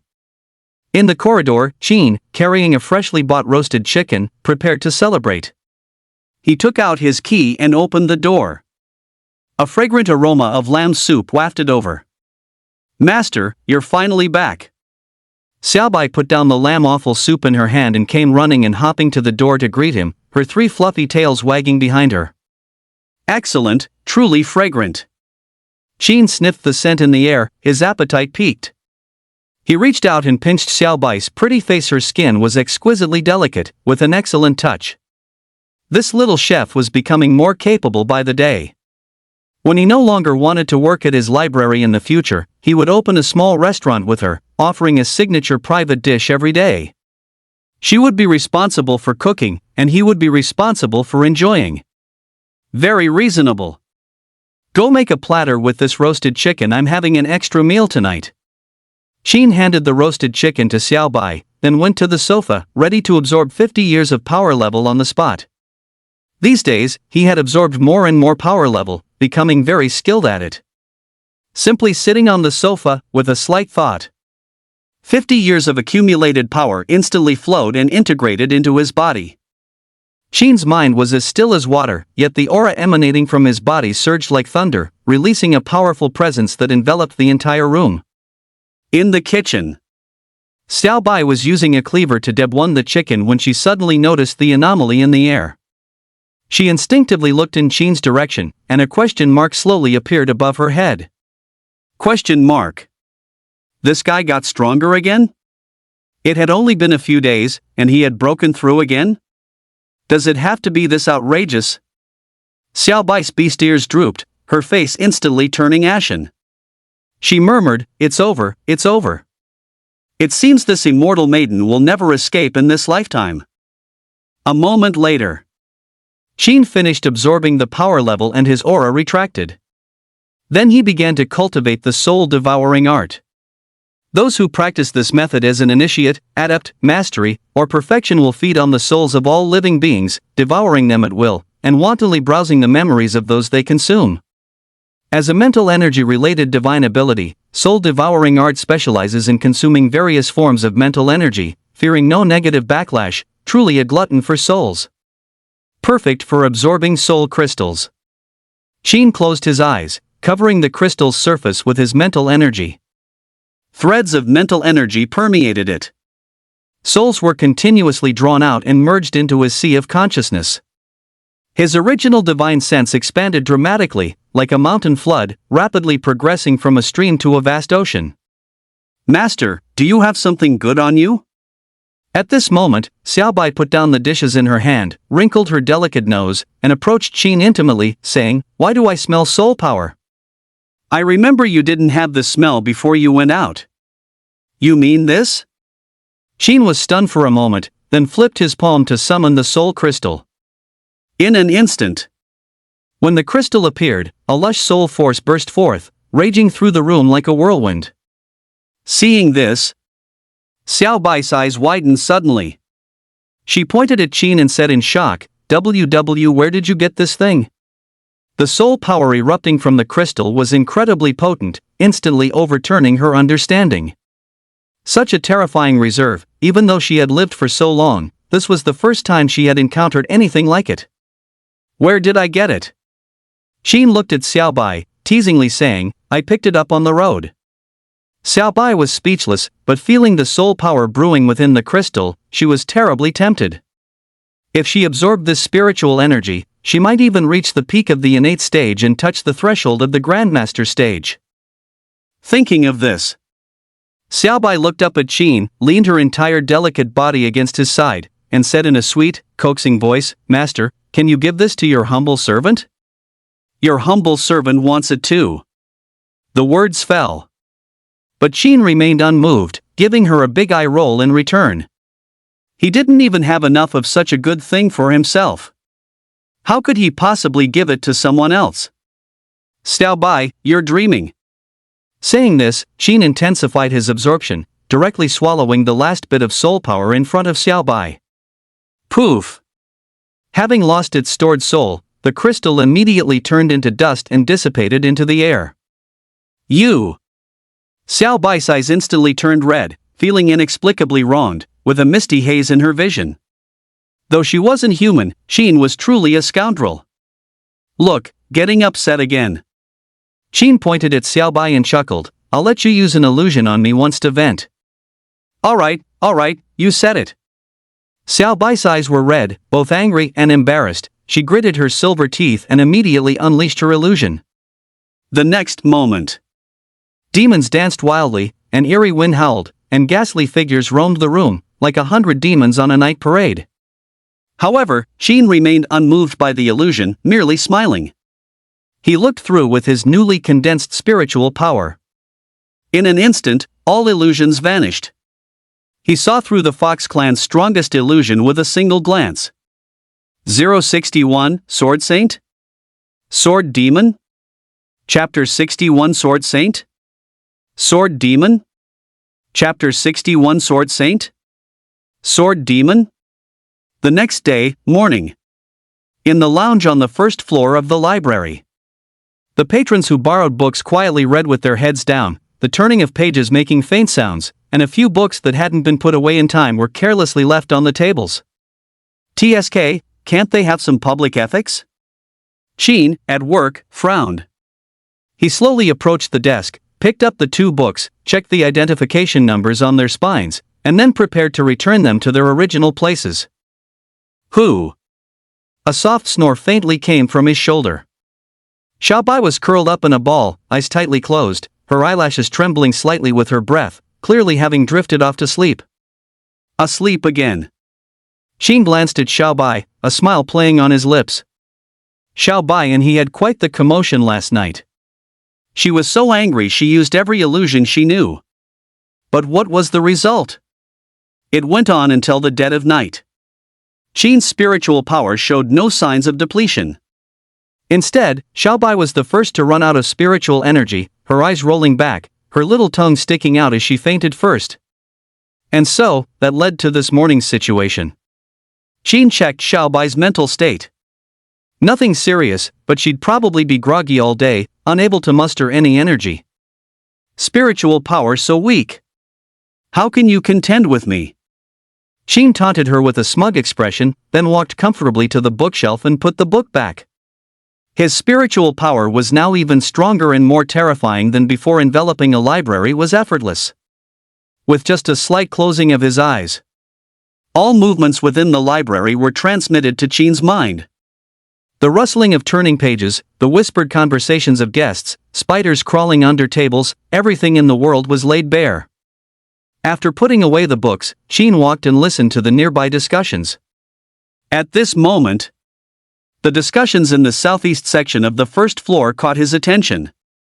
I heard the Grassland Sword Saint and his disciple have arrived in Shanghai City. They just got off the plane yesterday, but I wonder when they'll come to challenge our academy. That Hu Yanjian looks really fierce. I wonder if Senior Sister Li will be able to defeat him. I heard that the Sword Saint came all the way to Shanghai mainly to challenge Senior Sword God. Intermittent discussions drifted over. Qin was slightly stunned, these tidings completely unexpected. The Prairie Sword Saint is already in Shanghai City?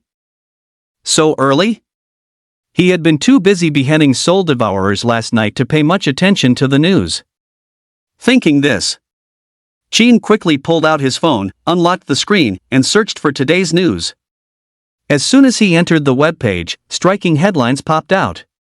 Warm welcome to the Prairie Sword Saint and his disciple in Shanghai. The entire page was filled with news related to the Sword Saint. Qin casually clicked on a link and immediately saw a live photo. In the photo, with an airplane airstare as the backdrop, Shanghai City leaders of all levels were present, beaming with smiles, surrounding a dark-skinned old herdsman in the center, as if he were the sun among stars. And beside this old herdsman stood a young man holding a long sword, with an arrogant and wild look on his face, full of ruggedness. Qin zoomed in on the picture with 2 fingers, focusing his attention on the central figures. An old man and a young man.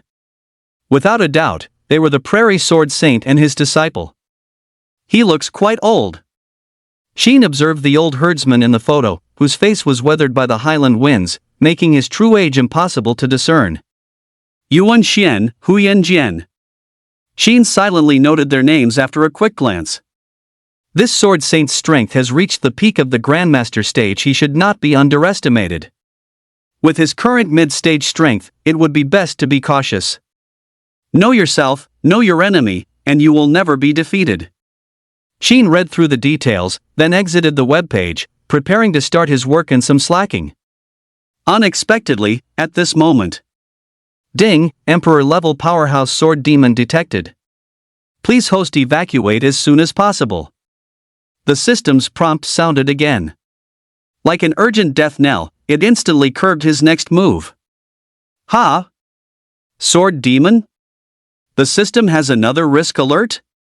Seeing this, Sheen was first stunned, then opened his phone and carefully scrutinized the old herdsman in the photo. Any creature that can survive 500 years into the future is a top-tier existence. And this grassland sword saint, after 100 years, actually became the dominant sword demon? Wait, no. Sheen changed his mind and suddenly realized he couldn't be so arbitrary.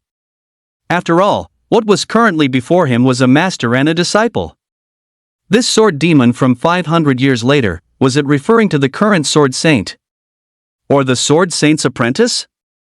The true and false monkey king? Thinking of this, Sheen couldn't help but curse the darn system in his heart. It could be either the master or the disciple, each with a 50% probability, making it truly hard to say. However, this was harmless enough, though. After so many experiences, he had long figured out the system's nature. The so-called sword demon could absolutely not be an emperor-level existence at this moment. What he most needed to pay attention to right now was Yuan Xian, who was at the peak of the Grandmaster stage. Strike while the iron is hot. Even if he was at the Grandmaster stage peak. If he played all his cards, a Grandmaster stage peak wasn't unkillable. If he could defeat it now, he would definitely receive rich rewards again. Alright, one old and one young, no matter which of you is the sword devil. Sheen looked down at the master and disciple in the photo, his eyes glinting, and slowly said, I'm definitely getting these rewards. Originally, he hadn't planned to bother with this prairie sword saint. But now that the other party had triggered a system prompt, he had no choice but to act. Thinking of this, Sheen scrolled through his phone, recalling the student conversation he had just overheard. In a few days, it would be the day the sword saint's disciple challenged Li Zixuan. The matter would be significant, and the prairie sword saint would undoubtedly be present. When the time came, he would need to make a trip there to properly understand the strength of this prairie sword saint. Once this potential threat at the peak of the Grandmaster stage was removed, wouldn't the rewards belonging to the sword devil be easy to obtain? At the same time, within Sword Valley, sheer cliffs rose on both sides, covered with crisscrossing sword marks. A fierce wind swept through, and terrifying sword intent filled most of the valley. Two figures arrived on the wind, walking through the valley bottom, enduring the rampant sword intent. Teacher, what is the strength of this sword god? Huyan Jian followed behind the sword saint, asking in a low voice. Under the pressure of these sword intents, his face was pale, his breathing rapid, and he looked extremely fatigued. Very strong, my disciple. Yuan Xian's expression was solemn. He looked up, closed his eyes, and sensed every wisp of sword intent in the valley. I have wielded my sword for so many years, and it has been a long time since I felt sword intent of this caliber. After a moment, he slowly opened his eyes. For the first time, a fanaticism appeared on his expressionless face, mixed with a hint of madness. Very well. This person's strength is not inferior to mine. 062 Challenge Letter. Chapter 62 Challenge Letter. Chapter 62 Challenge Letter. Zhanghai Martial Arts Academy. In a certain special training room. Incandescent lights cast a soft glow, the four sides spacious and clean. Under the light, Li Zixuan sat on the floor, her white attire as pure as the moon. Before her stood a stone figure carved with stellar patterns, from which stellar energy subtly radiated outwards. Who? Li Zixuan exhaled gently, her body enveloped by circulating sword intent. Instantly, the air in the room vibrated, and sharp sword energy erupted, producing a crisp, ringing sound akin to a sword's hum. Now, it's the final comprehension of one sword opens heaven's gate. With this thought, Li Zixuan's mind calmed, and following her memory, she carefully guided the sword energy to gush forth. Buzz, buzz, buzz. The sword hum in the room became increasingly crisp, connecting into lines, as if someone was plucking a sword to sing. But in reality, Li Zixuan did not bring a sword into the academy, but instead chose to embody the sword, comprehending the initiate, adept, mastery, and perfection profound meanings of one sword opens heaven's gate. Her mind was as vast as the sky and sea, with all things capable of becoming a sword. In this precious stage of enlightenment, the concept of time faded away. Who knows how much time had passed? Li Zixuan slowly opened her eyes, looked at the stone figure in front of her again, and raised 2 fingers by bending her arm. In an instant, the rampant sword energy in the room calmed, then concentrated to a single point, fully converging at her fingertips, its sharpness fully contained, poised for action. Strike! Li Zixuan murmured, pointing directly at the stone man's brow. The air boiled in an instant, and the sword she condensed at her fingertip struck out immediately, like a white rainbow piercing the sun, transforming into a slender white light that extended, effortlessly penetrating the stone man's midline. A single sword opens the heavenly gate. Crunch! After the sword she plunged in, a fine line appeared on the stone man's surface, instantly splitting it into 2 halves, which crashed to the left and right. It's done! Seeing this, Li Zixuan was ecstatic, and quickly propped herself up, approaching the shattered stone man to check its condition. She saw that the stone man's cut was perfectly even and smooth as a mirror, already bearing some resemblance to the cut on Duanfeng Mountain. That's great! Li Zixuan extended a finger, gently stroking the break, a smile curving her lips. Finally, I also reached the initiate, adept, mastery, and perfection realms of sword opening heavenly gates. One step closer to master Duanfeng's sword strike. Thinking this, Li Zixuan suppressed her excitement, quickly went to the locker, took out her phone, then returned and took a photo of the stone figure. Such a historic moment, of course, must be well recorded. After taking a few photos, Li Zixuan contentedly exited the photo album, then clicked on a web page, looking at a news story about the grassland master and apprentice. They've arrived. The challenge should begin in a few days. Li Zixuan looked at Huyan Jian's imposing figure, her gaze firm, surging with fighting spirit in her eyes, burning like an unquenchable fire. This battle is of great importance. It not only concerns the reputation of Jianhai City but also the disciple rivalry between 2 master swordsmen. Master, I will never let you down. 2 days later, at the entrance of Jianhai Martial Arts Academy. The place was bustling with people, and the surrounding crowd was boisterous. Official media reporters stood at the very front, taking photos to capture this historic moment. Elderly, dressed in a Zhongshan suit, stood side by side with Li Zixuan in front of the gate. They were preparing to welcome the arrival of the grassland sword saint. Not long after, at the end of the road, a black extended limousine was seen approaching, stopping steadily in front of the Martial Arts Academy. The driver was the first to get out, respectfully opening the door for Yuan Xian. Thump thump. Yuan Xian, with his hands behind his back, slowly stepped out of the car, his gaze sweeping over everyone present, like a Highland shepherd surveying his flock. I have long admired the name of Senior Sword Saint, and today I finally have the pleasure of meeting you. It's an honor. Elderly, neither humble nor arrogant, stepped forward and performed a basic greeting. Yes. Yuan Xian nodded, speaking few words. He merely glanced at Elderly, then suddenly raised his hand, and a document flew out. Whoosh! A sharp whooshing sound pierced the air, accompanied by wisps of sword intent spreading. Clearly, they harbored ill intent. Seeing this, Elderly frowned. With quick reflexes, he immediately released his star power, intercepting the flying paper letter. After a series of probes, the crowd's chatter instantly quieted down. The atmosphere, like an undercurrent in the deep sea, was tense and volatile. Not bad.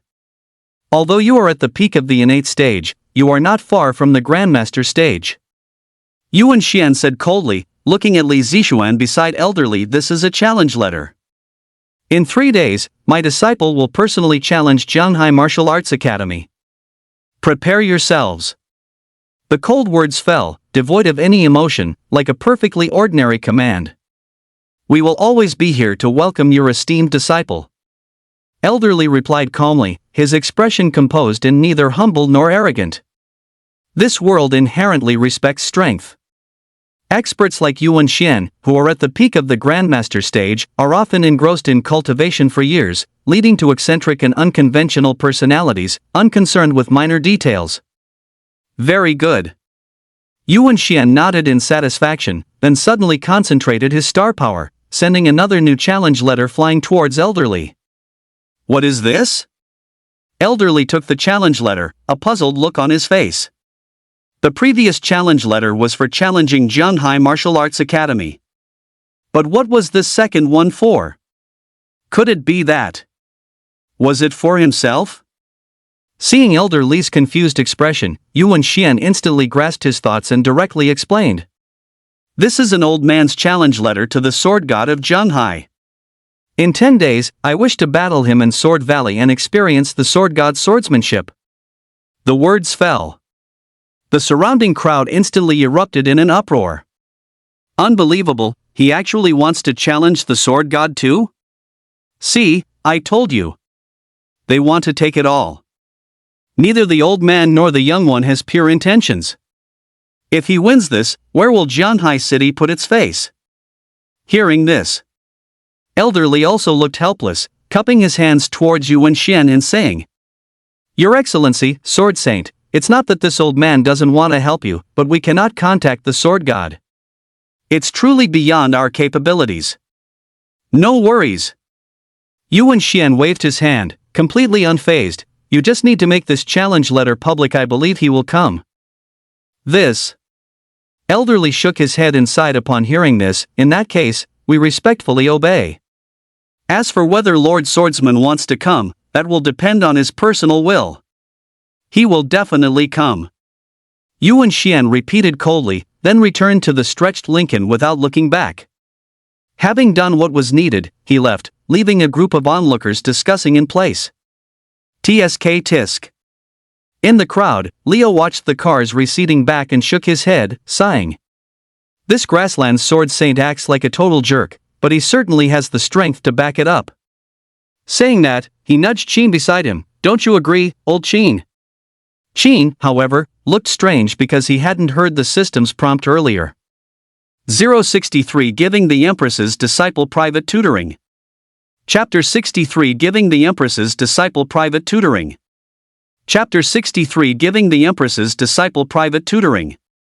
In the crowd, Qin watched the distant stretched Lincoln, looking dazed and lost in deep thought.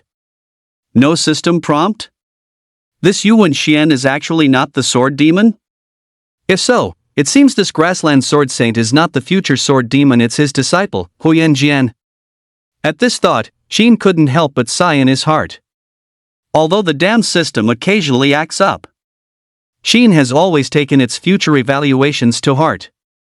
This Huyan Jian's talent is so abnormal, capable of becoming a true emperor-level powerhouse 500 years later, breaking through countless living beings. He cannot be underestimated. But then again, no matter how strong he is in the future, does it have anything to do with the present? Currently, Huyan Jian is at most at the innate stage, unable to surpass the grandmaster stage. I can always overpower him. Thinking this, Qin's hanging heart relaxed a little. Immediately thought about how to get the rewards from this child. Strike while the iron is hot. I leveraged the information asymmetry, held the advantage of timing, location, and human factors, and with my Grandmaster stage realm, defeating a Huyan Jian was naturally effortless. Getting rewards. No shame in that. But the problem now is, how to maximize the benefits. And how should I deal with this grassland sword saint? Qin stroked his chin, recalling the arrogant expression of the grassland sword saint just now. He immediately felt it was a bit tricky. From Yuan Xian's words and actions just now, this guy was undoubtedly a martial arts fanatic.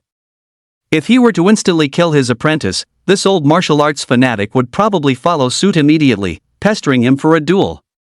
At that time, it would definitely become an annoying situation like beating the young one, then dealing with the old one. Hiss, just thinking about it is troublesome. Thinking of this, Qin shook his head vigorously and turned to look at Li Zixuan at the doorway. He decided to take another route to get the rewards. That was to let Li Zixuan fight on his behalf. Now, as his disciple, she was already bound to him. And this challenge from Zhanghai Academy was, in essence, a new fork in destiny caused by his original act of slaying the leeches. The two of them were pieces on the board, pawns in the game. And he himself was the manipulator above the chessboard. If his disciple defeated Huyan Jian, it would surely yield rich rewards. Excellent, excellent, this route works. Thinking of this, Qin suddenly saw the light, and new anticipation filled his heart.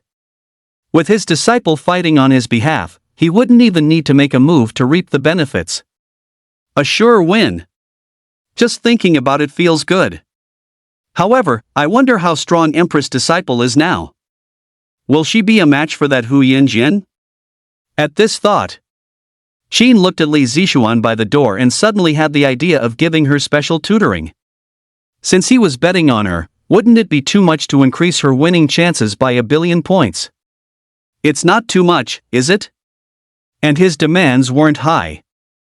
As long as Li Zixuan's winning probability reached about 200%, that would be enough. Thinking this, Qin's lips moved slightly as he directly transmitted a secret message to Li Zixuan. Come to Sword Valley tonight. The next moment. The words lightly echoed beside Li Zixuan, barely audible.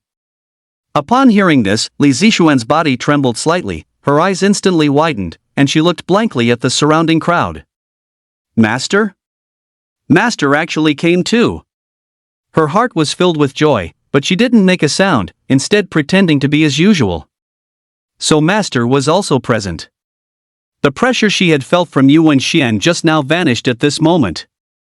At this time, the noisy crowd began to disperse.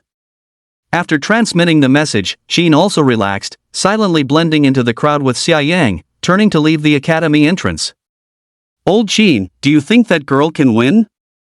On the way, Leo looked back at Li Zixuan, then whispered, I think that Sword Saint's disciple looks really fierce, she clearly looks strong. I feel like this girl will lose. No, she will win. Li Zixuan is guaranteed to win this round. Qin smiled and strode towards the library. Hearing this, Leo quipped. Hey, old Qin, you can't say that just because you like that girl. Time flew by in a flash. Before they knew it, night had fallen. The moon was bright, the stars were sparse, the wind howled through Sword Valley, and the pine forest swayed with the strong gusts.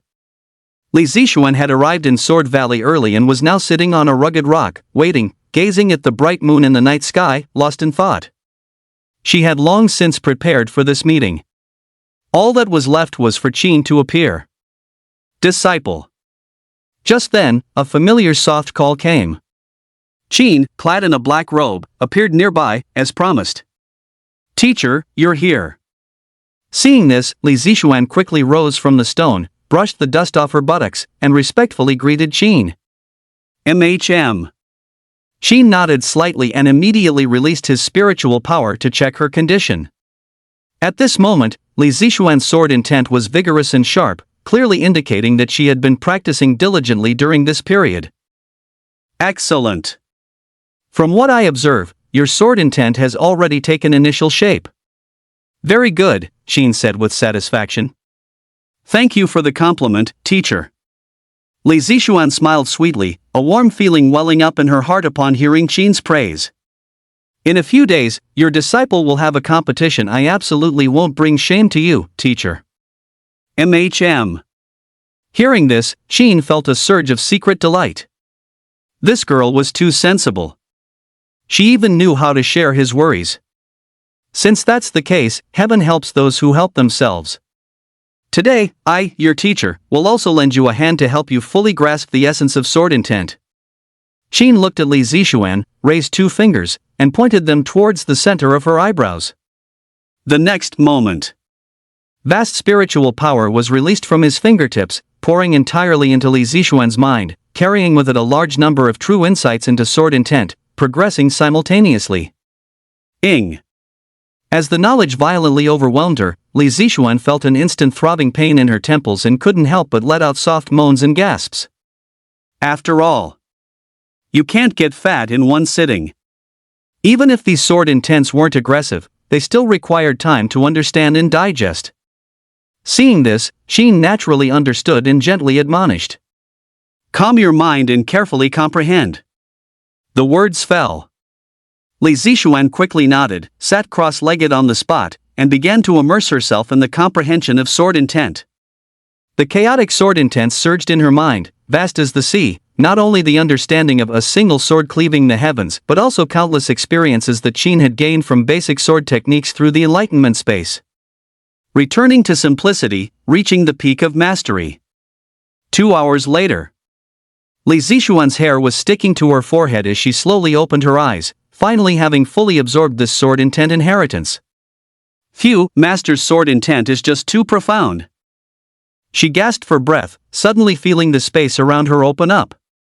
Qin's figure had long since vanished without a trace. And just as she wondered, a mental message left by Qin sounded at the opportune moment. Tomorrow night, we continue.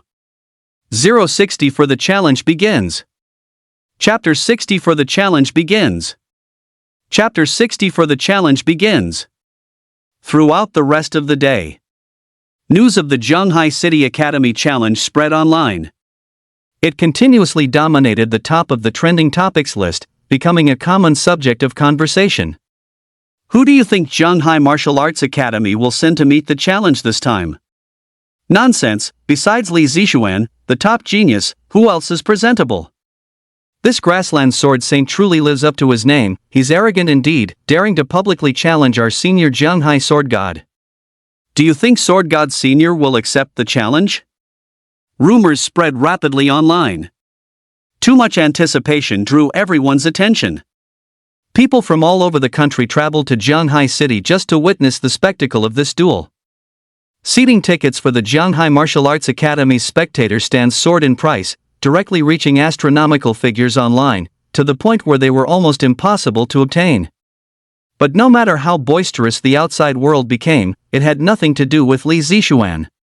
Under Elder Li's deliberate arrangement, he isolated her from all external distractions, allowing her to focus on preparing for the competition. In the evening, Li Zixuan took time to come to Sword Valley, quietly listening to Qin's teachings, comprehending various profound sword techniques, and her understanding of a single sword opens the sky gate reached an even higher realm. Sword Valley. The moon shone brightly, with sparse stars and a gentle breeze. Li Zixuan sat cross-legged on a flat rock, her eyes closed, her chest rising and falling slightly. At this moment, she was entering a deeper state of enlightenment. The sword chi around her gently emanated, and the nearby sword intent aligned with her thoughts, a harmonious interplay between heaven and man, as if entirely natural. The sword chi brewed within her mana veins, flowing steadily and surging at an astonishing speed. This speed is still a bit slow. Observing this, Qin, who was beside her, secretly shook his head. As an empress, Li Zixuan's talent was undeniable, surpassing all others. But the problem was, the competition was tomorrow. At her current pace, it would definitely be too late. Tisk, disciple, it seems I must find a way to get you an acceleration membership. Thinking this, Qin closed his eyes, releasing his spiritual power to sense the distribution of sword chi in the Sword Valley. Scattered, chaotic.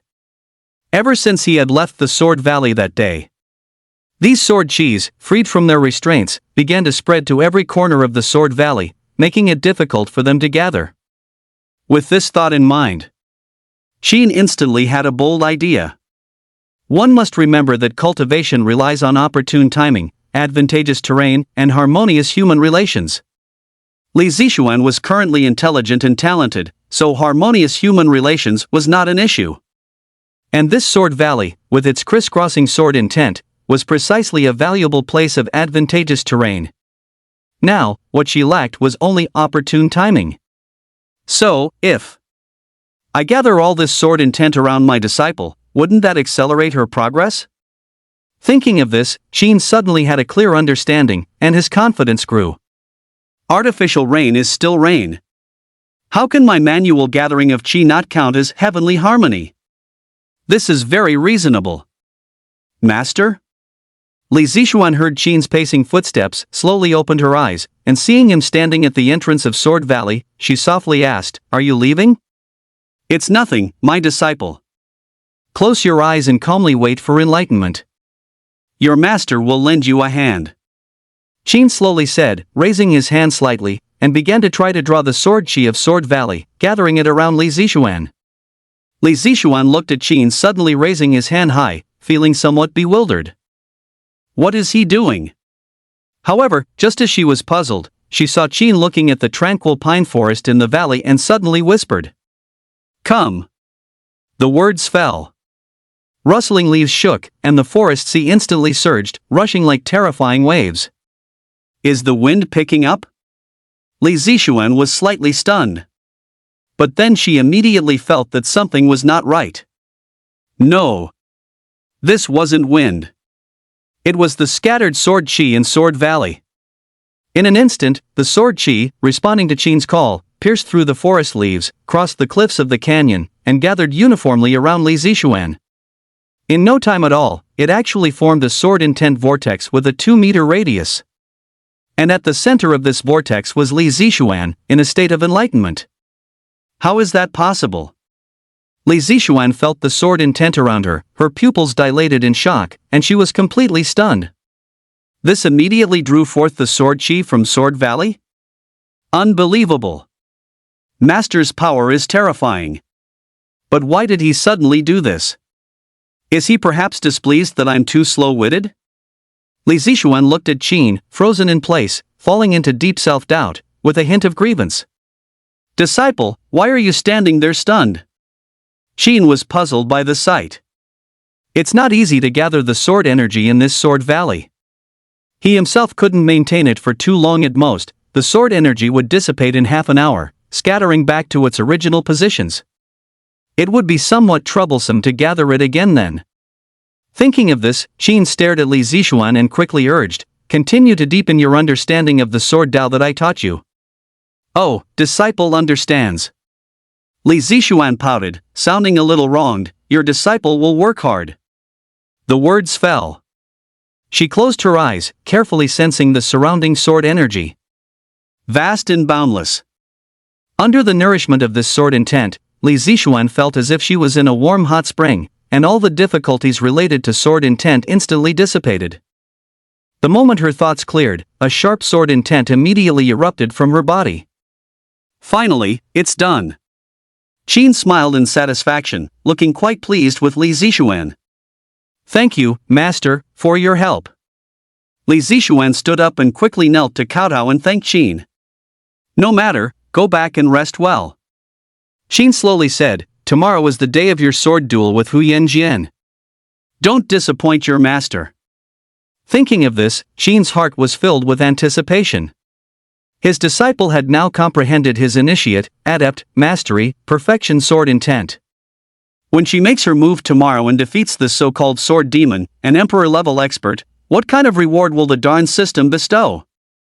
The next day, Leo and Qin specifically took leave. Then, relying on Leo's money power, the two of them, with the obtained vouchers, arrived at Zhanghai Martial Arts Academy.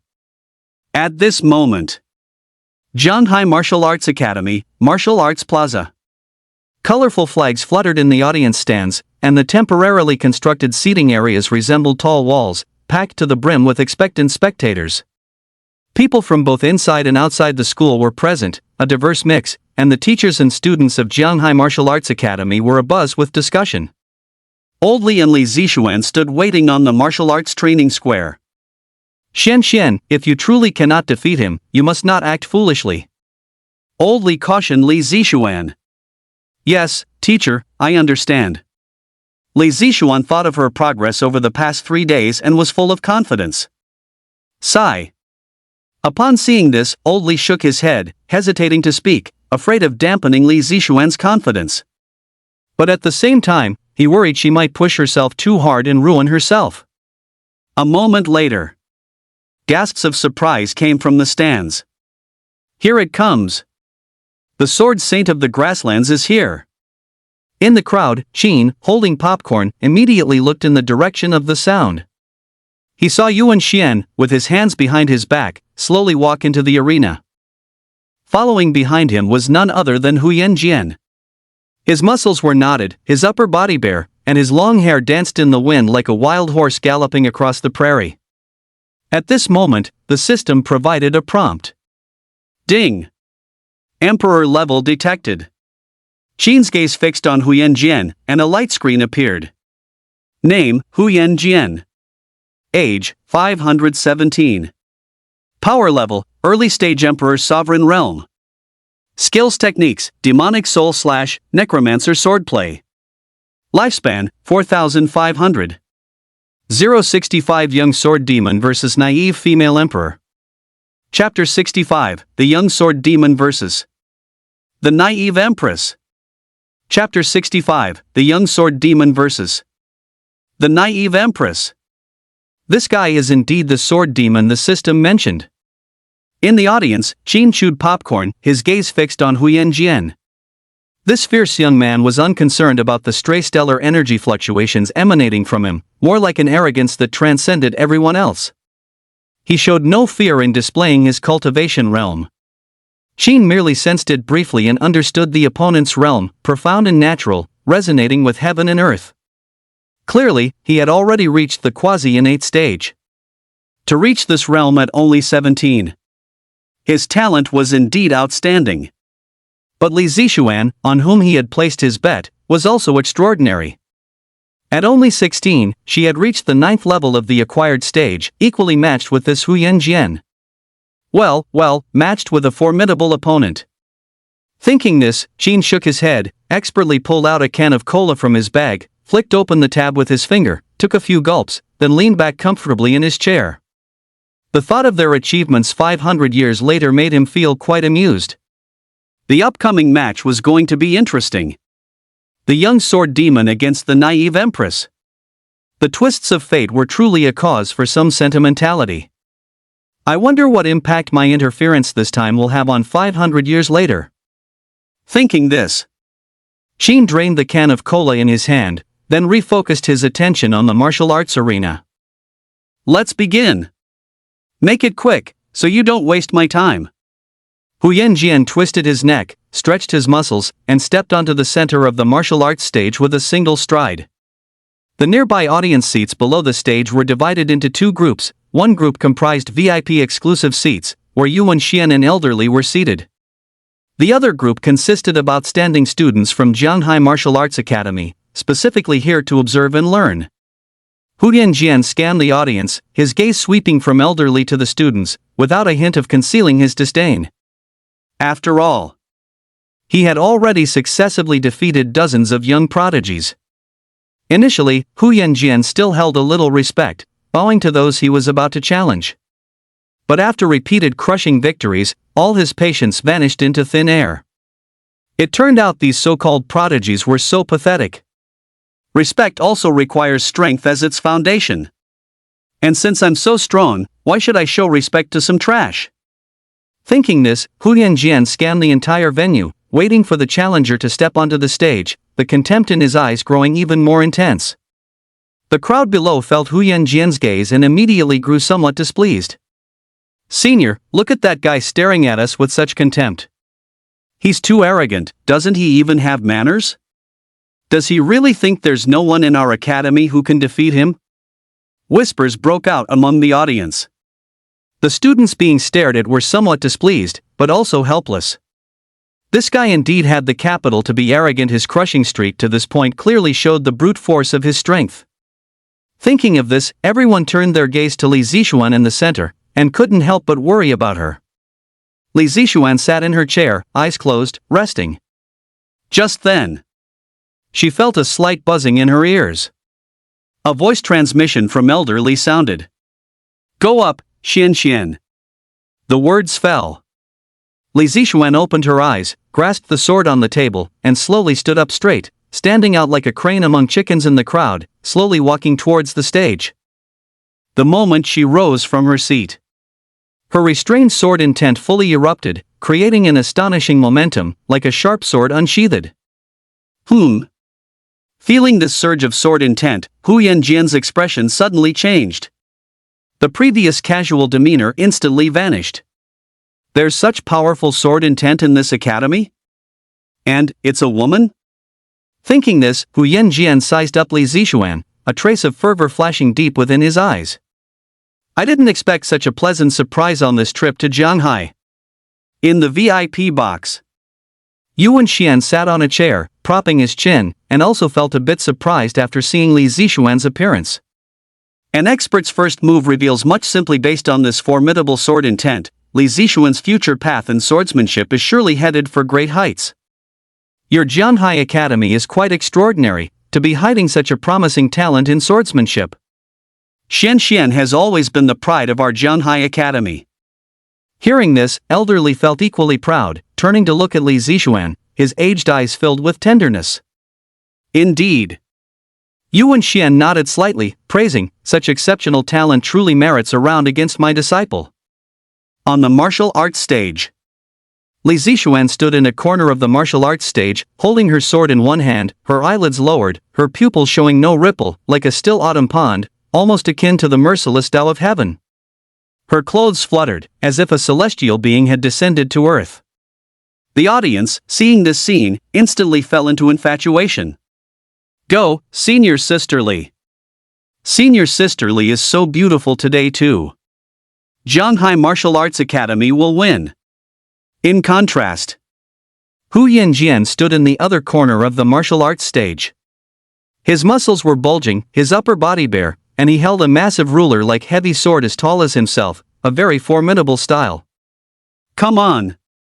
Let me see how long you can last. Hu Yanjian laughed heartily, flexing his bulging muscles, the veins on his neck writhing like enraged snakes. Suddenly, his figure vanished from where he stood.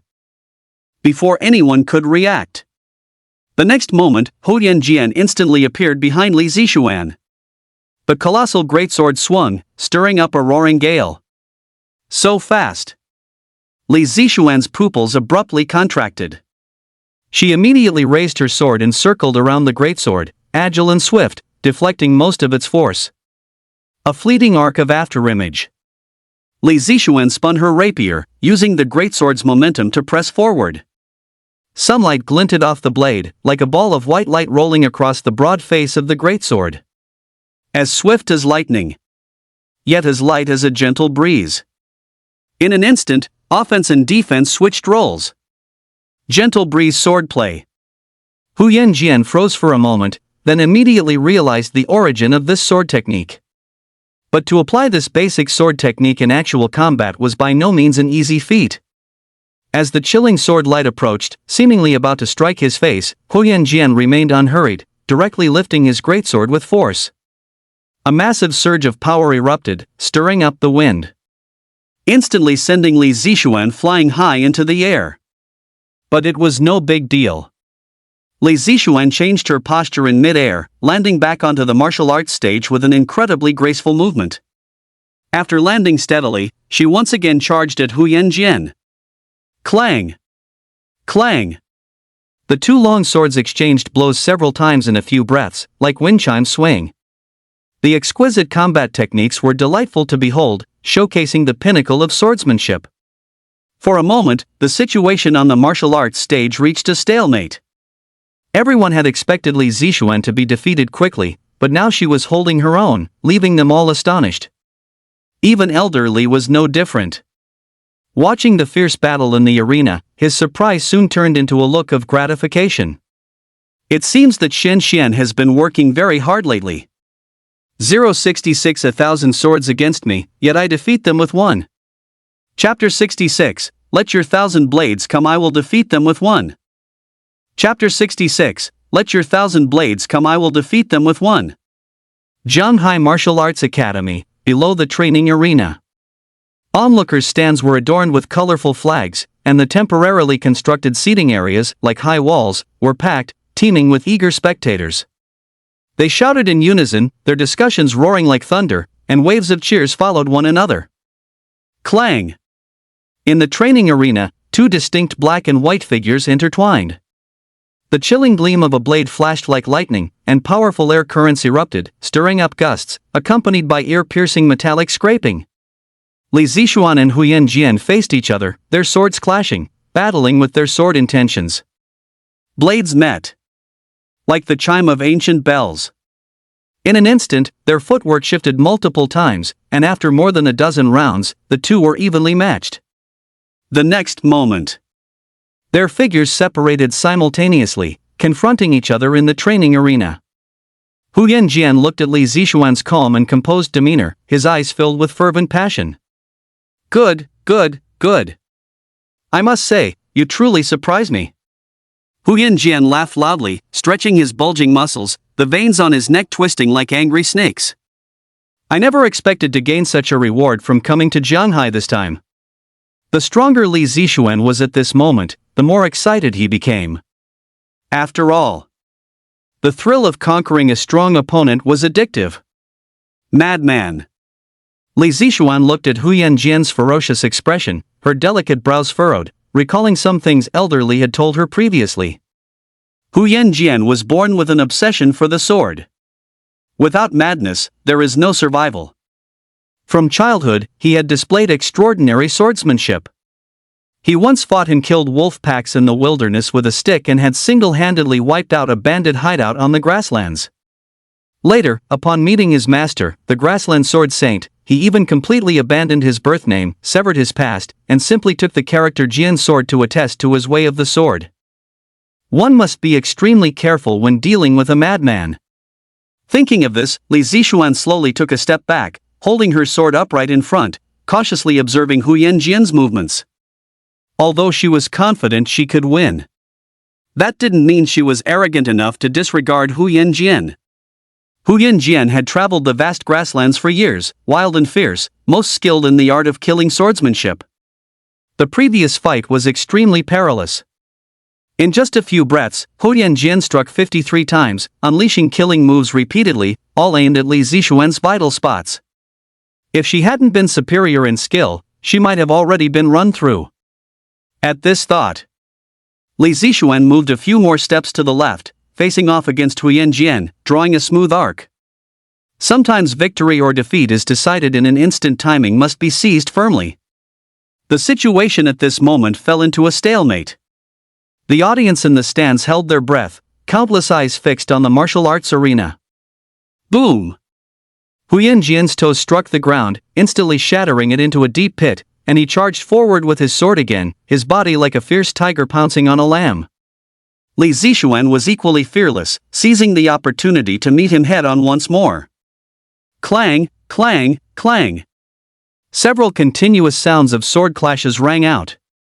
Dense waves of sound surged, the two long swords clashing numerous times, forming a deafening buzz of cacophony that directly injured the eardrums of many spectators. Yet, despite this, the two remained fiercely engaged in an inextricable battle, locked in an unsolvable deadlock. Li Zixuan's expression was calm, continuously striking with her sword to defend, while Huyan Jian's expression grew increasingly ferocious, twisting into an almost uncontrollable excitement. Yes. Just like that. The more you struggle, the happier I become. Huyan Jian laughed maniacally, his eyes bloodshot, like a madman. Boom! The next moment, the sword intent around him instantly surged, splitting into two, then three, instantly transforming into hundreds and thousands of sword chi, dense and terrifying. This is bad. Li Zixuan sensed trouble, a strong feeling of crisis suddenly assaulting her. This must be some kind of trump card, causing his current abnormal state. Thinking of this, Li Zixuan's body paused, and she immediately withdrew from the intense fight, moving several meters away from Huyan Jian. However, after she dodged, the sword aura around Huyan Jian did not dissipate. Instead, it continued to surge wildly. The sword intent diversified, seemingly inexhaustible, directly forming a colossal pillar that pierced through heaven and earth, tearing apart the clouds in the sky. Innumerable distinct sword auras gathered within it, ever-changing yet unified. 10,000 swords returned to origin? elderly, watching from below the stage, was instantly struck speechless by this sight. The sword saint actually taught him even this?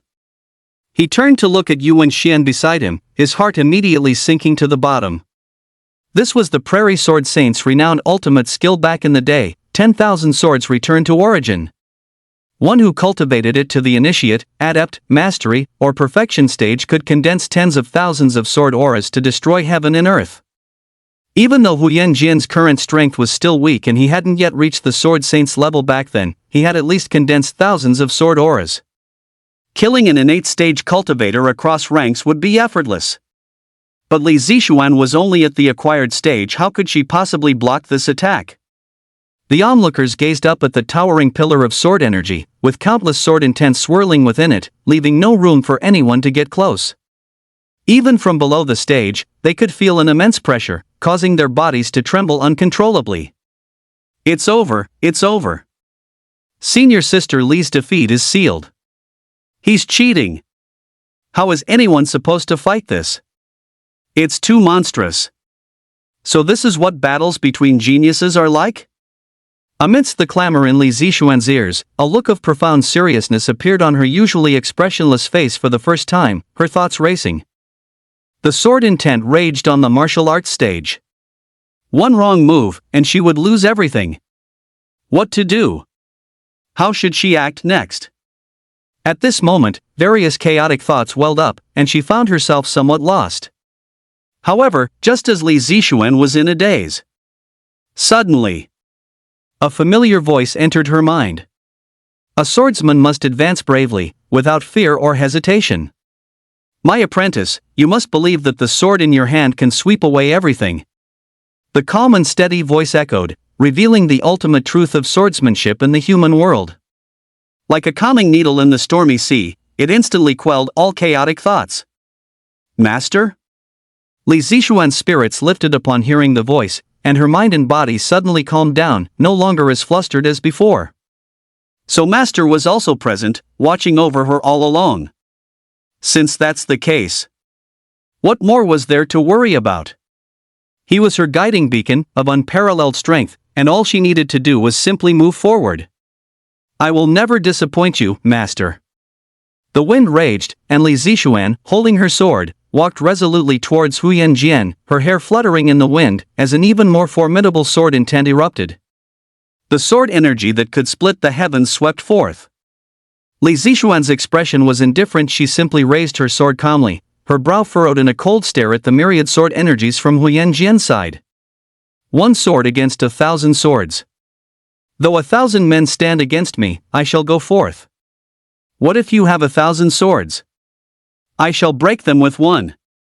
The next moment, she swung her sword, as if cleaving the gates of heaven, cutting through all obstructing sword energies in her path, as if entering a no man's land, heading straight for Huyan Jian's head. In an instant, Huyan Jian's face changed drastically in the eye of the sword energy storm. Li Zixuan's sword blade reflected clearly. It mirrored the shocked faces of everyone, as if all the expressions of humanity were gathered there. 067 What is your relationship with the river and sea sword god? Chapter 67 What is your relationship with the river and sea sword god? Chapter 67 What is your relationship with the river and sea sword god? It's that sword technique again. Below the martial arts stage, Elder Li's eyes widened, and he stood up excitedly from the VIP seats. The last time the leeches wrought havoc in Lishui Lake, Li Zixuan successfully wounded the blood demon with her stunning sword light. After that incident, Old Li had questioned her about it. But Li Zixuan remained silent, refusing to say another word, so Old Li could only drop the matter. After all, no matter where this sword technique came from, it was Li Zixuan's destiny, an extremely precious cultivation opportunity. As a doting master, he naturally wouldn't commit such a despicable act as stealing skills techniques. It was just that he hadn't expected this. Now, several days later, Li Zixuan once again unleashed this move, and its power had increased several-fold. In just a few days, Xian has grown again. Old Li raised his head, gazing at the splendid sword light filling the sky. The wind howled, and the momentum was overwhelming, like a tsunami. In the stands, thousands of spectators watched this magnificent scene with him, dumbfounded, their entire beings deeply shaken. Above the firmament, celestial phenomena underwent unusual changes. Sword intents surged like turbulent currents, two different sword chi clashed against each other, like two dragons fighting, shredding the sunlight, and the thick sea of clouds scattered. Inside the martial arena, deep trenches and pits were everywhere. The star power runes at the four corners furiously operated, raising a star essence curtain to protect the audience, preventing the sword chi from affecting the surrounding people. Crack! Faintly, subtle cracking sounds emerged.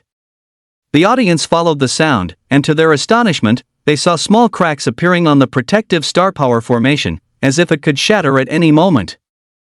Seeing this, everyone was immediately dumbfounded. What kind of power was this? One must know that this formation was specifically designed for defense. Even the residual aftermath created by an expert in the early innate stage could be resisted for a while. But now, it was actually shaken by these two juniors who hadn't even entered the innate stage? Unbelievable. Everyone exchanged glances, instantly shocked. As expected of a prodigy, truly a monstrous talent, I'm convinced. They're unleashing the might of an innate stage expert in the acquired stage realm. How are we supposed to compete? Just as everyone was talking. As the pressure in the center of the martial arts arena grew, a terrifying storm formed around the array, countless sword intents erupted, furiously colliding with the Starforce barrier. People immediately started to panic. Those sword chis were incredibly powerful. If they broke through, they would surely cause harm. They had only bought a ticket to watch the show. It wasn't worth losing their lives. Everyone, no need to panic. This array won't break. At this moment, Elder Lee's sharp shout calmed the emotions of the entire venue. The next moment, several powerful streams of Starforce were outputted, covering the Starforce barrier, as Yuan Xian and other masters worked together to mend the broken gaps. The barrier remained rock solid, blocking the sword intent from the martial arts stage from spreading outwards. Instantly, sword intent on the stage stirred up sand and dust, causing a small-scale sandstorm. The audience's view was obstructed, making it difficult to clearly see the battle inside. Now, the only thing they could do was wait. At this moment, only when the storm formed by the sword intent subsided and the dust settled, would the barrier formed by Starforce finally dissipate. Thinking of this, the audience fell silent. Several gazes converged on the center of the martial arts arena, waiting for the final curtain to be revealed. A few minutes later, the sword intent on the practice stage finally extinguished. The air pressure suddenly surged, the star power barrier slowly dissipated, and the dust in the center spread in all directions. Seeing this, everyone quickly fixed their gaze on the center of the practice stage. Hu Yinjian was kneeling on one knee, his long sword broken and incomplete, blood trickling from the corner of his mouth, his face as pale as paper. And in front of him, Li Zixuan stood proudly, raising her hand to hold her sword diagonally, its tip touching Hu Yinjian's brow, her face still as cold as ice. The victor has been decided, she whispered, without any emotion in her tone. Upon hearing this, Hu Yinjian slowly rose, holding his broken sword, and looked at Li Zixuan with complicated eyes. Humiliation, unwillingness, helplessness, various bitter emotions brewed in his chest, eventually coalescing into a muffled utterance. Yes. I lost. The words fell. The entire venue instantly erupted in an uproar, countless people in the audience shouting Li Zixuan's name. The roar of voices rolled like thunder, deafening, like the clamorous gongs of the new year. She won. Senior Sister Li won. The Sword Saint's disciples' winning streak is broken here in Jianghai. So satisfying. Our Jianghai Martial Arts Academy is the best in the world. In the audience, the academy students hugged each other, savoring the moment of joy. Li Zixuan's battle was of great significance. It had long ceased to be a personal struggle and had become a clandestine duel between entire factions. One prospers, all prosper. One suffers, all suffer. The crowd in the audience took out their phones to take selfies, recording this historic moment. Damn, old Qin, you really did guess right. In the crowd, Leo took out his phone, turned his back to the practice stage, and adjusted his selfie angle. Just lucky. Sheen smiled, in a good mood at the moment, and put his arm around Leo's shoulder, taking a photo of this moment. Crunch! After the photo was taken, Leo looked at Sheen beside him, and couldn't help but tease her. I didn't expect this girl to be so strong. Old Sheen, you should be careful from now on. Don't provoke someone one day and get cleaved in half by a sword, huh? Sheen just smiled and said nothing. Their conversation was drowned out by the chaotic scene. The spectator stands were filled with noise, boisterous and fervent, enveloping the entire martial arts square. Huyen Jian listened to the noise from the audience, looked down at the broken sword in his hand, a little dazed, and murmured. I actually lost. I will definitely be back. He whispered, then turned woodenly and walked out of the square. His figure was desolate, his limbs stiff, like a puppet with broken strings. Hey! Seeing this, Li Zixuan was about to call out to him, but suddenly felt a chill down her spine. A suppressive aura descended as Yuan Xian silently appeared behind her. Not bad, I didn't expect a small place like Zhanghai to produce such a promising talent as you. Yuan Xian laughed loudly, slowly walking in front of Li Zixuan and praising her. As he spoke, he glanced at Huyen Jian's retreating back. You don't need to worry about my disciple, I will handle him myself. Yes. Li Zixuan, neither humble nor arrogant, cupped her hands towards Yuan Xian and said, Senior flatters me. Had ha. Yuan Xian narrowed his eyes, scrutinizing Li Zixuan up and down, like a benevolent elder. The atmosphere was peaceful. Some reporters rushed over from the scene, raised their cameras, pressed the shutters, and immediately documented this calm moment. Li Zixuan looked at the reporters, raised her hand to shield her eyes from the flash, and was about to leave the arena.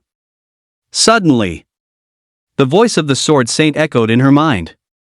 Little girl, what is your relationship with the Zhanghai sword god? The words fell. Li Zixuan's pupils constricted, her heart immediately pounded wildly, but she still forced herself to remain calm and whispered. This junior does not understand what you mean, senior. Hearing this, Yuan Xian's eyes narrowed slightly. He gave Li Zixuan a meaningful look, then merely chuckled without saying anything.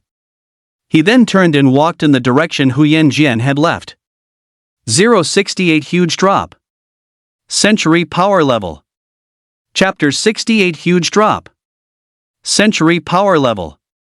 Chapter 68 Huge Drop. Century Power Level. Zhanghai Martial Arts Academy, Martial Arts Plaza. The atmosphere on site was fervent, cheers reverberating through the academy. Let that kid show off. Now you know how powerful our Zhanghai is. In the stands, Leo watched the master and disciple from the grasslands slink away, immediately putting on an arrogant air. It was as if he, not Li Zixuan, was the one who had just defeated Huyen Jian. Next to him, Sheen remained silent, merely leaning back into a more comfortable position and began to silently invoke the dog system. No need to think much. After such a long time without a reply, this dog system must have been so shocked that it crashed again. System, speak. Sheen called out several times in his mind. After a while, he finally heard the system's trembling voice. Ding! Unbelievable! Host merely sent out a disciple, and actually succeeded in defeating the sword demon. Reward, 100-fold amplification. Congratulations, host, for obtaining a century power level. After absorption, you can directly reach the peak of the Grandmaster stage. Congratulations, host, for obtaining an Emperor tier movement skills techniques, near far horizon.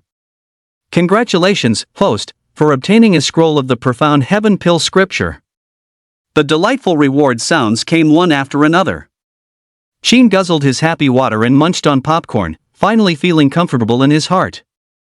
But this time, there's even a movement skills techniques? Thinking of this, Sheen was a little surprised and briefly checked it. First, a profound heaven pill scripture, containing numerous alchemy techniques, integrating the accumulated lifelong wisdom of ancient alchemists. And the other Emperor tier skills techniques, a step away, yet worlds apart, is even more extraordinary. It directly involves the profound laws of space.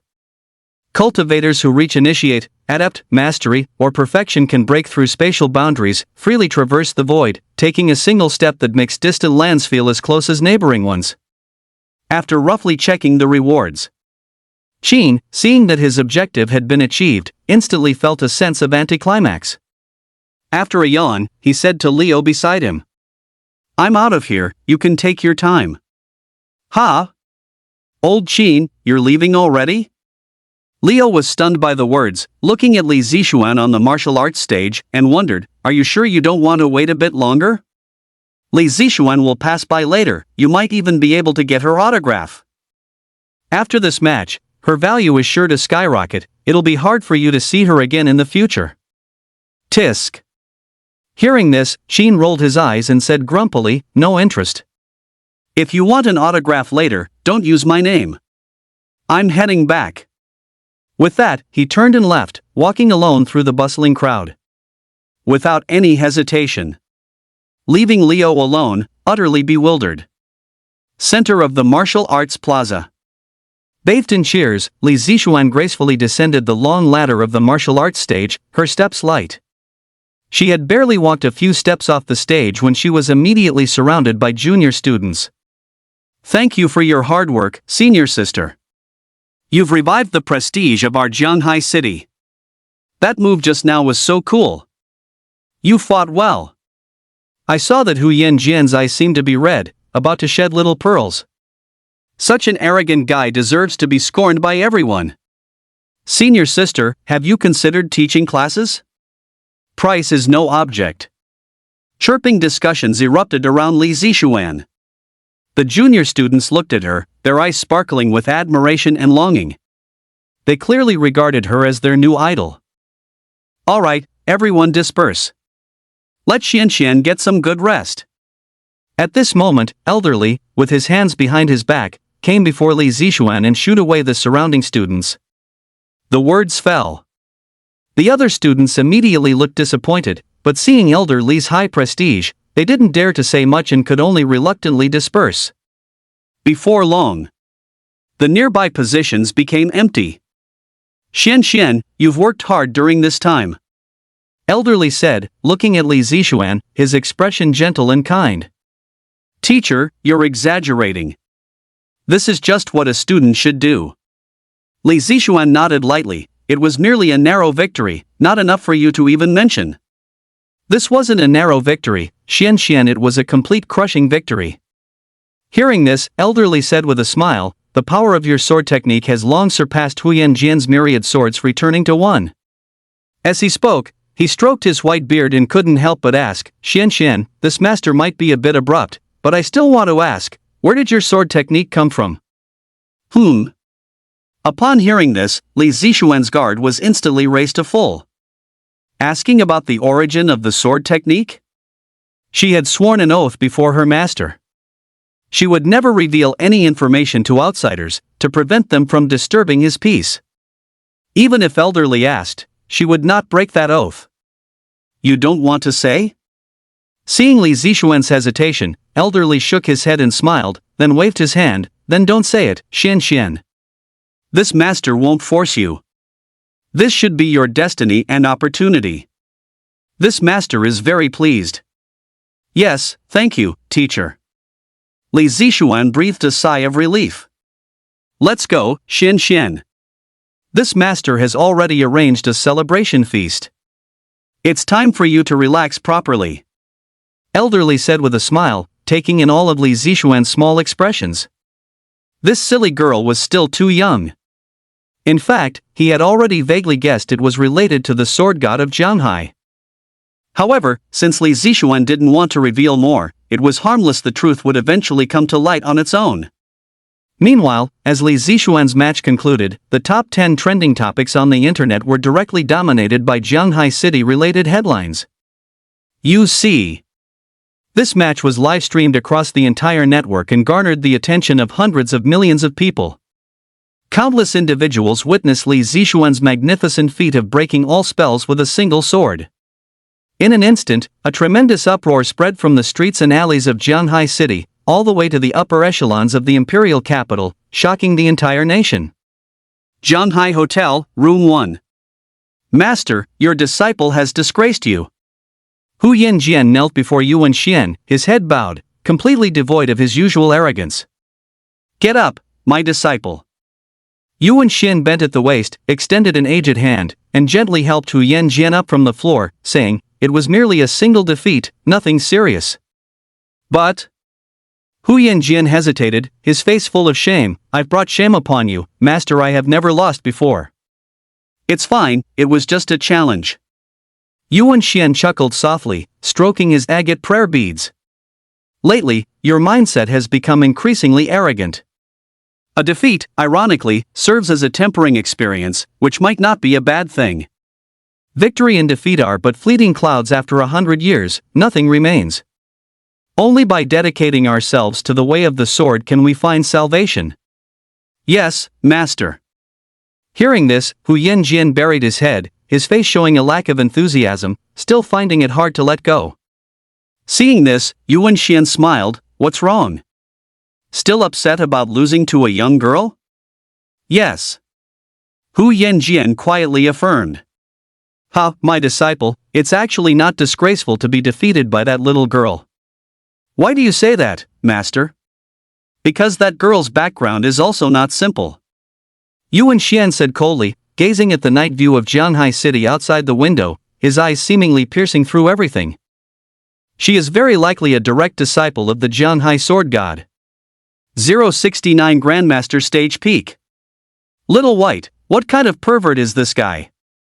Chapter 69 Grandmaster Stage Peak. Little White, what kind of monster is this guy? Chapter 69 Grandmaster Stage Peak. Little White, what kind of pervert is this guy? What? Hu Yanjian's eyes widened, a look of shock on his face. So this Li Zixuan is actually a direct disciple of the sword god? This news is simply too explosive. If it got out, it would undoubtedly cause an uproar, triggering another wave of online public opinion. Disciple, don't rush, think carefully first. Yuan Xian slowly said, you are my disciple, Yuan Xian, absolutely unrivaled below the innate stage realm. And the highest strength in this Zhanghai city is only innate stage peak. How could it teach a genius like Li Zixuan? Upon hearing this, Hu Yanjian frowned slightly, quickly understanding Yuan Xian's meaning. That's right.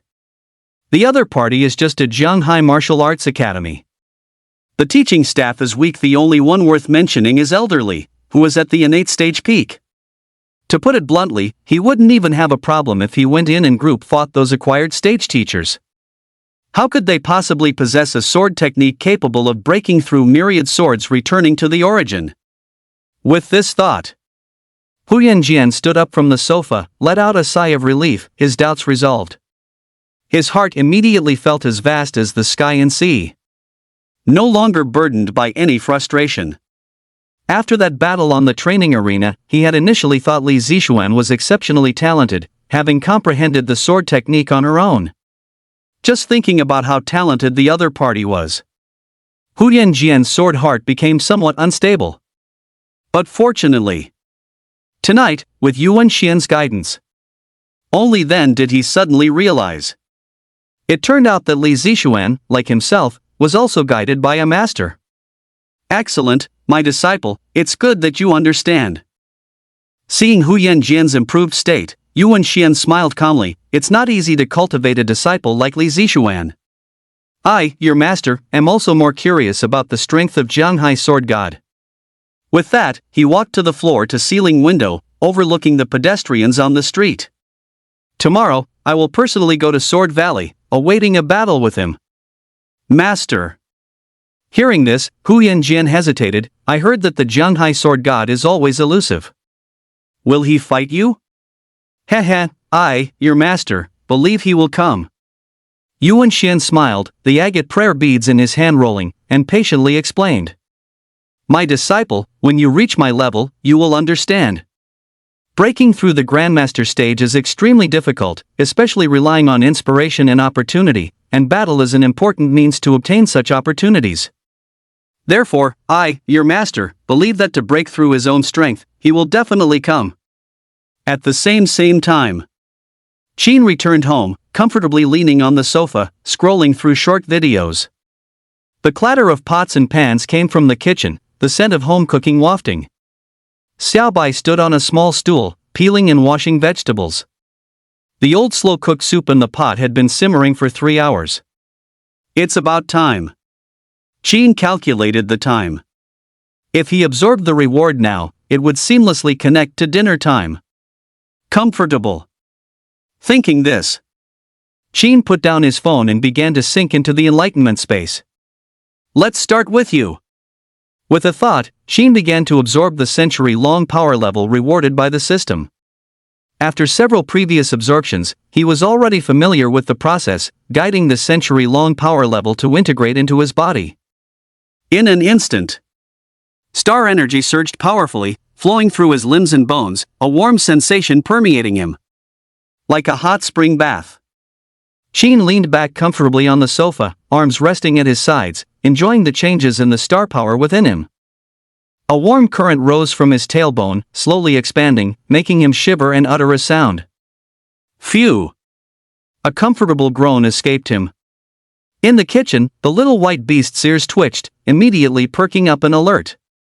Question mark. What on earth was Master wailing about? Curiosity piqued, Little White quickly put down the peeled shrimp and glanced in Qin's direction. He was lying on the sofa spread-eagled. And making a strange, weird sound. So weird. Seeing this, Little White was utterly bewildered, a look of disdain on her face. She recalled once hearing other foxes talk about how male humans seemed to have a special physiological condition. Something like a changing egg period? Could Master be doing that thing? You. Thinking of this, the look of disgust on Little White's face deepened even further. Unable to bear watching any longer, she turned her head and continued to prepare the shrimp. But just as she lowered her head, boom! A surge of majestic star power suddenly erupted, sweeping through every corner of the room, instantly interrupting her actions. Like a mountain collapse and a tsunami, it directly crushed her, making it impossible to breathe. Little White's tail immediately fluffed up in fright, and she instinctively picked up a plate to shield herself. What terrifying star pressure! This is Grandmaster Stage Peak. An enemy approaches? Xiaobai's sense of crisis exploded. She quickly sought out the source of the stellar pressure, while also trotting to Qin's side, ready to wake him up and flee. My immortal life is in your hands. Bound by life and death. Losing the egg is a minor issue, losing one's life is the real catastrophe. Thinking this, Xiaobai swiftly ran towards Qin. But the closer she got, the more intense the unknown stellar pressure became. By the time she was within 2 meters of Qin, the terrifying stellar pressure had even solidified, preventing her from getting any closer. Question mark. Xiaobai was instantly dumbfounded. She stared blankly at Qin on the sofa, utterly shocked, finally understanding what was happening. There it goes again. It's happening again. This human is actually breaking through again. How is this possible? Xiaobai squatted in place, holding her tail, questioning life. What kind of freak is this guy? He never seems to cultivate, just lies around in the library all day, yet he breaks through so easily? Furthermore, and to the peak of the Grandmaster stage. Absurd! Xiaobai was instantly numb. After pondering for a moment, she could only tuck her tail between her legs, trembling, and return to the kitchen to continue preparing the remaining ingredients. No choice. In this foxy life, caution is paramount. At the same time, Qin had also finished absorbing the 100 years of power level and began absorbing the remaining 2 rewards. The Xiantian pill scripture primarily focuses on elixirs. The Tongda Tianxia Danfang Miaowen recorded countless fundamental principles of pharmacology, with the power to save or kill dwelling in a single thought. Relying on divine comprehension, Qin instantly assimilated and understood everything. Good, just feel my head is so itchy. Qin scratched his head contentedly and continued to merge the last emperor-level movement skill, a step to the horizon. A moment later. All system rewards had been received. That's better. Sheen opened his eyes with satisfaction, seeing Xiaobai already serving dishes, ready for dinner. He then used a step to the horizon to instantly appear beside her, startling her into a full body shiver and emitting a foxy whimpering sound. Strange? Seeing this, Sheen felt a bit puzzled. Why did it feel like Xiaobai was even more afraid of him tonight? The next day, early morning. Library. Sheen leisurely clocked in for work. As he walked into the library, he noticed that the foot traffic today seemed very sparse. Far less than usual. Normally at this time, people would already be queuing at the entrance, eager to get in first and secure spots in the lounge. But now, there were only a few scattered individuals. It's not a closed day today, is it? Sheen was wondering when he suddenly saw Leo jogging from a distance, holding up his phone and excitedly shouting. Look at my phone, old Sheen, something big has happened. Sword Valley. The Sword Saint is over at Sword Valley, openly challenging the Sword God of Zhanghai. 070 in that case, I shall meet this Sword Saint. Chapter 70 in that case, I shall meet this Sword Saint. Chapter 70, in that case, I will meet this Sword Saint. Yuan Xian is challenging in Sword Valley? Hearing this, Sheen was immediately surprised. How come it's so early? Isn't it still 5 days until his previously agreed announcement? Who knows? Leo shrugged, swiped open a news interface, and handed the phone to Sheen, saying, See for yourself, old Sheen, everyone online is talking about this now, it's really hot. The heat immediately surpassed the previous Academy challenge, directly topping the trending searches. Let me see. Sheen took the phone and scrolled through the trending topics. As expected, there was an overwhelming discussion online, with related trending terms dominating the top search results. Everyone was talking about this. No way, this Prairie Sword Saint can't stand losing, can he? Coming to find trouble for his disciple? I heard he's waiting in Sword Valley for 5 days, ready to welcome the Zhanghai Sword God at any time, truly arrogant. Too persistent, I think both master and disciple are the same, just sword fanatics with stubborn bull temperaments. Do you think the Zhanghai Sword God will fight? He looks like an otherworldly expert. I always feel like he's not interested in this kind of thing. Sheen looked at these comments and found that everyone's focus was very consistent, all on the question of whether the Sword God would appear. However, it doesn't matter. After all, you're calling the Zhanghai Sword God. What does that have to do with me, Sheen? Sorry, not familiar at all. Thinking this, Sheen yawned and handed the phone back to Leo. You're not looking anymore, old Sheen? Leo was stunned when he saw this. Aren't you planning to take some time to go see it? It's boring, he's looking for the Zhanghai Sword God, it has nothing to do with ordinary folks like us. Sheen casually remarked, his arm propped behind his head, when gods clash, mortals suffer. It's better for us to stay away from the excitement. As his words fell, Leo's eyes instantly widened, looking at Sheen in shock, never expecting to hear such nonchalant words from him. Hiss, old Sheen, there's some truth to what you're saying. Sheen shrugged at the remark, ignoring it, and walked straight to his post to begin his daily work. After all, now, the reward from Sword Demon had been delivered. And this grassland Sword Saint was of no use to him. Whatever he blustered about wouldn't matter. If a dog barked wildly by the roadside, would he really go over and bite back? Furthermore, according to the system's logic, this Sword Saint should be dead 500 years from now, eventually turning into a pile of yellow earth, unable to trigger any further rewards. Why should he get angry with a dead man? With this thought, Sheen's mind cleared. With that free time, I might as well continue to improve my strength. Thinking this, Sheen pushed a trolley, humming a slacker's tune, meandering through the library shelves, placing books. Then, taking advantage of his free time, he continued to comprehend so close, yet so far. After all, this movement technique, like the previous heaven-slaying sword drawing art, belonged to the emperor-level category.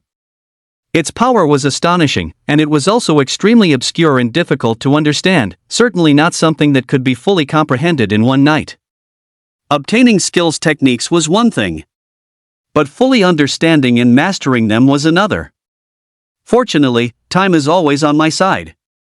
Qin slacked off, closing his eyes and sinking his consciousness into the enlightenment space. Within the enlightenment space, abstruse and obscure characters were disassembled one by one, morphing into more vivid and understandable meanings, rapidly accelerating the progress of comprehension. Deconstruct, reconstruct, comprehend. Several days passed just like that. Qin resumed his usual laid-back life, slacking off and comprehending at work, and after work, petting his fox and enjoying all the delicacies of the world. Life was peaceful. At the same time, as the sword god failed to respond, everyone's enthusiasm gradually waned. Unfavorable voices gradually began to appear in online public opinion. How many days has it been? Are you going to fight or not? The sword god isn't chickening out, is he? Even if he doesn't want to fight, he could at least come out and say a few words. To leave Yuan Xian hanging for so many days is just ridiculous. Just a last-minute case of cold feet. I guess this Zhanghai sword god isn't all that. More and more negative comments spread. And when the citizens of Zhanghai City saw them, they couldn't stand it.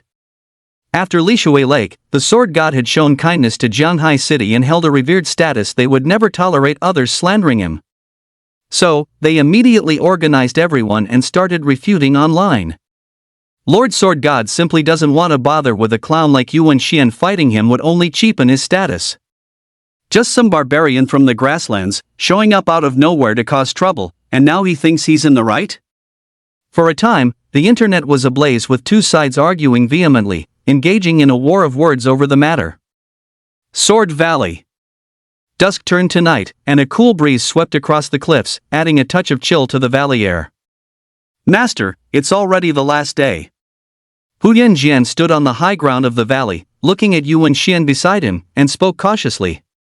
At this moment, Yuan Xian sat cross-legged on the ground, gazing up at the sky, his face appearing exceptionally aged due to the ravages of wind and frost. You see. For these 5 days, he had not left Sword Valley by half a step, day and night, eagerly anticipating that battle of the Zhanghai sword god. But now, the master and disciple had not even seen the shadow of their opponent. He will come. He will definitely come. Yuan Xian muttered in a low, hoarse voice, then gripped the hilt of his sword with a withered hand and slowly drew out the long sword. In an instant, terrifying stellar pressure spread all around. Boom! Boom! The ground cracked, and rocks flew apart.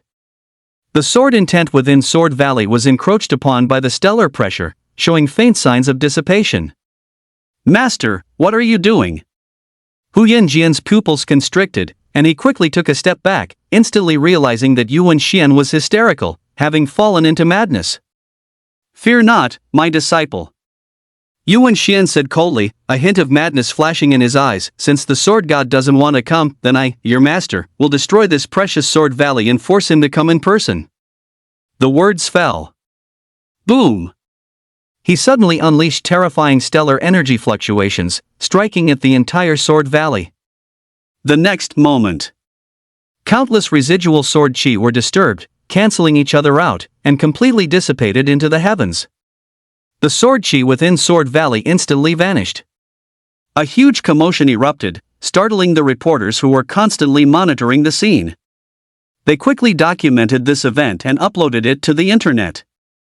The next day, when Qin arrived at the library for work, he saw Xia Yang fuming, looking utterly enraged and impotent. Outrageous, truly outrageous. What's wrong? Qin asked, puzzled. It's Yuan Xian. That old geezer actually destroyed Sword Valley. Leo, fuming with rage, pounded his phone, furiously typing insults online. In the hearts of Zhanghai people, Sword Valley was a martial arts holy land. Yuan Xian destroying it with a single sword strike was undoubtedly a direct provocation to all Zhanghai people. Calm down, don't rush. Qin patted Leo's shoulder, gently comforting him. He naturally understood that the grassland sword saint did this to provoke him and force the Zhanghai sword god to make a move. Why destroy public property for no good reason? Qin sighed. He had already considered the other party a mad dog. But now that Sword Valley was destroyed, the nature of the situation had changed. Since that's the case, then I shall go and meet you. 071 Jianghai Sword God, we finally meet. Chapter 71 Jianghai Sword God, we finally meet. Chapter 71 Jianghai Sword God, we finally meet. Jianghai City, Sword Valley.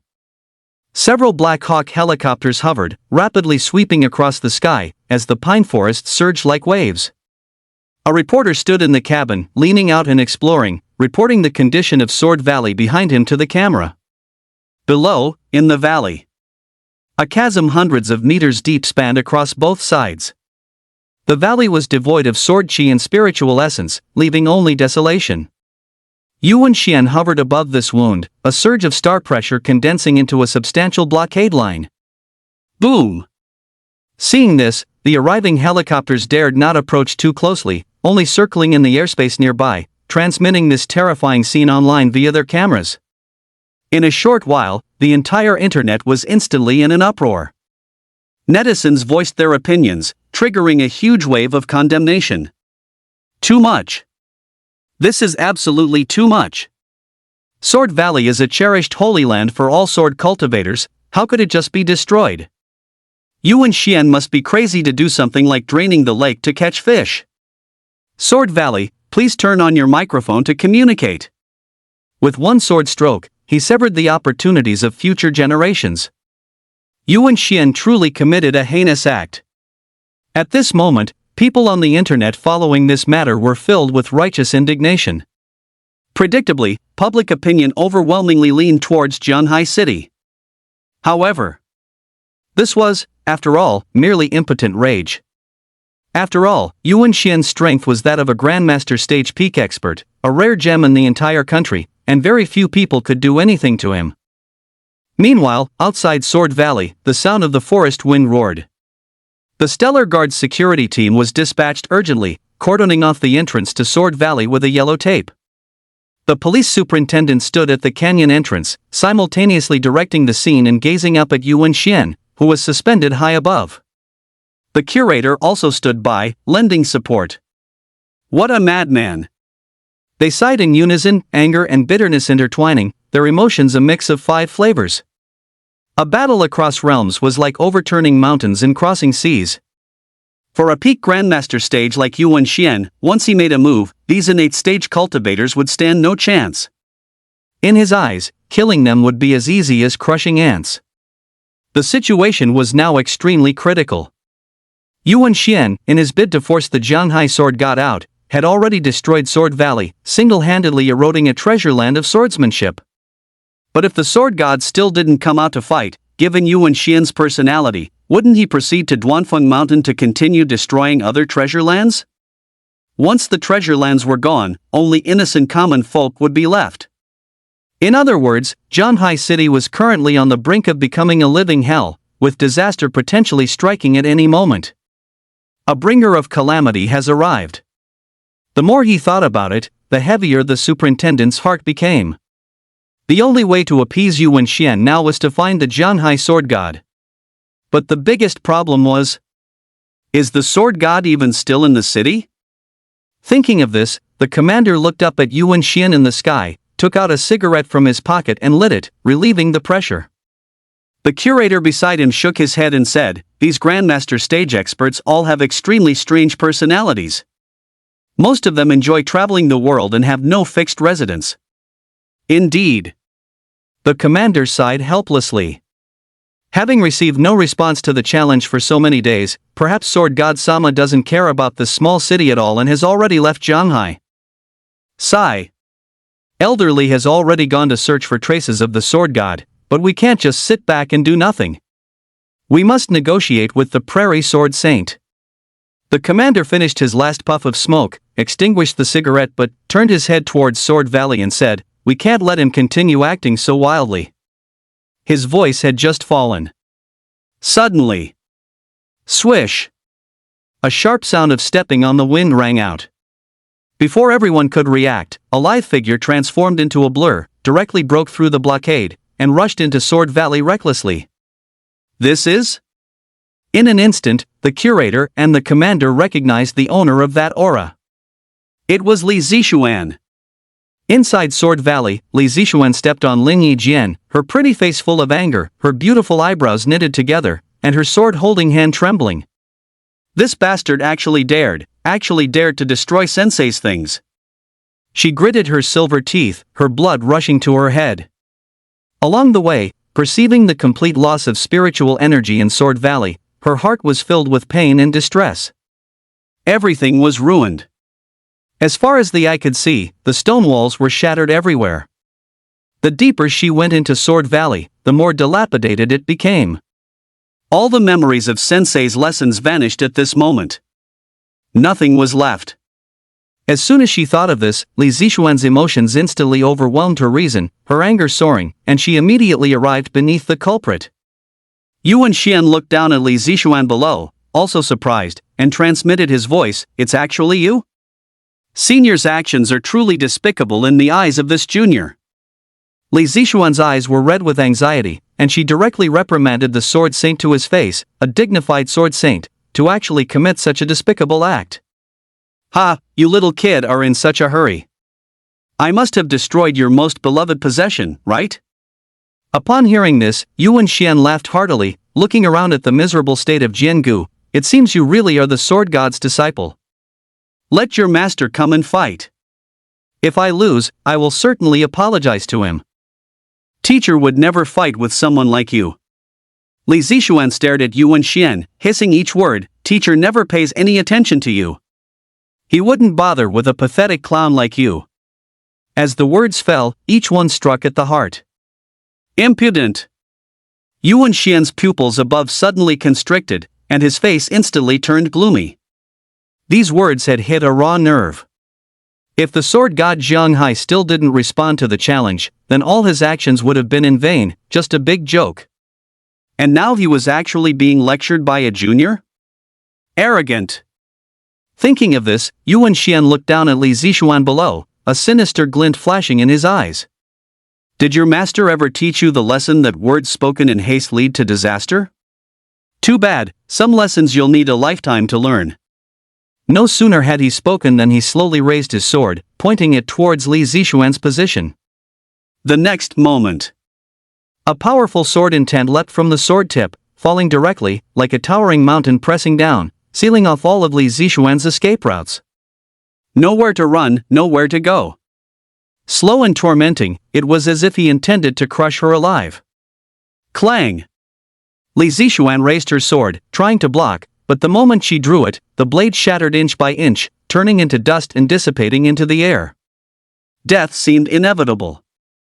Li Zixuan's face showed despair, as she futilely mustered her starlight to resist, but still couldn't stop the approaching sword chi. Just as she was in despair, suddenly, the wind stopped. The space beside her vibrated violently, and the next moment, visible ripples of fluctuation appeared. Boom! A black-robed figure traversed the horizon, instantly appearing within an inch of Li Zixuan, blocking her in front. Immediately after, an even more formidable sword intent erupted, clashing with Yuan Xian's sword intent and effortlessly neutralizing all offensive sword intents. Good! High in the sky, the grassland sword saint looked at the newcomer, a savage, excited grin on his face. "Zhang Hai Sword God, we finally meet. 072 Heaven Slicing Sword Drawing Art. Defeating the Sword Saint with one strike. Chapter 72, Heaven Slicing Sword Drawing Art. Defeating the Sword Saint with one strike. Chapter 72, Heaven Slicing Sword Drawing Art. Defeating the Sword Saint with one strike." The overwhelming sword intent dissipated, like thin snow melting in early spring. Qin, in a black robe, stood before Li Zixuan, dispelling the pressing sword intent all around him with his bare hands, effortlessly. Good, you finally came, Zhang Hai Sword God." Yuan Xian soared high above, overlooking the scene, his eyes burning with excitement, firmly locking onto Qin's aura. He had traveled thousands of miles, crossing mountains and rivers to Zhanghai, precisely for this battle with the sword god. Now half of his wish was fulfilled. The upcoming battle was the true highlight, and before it began, he would never let the Zhanghai sword god out of his sight. Heh, attacking a young girl, Your Excellency truly disgraces yourself as a generation's sword saint. Qin looked up at Yuan Xian, a hint of anger hidden in his words. What kind of damned sword saint? So devoid of martial ethics. Not even sparing someone like Li Zixuan, who was still in the acquired stage. If he had been a step late, she would have already died by his sword. If Li Zixuan were gone, how would he get rewards from the damned system in the future? Go ahead and curse, old man doesn't care, bad names are merely fleeting clouds. Hearing this, Yuan Xian spread his arms and laughed loudly. When a person dies, their lamp goes out after 100 years, the world will eventually let go of its grip, but only I, single-mindedly pursuing the sword Tao, can achieve supreme martial arts. With that, a rolling wave of sound erupted. His voice echoed through the canyon walls, carrying for thousands of miles. Whoosh! In the distance, helicopters circled, their telephoto lenses focused on the canyon, live-streaming the two men's conversation, which instantly spread widely across the internet. Everyone who heard Yuan Xian's declaration of enlightenment was amazed, and some even admired his determination. Setting aside this old man's crazy actions, just to have such great perseverance and determination, his future achievements will be limitless. His heart is solely for the way of the sword. What a pity he's gone astray. Who cares about his sword Tao or not? Zhanghai sword god is finally here. Fight, I want to see rivers of blood. A stream of bullet comments flooded the live broadcast, quickly filling the entire screen. Achieve the grand Tao in 100 years? Qin, listening to Yuan Xian's crazy ramblings from below, shook his head, finally understanding the other's nature. Just like Huyan Jian. Both were the type who wouldn't thrive unless they were mad. No wonder he cultivated the future sword devil. However, in 500 years, you'll also be a pile of yellow earth, so no one should laugh at anyone. Master. At this moment, Li Zixuan slowly opened her eyes, looking at Qin who was protecting her, her heart filled with excitement. But soon, the ruined sword valley around them came into her sight, making her mood sink again. I'm sorry, Master, everything is destroyed. I didn't protect your sword valley well. It's alright, my disciple, as long as you're safe. Qin smiled at Li Zixuan, knowing her fierce desire to protect the place, and gently comforted her. If people remain, even if the land is lost, both people and land can be preserved. If people are lost, even if the land is preserved, both people and land are lost. The sword valley can be rebuilt if it's gone, but a docile disciple like you, your master wouldn't be able to find another in the future. As the gentle words fell, Li Zixuan's heart skipped a beat, and a slight ripple appeared in her eyes. So, am I really that important in Master's heart? Thinking of this, Li Zixuan's spirits were high, but the situation at hand was critical. Staying here would only get in the way and be a burden to her teacher. With this thought, she wisely said to Qin, Teacher, please be careful. This disciple will withdraw first. MHM. Qin nodded slightly. When immortals fight, mortals suffer.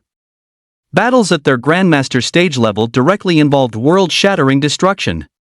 Acquired stage stellar warriors would die instantly if they even brushed against it, making it extremely dangerous. Soon, both disciples had departed. The canyon was silent and deep. Yuan Xian stood high in the sky, while Qin remained low on the ground. A cold, deadly aura spread outwards, eventually engulfing the entire sword valley. Since that's the case, then draw your sword. Qin's expression was calm, and he had no intention of wasting more words. As soon as his voice fell, buzz! A dazzling purple light shot into the sky, astounding the firmament. The Ziwei divine sword instantly appeared in his hand, radiating with brilliant light that filled the heavens, eliciting a clear sword hum, full of ancient charm. What a sword! Yuan Xian, from above, couldn't help but exclaim in admiration. A divine weapon with a spirit he had searched for half his life and had never seen such a divine artifact. Now, his eyes were finally opened. Do you intend to stay on the ground and not come up to fight me? Yuan Xian frowned slightly. Their current positions were unequal. Even if he won, it would be an unfair victory. What he sought was a hearty, exhilarating battle, not a restricted contest. No need, I'm in a hurry. One sword strike will decide the victor. With that, Sheen slightly bent his knees, arched his back to the side, placed his hand on the hilt of the Ziwei sword, and began to prepare for drawing it. Crack! His aura was restrained, his sword intense silent, solidifying and spreading outwards. The rock layer beneath his feet couldn't bear the pressure, crumbling and dissipating little by little, causing his figure to sink. From the outside, it looked as if he was being swallowed by the earth. Oppressive, silent. Grandmaster stage sword intent. Seeing this, Yuan Xian's expression grew serious. He too began to mobilize his own star force fluctuations, unleashing myriad swords return to origin at the initiate, adept, mastery, perfection realms. The next moment, a magnificent sword intent swept across the entire sword valley. Tens of thousands of sword chi flew about, encircling the valley, as if countless swordsmen were battling within it. A colossal killing intent surged, stirring up sand to obscure the sky, a sight as awe-inspiring as dark clouds pressing down. Outside the valley, arriving helicopters swayed precariously in the turbulent air. The pilots struggled to grip the control sticks, maneuvering the aircraft to prevent a crash in the turbulence. Under the shaking camera, spectators in the official livestream were stunned, their scalps tingling. I had thought the myriad swords returning to one, unleashed by Huyan Jian that day, had already reached the pinnacle of perfection. Turns out now. Didn't even touch the edge of initiate, adept, mastery, perfection? Absurd! On the other hand, the audience in Sheen's livestream was perplexed. At this moment, Sheen's feet were embedded in the rock, his knees bent in a sword-drawing stance, not uttering a sound, as if time had frozen around him. This formed a stark contrast with Yuan Xian.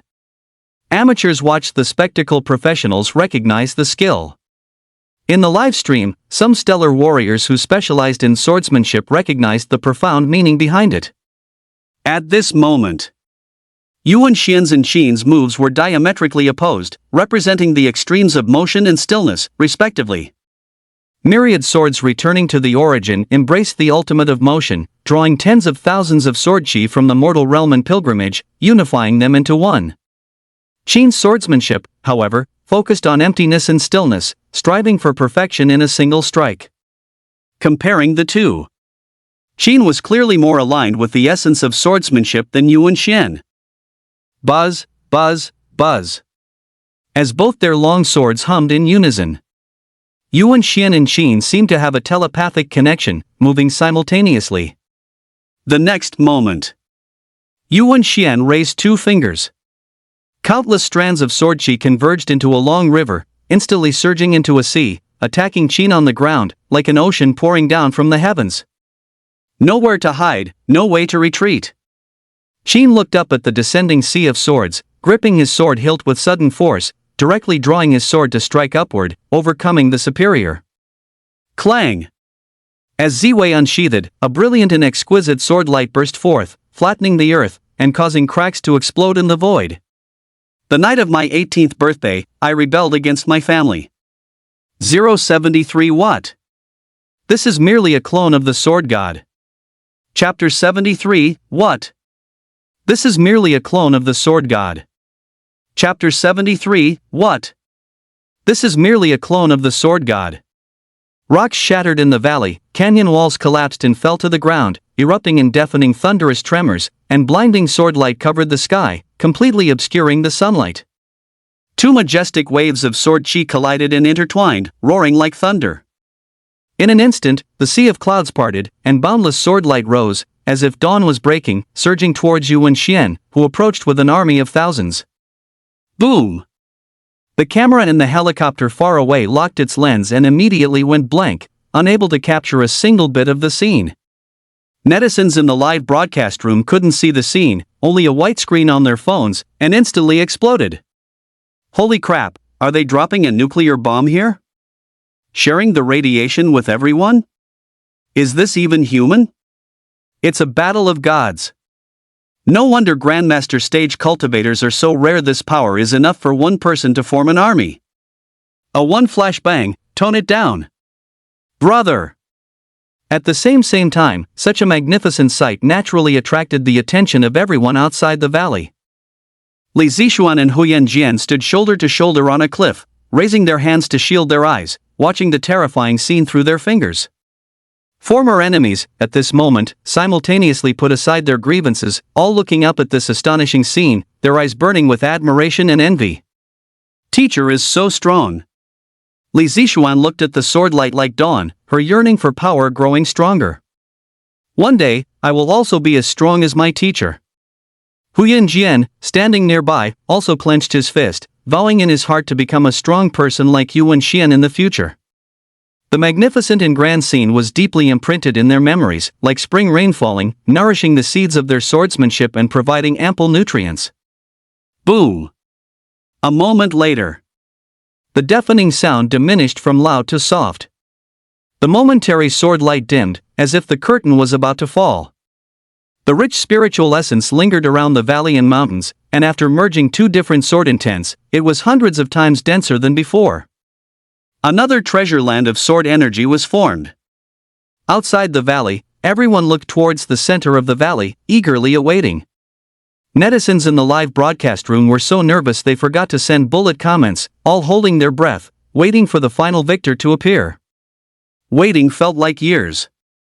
They finally saw the sword light dissipate, and then they could clearly see the scene. Inside the canyon. The ground was covered in massive, crater-like pits. Qin stood between heaven and earth, calm and composed, the Ziwei divine sword in his hand humming with delight. And before him, Yuan Xian also stood proudly on the ground. However, blood spilled from the corner of his mouth, his face was as pale as gold leaf, and the sword in his hand had turned to dust, not even the hilt remained, presenting a truly miserable sight. I lost. Yuan Xian's expression was desolate, letting the dust in his palm blow away with the wind. He had once used this sword to defeat all the prodigies under heaven. But now, with a shattered sword and a dead heart, it had all disappeared. He had lost so thoroughly he was not even in the same league as the river and sea sword god. The opponent had crushed him comprehensively indeed, just one sword was enough to decide the outcome of this match. Thinking of this, Yuan Xian looked at Qin before him, the details of his sword draw appearing in his mind. Reaching the ultimate void, maintaining profound tranquility. Could it be that this was the true essence of the sword Dao he should pursue? Had his myriad swords returned to one gone in the wrong direction from the very beginning? River and sea sword god, your sword truly aligns more with the sword Dao than mine. Yuan Xian murmured in admiration, his dim eyes rekindling with fervor, as if an epiphany stirred within him. This was the breakthrough opportunity for the Grandmaster stage. He was obsessed with the sword, only seeking a worthy opponent, and now the sword god had clearly become his goal to pursue. Even if he lost this battle, he had not gained nothing. Noticing Yuan Xian's change in expression, Qin couldn't help but sigh in his heart. As expected of the future master of the sword demon. His mentality of repeatedly fighting despite defeat was truly commendable. However, Qin looked at Yuan Xian, whose expression was firm, and a playful smile tugged at the corner of his mouth. Just make sure you don't lose your composure after I'm gone, old man. Just then. Swish. Swish. The sound of footsteps on the wind echoed as Li Zixuan and Huyan Jian arrived simultaneously. Upon seeing the scene before them, they immediately understood that the outcome had been decided. Teacher won. Teacher lost. At once, two vastly different emotions arose in their hearts. Li Zixuan was overjoyed, excitedly running to Qin's side, her steps practically floating. This is my teacher. My teacher is invincible. Meanwhile, on the other side, Huyan Jian quietly came to Yuan Xian's side. His expression was complex, and seeing his master in such a disheveled state, his emotions were a mix of feelings. The Jianghai sword god is actually so strong, even teacher isn't his match. However, soon, Huyan Jian's agitated heart calmed down. Previously, Yuan Xian had always advised him that failure was not scary, and the true opponent was always oneself. Now that master had lost, what did it matter? Since the Jianghai sword god was number one, if he took him as his goal to catch up to, he could still achieve the true essence of the sword. With this thought, Hu Yanjian's mind suddenly cleared, and even his gaze towards Qin became fervent. If Qin knew that he had inexplicably gained two fanboys, it would surely leave him laughing and crying at the same time. Outside the valley, several figures sped towards the center of the valley. Elderly led the way, leaping through the pine forest and sea, with a group of Jianghai masters closely following behind him, flocking to him. Elderly, your sensing of sword intent is the most accurate. Who exactly won? The commander, accompanying him, asked anxiously. Just now, the burst of sword light filled the air with chaotic sword intent, making it impossible for them to discern the situation within. Any martial artist from Jianghai naturally revered the sword god as their faith and certainly did not wish for his defeat. The sword god has won. Elderly replied loudly, his expression invigorated and his excitement hard to quell, though he also felt a touch of regret. Earlier, he had been searching for the sword god's whereabouts outside, but who would have thought the sword god had caught everyone off guard, appearing directly in Sword Valley. He had missed part of the battle that just concluded. A huge loss. An utter waste. Alright, it's time for me to go. In the center of Sword Valley, Qin saw that the matter was concluded. Staying here would not trigger any system rewards, making it completely meaningless. So, he brushed the Ziwei sword's body, transforming it into a wisp of sword energy that dissipated into the sky. Faintly, several sword hums echoed, conveying a hint of displeasure. Ziwei, being Ascension's sword, was constantly hidden in its sheath by Qin. This rare outing to run wild was cut short before it had its fill, so it was naturally unhappy. Seeing this, Qin smiled and whispered, "I'll take you out to frolic again next time." The words fell. Only then did the sword hums settle into silence. Yuan Xian, who was beside him, immediately felt envious. A top-tier divine weapon paired with a formidable power level, this Jianghai Sword God's foundation was simply too luxurious. With such a foundation, his understanding of power level must be incredibly profound. Thinking of this, Yuan Xian approached Qin, preparing to ask some questions about cultivation. However, in the next moment, before he could even speak, Qin's figure slowly dispersed, turning into starlight and fading into the heavens and earth. Sword Qi manifestation? Upon seeing this, Yuan Xian froze, his originally excited expression instantly stiffening. 074 Sword Saints Breakdown. Qigong Deviation? Chapter 74, Sword Saints Total Meltdown. Cultivation Deviation? Chapter 74, Sword Saints Total Meltdown. Cultivation Deviation? Outside Sword Valley. The sound of human clamor was ceaseless. The crowd from Jianghai City, having rushed over, stepped through the leaves and headed towards the center of Sword Valley, their expressions excited, eager to meet the sword god. Ha, this sword saint was so aggressive, insisting that our Jianghai sword god come out to fight, and this is all he's got? After this battle, the so-called sword saint is going to look like a clown. Pah! What kind of damn sword saint? He even destroyed our Jianghai skills technique's sacred ground. Someone who can do such an unmoral thing doesn't deserve the title of sword saint at all. As he spoke, they were about to reach the center of Sword Valley.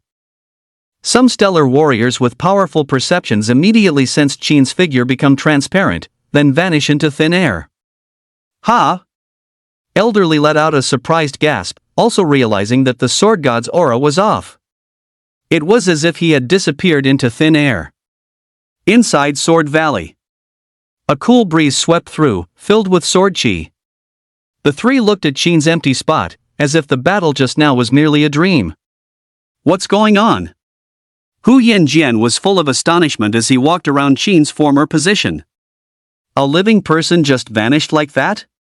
And it didn't look like the trace of an ultimate movement technique. Instead, it was more like a ghost encountering the sun, silently dissolving. Such a bizarre situation left even Li Zixuan beside him utterly baffled. Just a moment ago, her teacher was still by her side. And now he just left? So fast that it caught them completely off guard. Master, where is the Jianghai sword god? Hu Yanjian asked, looking at the grassland sword saint. But as his words fell, Yuan Xian did not respond. He walked with his hands behind his back to the spot where Qin had disappeared, his expression shifting several times. Excitement, contemplation, shame, various complex emotions flickered across his face, until finally, his gaze turned incredibly grim. You see. As a peak Grandmaster stage expert, his perception was extremely strong. If Jianghai Sword God had used movement techniques, it would have been impossible to leave absolutely no trace. But now, the surrounding void was quiet, with no sign of even a ripple. So, the only explanation now is a clone. Jianghai Sword God himself hadn't come at all. He had actually fought with a clone for so long just now? And he had lost. At this thought, Yuan Xian's eyes swam, and with a rush of anger to his heart, he suddenly spat out a mouthful of blood. Put! A cloud of blood erupted, staining a large area of the ground, adding a touch of desolation. Master! Huyan Jian was startled and rushed forward to support Yuan Xian. Master, what's wrong? Ha ha ha ha ha. Yuan Xian let out a desolate, miserable laugh, his throat tasting of blood, which continually seeped from the corners of his mouth, as he murmured in despair. A clone, just a clone. Jianghai Sword God, so in your eyes, I am of such little importance. The emotion of despair instantly erupted. At this moment, he finally realized just how vast the gap was between himself and Jianghai Sword God. Like mountains and vast oceans, impossible to ever cross in this lifetime. He had given his all in that last battle, yet he couldn't even defeat the opponent's clone. Thinking of this, Yuan Xian's sword heart shattered. As daylight grew brighter and the sun climbed high, he gazed up at the vast sky, leaning against his disciple's embrace, letting blood fill his mouth and nose. He extended his withered, branch-like hand, trying to grasp at the cloud sea above. Again and again. As if trying to catch something. But the sky remained out of reach, forever unattainable. Finally, under the gaze of Li Zixuan and Huyan Jian, he dropped his futile hand, despairingly closed his eyes, and fainted on the spot. Master! Huyan Jian looked panicked at the sight, quickly steadying Yuan Xian, utterly bewildered. He had never seen his master in such a state. Sword heart extinguished, face full of despair, it was completely a precursor to chi deviation. Thinking of this, Huyan Jian dared not hesitate, immediately helping Yuan Xian up and leaving Sword Valley. In the empty Sword Valley, soon only Li Zixuan remained. She silently watched the master and disciple leave, a sigh of relief escaping her. So, that was just teacher's clone. Li Zixuan chuckled softly, looking at the spot where Qin had left, her eyes sparkling with excitement. How powerful was the sword saint of the grasslands? When he drew his sword, the entire Jianghai city had to steer clear of his edge. Yet, the result was that such a powerful individual was defeated by teacher using only a clone. Teacher hadn't even been there in person. It was unbelievable. Just how powerful was that teacher's true strength? As Li Zixuan was pondering, suddenly, several whooshing sounds echoed around them, and the Jianghai city contingent finally arrived at the scene. The moment they landed, they were stunned by the horrific sight surrounding them. Inside the canyon, they saw pits of varying sizes everywhere, with sword intent lingering, as if it were the ruins of an ancient battlefield. Mountains and rocks had collapsed, almost flattened into a plain. It showed just how fierce the battle had been. Xian Xian, are you all right? Old Li, the leader, stepped forward and came before Li Zixuan. When he heard the commander say that his apprentice had rushed into Sword Valley, his heart sank by half on the spot. An acquired stage participant getting involved in a Grandmaster stage-level battle was an extremely dangerous situation. A single ripple from the battle could shock them to death. Moreover, how spectacular was the scene of the Sword God and Sword Saint battling just now. The possibility of Li Zixuan surviving was negligible. Old Li had even prepared for the worst. But fortunately, for now, Li Zixuan seemed to be fine. I'm fine, teacher. Li Zixuan shook her head slightly and raised her hand, giving it a little wave. Upon hearing this, old Li's hanging heart finally settled.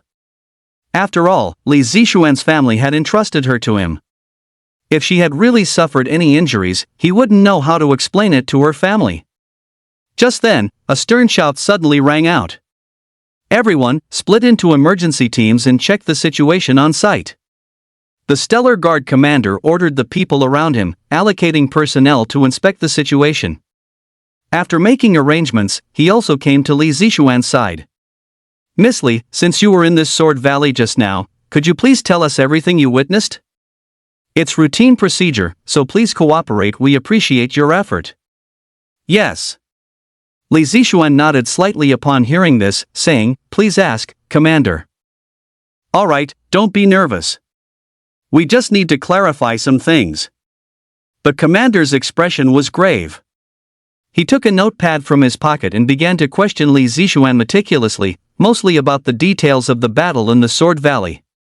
After all, Yuan Xian's destruction of the Sword Valley this time was undoubtedly irregular. The necessary written procedures still needed to be followed. A moment later, the commander put down his pen and handed the notebook to Elderly. Elderly took it and glanced through it, clarifying the entire sequence of events. He then looked at Li Zixuan and asked the final question. Xian, where is Sword God Adult? Why haven't I seen him? Oh, that? Teacher, he actually didn't come, that was just a clone earlier. What? Upon hearing this, Elder Li's eyes suddenly widened. The person who defeated the Sword Saint was just one of his clones? 075 above the Grandmaster stage. Sword God Valley. Chapter 75 above the Grandmaster stage. Sword God Valley. Chapter 75 above the Grandmaster stage. Sword God Valley. Elderly was incredulous, his mind buzzing, instantly frozen in place. How could this be? This matter was simply too outrageous. The one who defeated the Sword Saint earlier was just a clone of the Sword God? Xian, don't try to deceive this old man. Elderly looked at Li Zixuan in shock, pointing to the nearby broken cliff, and trembling, asked, You're saying all of this was done by the Sword God's clone? Yes. Li Zixuan nodded. Miss Li, do you have any evidence? The commander beside them frowned, also looking utterly disbelieving. Although he firmly believed in the Sword God's power, what Li Zixuan was saying now was simply too sensational, completely shattering his worldview. A clone alone could defeat the Prairie Sword Saint, who was at the peak of the Grandmaster stage. How incredibly powerful must the true Jianghai Sword God be? Could it be he had already surpassed the Grandmaster stage and reached an even higher realm? At this thought, everyone around looked at Li Zixuan, waiting for her to answer their doubts. Seeing this, Li Zixuan's expression was calm as she explained serenely. The Prairie Sword Saint himself said it. I definitely didn't mishear. After he said those words, he immediately spat out a large mouthful of blood.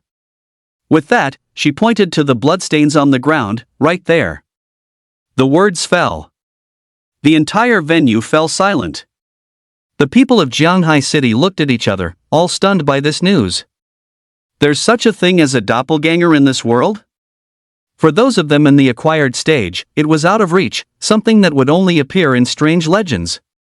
But now, since even the Prairie Sword Saint said so, it was final, confirming the truth of the matter. After this battle, Yuan Xian probably won't be able to avoid a huge drop in his cultivation. The library curator shook his head and sighed. This old fool prepared for a long time for this battle, but now he's utterly devastated. The others nodded at the words, looking around at the decaying scene. One sword shatters all methods, destroying mountains and breaking rivers. And this was merely a doppelganger? Unbelievable. Sword God Adult is actually so powerful. Like a god descended to earth. The library, first floor. In a corner, Qin slowly opened his eyes, rose from the small stool where he had been slacking off, stretched comfortably, and twisted his neck. Sitting for too long easily leads to lumbar disc herniation. Even when slacking off, one must prioritize health. The next moment, a ray of light pierced through the folds of the blinds, accurately landing in his palm, swirling and lingering, transforming into a miniature toy sword. Ziwei is back. Qin put away Ziwei in his hand, suddenly feeling uninspired. There was an empty feeling of hollowness in his heart. Sword Saint? Is that all? From beginning to end, this battle was completely within his control, without a shred of thrilling excitement. The so-called grassland Sword Saint isn't that great. What's the big deal? Just go, one sword, instant kill. If he can force me out of the library, I lose, okay? Sheen shook his head, then turned and gently pinched Xiaobai's soft nape, placing her on the ground. He then began his warm-up exercises for the upcoming slacking session. Relaxing his head, performing chest expansions and arm swings, twisting his ankles. He had just completed 2 rounds when he saw Leo excitedly running towards him. He's exploded, old Sheen. It's so gratifying. I'm thrilled to death. Leo ran over, gesticulating wildly, and excitedly shouted, "You absolutely won't believe what happened. Let me tell you." Before he could continue, Sheen spoke first. "The sword god won?" "Ha?" Leo was startled, completely unprepared for Sheen's quick answer, but then he enthusiastically nodded, "Yes. The sword god won." "Oh." Sheen casually brushed him off. After finishing the 3rd set of warm-ups, he picked up the sleeping Xiaobai, tucked her back into his arms, then sat on the bench and resumed scrolling through short videos on his phone. As if nothing had happened. Seeing this, Leo's eyes widened. "It's just shouldn't you be happy?" Hearing this, Sheen glanced at him and again brushed him off. "Alright, I'm very happy. Don't disturb my slacking." Leo was choked by his words and instantly speechless. After a moment, seeing that he had embarrassed himself, he eventually slunk away, picking up his phone to browse the news on a webpage alone.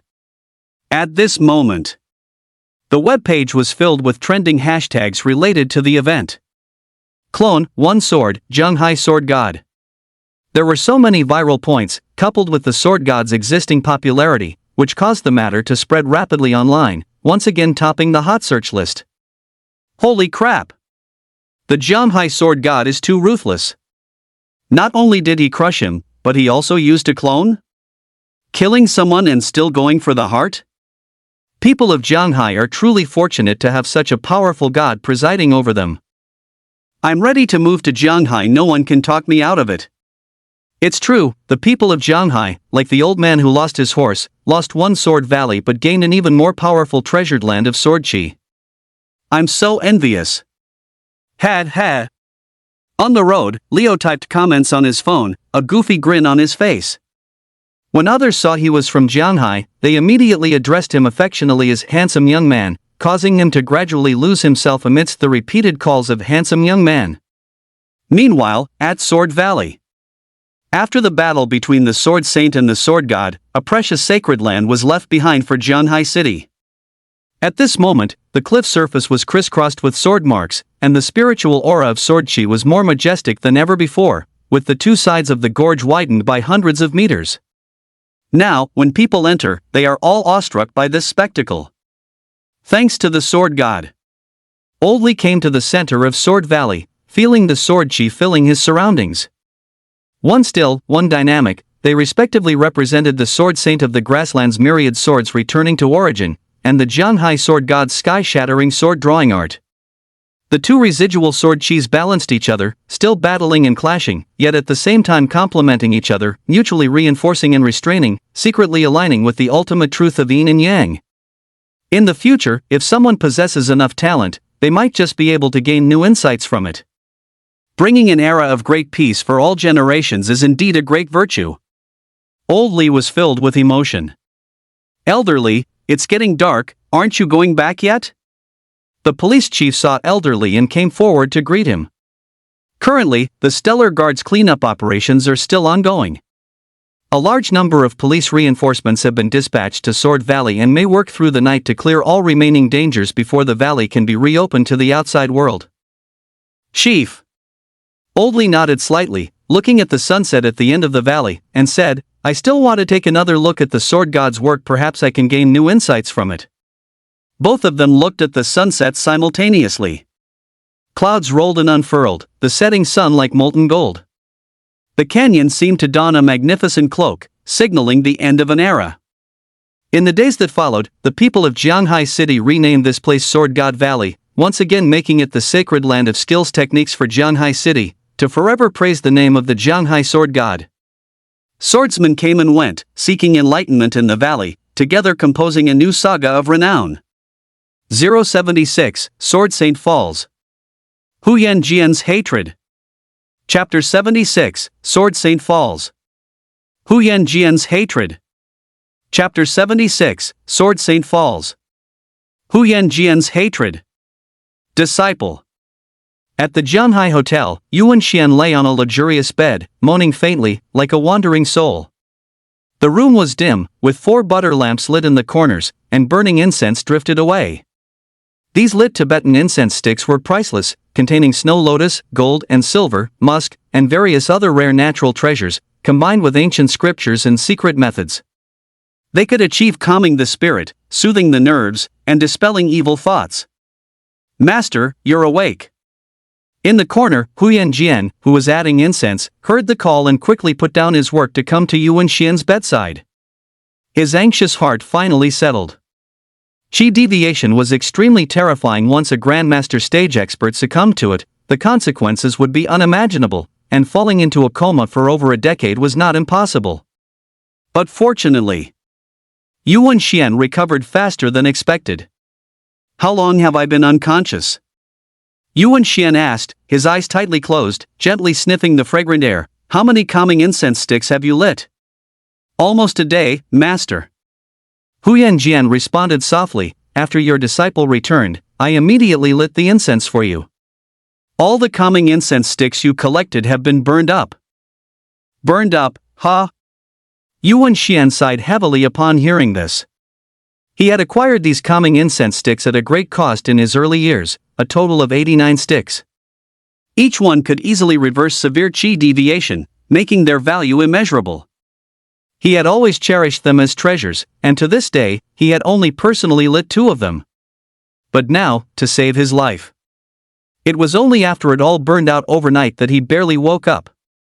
From this, it's clear just how severe his qigong deviation was this time. Thinking of this, Yuan Xian's aura became even weaker, his complexion as pale as silk, and he sighed heavily, this round, I lost. I lost. His heavy tone was filled with deep regret and melancholy. Master? Huyan Jian knelt by the bed, hearing Yuan Xian's frustration, and comforted him. Didn't you say that victory and defeat are just fleeting clouds? Why are you so unable to let go now? Heh, fleeting clouds. Disciple, you don't understand. Yuan Xian gave a self-deprecating smile and opened his eyes. My current cultivation has plummeted, falling back to the mid-grandmaster stage, and more importantly, my disposition is damaged, and there's no possibility of ever returning to my former state in this life. The words fell. Huyan Jian was instantly shocked, his eyes wide. How could this happen? You see, cultivation inherently seeks advancement, ceaselessly. A person with Yuan Xian's temperament, moreover, pursues the Tao his entire life, pouring everything into reaching beyond the grandmaster stage. But now, Yuan Xian's cultivation is stagnant. How is that any different from killing him? Yes, disciple, it's cruel. I truly regret it now. Yuan Xian struggled to prop himself up, looking at the neon night view outside the window. Jianghai City, I shouldn't have come. If I hadn't come to see the Jianghai Sword God, I wouldn't have been stimulated by his avatar, and I wouldn't have fallen to this state. Put. Before he could finish speaking, Yuan Xian spat out another mouthful of old blood, instantly staining the silk sheets red. Master. Huyan Jian's face changed dramatically. He quickly grabbed Yuan Xian's arm and injected starlight power to help him regulate his breathing. However, he didn't realize it until he checked, and when he did, he was greatly shocked. At this moment, Yuan Xian's internal qi was exceptionally chaotic, and his star essence was turbid. Where was the vitality of a living person? His awakening just now. It was merely a final surge of vitality before death. Don't do useless work, my disciple. Yuan Xian shook his head and lay back down. I am destined to leave. No, that can't be, master. Hu Yanjian's eyes instantly reddened upon hearing this. He grabbed Yuan Xian's hand, and the burly, rough man cried like a baby. The next moment. Boom! Vast star power brewed and surged, frantically injecting into his master's body, like rain falling on dry wood, but it had no effect whatsoever. Listen to me, disciple. I know my condition better than you. Yuan Xian coughed a few times, raised his hand to wipe away the blood from the corner of his mouth, and said, "The reason I woke up this time is to ask you to promise me one thing, otherwise, I will surely find no peace in the netherworld." Ma! Master, please tell me. Hu Yanjian sobbed, kneeling on the ground. It was all thanks to Yuan Xian's discerning kindness that he could be where he was today. Now, at the moment of repayment, he would not hesitate to go through any hardship. Upon hearing this, Yuan Xian nodded slightly, looked towards the ceiling, and whispered, "Disciple. I stop here, destined not to catch up with the sword god of Jianghai, but you are different. Your talent far surpasses mine. As long as you lie low, you will surely surpass the sword god of Jianghai within 100 years.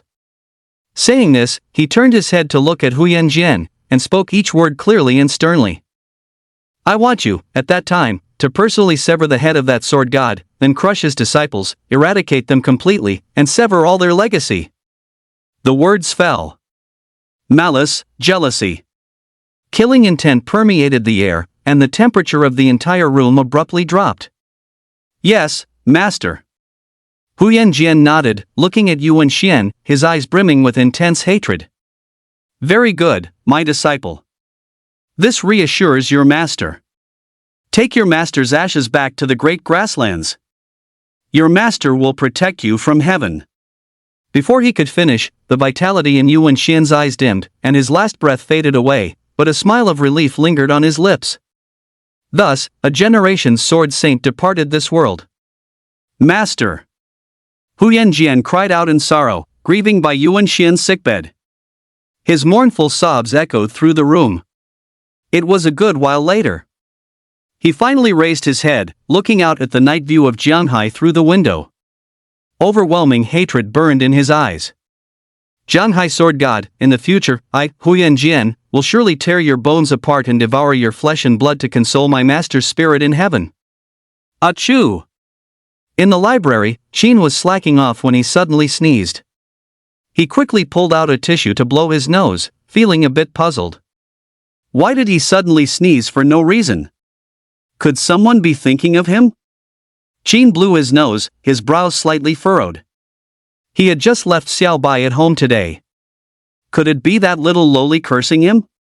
Never mind, I'll deal with her when I get back. Qin shook his head, tossed the used tissue into the trash, and continued to study the profound heaven elixir scripture in his mind. This was a classic compendium of ancient alchemists' wisdom, containing countless elixir recipes, including even peerless spirit pills that could directly help one break through to the Grandmaster stage. It wouldn't be an exaggeration to say they could bring the dead back to life and mend broken bones. However, having the recipe was one thing, but the materials were another. Qin had previously checked on his phone, and the medicinal ingredients needed to refine these elixirs were extremely rare, even priceless. And he himself had only recently been made permanent after passing his library probationary period. He had just managed to successfully advance from an initial salary of 3,000 to the realm of 4,005, after much struggle to initiate, adept, mastery, and perfection. Where would he find the spare money to buy ingredients? Alas, even a clever cook cannot make a meal without rice. Qin sighed helplessly. Just then, he turned his head and saw Leo walking towards him, excitedly exclaiming. Good news, old Qin. That old grassland geezer is dead. 077A Sword Demon's Fury, Rivers of Blood? Then don't blame me for eradicating the roots. Chapter 77A Sword Demon's Fury, Rivers of Blood? Then don't blame me. Chapter 77A Sword Demon's Fury, Rivers of Blood? Then don't blame me for eradicating the roots. The grassland sword saint is dead. Qin was stunned, somewhat surprised. Yesterday he had just praised that old man for his good temperament, and now he was dead from anger in the blink of an eye? This breakdown was quite significant. However, ultimately, it was his own doing. Such a prejudiced personality, once turning demonic, enjoyed courting death for no reason. If truly provoked, he was capable of murder and arson. His death could be considered a resolution. It's gratifying, old Sheen, that old bastard truly got what he deserved. Leo scrolled on his phone, beaming with delight. Now everyone online is discussing this. Some even sympathize with this animal. They really haven't experienced having their treasured land destroyed. That's pretty absurd. Sheen simply agreed, and also took out his phone to check. News online was everywhere. Topping the hot search list was the obituary of the grassland sword saint, with comments below divided in opinion.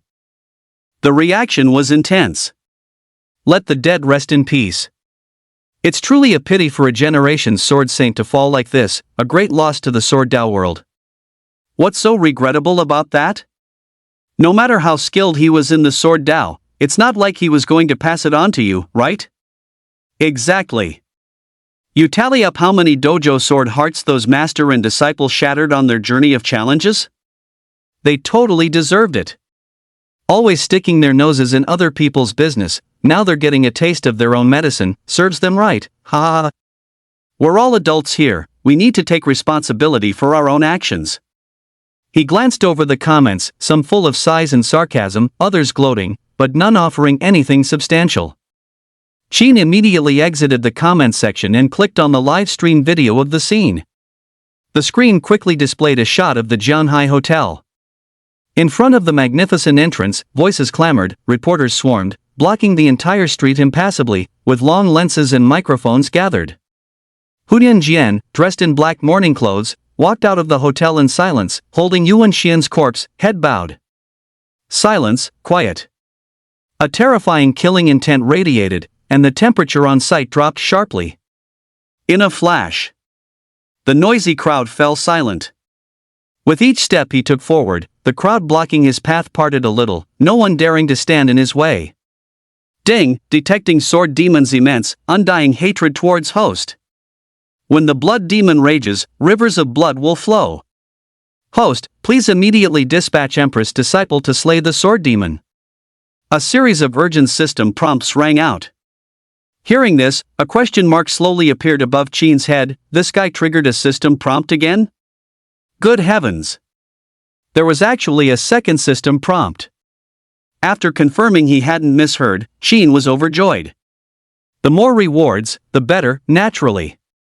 It seemed Huyan Jian would have conflicts with him again in the future, which was why this second system warning was triggered.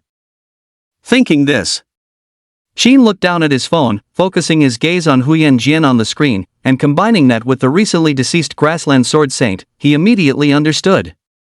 This rascal clearly intended to avenge his master. Struck down the old, here comes the young. It's an inversion of the natural order, that's what it is. Wait. Sheen frowned, suddenly feeling like this plot was a bit familiar, as if he'd seen it somewhere before. Develop secretly, grow stronger, then launch a sneak attack 100 years later. Hiss. Sheen gasped, suddenly remembering. What? Don't bully a young man for being poor. The next plot development, it couldn't be. 30 years to the east of the river, 30 years to the west of the river? Sheen rolled his eyes, glanced at Huyan Jian, and thought speechlessly, do you think your surname is Xiao? You like biding your time, enduring hardship to achieve vengeance, conquering Wu with Yu's army, huh? You like developing and growing with me, huh? Preaching to the choir. Fine, since you want to play it that way, I'll give you a pulling up seedlings to help them grow. Sheen cackled menacingly, looking at Huyan Jian on the screen, instantly coming up with a mature idea. What are you thinking, old Sheen? Why are you smiling so deviously? At this moment, Leo put down his phone, looked at the smile on Sheen's face, and said with a shiver, you're smiling like a big villain. Nothing, just thought of something happy. Sheen glanced at the time. There was still a while until work ended, but he couldn't wait. Got time after work, old Sheen? Leo didn't take it to heart, hearing this, and said excitedly, haven't been to Platinum Haven in ages. I'm happy today, we must celebrate properly. No time. Sheen waved his hand and said, "Going home after work, no time." "Next time for sure." The standard trio of perfunctory excuses. Leo. Time flew by. Midnight. Zhanghai Hotel, a stretched Lincoln was parked by the roadside, its door opened outwards, and Huyan Jian got out of the car, holding the urn. A chilly air drifted through the streets. "Master, tomorrow I will take you back to the grasslands." Huyan Jian murmured softly, caressing the exquisite gilded urn as he slowly walked into the hotel. Originally, the funeral home process was very cumbersome, requiring appointments, paperwork, signatures, and even when Huyan Jian arrived, there were 2 people ahead of him in line. Logically speaking, it would take at least some time.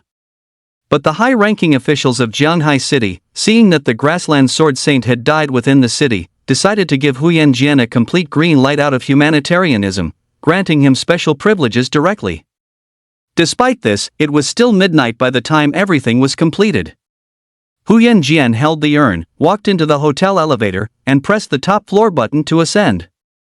A banner hung on the elevator wall, displaying the words, "Jianghai welcomes you," caught Huyan Jian's eye, instantly igniting his rage. "The day I return to Jianghai, everyone in Jianghai will pay with their lives for my master." Huyan Jian swore with bitter hatred, appearing almost deranged. Once the elevator doors opened, he quickly made his way to room number 1, placed the urn on the bed, and then began to pack his clothes. He didn't want to stay in this sorrowful place for a single moment longer. The sooner he left, the better. Stellar Guard had already inquired, and upon learning he was leaving tomorrow, they practically wished to personally send this little plague god away. After all, both master and disciple were unstable bombs. Sending them off sooner was being responsible for the safety of Jianghai City's citizens. A moment later, Huyan Jian finished packing, picked up his bag, approached the urn, and embraced it, just as he was about to turn and leave. "I will definitely return to avenge you." He held the urn, swearing silently, and was about to reach the door. But just then, a gust of cold, eerie wind blew in from outside the window. "Huh, that's strange." Huyan Jian paused, stunned, in place. The window was open? When? No. In an instant, a horrifying sensation rose from the depths of Huyan Jian's heart, and a sense of crisis exploded directly, startling him into looking back. "This is bad." Whoosh! A chilly sword light swept past, like a gentle breeze. There was no escaping it. It pierced directly through his skull, bloodlines spreading and diffusing, ending his life on the spot. Poof! Under the moonlight, the urn crashed to the ground. 078 Above the Grandmaster Stage is the Supreme. Chapter 78 Above the Grandmaster Stage is the Supreme. Chapter 78 Above the Grandmaster Stage is the Supreme. Ding! Detected host has slain the sword demon with a single strike, rewarding a 50-fold boost. Congratulations, host, for obtaining 50 years of power level. Congratulations, host, for obtaining the reward, True Understanding of Array Dao. A series of system prompts sounded. Sheen stood in the center of the room, holding a roughly forged iron shard in his hand. Viscous blood dripped from its edge onto the floor.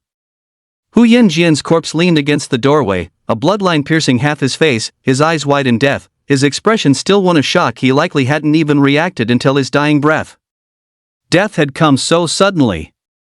Finally dead. Seeing this, Sheen breathed a sigh of relief. Another formidable threat instantly eliminated. The deceased's emotions are very stable. Comfortable. Sheen ignored the system's noisy prompts and instead released his spiritual power, cautiously checking Huyan Jian's physical condition. The next moment, moist spiritual power spread, permeating his entire body, detecting not a trace of life. Coupled with the system's earlier confirmation, the person was indeed dead. Good, revenge should not wait overnight. Now I feel relieved. Sheen was completely refreshed and felt very satisfied. Just then, a peculiar fluctuation of star power emanated from Huyan Jian's right hand and appeared within Sheen's mental domain. Ha! What is this? Small-scale burst of rewards? Thinking this, Jean quickly followed with his mental power. He saw that the anomaly in the star power fluctuation originated from the two black rings on Hu Yanjian's right hand. Their style was ancient, carved with surrounding star maps, and faintly, mysterious star power emanated from them, making them look very precious. Holy crap, star rings! Jean was pleasantly surprised. These are good items. Star rings are storage rings crafted from starstones. The price of one ring is extremely high, and a poor person like himself naturally doesn't own any. The sword saint is so famous, he must be quite wealthy, right? Jean looked at the gilded urn lying on the ground, clicking his tongue in wonder, remarking that this prairie sword saint was truly extravagant. He even used a golden urn for ashes. Then how luxurious must the items he left in the star rings be? Right now, he was short on money to buy medicinal herbs. Thanks for nature's bounty. Jean didn't stand on ceremony, directly taking the two star rings from Hu Yanjian's hand and putting them into his pocket. Hard-earned. Reasonable. Afterward, he used his mental power to scan the surroundings, erase traces in the room with star power, then cast infinite distance in a single step, taking the bodies of the master and disciple to a lake in the suburbs. By this time, it was midnight. The moon was dark, the wind was high, and the lake's surface shimmered. The suburban area was deserted, with no signs of any pedestrians. Killing is easy, disposing of the body is hard. Jean arrived at the lakeside and flicked his finger at Hu Yanjian's corpse. The bursting starlight instantly blasted the corpse into dust, pouring it along with the ashes of the prairie sword saint into the lake to feed the fish. Afterward, the iron shard used for the kill was also destroyed. With that, everything was cleaned up. Jean checked their bags and actually found a well-preserved piece of elephant meat. And it was beast meat from the innate stage mid-realm, overflowing with spiritual essence. It was clearly food the master and disciple had prepared for their journey, and it was quite valuable. Too bad it's not much use to me. This little bit of nourishment isn't even enough to get stuck between my teeth. Forget it. I'll leave it for little Bai. Jean shook his head, put away the wrapped beast meat, and the void beside him vibrated. The next second, he vanished from the lakeside. The moonlight was clear and cold, and a cool breeze swept across the lake. As if nothing had happened. Click. The key slid into the lock, turned, and the anti-theft door slowly opened. Jean fumbled for the switch beside the door, turned on the room lights, and changed into slippers at the doorway. Just then. Tap, tap. Accompanied by the sound of another pair of slippers. It was little Bai, wearing a small dinosaur pajama set, appearing at the doorway, rubbing her sleepy eyes in confusion and yawning. Master, you're back so late. Where did you go? Handling some things. Kids shouldn't ask too many questions. After changing into his slippers, Jean didn't respond further and went straight into the washroom to wash his hands. Through the bathroom glass, little Bai's figure pressed against the wall, sniffing the air, then suddenly whispered, "Humph, even if you don't say, I can smell it." Master, you have something good on you. Huh, your nose is that sensitive? Of course it is. Little Bai put her hands on her hips, puffed out her slightly protruding chest, and said proudly, "Our fox tribe has the sharpest sense of smell. Let me see how sensitive it is." Jean was amused. He took a step to little Bai's front, reached out, pinched her small nose, and lifted her straight up. Ow ow, that hurts, master, let go. Little Bai was caught off guard and whimpered, extending her slender little hands to scratch Jean's arm, the smell of blood, and a strange star force fluctuation that wasn't there when you left this morning. It's so late now, a dark and windy night, you must have gone to kill and set fires. Master, you're so naughty. As soon as the words fell, Jean chuckled. Good heavens, this little fox's nose is indeed quite sensitive. She half guessed correctly. Seeing this, Jean released little Bai's nose. Thud. Little Bai fell heavily on her bottom, kneeling on the ground, coughing desperately, crystal tears mixed with snot overflowing, gasping for air. She looked utterly pitiful. A fox's nose is most sensitive, being pinched like that was torture. Jean squatted on the ground, stroking little Bai's beast ears, and asked, "Are you still going to sniff?" Hearing this, little Bai's delicate body trembled, and she shook her head, muttering, "Master, so mean." Faintly, a hint of fear was revealed in her eyes. Qin felt a sense of satisfaction at the sight. Xiao Bai had been getting increasingly brazen lately. There needed to be a certain boundary between beast slave and master. If she kept asking about everything out of curiosity, what kind of master would he be? Of course. Qin understood the principle of the carrot and the stick. Thinking of this, he took out the beast meat he had saved earlier from his embrace and handed it to Xiao Bai, saying, "I picked this up on the way. It's no use to me." After putting down the beast meat, Qin didn't pay it any more attention and lay back down on the bed. Xiao Bai watched Qin leave, then timidly opened the package and glanced inside, her eyes instantly widening. A rich aroma of meat wafted to her, and the dispersed starlight immediately awakened her wild nature. Sharp fangs popped out of her mouth, and she began to drool. Innate stage star beast meat. Did Master bring this specially for me? Xiao Bai looked in Qin's direction, a strange and complex emotion suddenly welling up in her heart. Damn it! What's going on? All it takes is pinching her nose to get such a powerful reward. It seems this immortal maiden isn't losing out after all. Pinching it a few more times might not be so bad after all. Hiss. As soon as this thought crossed her mind, Xiao Bai suddenly felt a little perverted. Immediately, she ran back to her corner with the meat in her mouth, tearing and devouring it to nourish her starlight. Qin glanced over, not paying much attention, and began to absorb the system's 50 years of power level himself. These 50 years of power level not only included accumulated starlight but also a lot of knowledge about relevant cultivation systems. A moment later, Qin opened his eyes, a trace of understanding in them. At this moment, he finally knew what realm lay beyond the Grandmaster stage. Supreme Realm. To become a Supreme, one must comprehend the power of laws.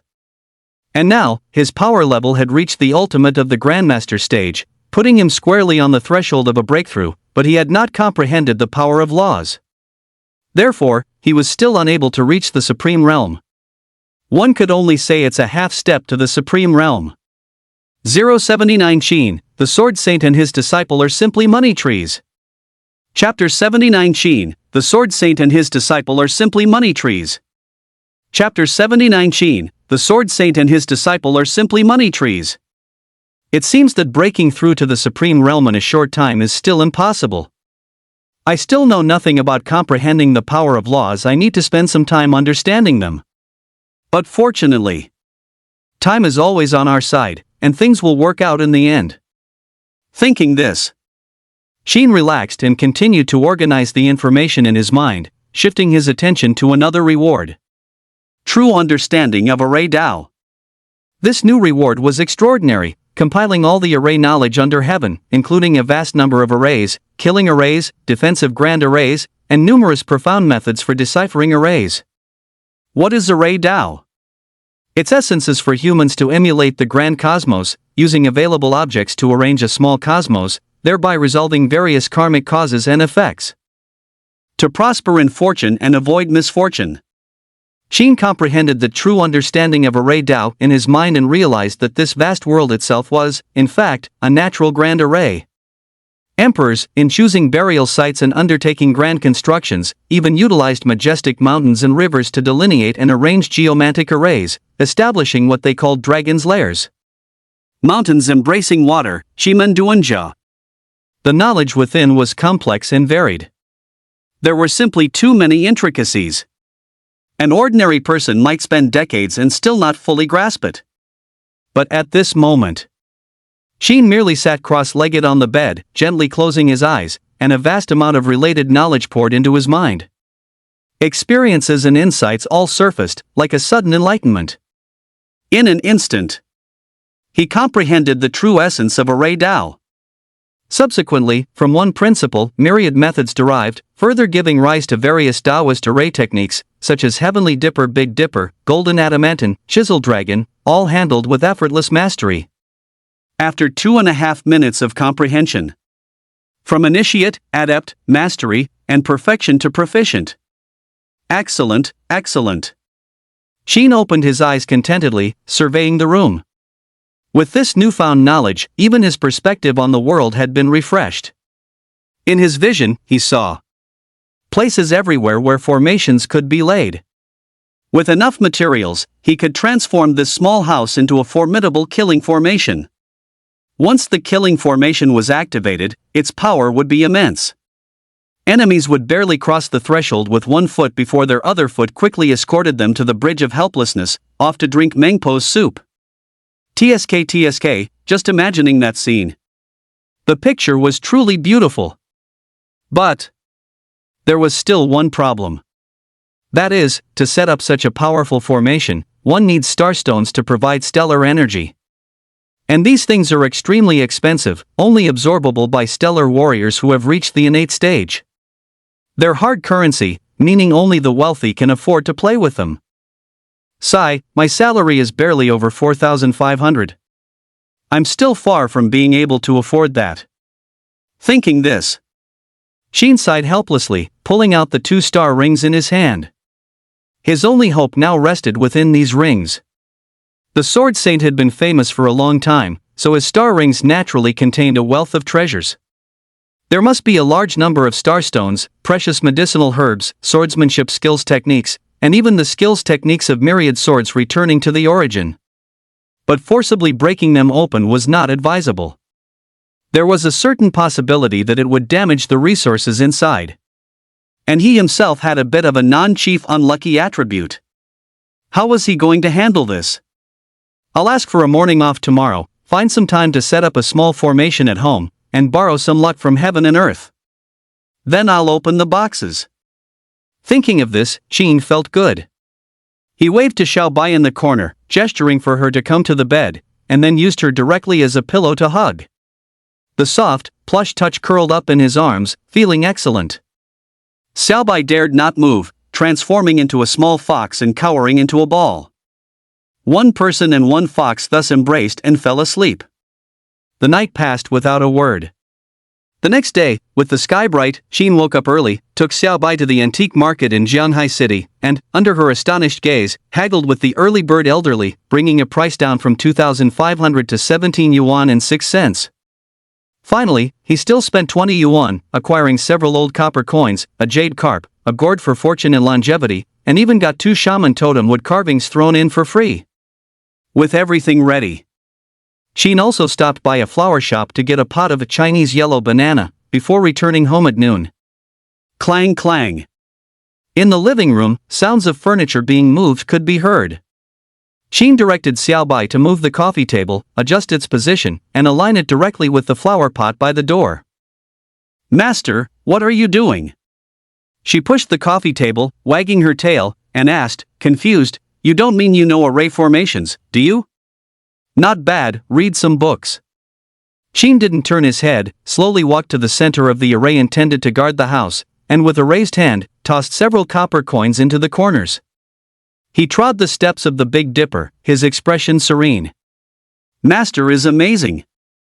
Xiaobai, beside him, looked at his solemn face and applauded, cheering him on. But in her heart, she had already started laughing, not believing him one bit. You know array formations? Who are you trying to fool? This immortal maiden has observed you for so many days and has never seen you use one. Those smelly old Taoists spent half their lives studying. You think reading 2 books makes you an initiate, adept, mastery, perfection? Just wait, this immortal maiden is going to mock you mercilessly later. Just you wait, this immortal lady is going to mock you mercilessly later. Xiaobai hummed, sitting on the sofa with her short legs crossed, watching Sheen's next moves. Placing this totem carved wood here should be about right. Sheen walked to the table and placed the 2 free wooden carvings directly opposite the corner of the table. With this, the small array was complete. The knowledge in the true interpretation of array Tao was vast and incredibly profound, and only with the help of the Enlightenment space had he gained some understanding. This spirit-gathering small array was currently just a small test. It couldn't compare to grand arrays that harnessed mountains and seas, but it could at least provide warmth in winter and coolness in summer, dispelling cold evil. From now on, minor illnesses like colds would be a thing of the past. Money for air conditioning and underfloor heating was also saved. And more importantly, with a bit of luck enhancement, a 10-pull gacha for drinks shouldn't be a problem. Not bad. Sheen nodded with satisfaction, then turned to Xiaobai and said, "Come, Xiaobai, sense the spiritual energy here." "Oh, yes, master." Hearing this, Xiaobai, who was lying on the sofa, quickly furrowed her nose slightly, sniffing for the spiritual energy of heaven and earth. The next moment, lush spiritual energy gathered and formed under her perception, like a funnel of a cornucopia, and it was indeed much stronger than before. Question mark.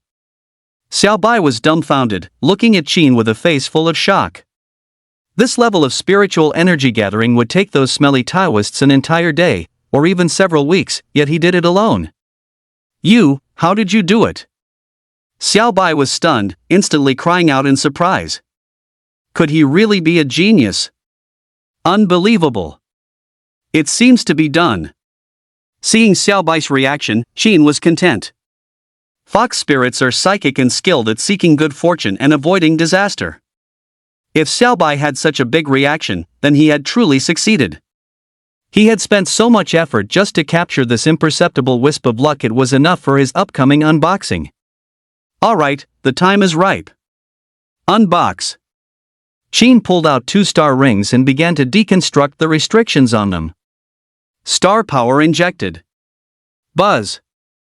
The ring's star maps lit up, and the contained star power flared, resisting Qin's invading star power, yet coincidentally dissolving each other. A moment later, the star rings opened easily. Qin probed with his spiritual power and was instantly thrilled. A huge hall. Inside the rings were countless starstones piled high like small mountains, various exotic flowers and plants, precious medicinal herbs in abundance, and a large number of sword skills techniques, even including the skills techniques of myriad swords returning to the ancestor. And in Hu Yanjian's ring, there were also quite a few starstones, but far fewer than the sword saints. But it was all free anyway. What more could he ask for? After the master and apprentice came to Jianghai, Qin not only saw his power level skyrocket but also got rich overnight. Thinking this, looking at the abundant harvest, Qin felt a surge of satisfaction. These master and apprentice are practically money-bringing boys. What can dispel sorrow? Only getting rich. 080 Li Zixuan, I'm not going anywhere, I'm staying in Jianghai City. Chapter 80 Li Zixuan, I'm not going anywhere, I'm staying in Jianghai. Chapter 80 Li Zixuan, I'm not going anywhere, I'm staying in Jianghai City. In the afternoon, Qin strolled leisurely to work as usual. Even though he was rich, he still had to go to work. After all, formation arts and alchemy are both gold-devouring beasts, absolute bottomless pits. Although there were many materials in the star rings, if they were truly consumed, they would likely be completely depleted before long. To be safe, I still need to work to prevent going broke. Qin shook his head. After entering the library, he immediately released his spiritual power to envelop the hall, carefully listening to every movement. A cacophony of human voices rose, and various rumors circulated. Hu Yanjian's disappearance didn't cause much of a stir. The Jianghai City residents seemed to have forgotten his existence. After all, his master died, and he lost face. The entire network knew that Yuan Xian couldn't even defeat a single clone, and as a disciple of the Sword Saint, Hu Yanjian had completely lost face after this battle. Therefore, it was understandable that he left without saying goodbye and ran away in disgrace. And so, Jianghai City finally returned to peace. People came and went in the library, with an endless stream of borrowers. Qin stood by a bookshelf on the first floor, guided a few guests, then skillfully avoided the library's surveillance and walked to his usual spot. He pulled out the small stool from the corner. Time to slack off. The next moment, a plump, round black starstone appeared in Qin's hand, emanating vigorous star power with a slightly warm touch. The 3 enclosures and 28 mansions, I think that's how they're engraved. He hooked his fingertips, recalling the star map layout, and used his mental power to engrave array patterns on the starstone. According to array principles, the conditions to become an array master were stringent. One must possess exceptionally outstanding mental power as support to utilize starstones for array formation. And how much mental power does engraving these array patterns consume? If it were an ordinary acquired stage martial artist without mental power enhancement, it would probably pass out for an entire day after carving just 2 points. Let alone making the array patterns follow their will. Difficult, difficult, difficult. Sheen calmed his mind, focusing intently on engraving the array patterns. A rustling sound, stone fragments scattered. His fingertip traced the surface of the starstone, and a fine line slowly appeared, following his guidance, connecting and closing, forming a perfect arc. A moment later, a slight sense of fatigue surged in Sheen's heart, and he decisively stopped his movements. Under intense mental power consumption, it's easy to become drowsy and tired. You can't get fat in one bite, you have to take it slow. Master, what's that? Can I have a taste? The little white dog at his feet whined and circled, rubbing affectionately against Sheen's trousers, its pink little tongue licking its lips, looking as if it was about to cry from craving. At this moment, the starstone in Sheen's hand was emitting a rich spiritual energy, which couldn't help but remind her of similar heavenly materials and earthly treasures she had seen many years ago. Back then, she roamed wild and free, bringing the starstone back to her den to absorb its spiritual energy. For you? Hearing this, Sheen rolled her eyes, instantly seeing through its little scheme. Just one bite. Just one bite, master. The little fox jumped excitedly in place, even a lick will do. She hadn't tasted the deliciousness of a starstone in so many years. I'll do anything you want, master. Shabai rubbed against Sheen's pant leg, transmitting a message, anything at all? As long as master wishes. A tingling voice came, full of charm and allure, casting amorous glances. After hearing it, Sheen instantly shivered all over.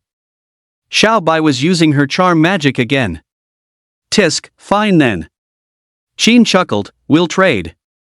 Just let me wear your fox fur coat. Upon hearing this, Shabai instantly collapsed, retreating 2 steps quickly and huffing, if I don't give it, I don't give it. You always scare me. Humph, stingy, bad master. Meanwhile, Jianghai Martial Arts Academy. Tungfei Building Office.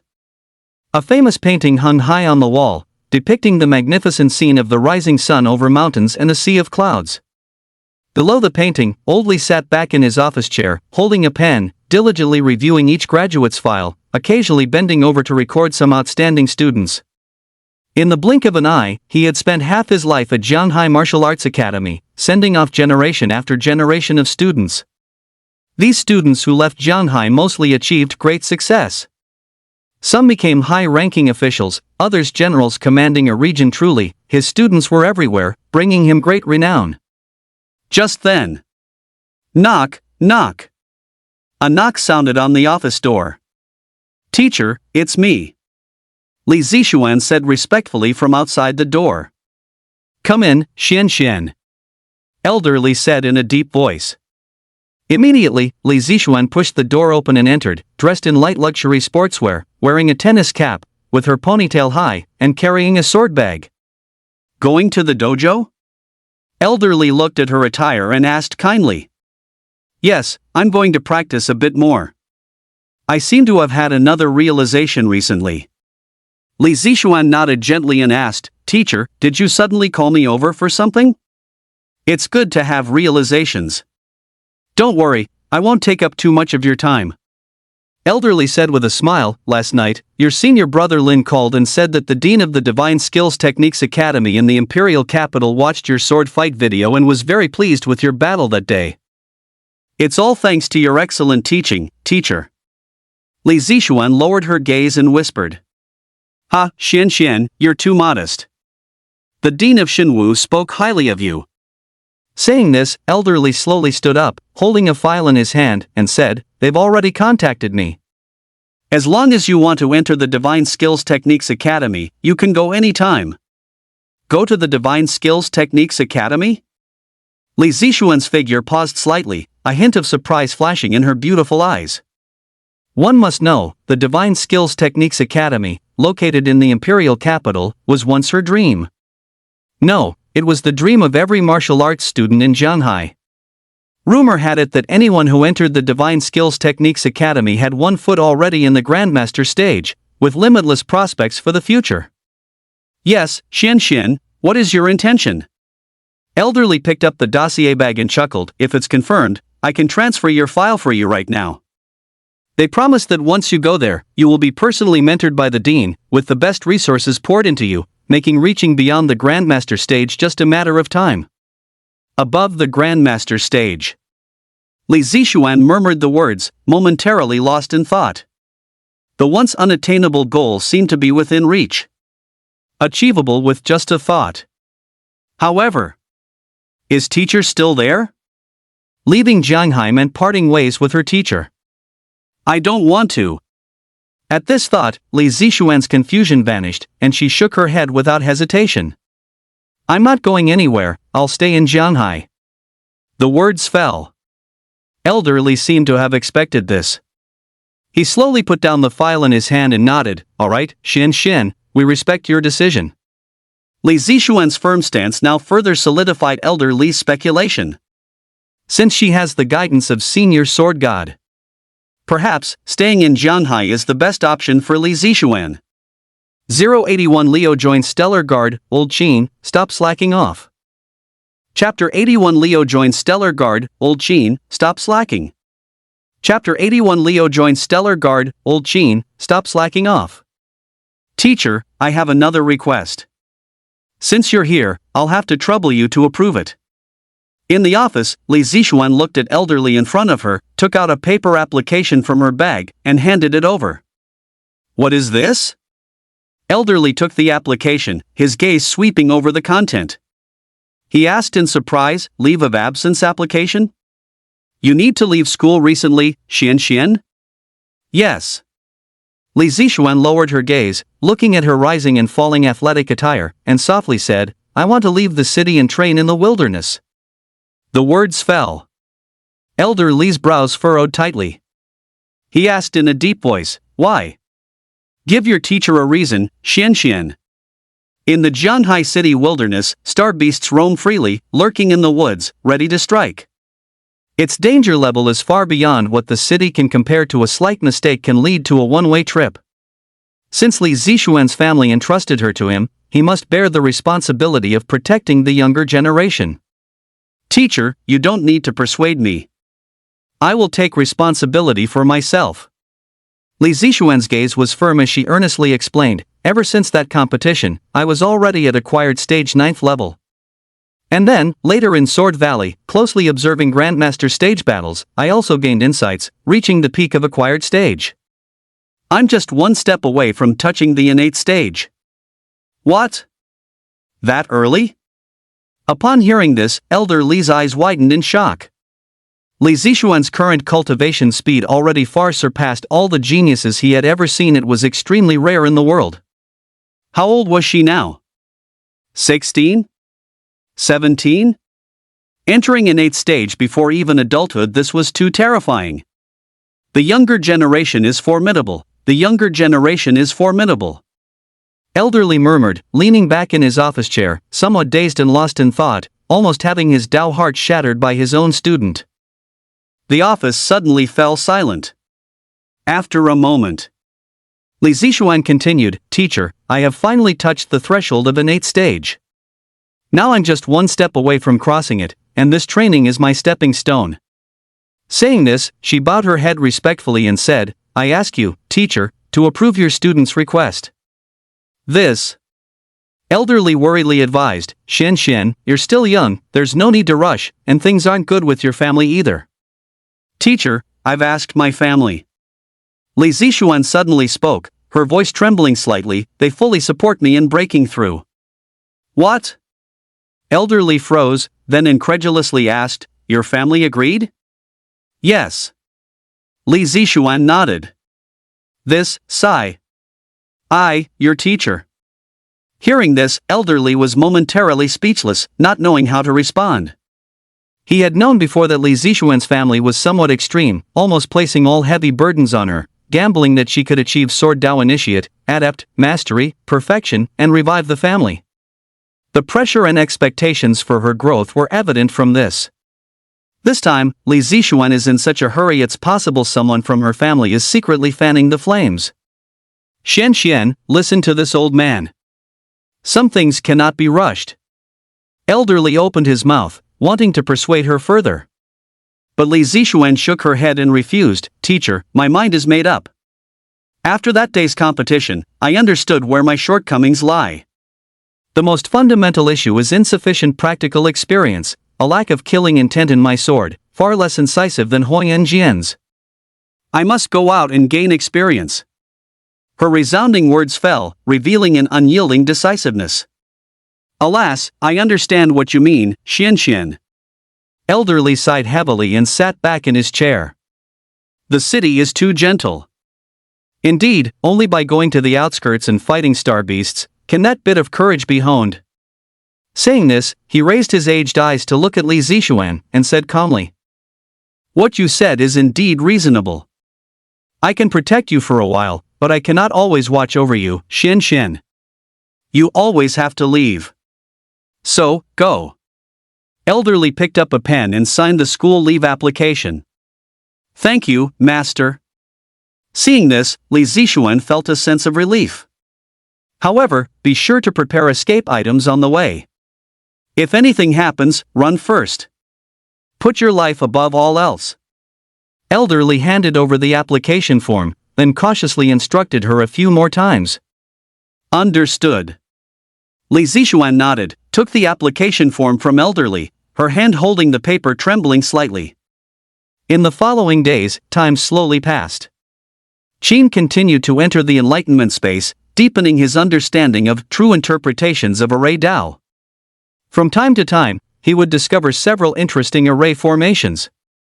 Without needing to set up an array, simply by using his body as a small world and meditating with a calm mind, he could gather vast righteousness.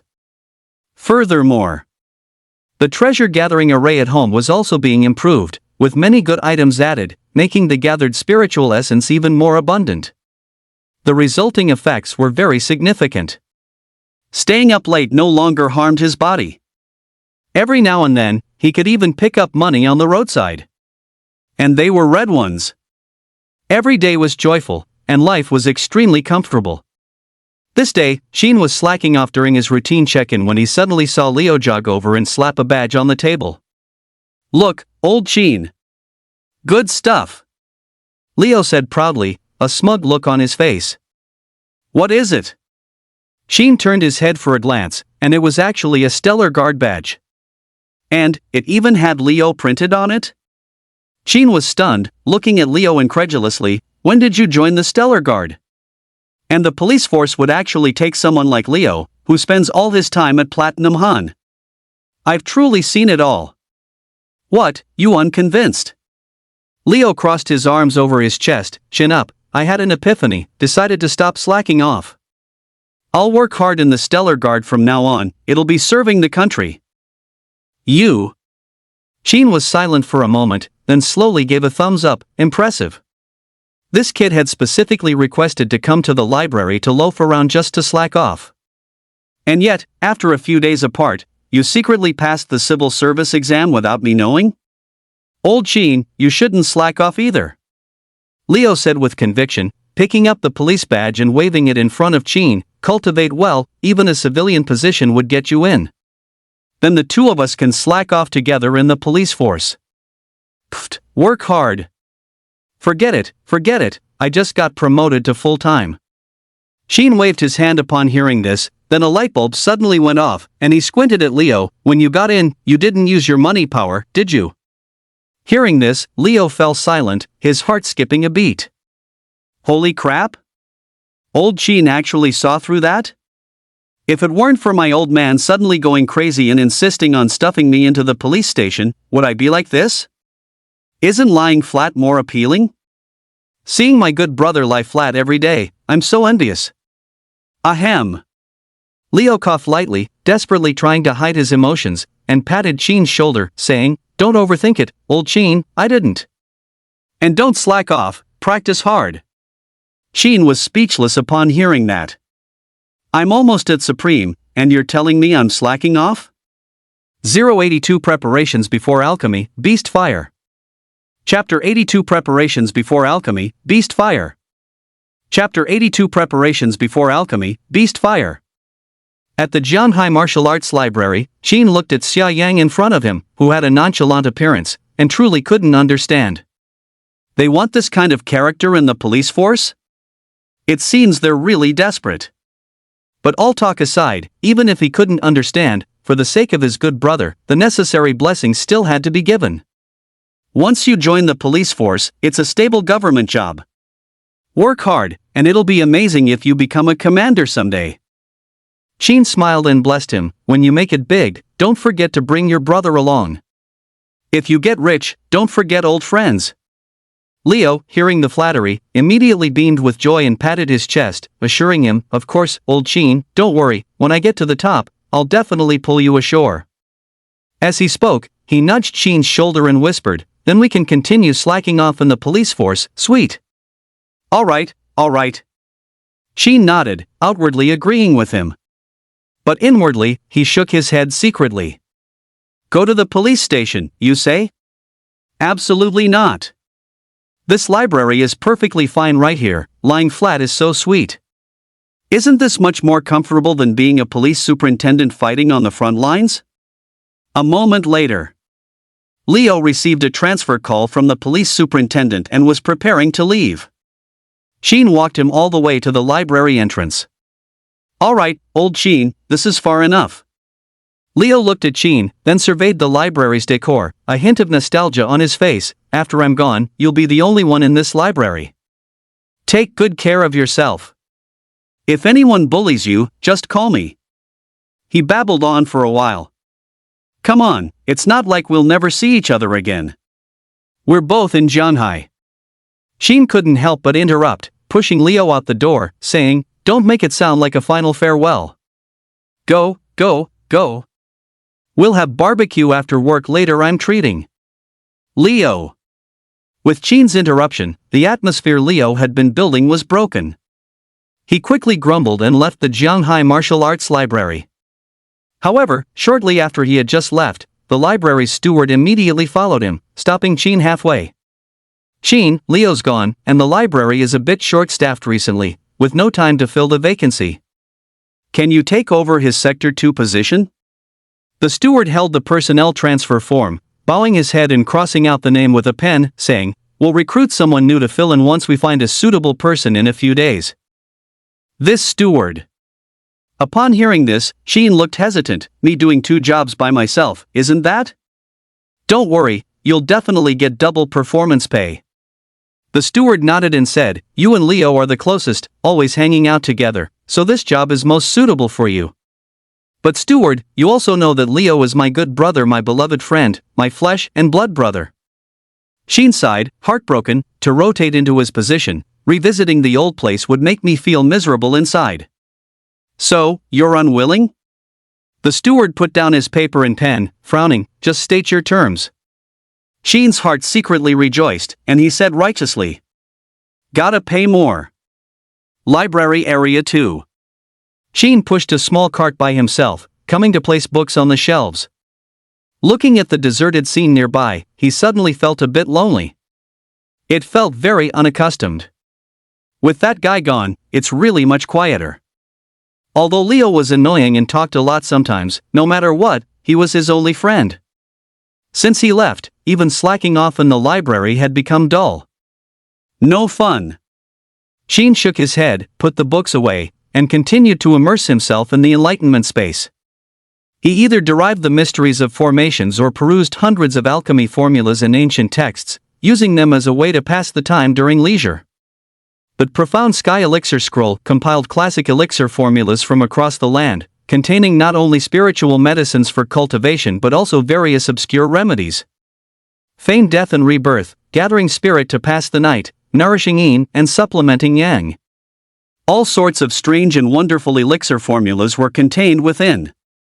But whether it was a grand elixir or a minor one, ultimately, they could not be separated from the furnace in fire. It seems I'll have to get a better furnace for alchemy after work. With this thought in mind, Qin slacked off until quitting time, then directly left and hailed a taxi, heading straight for Jianhai Antique Market.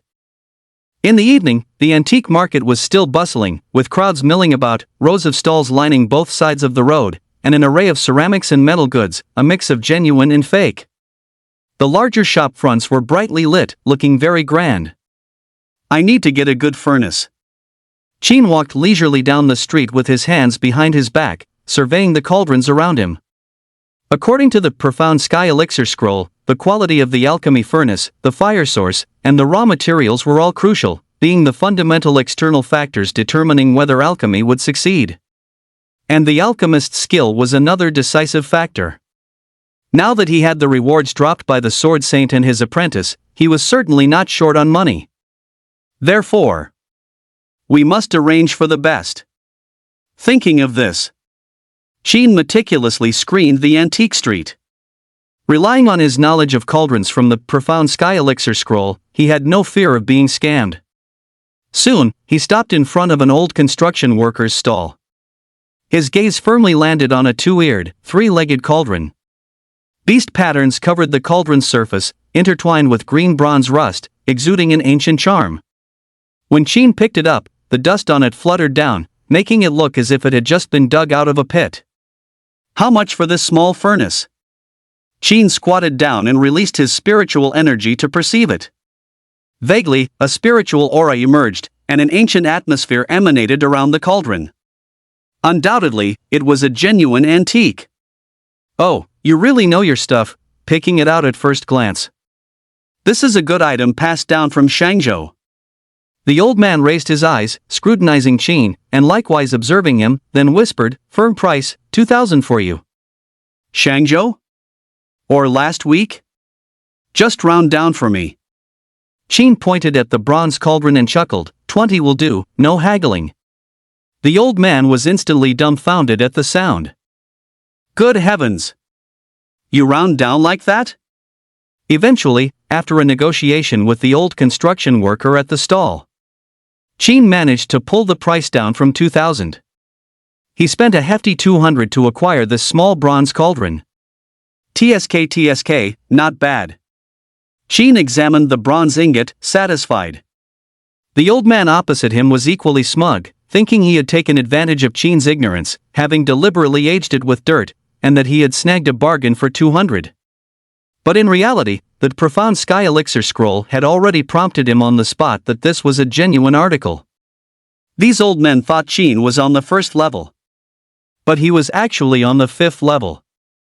Good, now I have the cauldron, and the raw materials too. All that's missing is the alchemy flame. On the way. After Qin put the cauldron back into his star ring, he recalled the knowledge from the pill scripture. This alchemy flame can be roughly divided into two types, earth fire and beast fire. Earth fire originates from places where spiritual energy is condensed, usually only appearing in fixed locations, and is generally guarded by heavy troops. Beast fire, however, is different. They are the fundamental essence of living beings, wandering the wilderness with star beasts, unpredictable and elusive. It seems I'll need to find time soon to go to the outskirts, hunt a few high-level star beasts, and obtain their beast fire. 083 The Dali Mountain Range. Li Zixuan's Progress. Chapter 83 The Dali Mountain Range. Li Zixuan's Progress. Chapter 83 The Dali Mountain Range. Li Zixuan's Progress. Outside the suburbs of Jianhai City, the Dali Mountain Range. The mountains were majestic, a gentle breeze swept through the forest, vast stretches of towering pines reached into the clouds, their canopies lush and dense, as if shrouded in darkness. In the forest, the roars of star beasts echoed everywhere. Piercing roars, accompanied by terrifying sounds of flesh being chewed, reverberated among the deep branches. Rustle. A few fallen leaves slowly drifted down. A slender figure appeared on a thick tree trunk, crouching low, cautiously observing the surroundings. Finally, I'm almost at the depths of the mountain range. Li Zixuan panted softly, tucking a strand of hair behind her ear, took out her water bottle, and took a small sip of water. At this moment, she looked a bit disheveled. Her clothes were disheveled, sweaty strands of hair clung to her forehead, and her face was as pale as silk.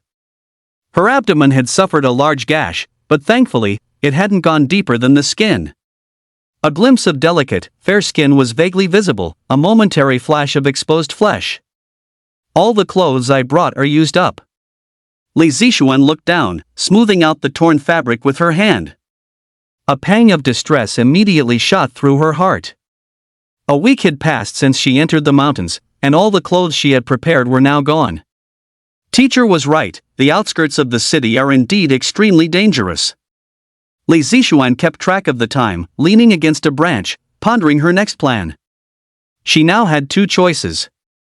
One was to return home, and then thoroughly digest the combat experience accumulated over the past week. She could steadily improve her strength first, striving for further progress on her next return. The second option was to continue delving deeper into the Dali mountain range. To seize the opportunity for a breakthrough directly and, in one fell swoop, cross the innate stage threshold. Both choices had their pros and cons. Li Zixuan frowned slightly, weighing the options, hesitating for a moment. But in that instant,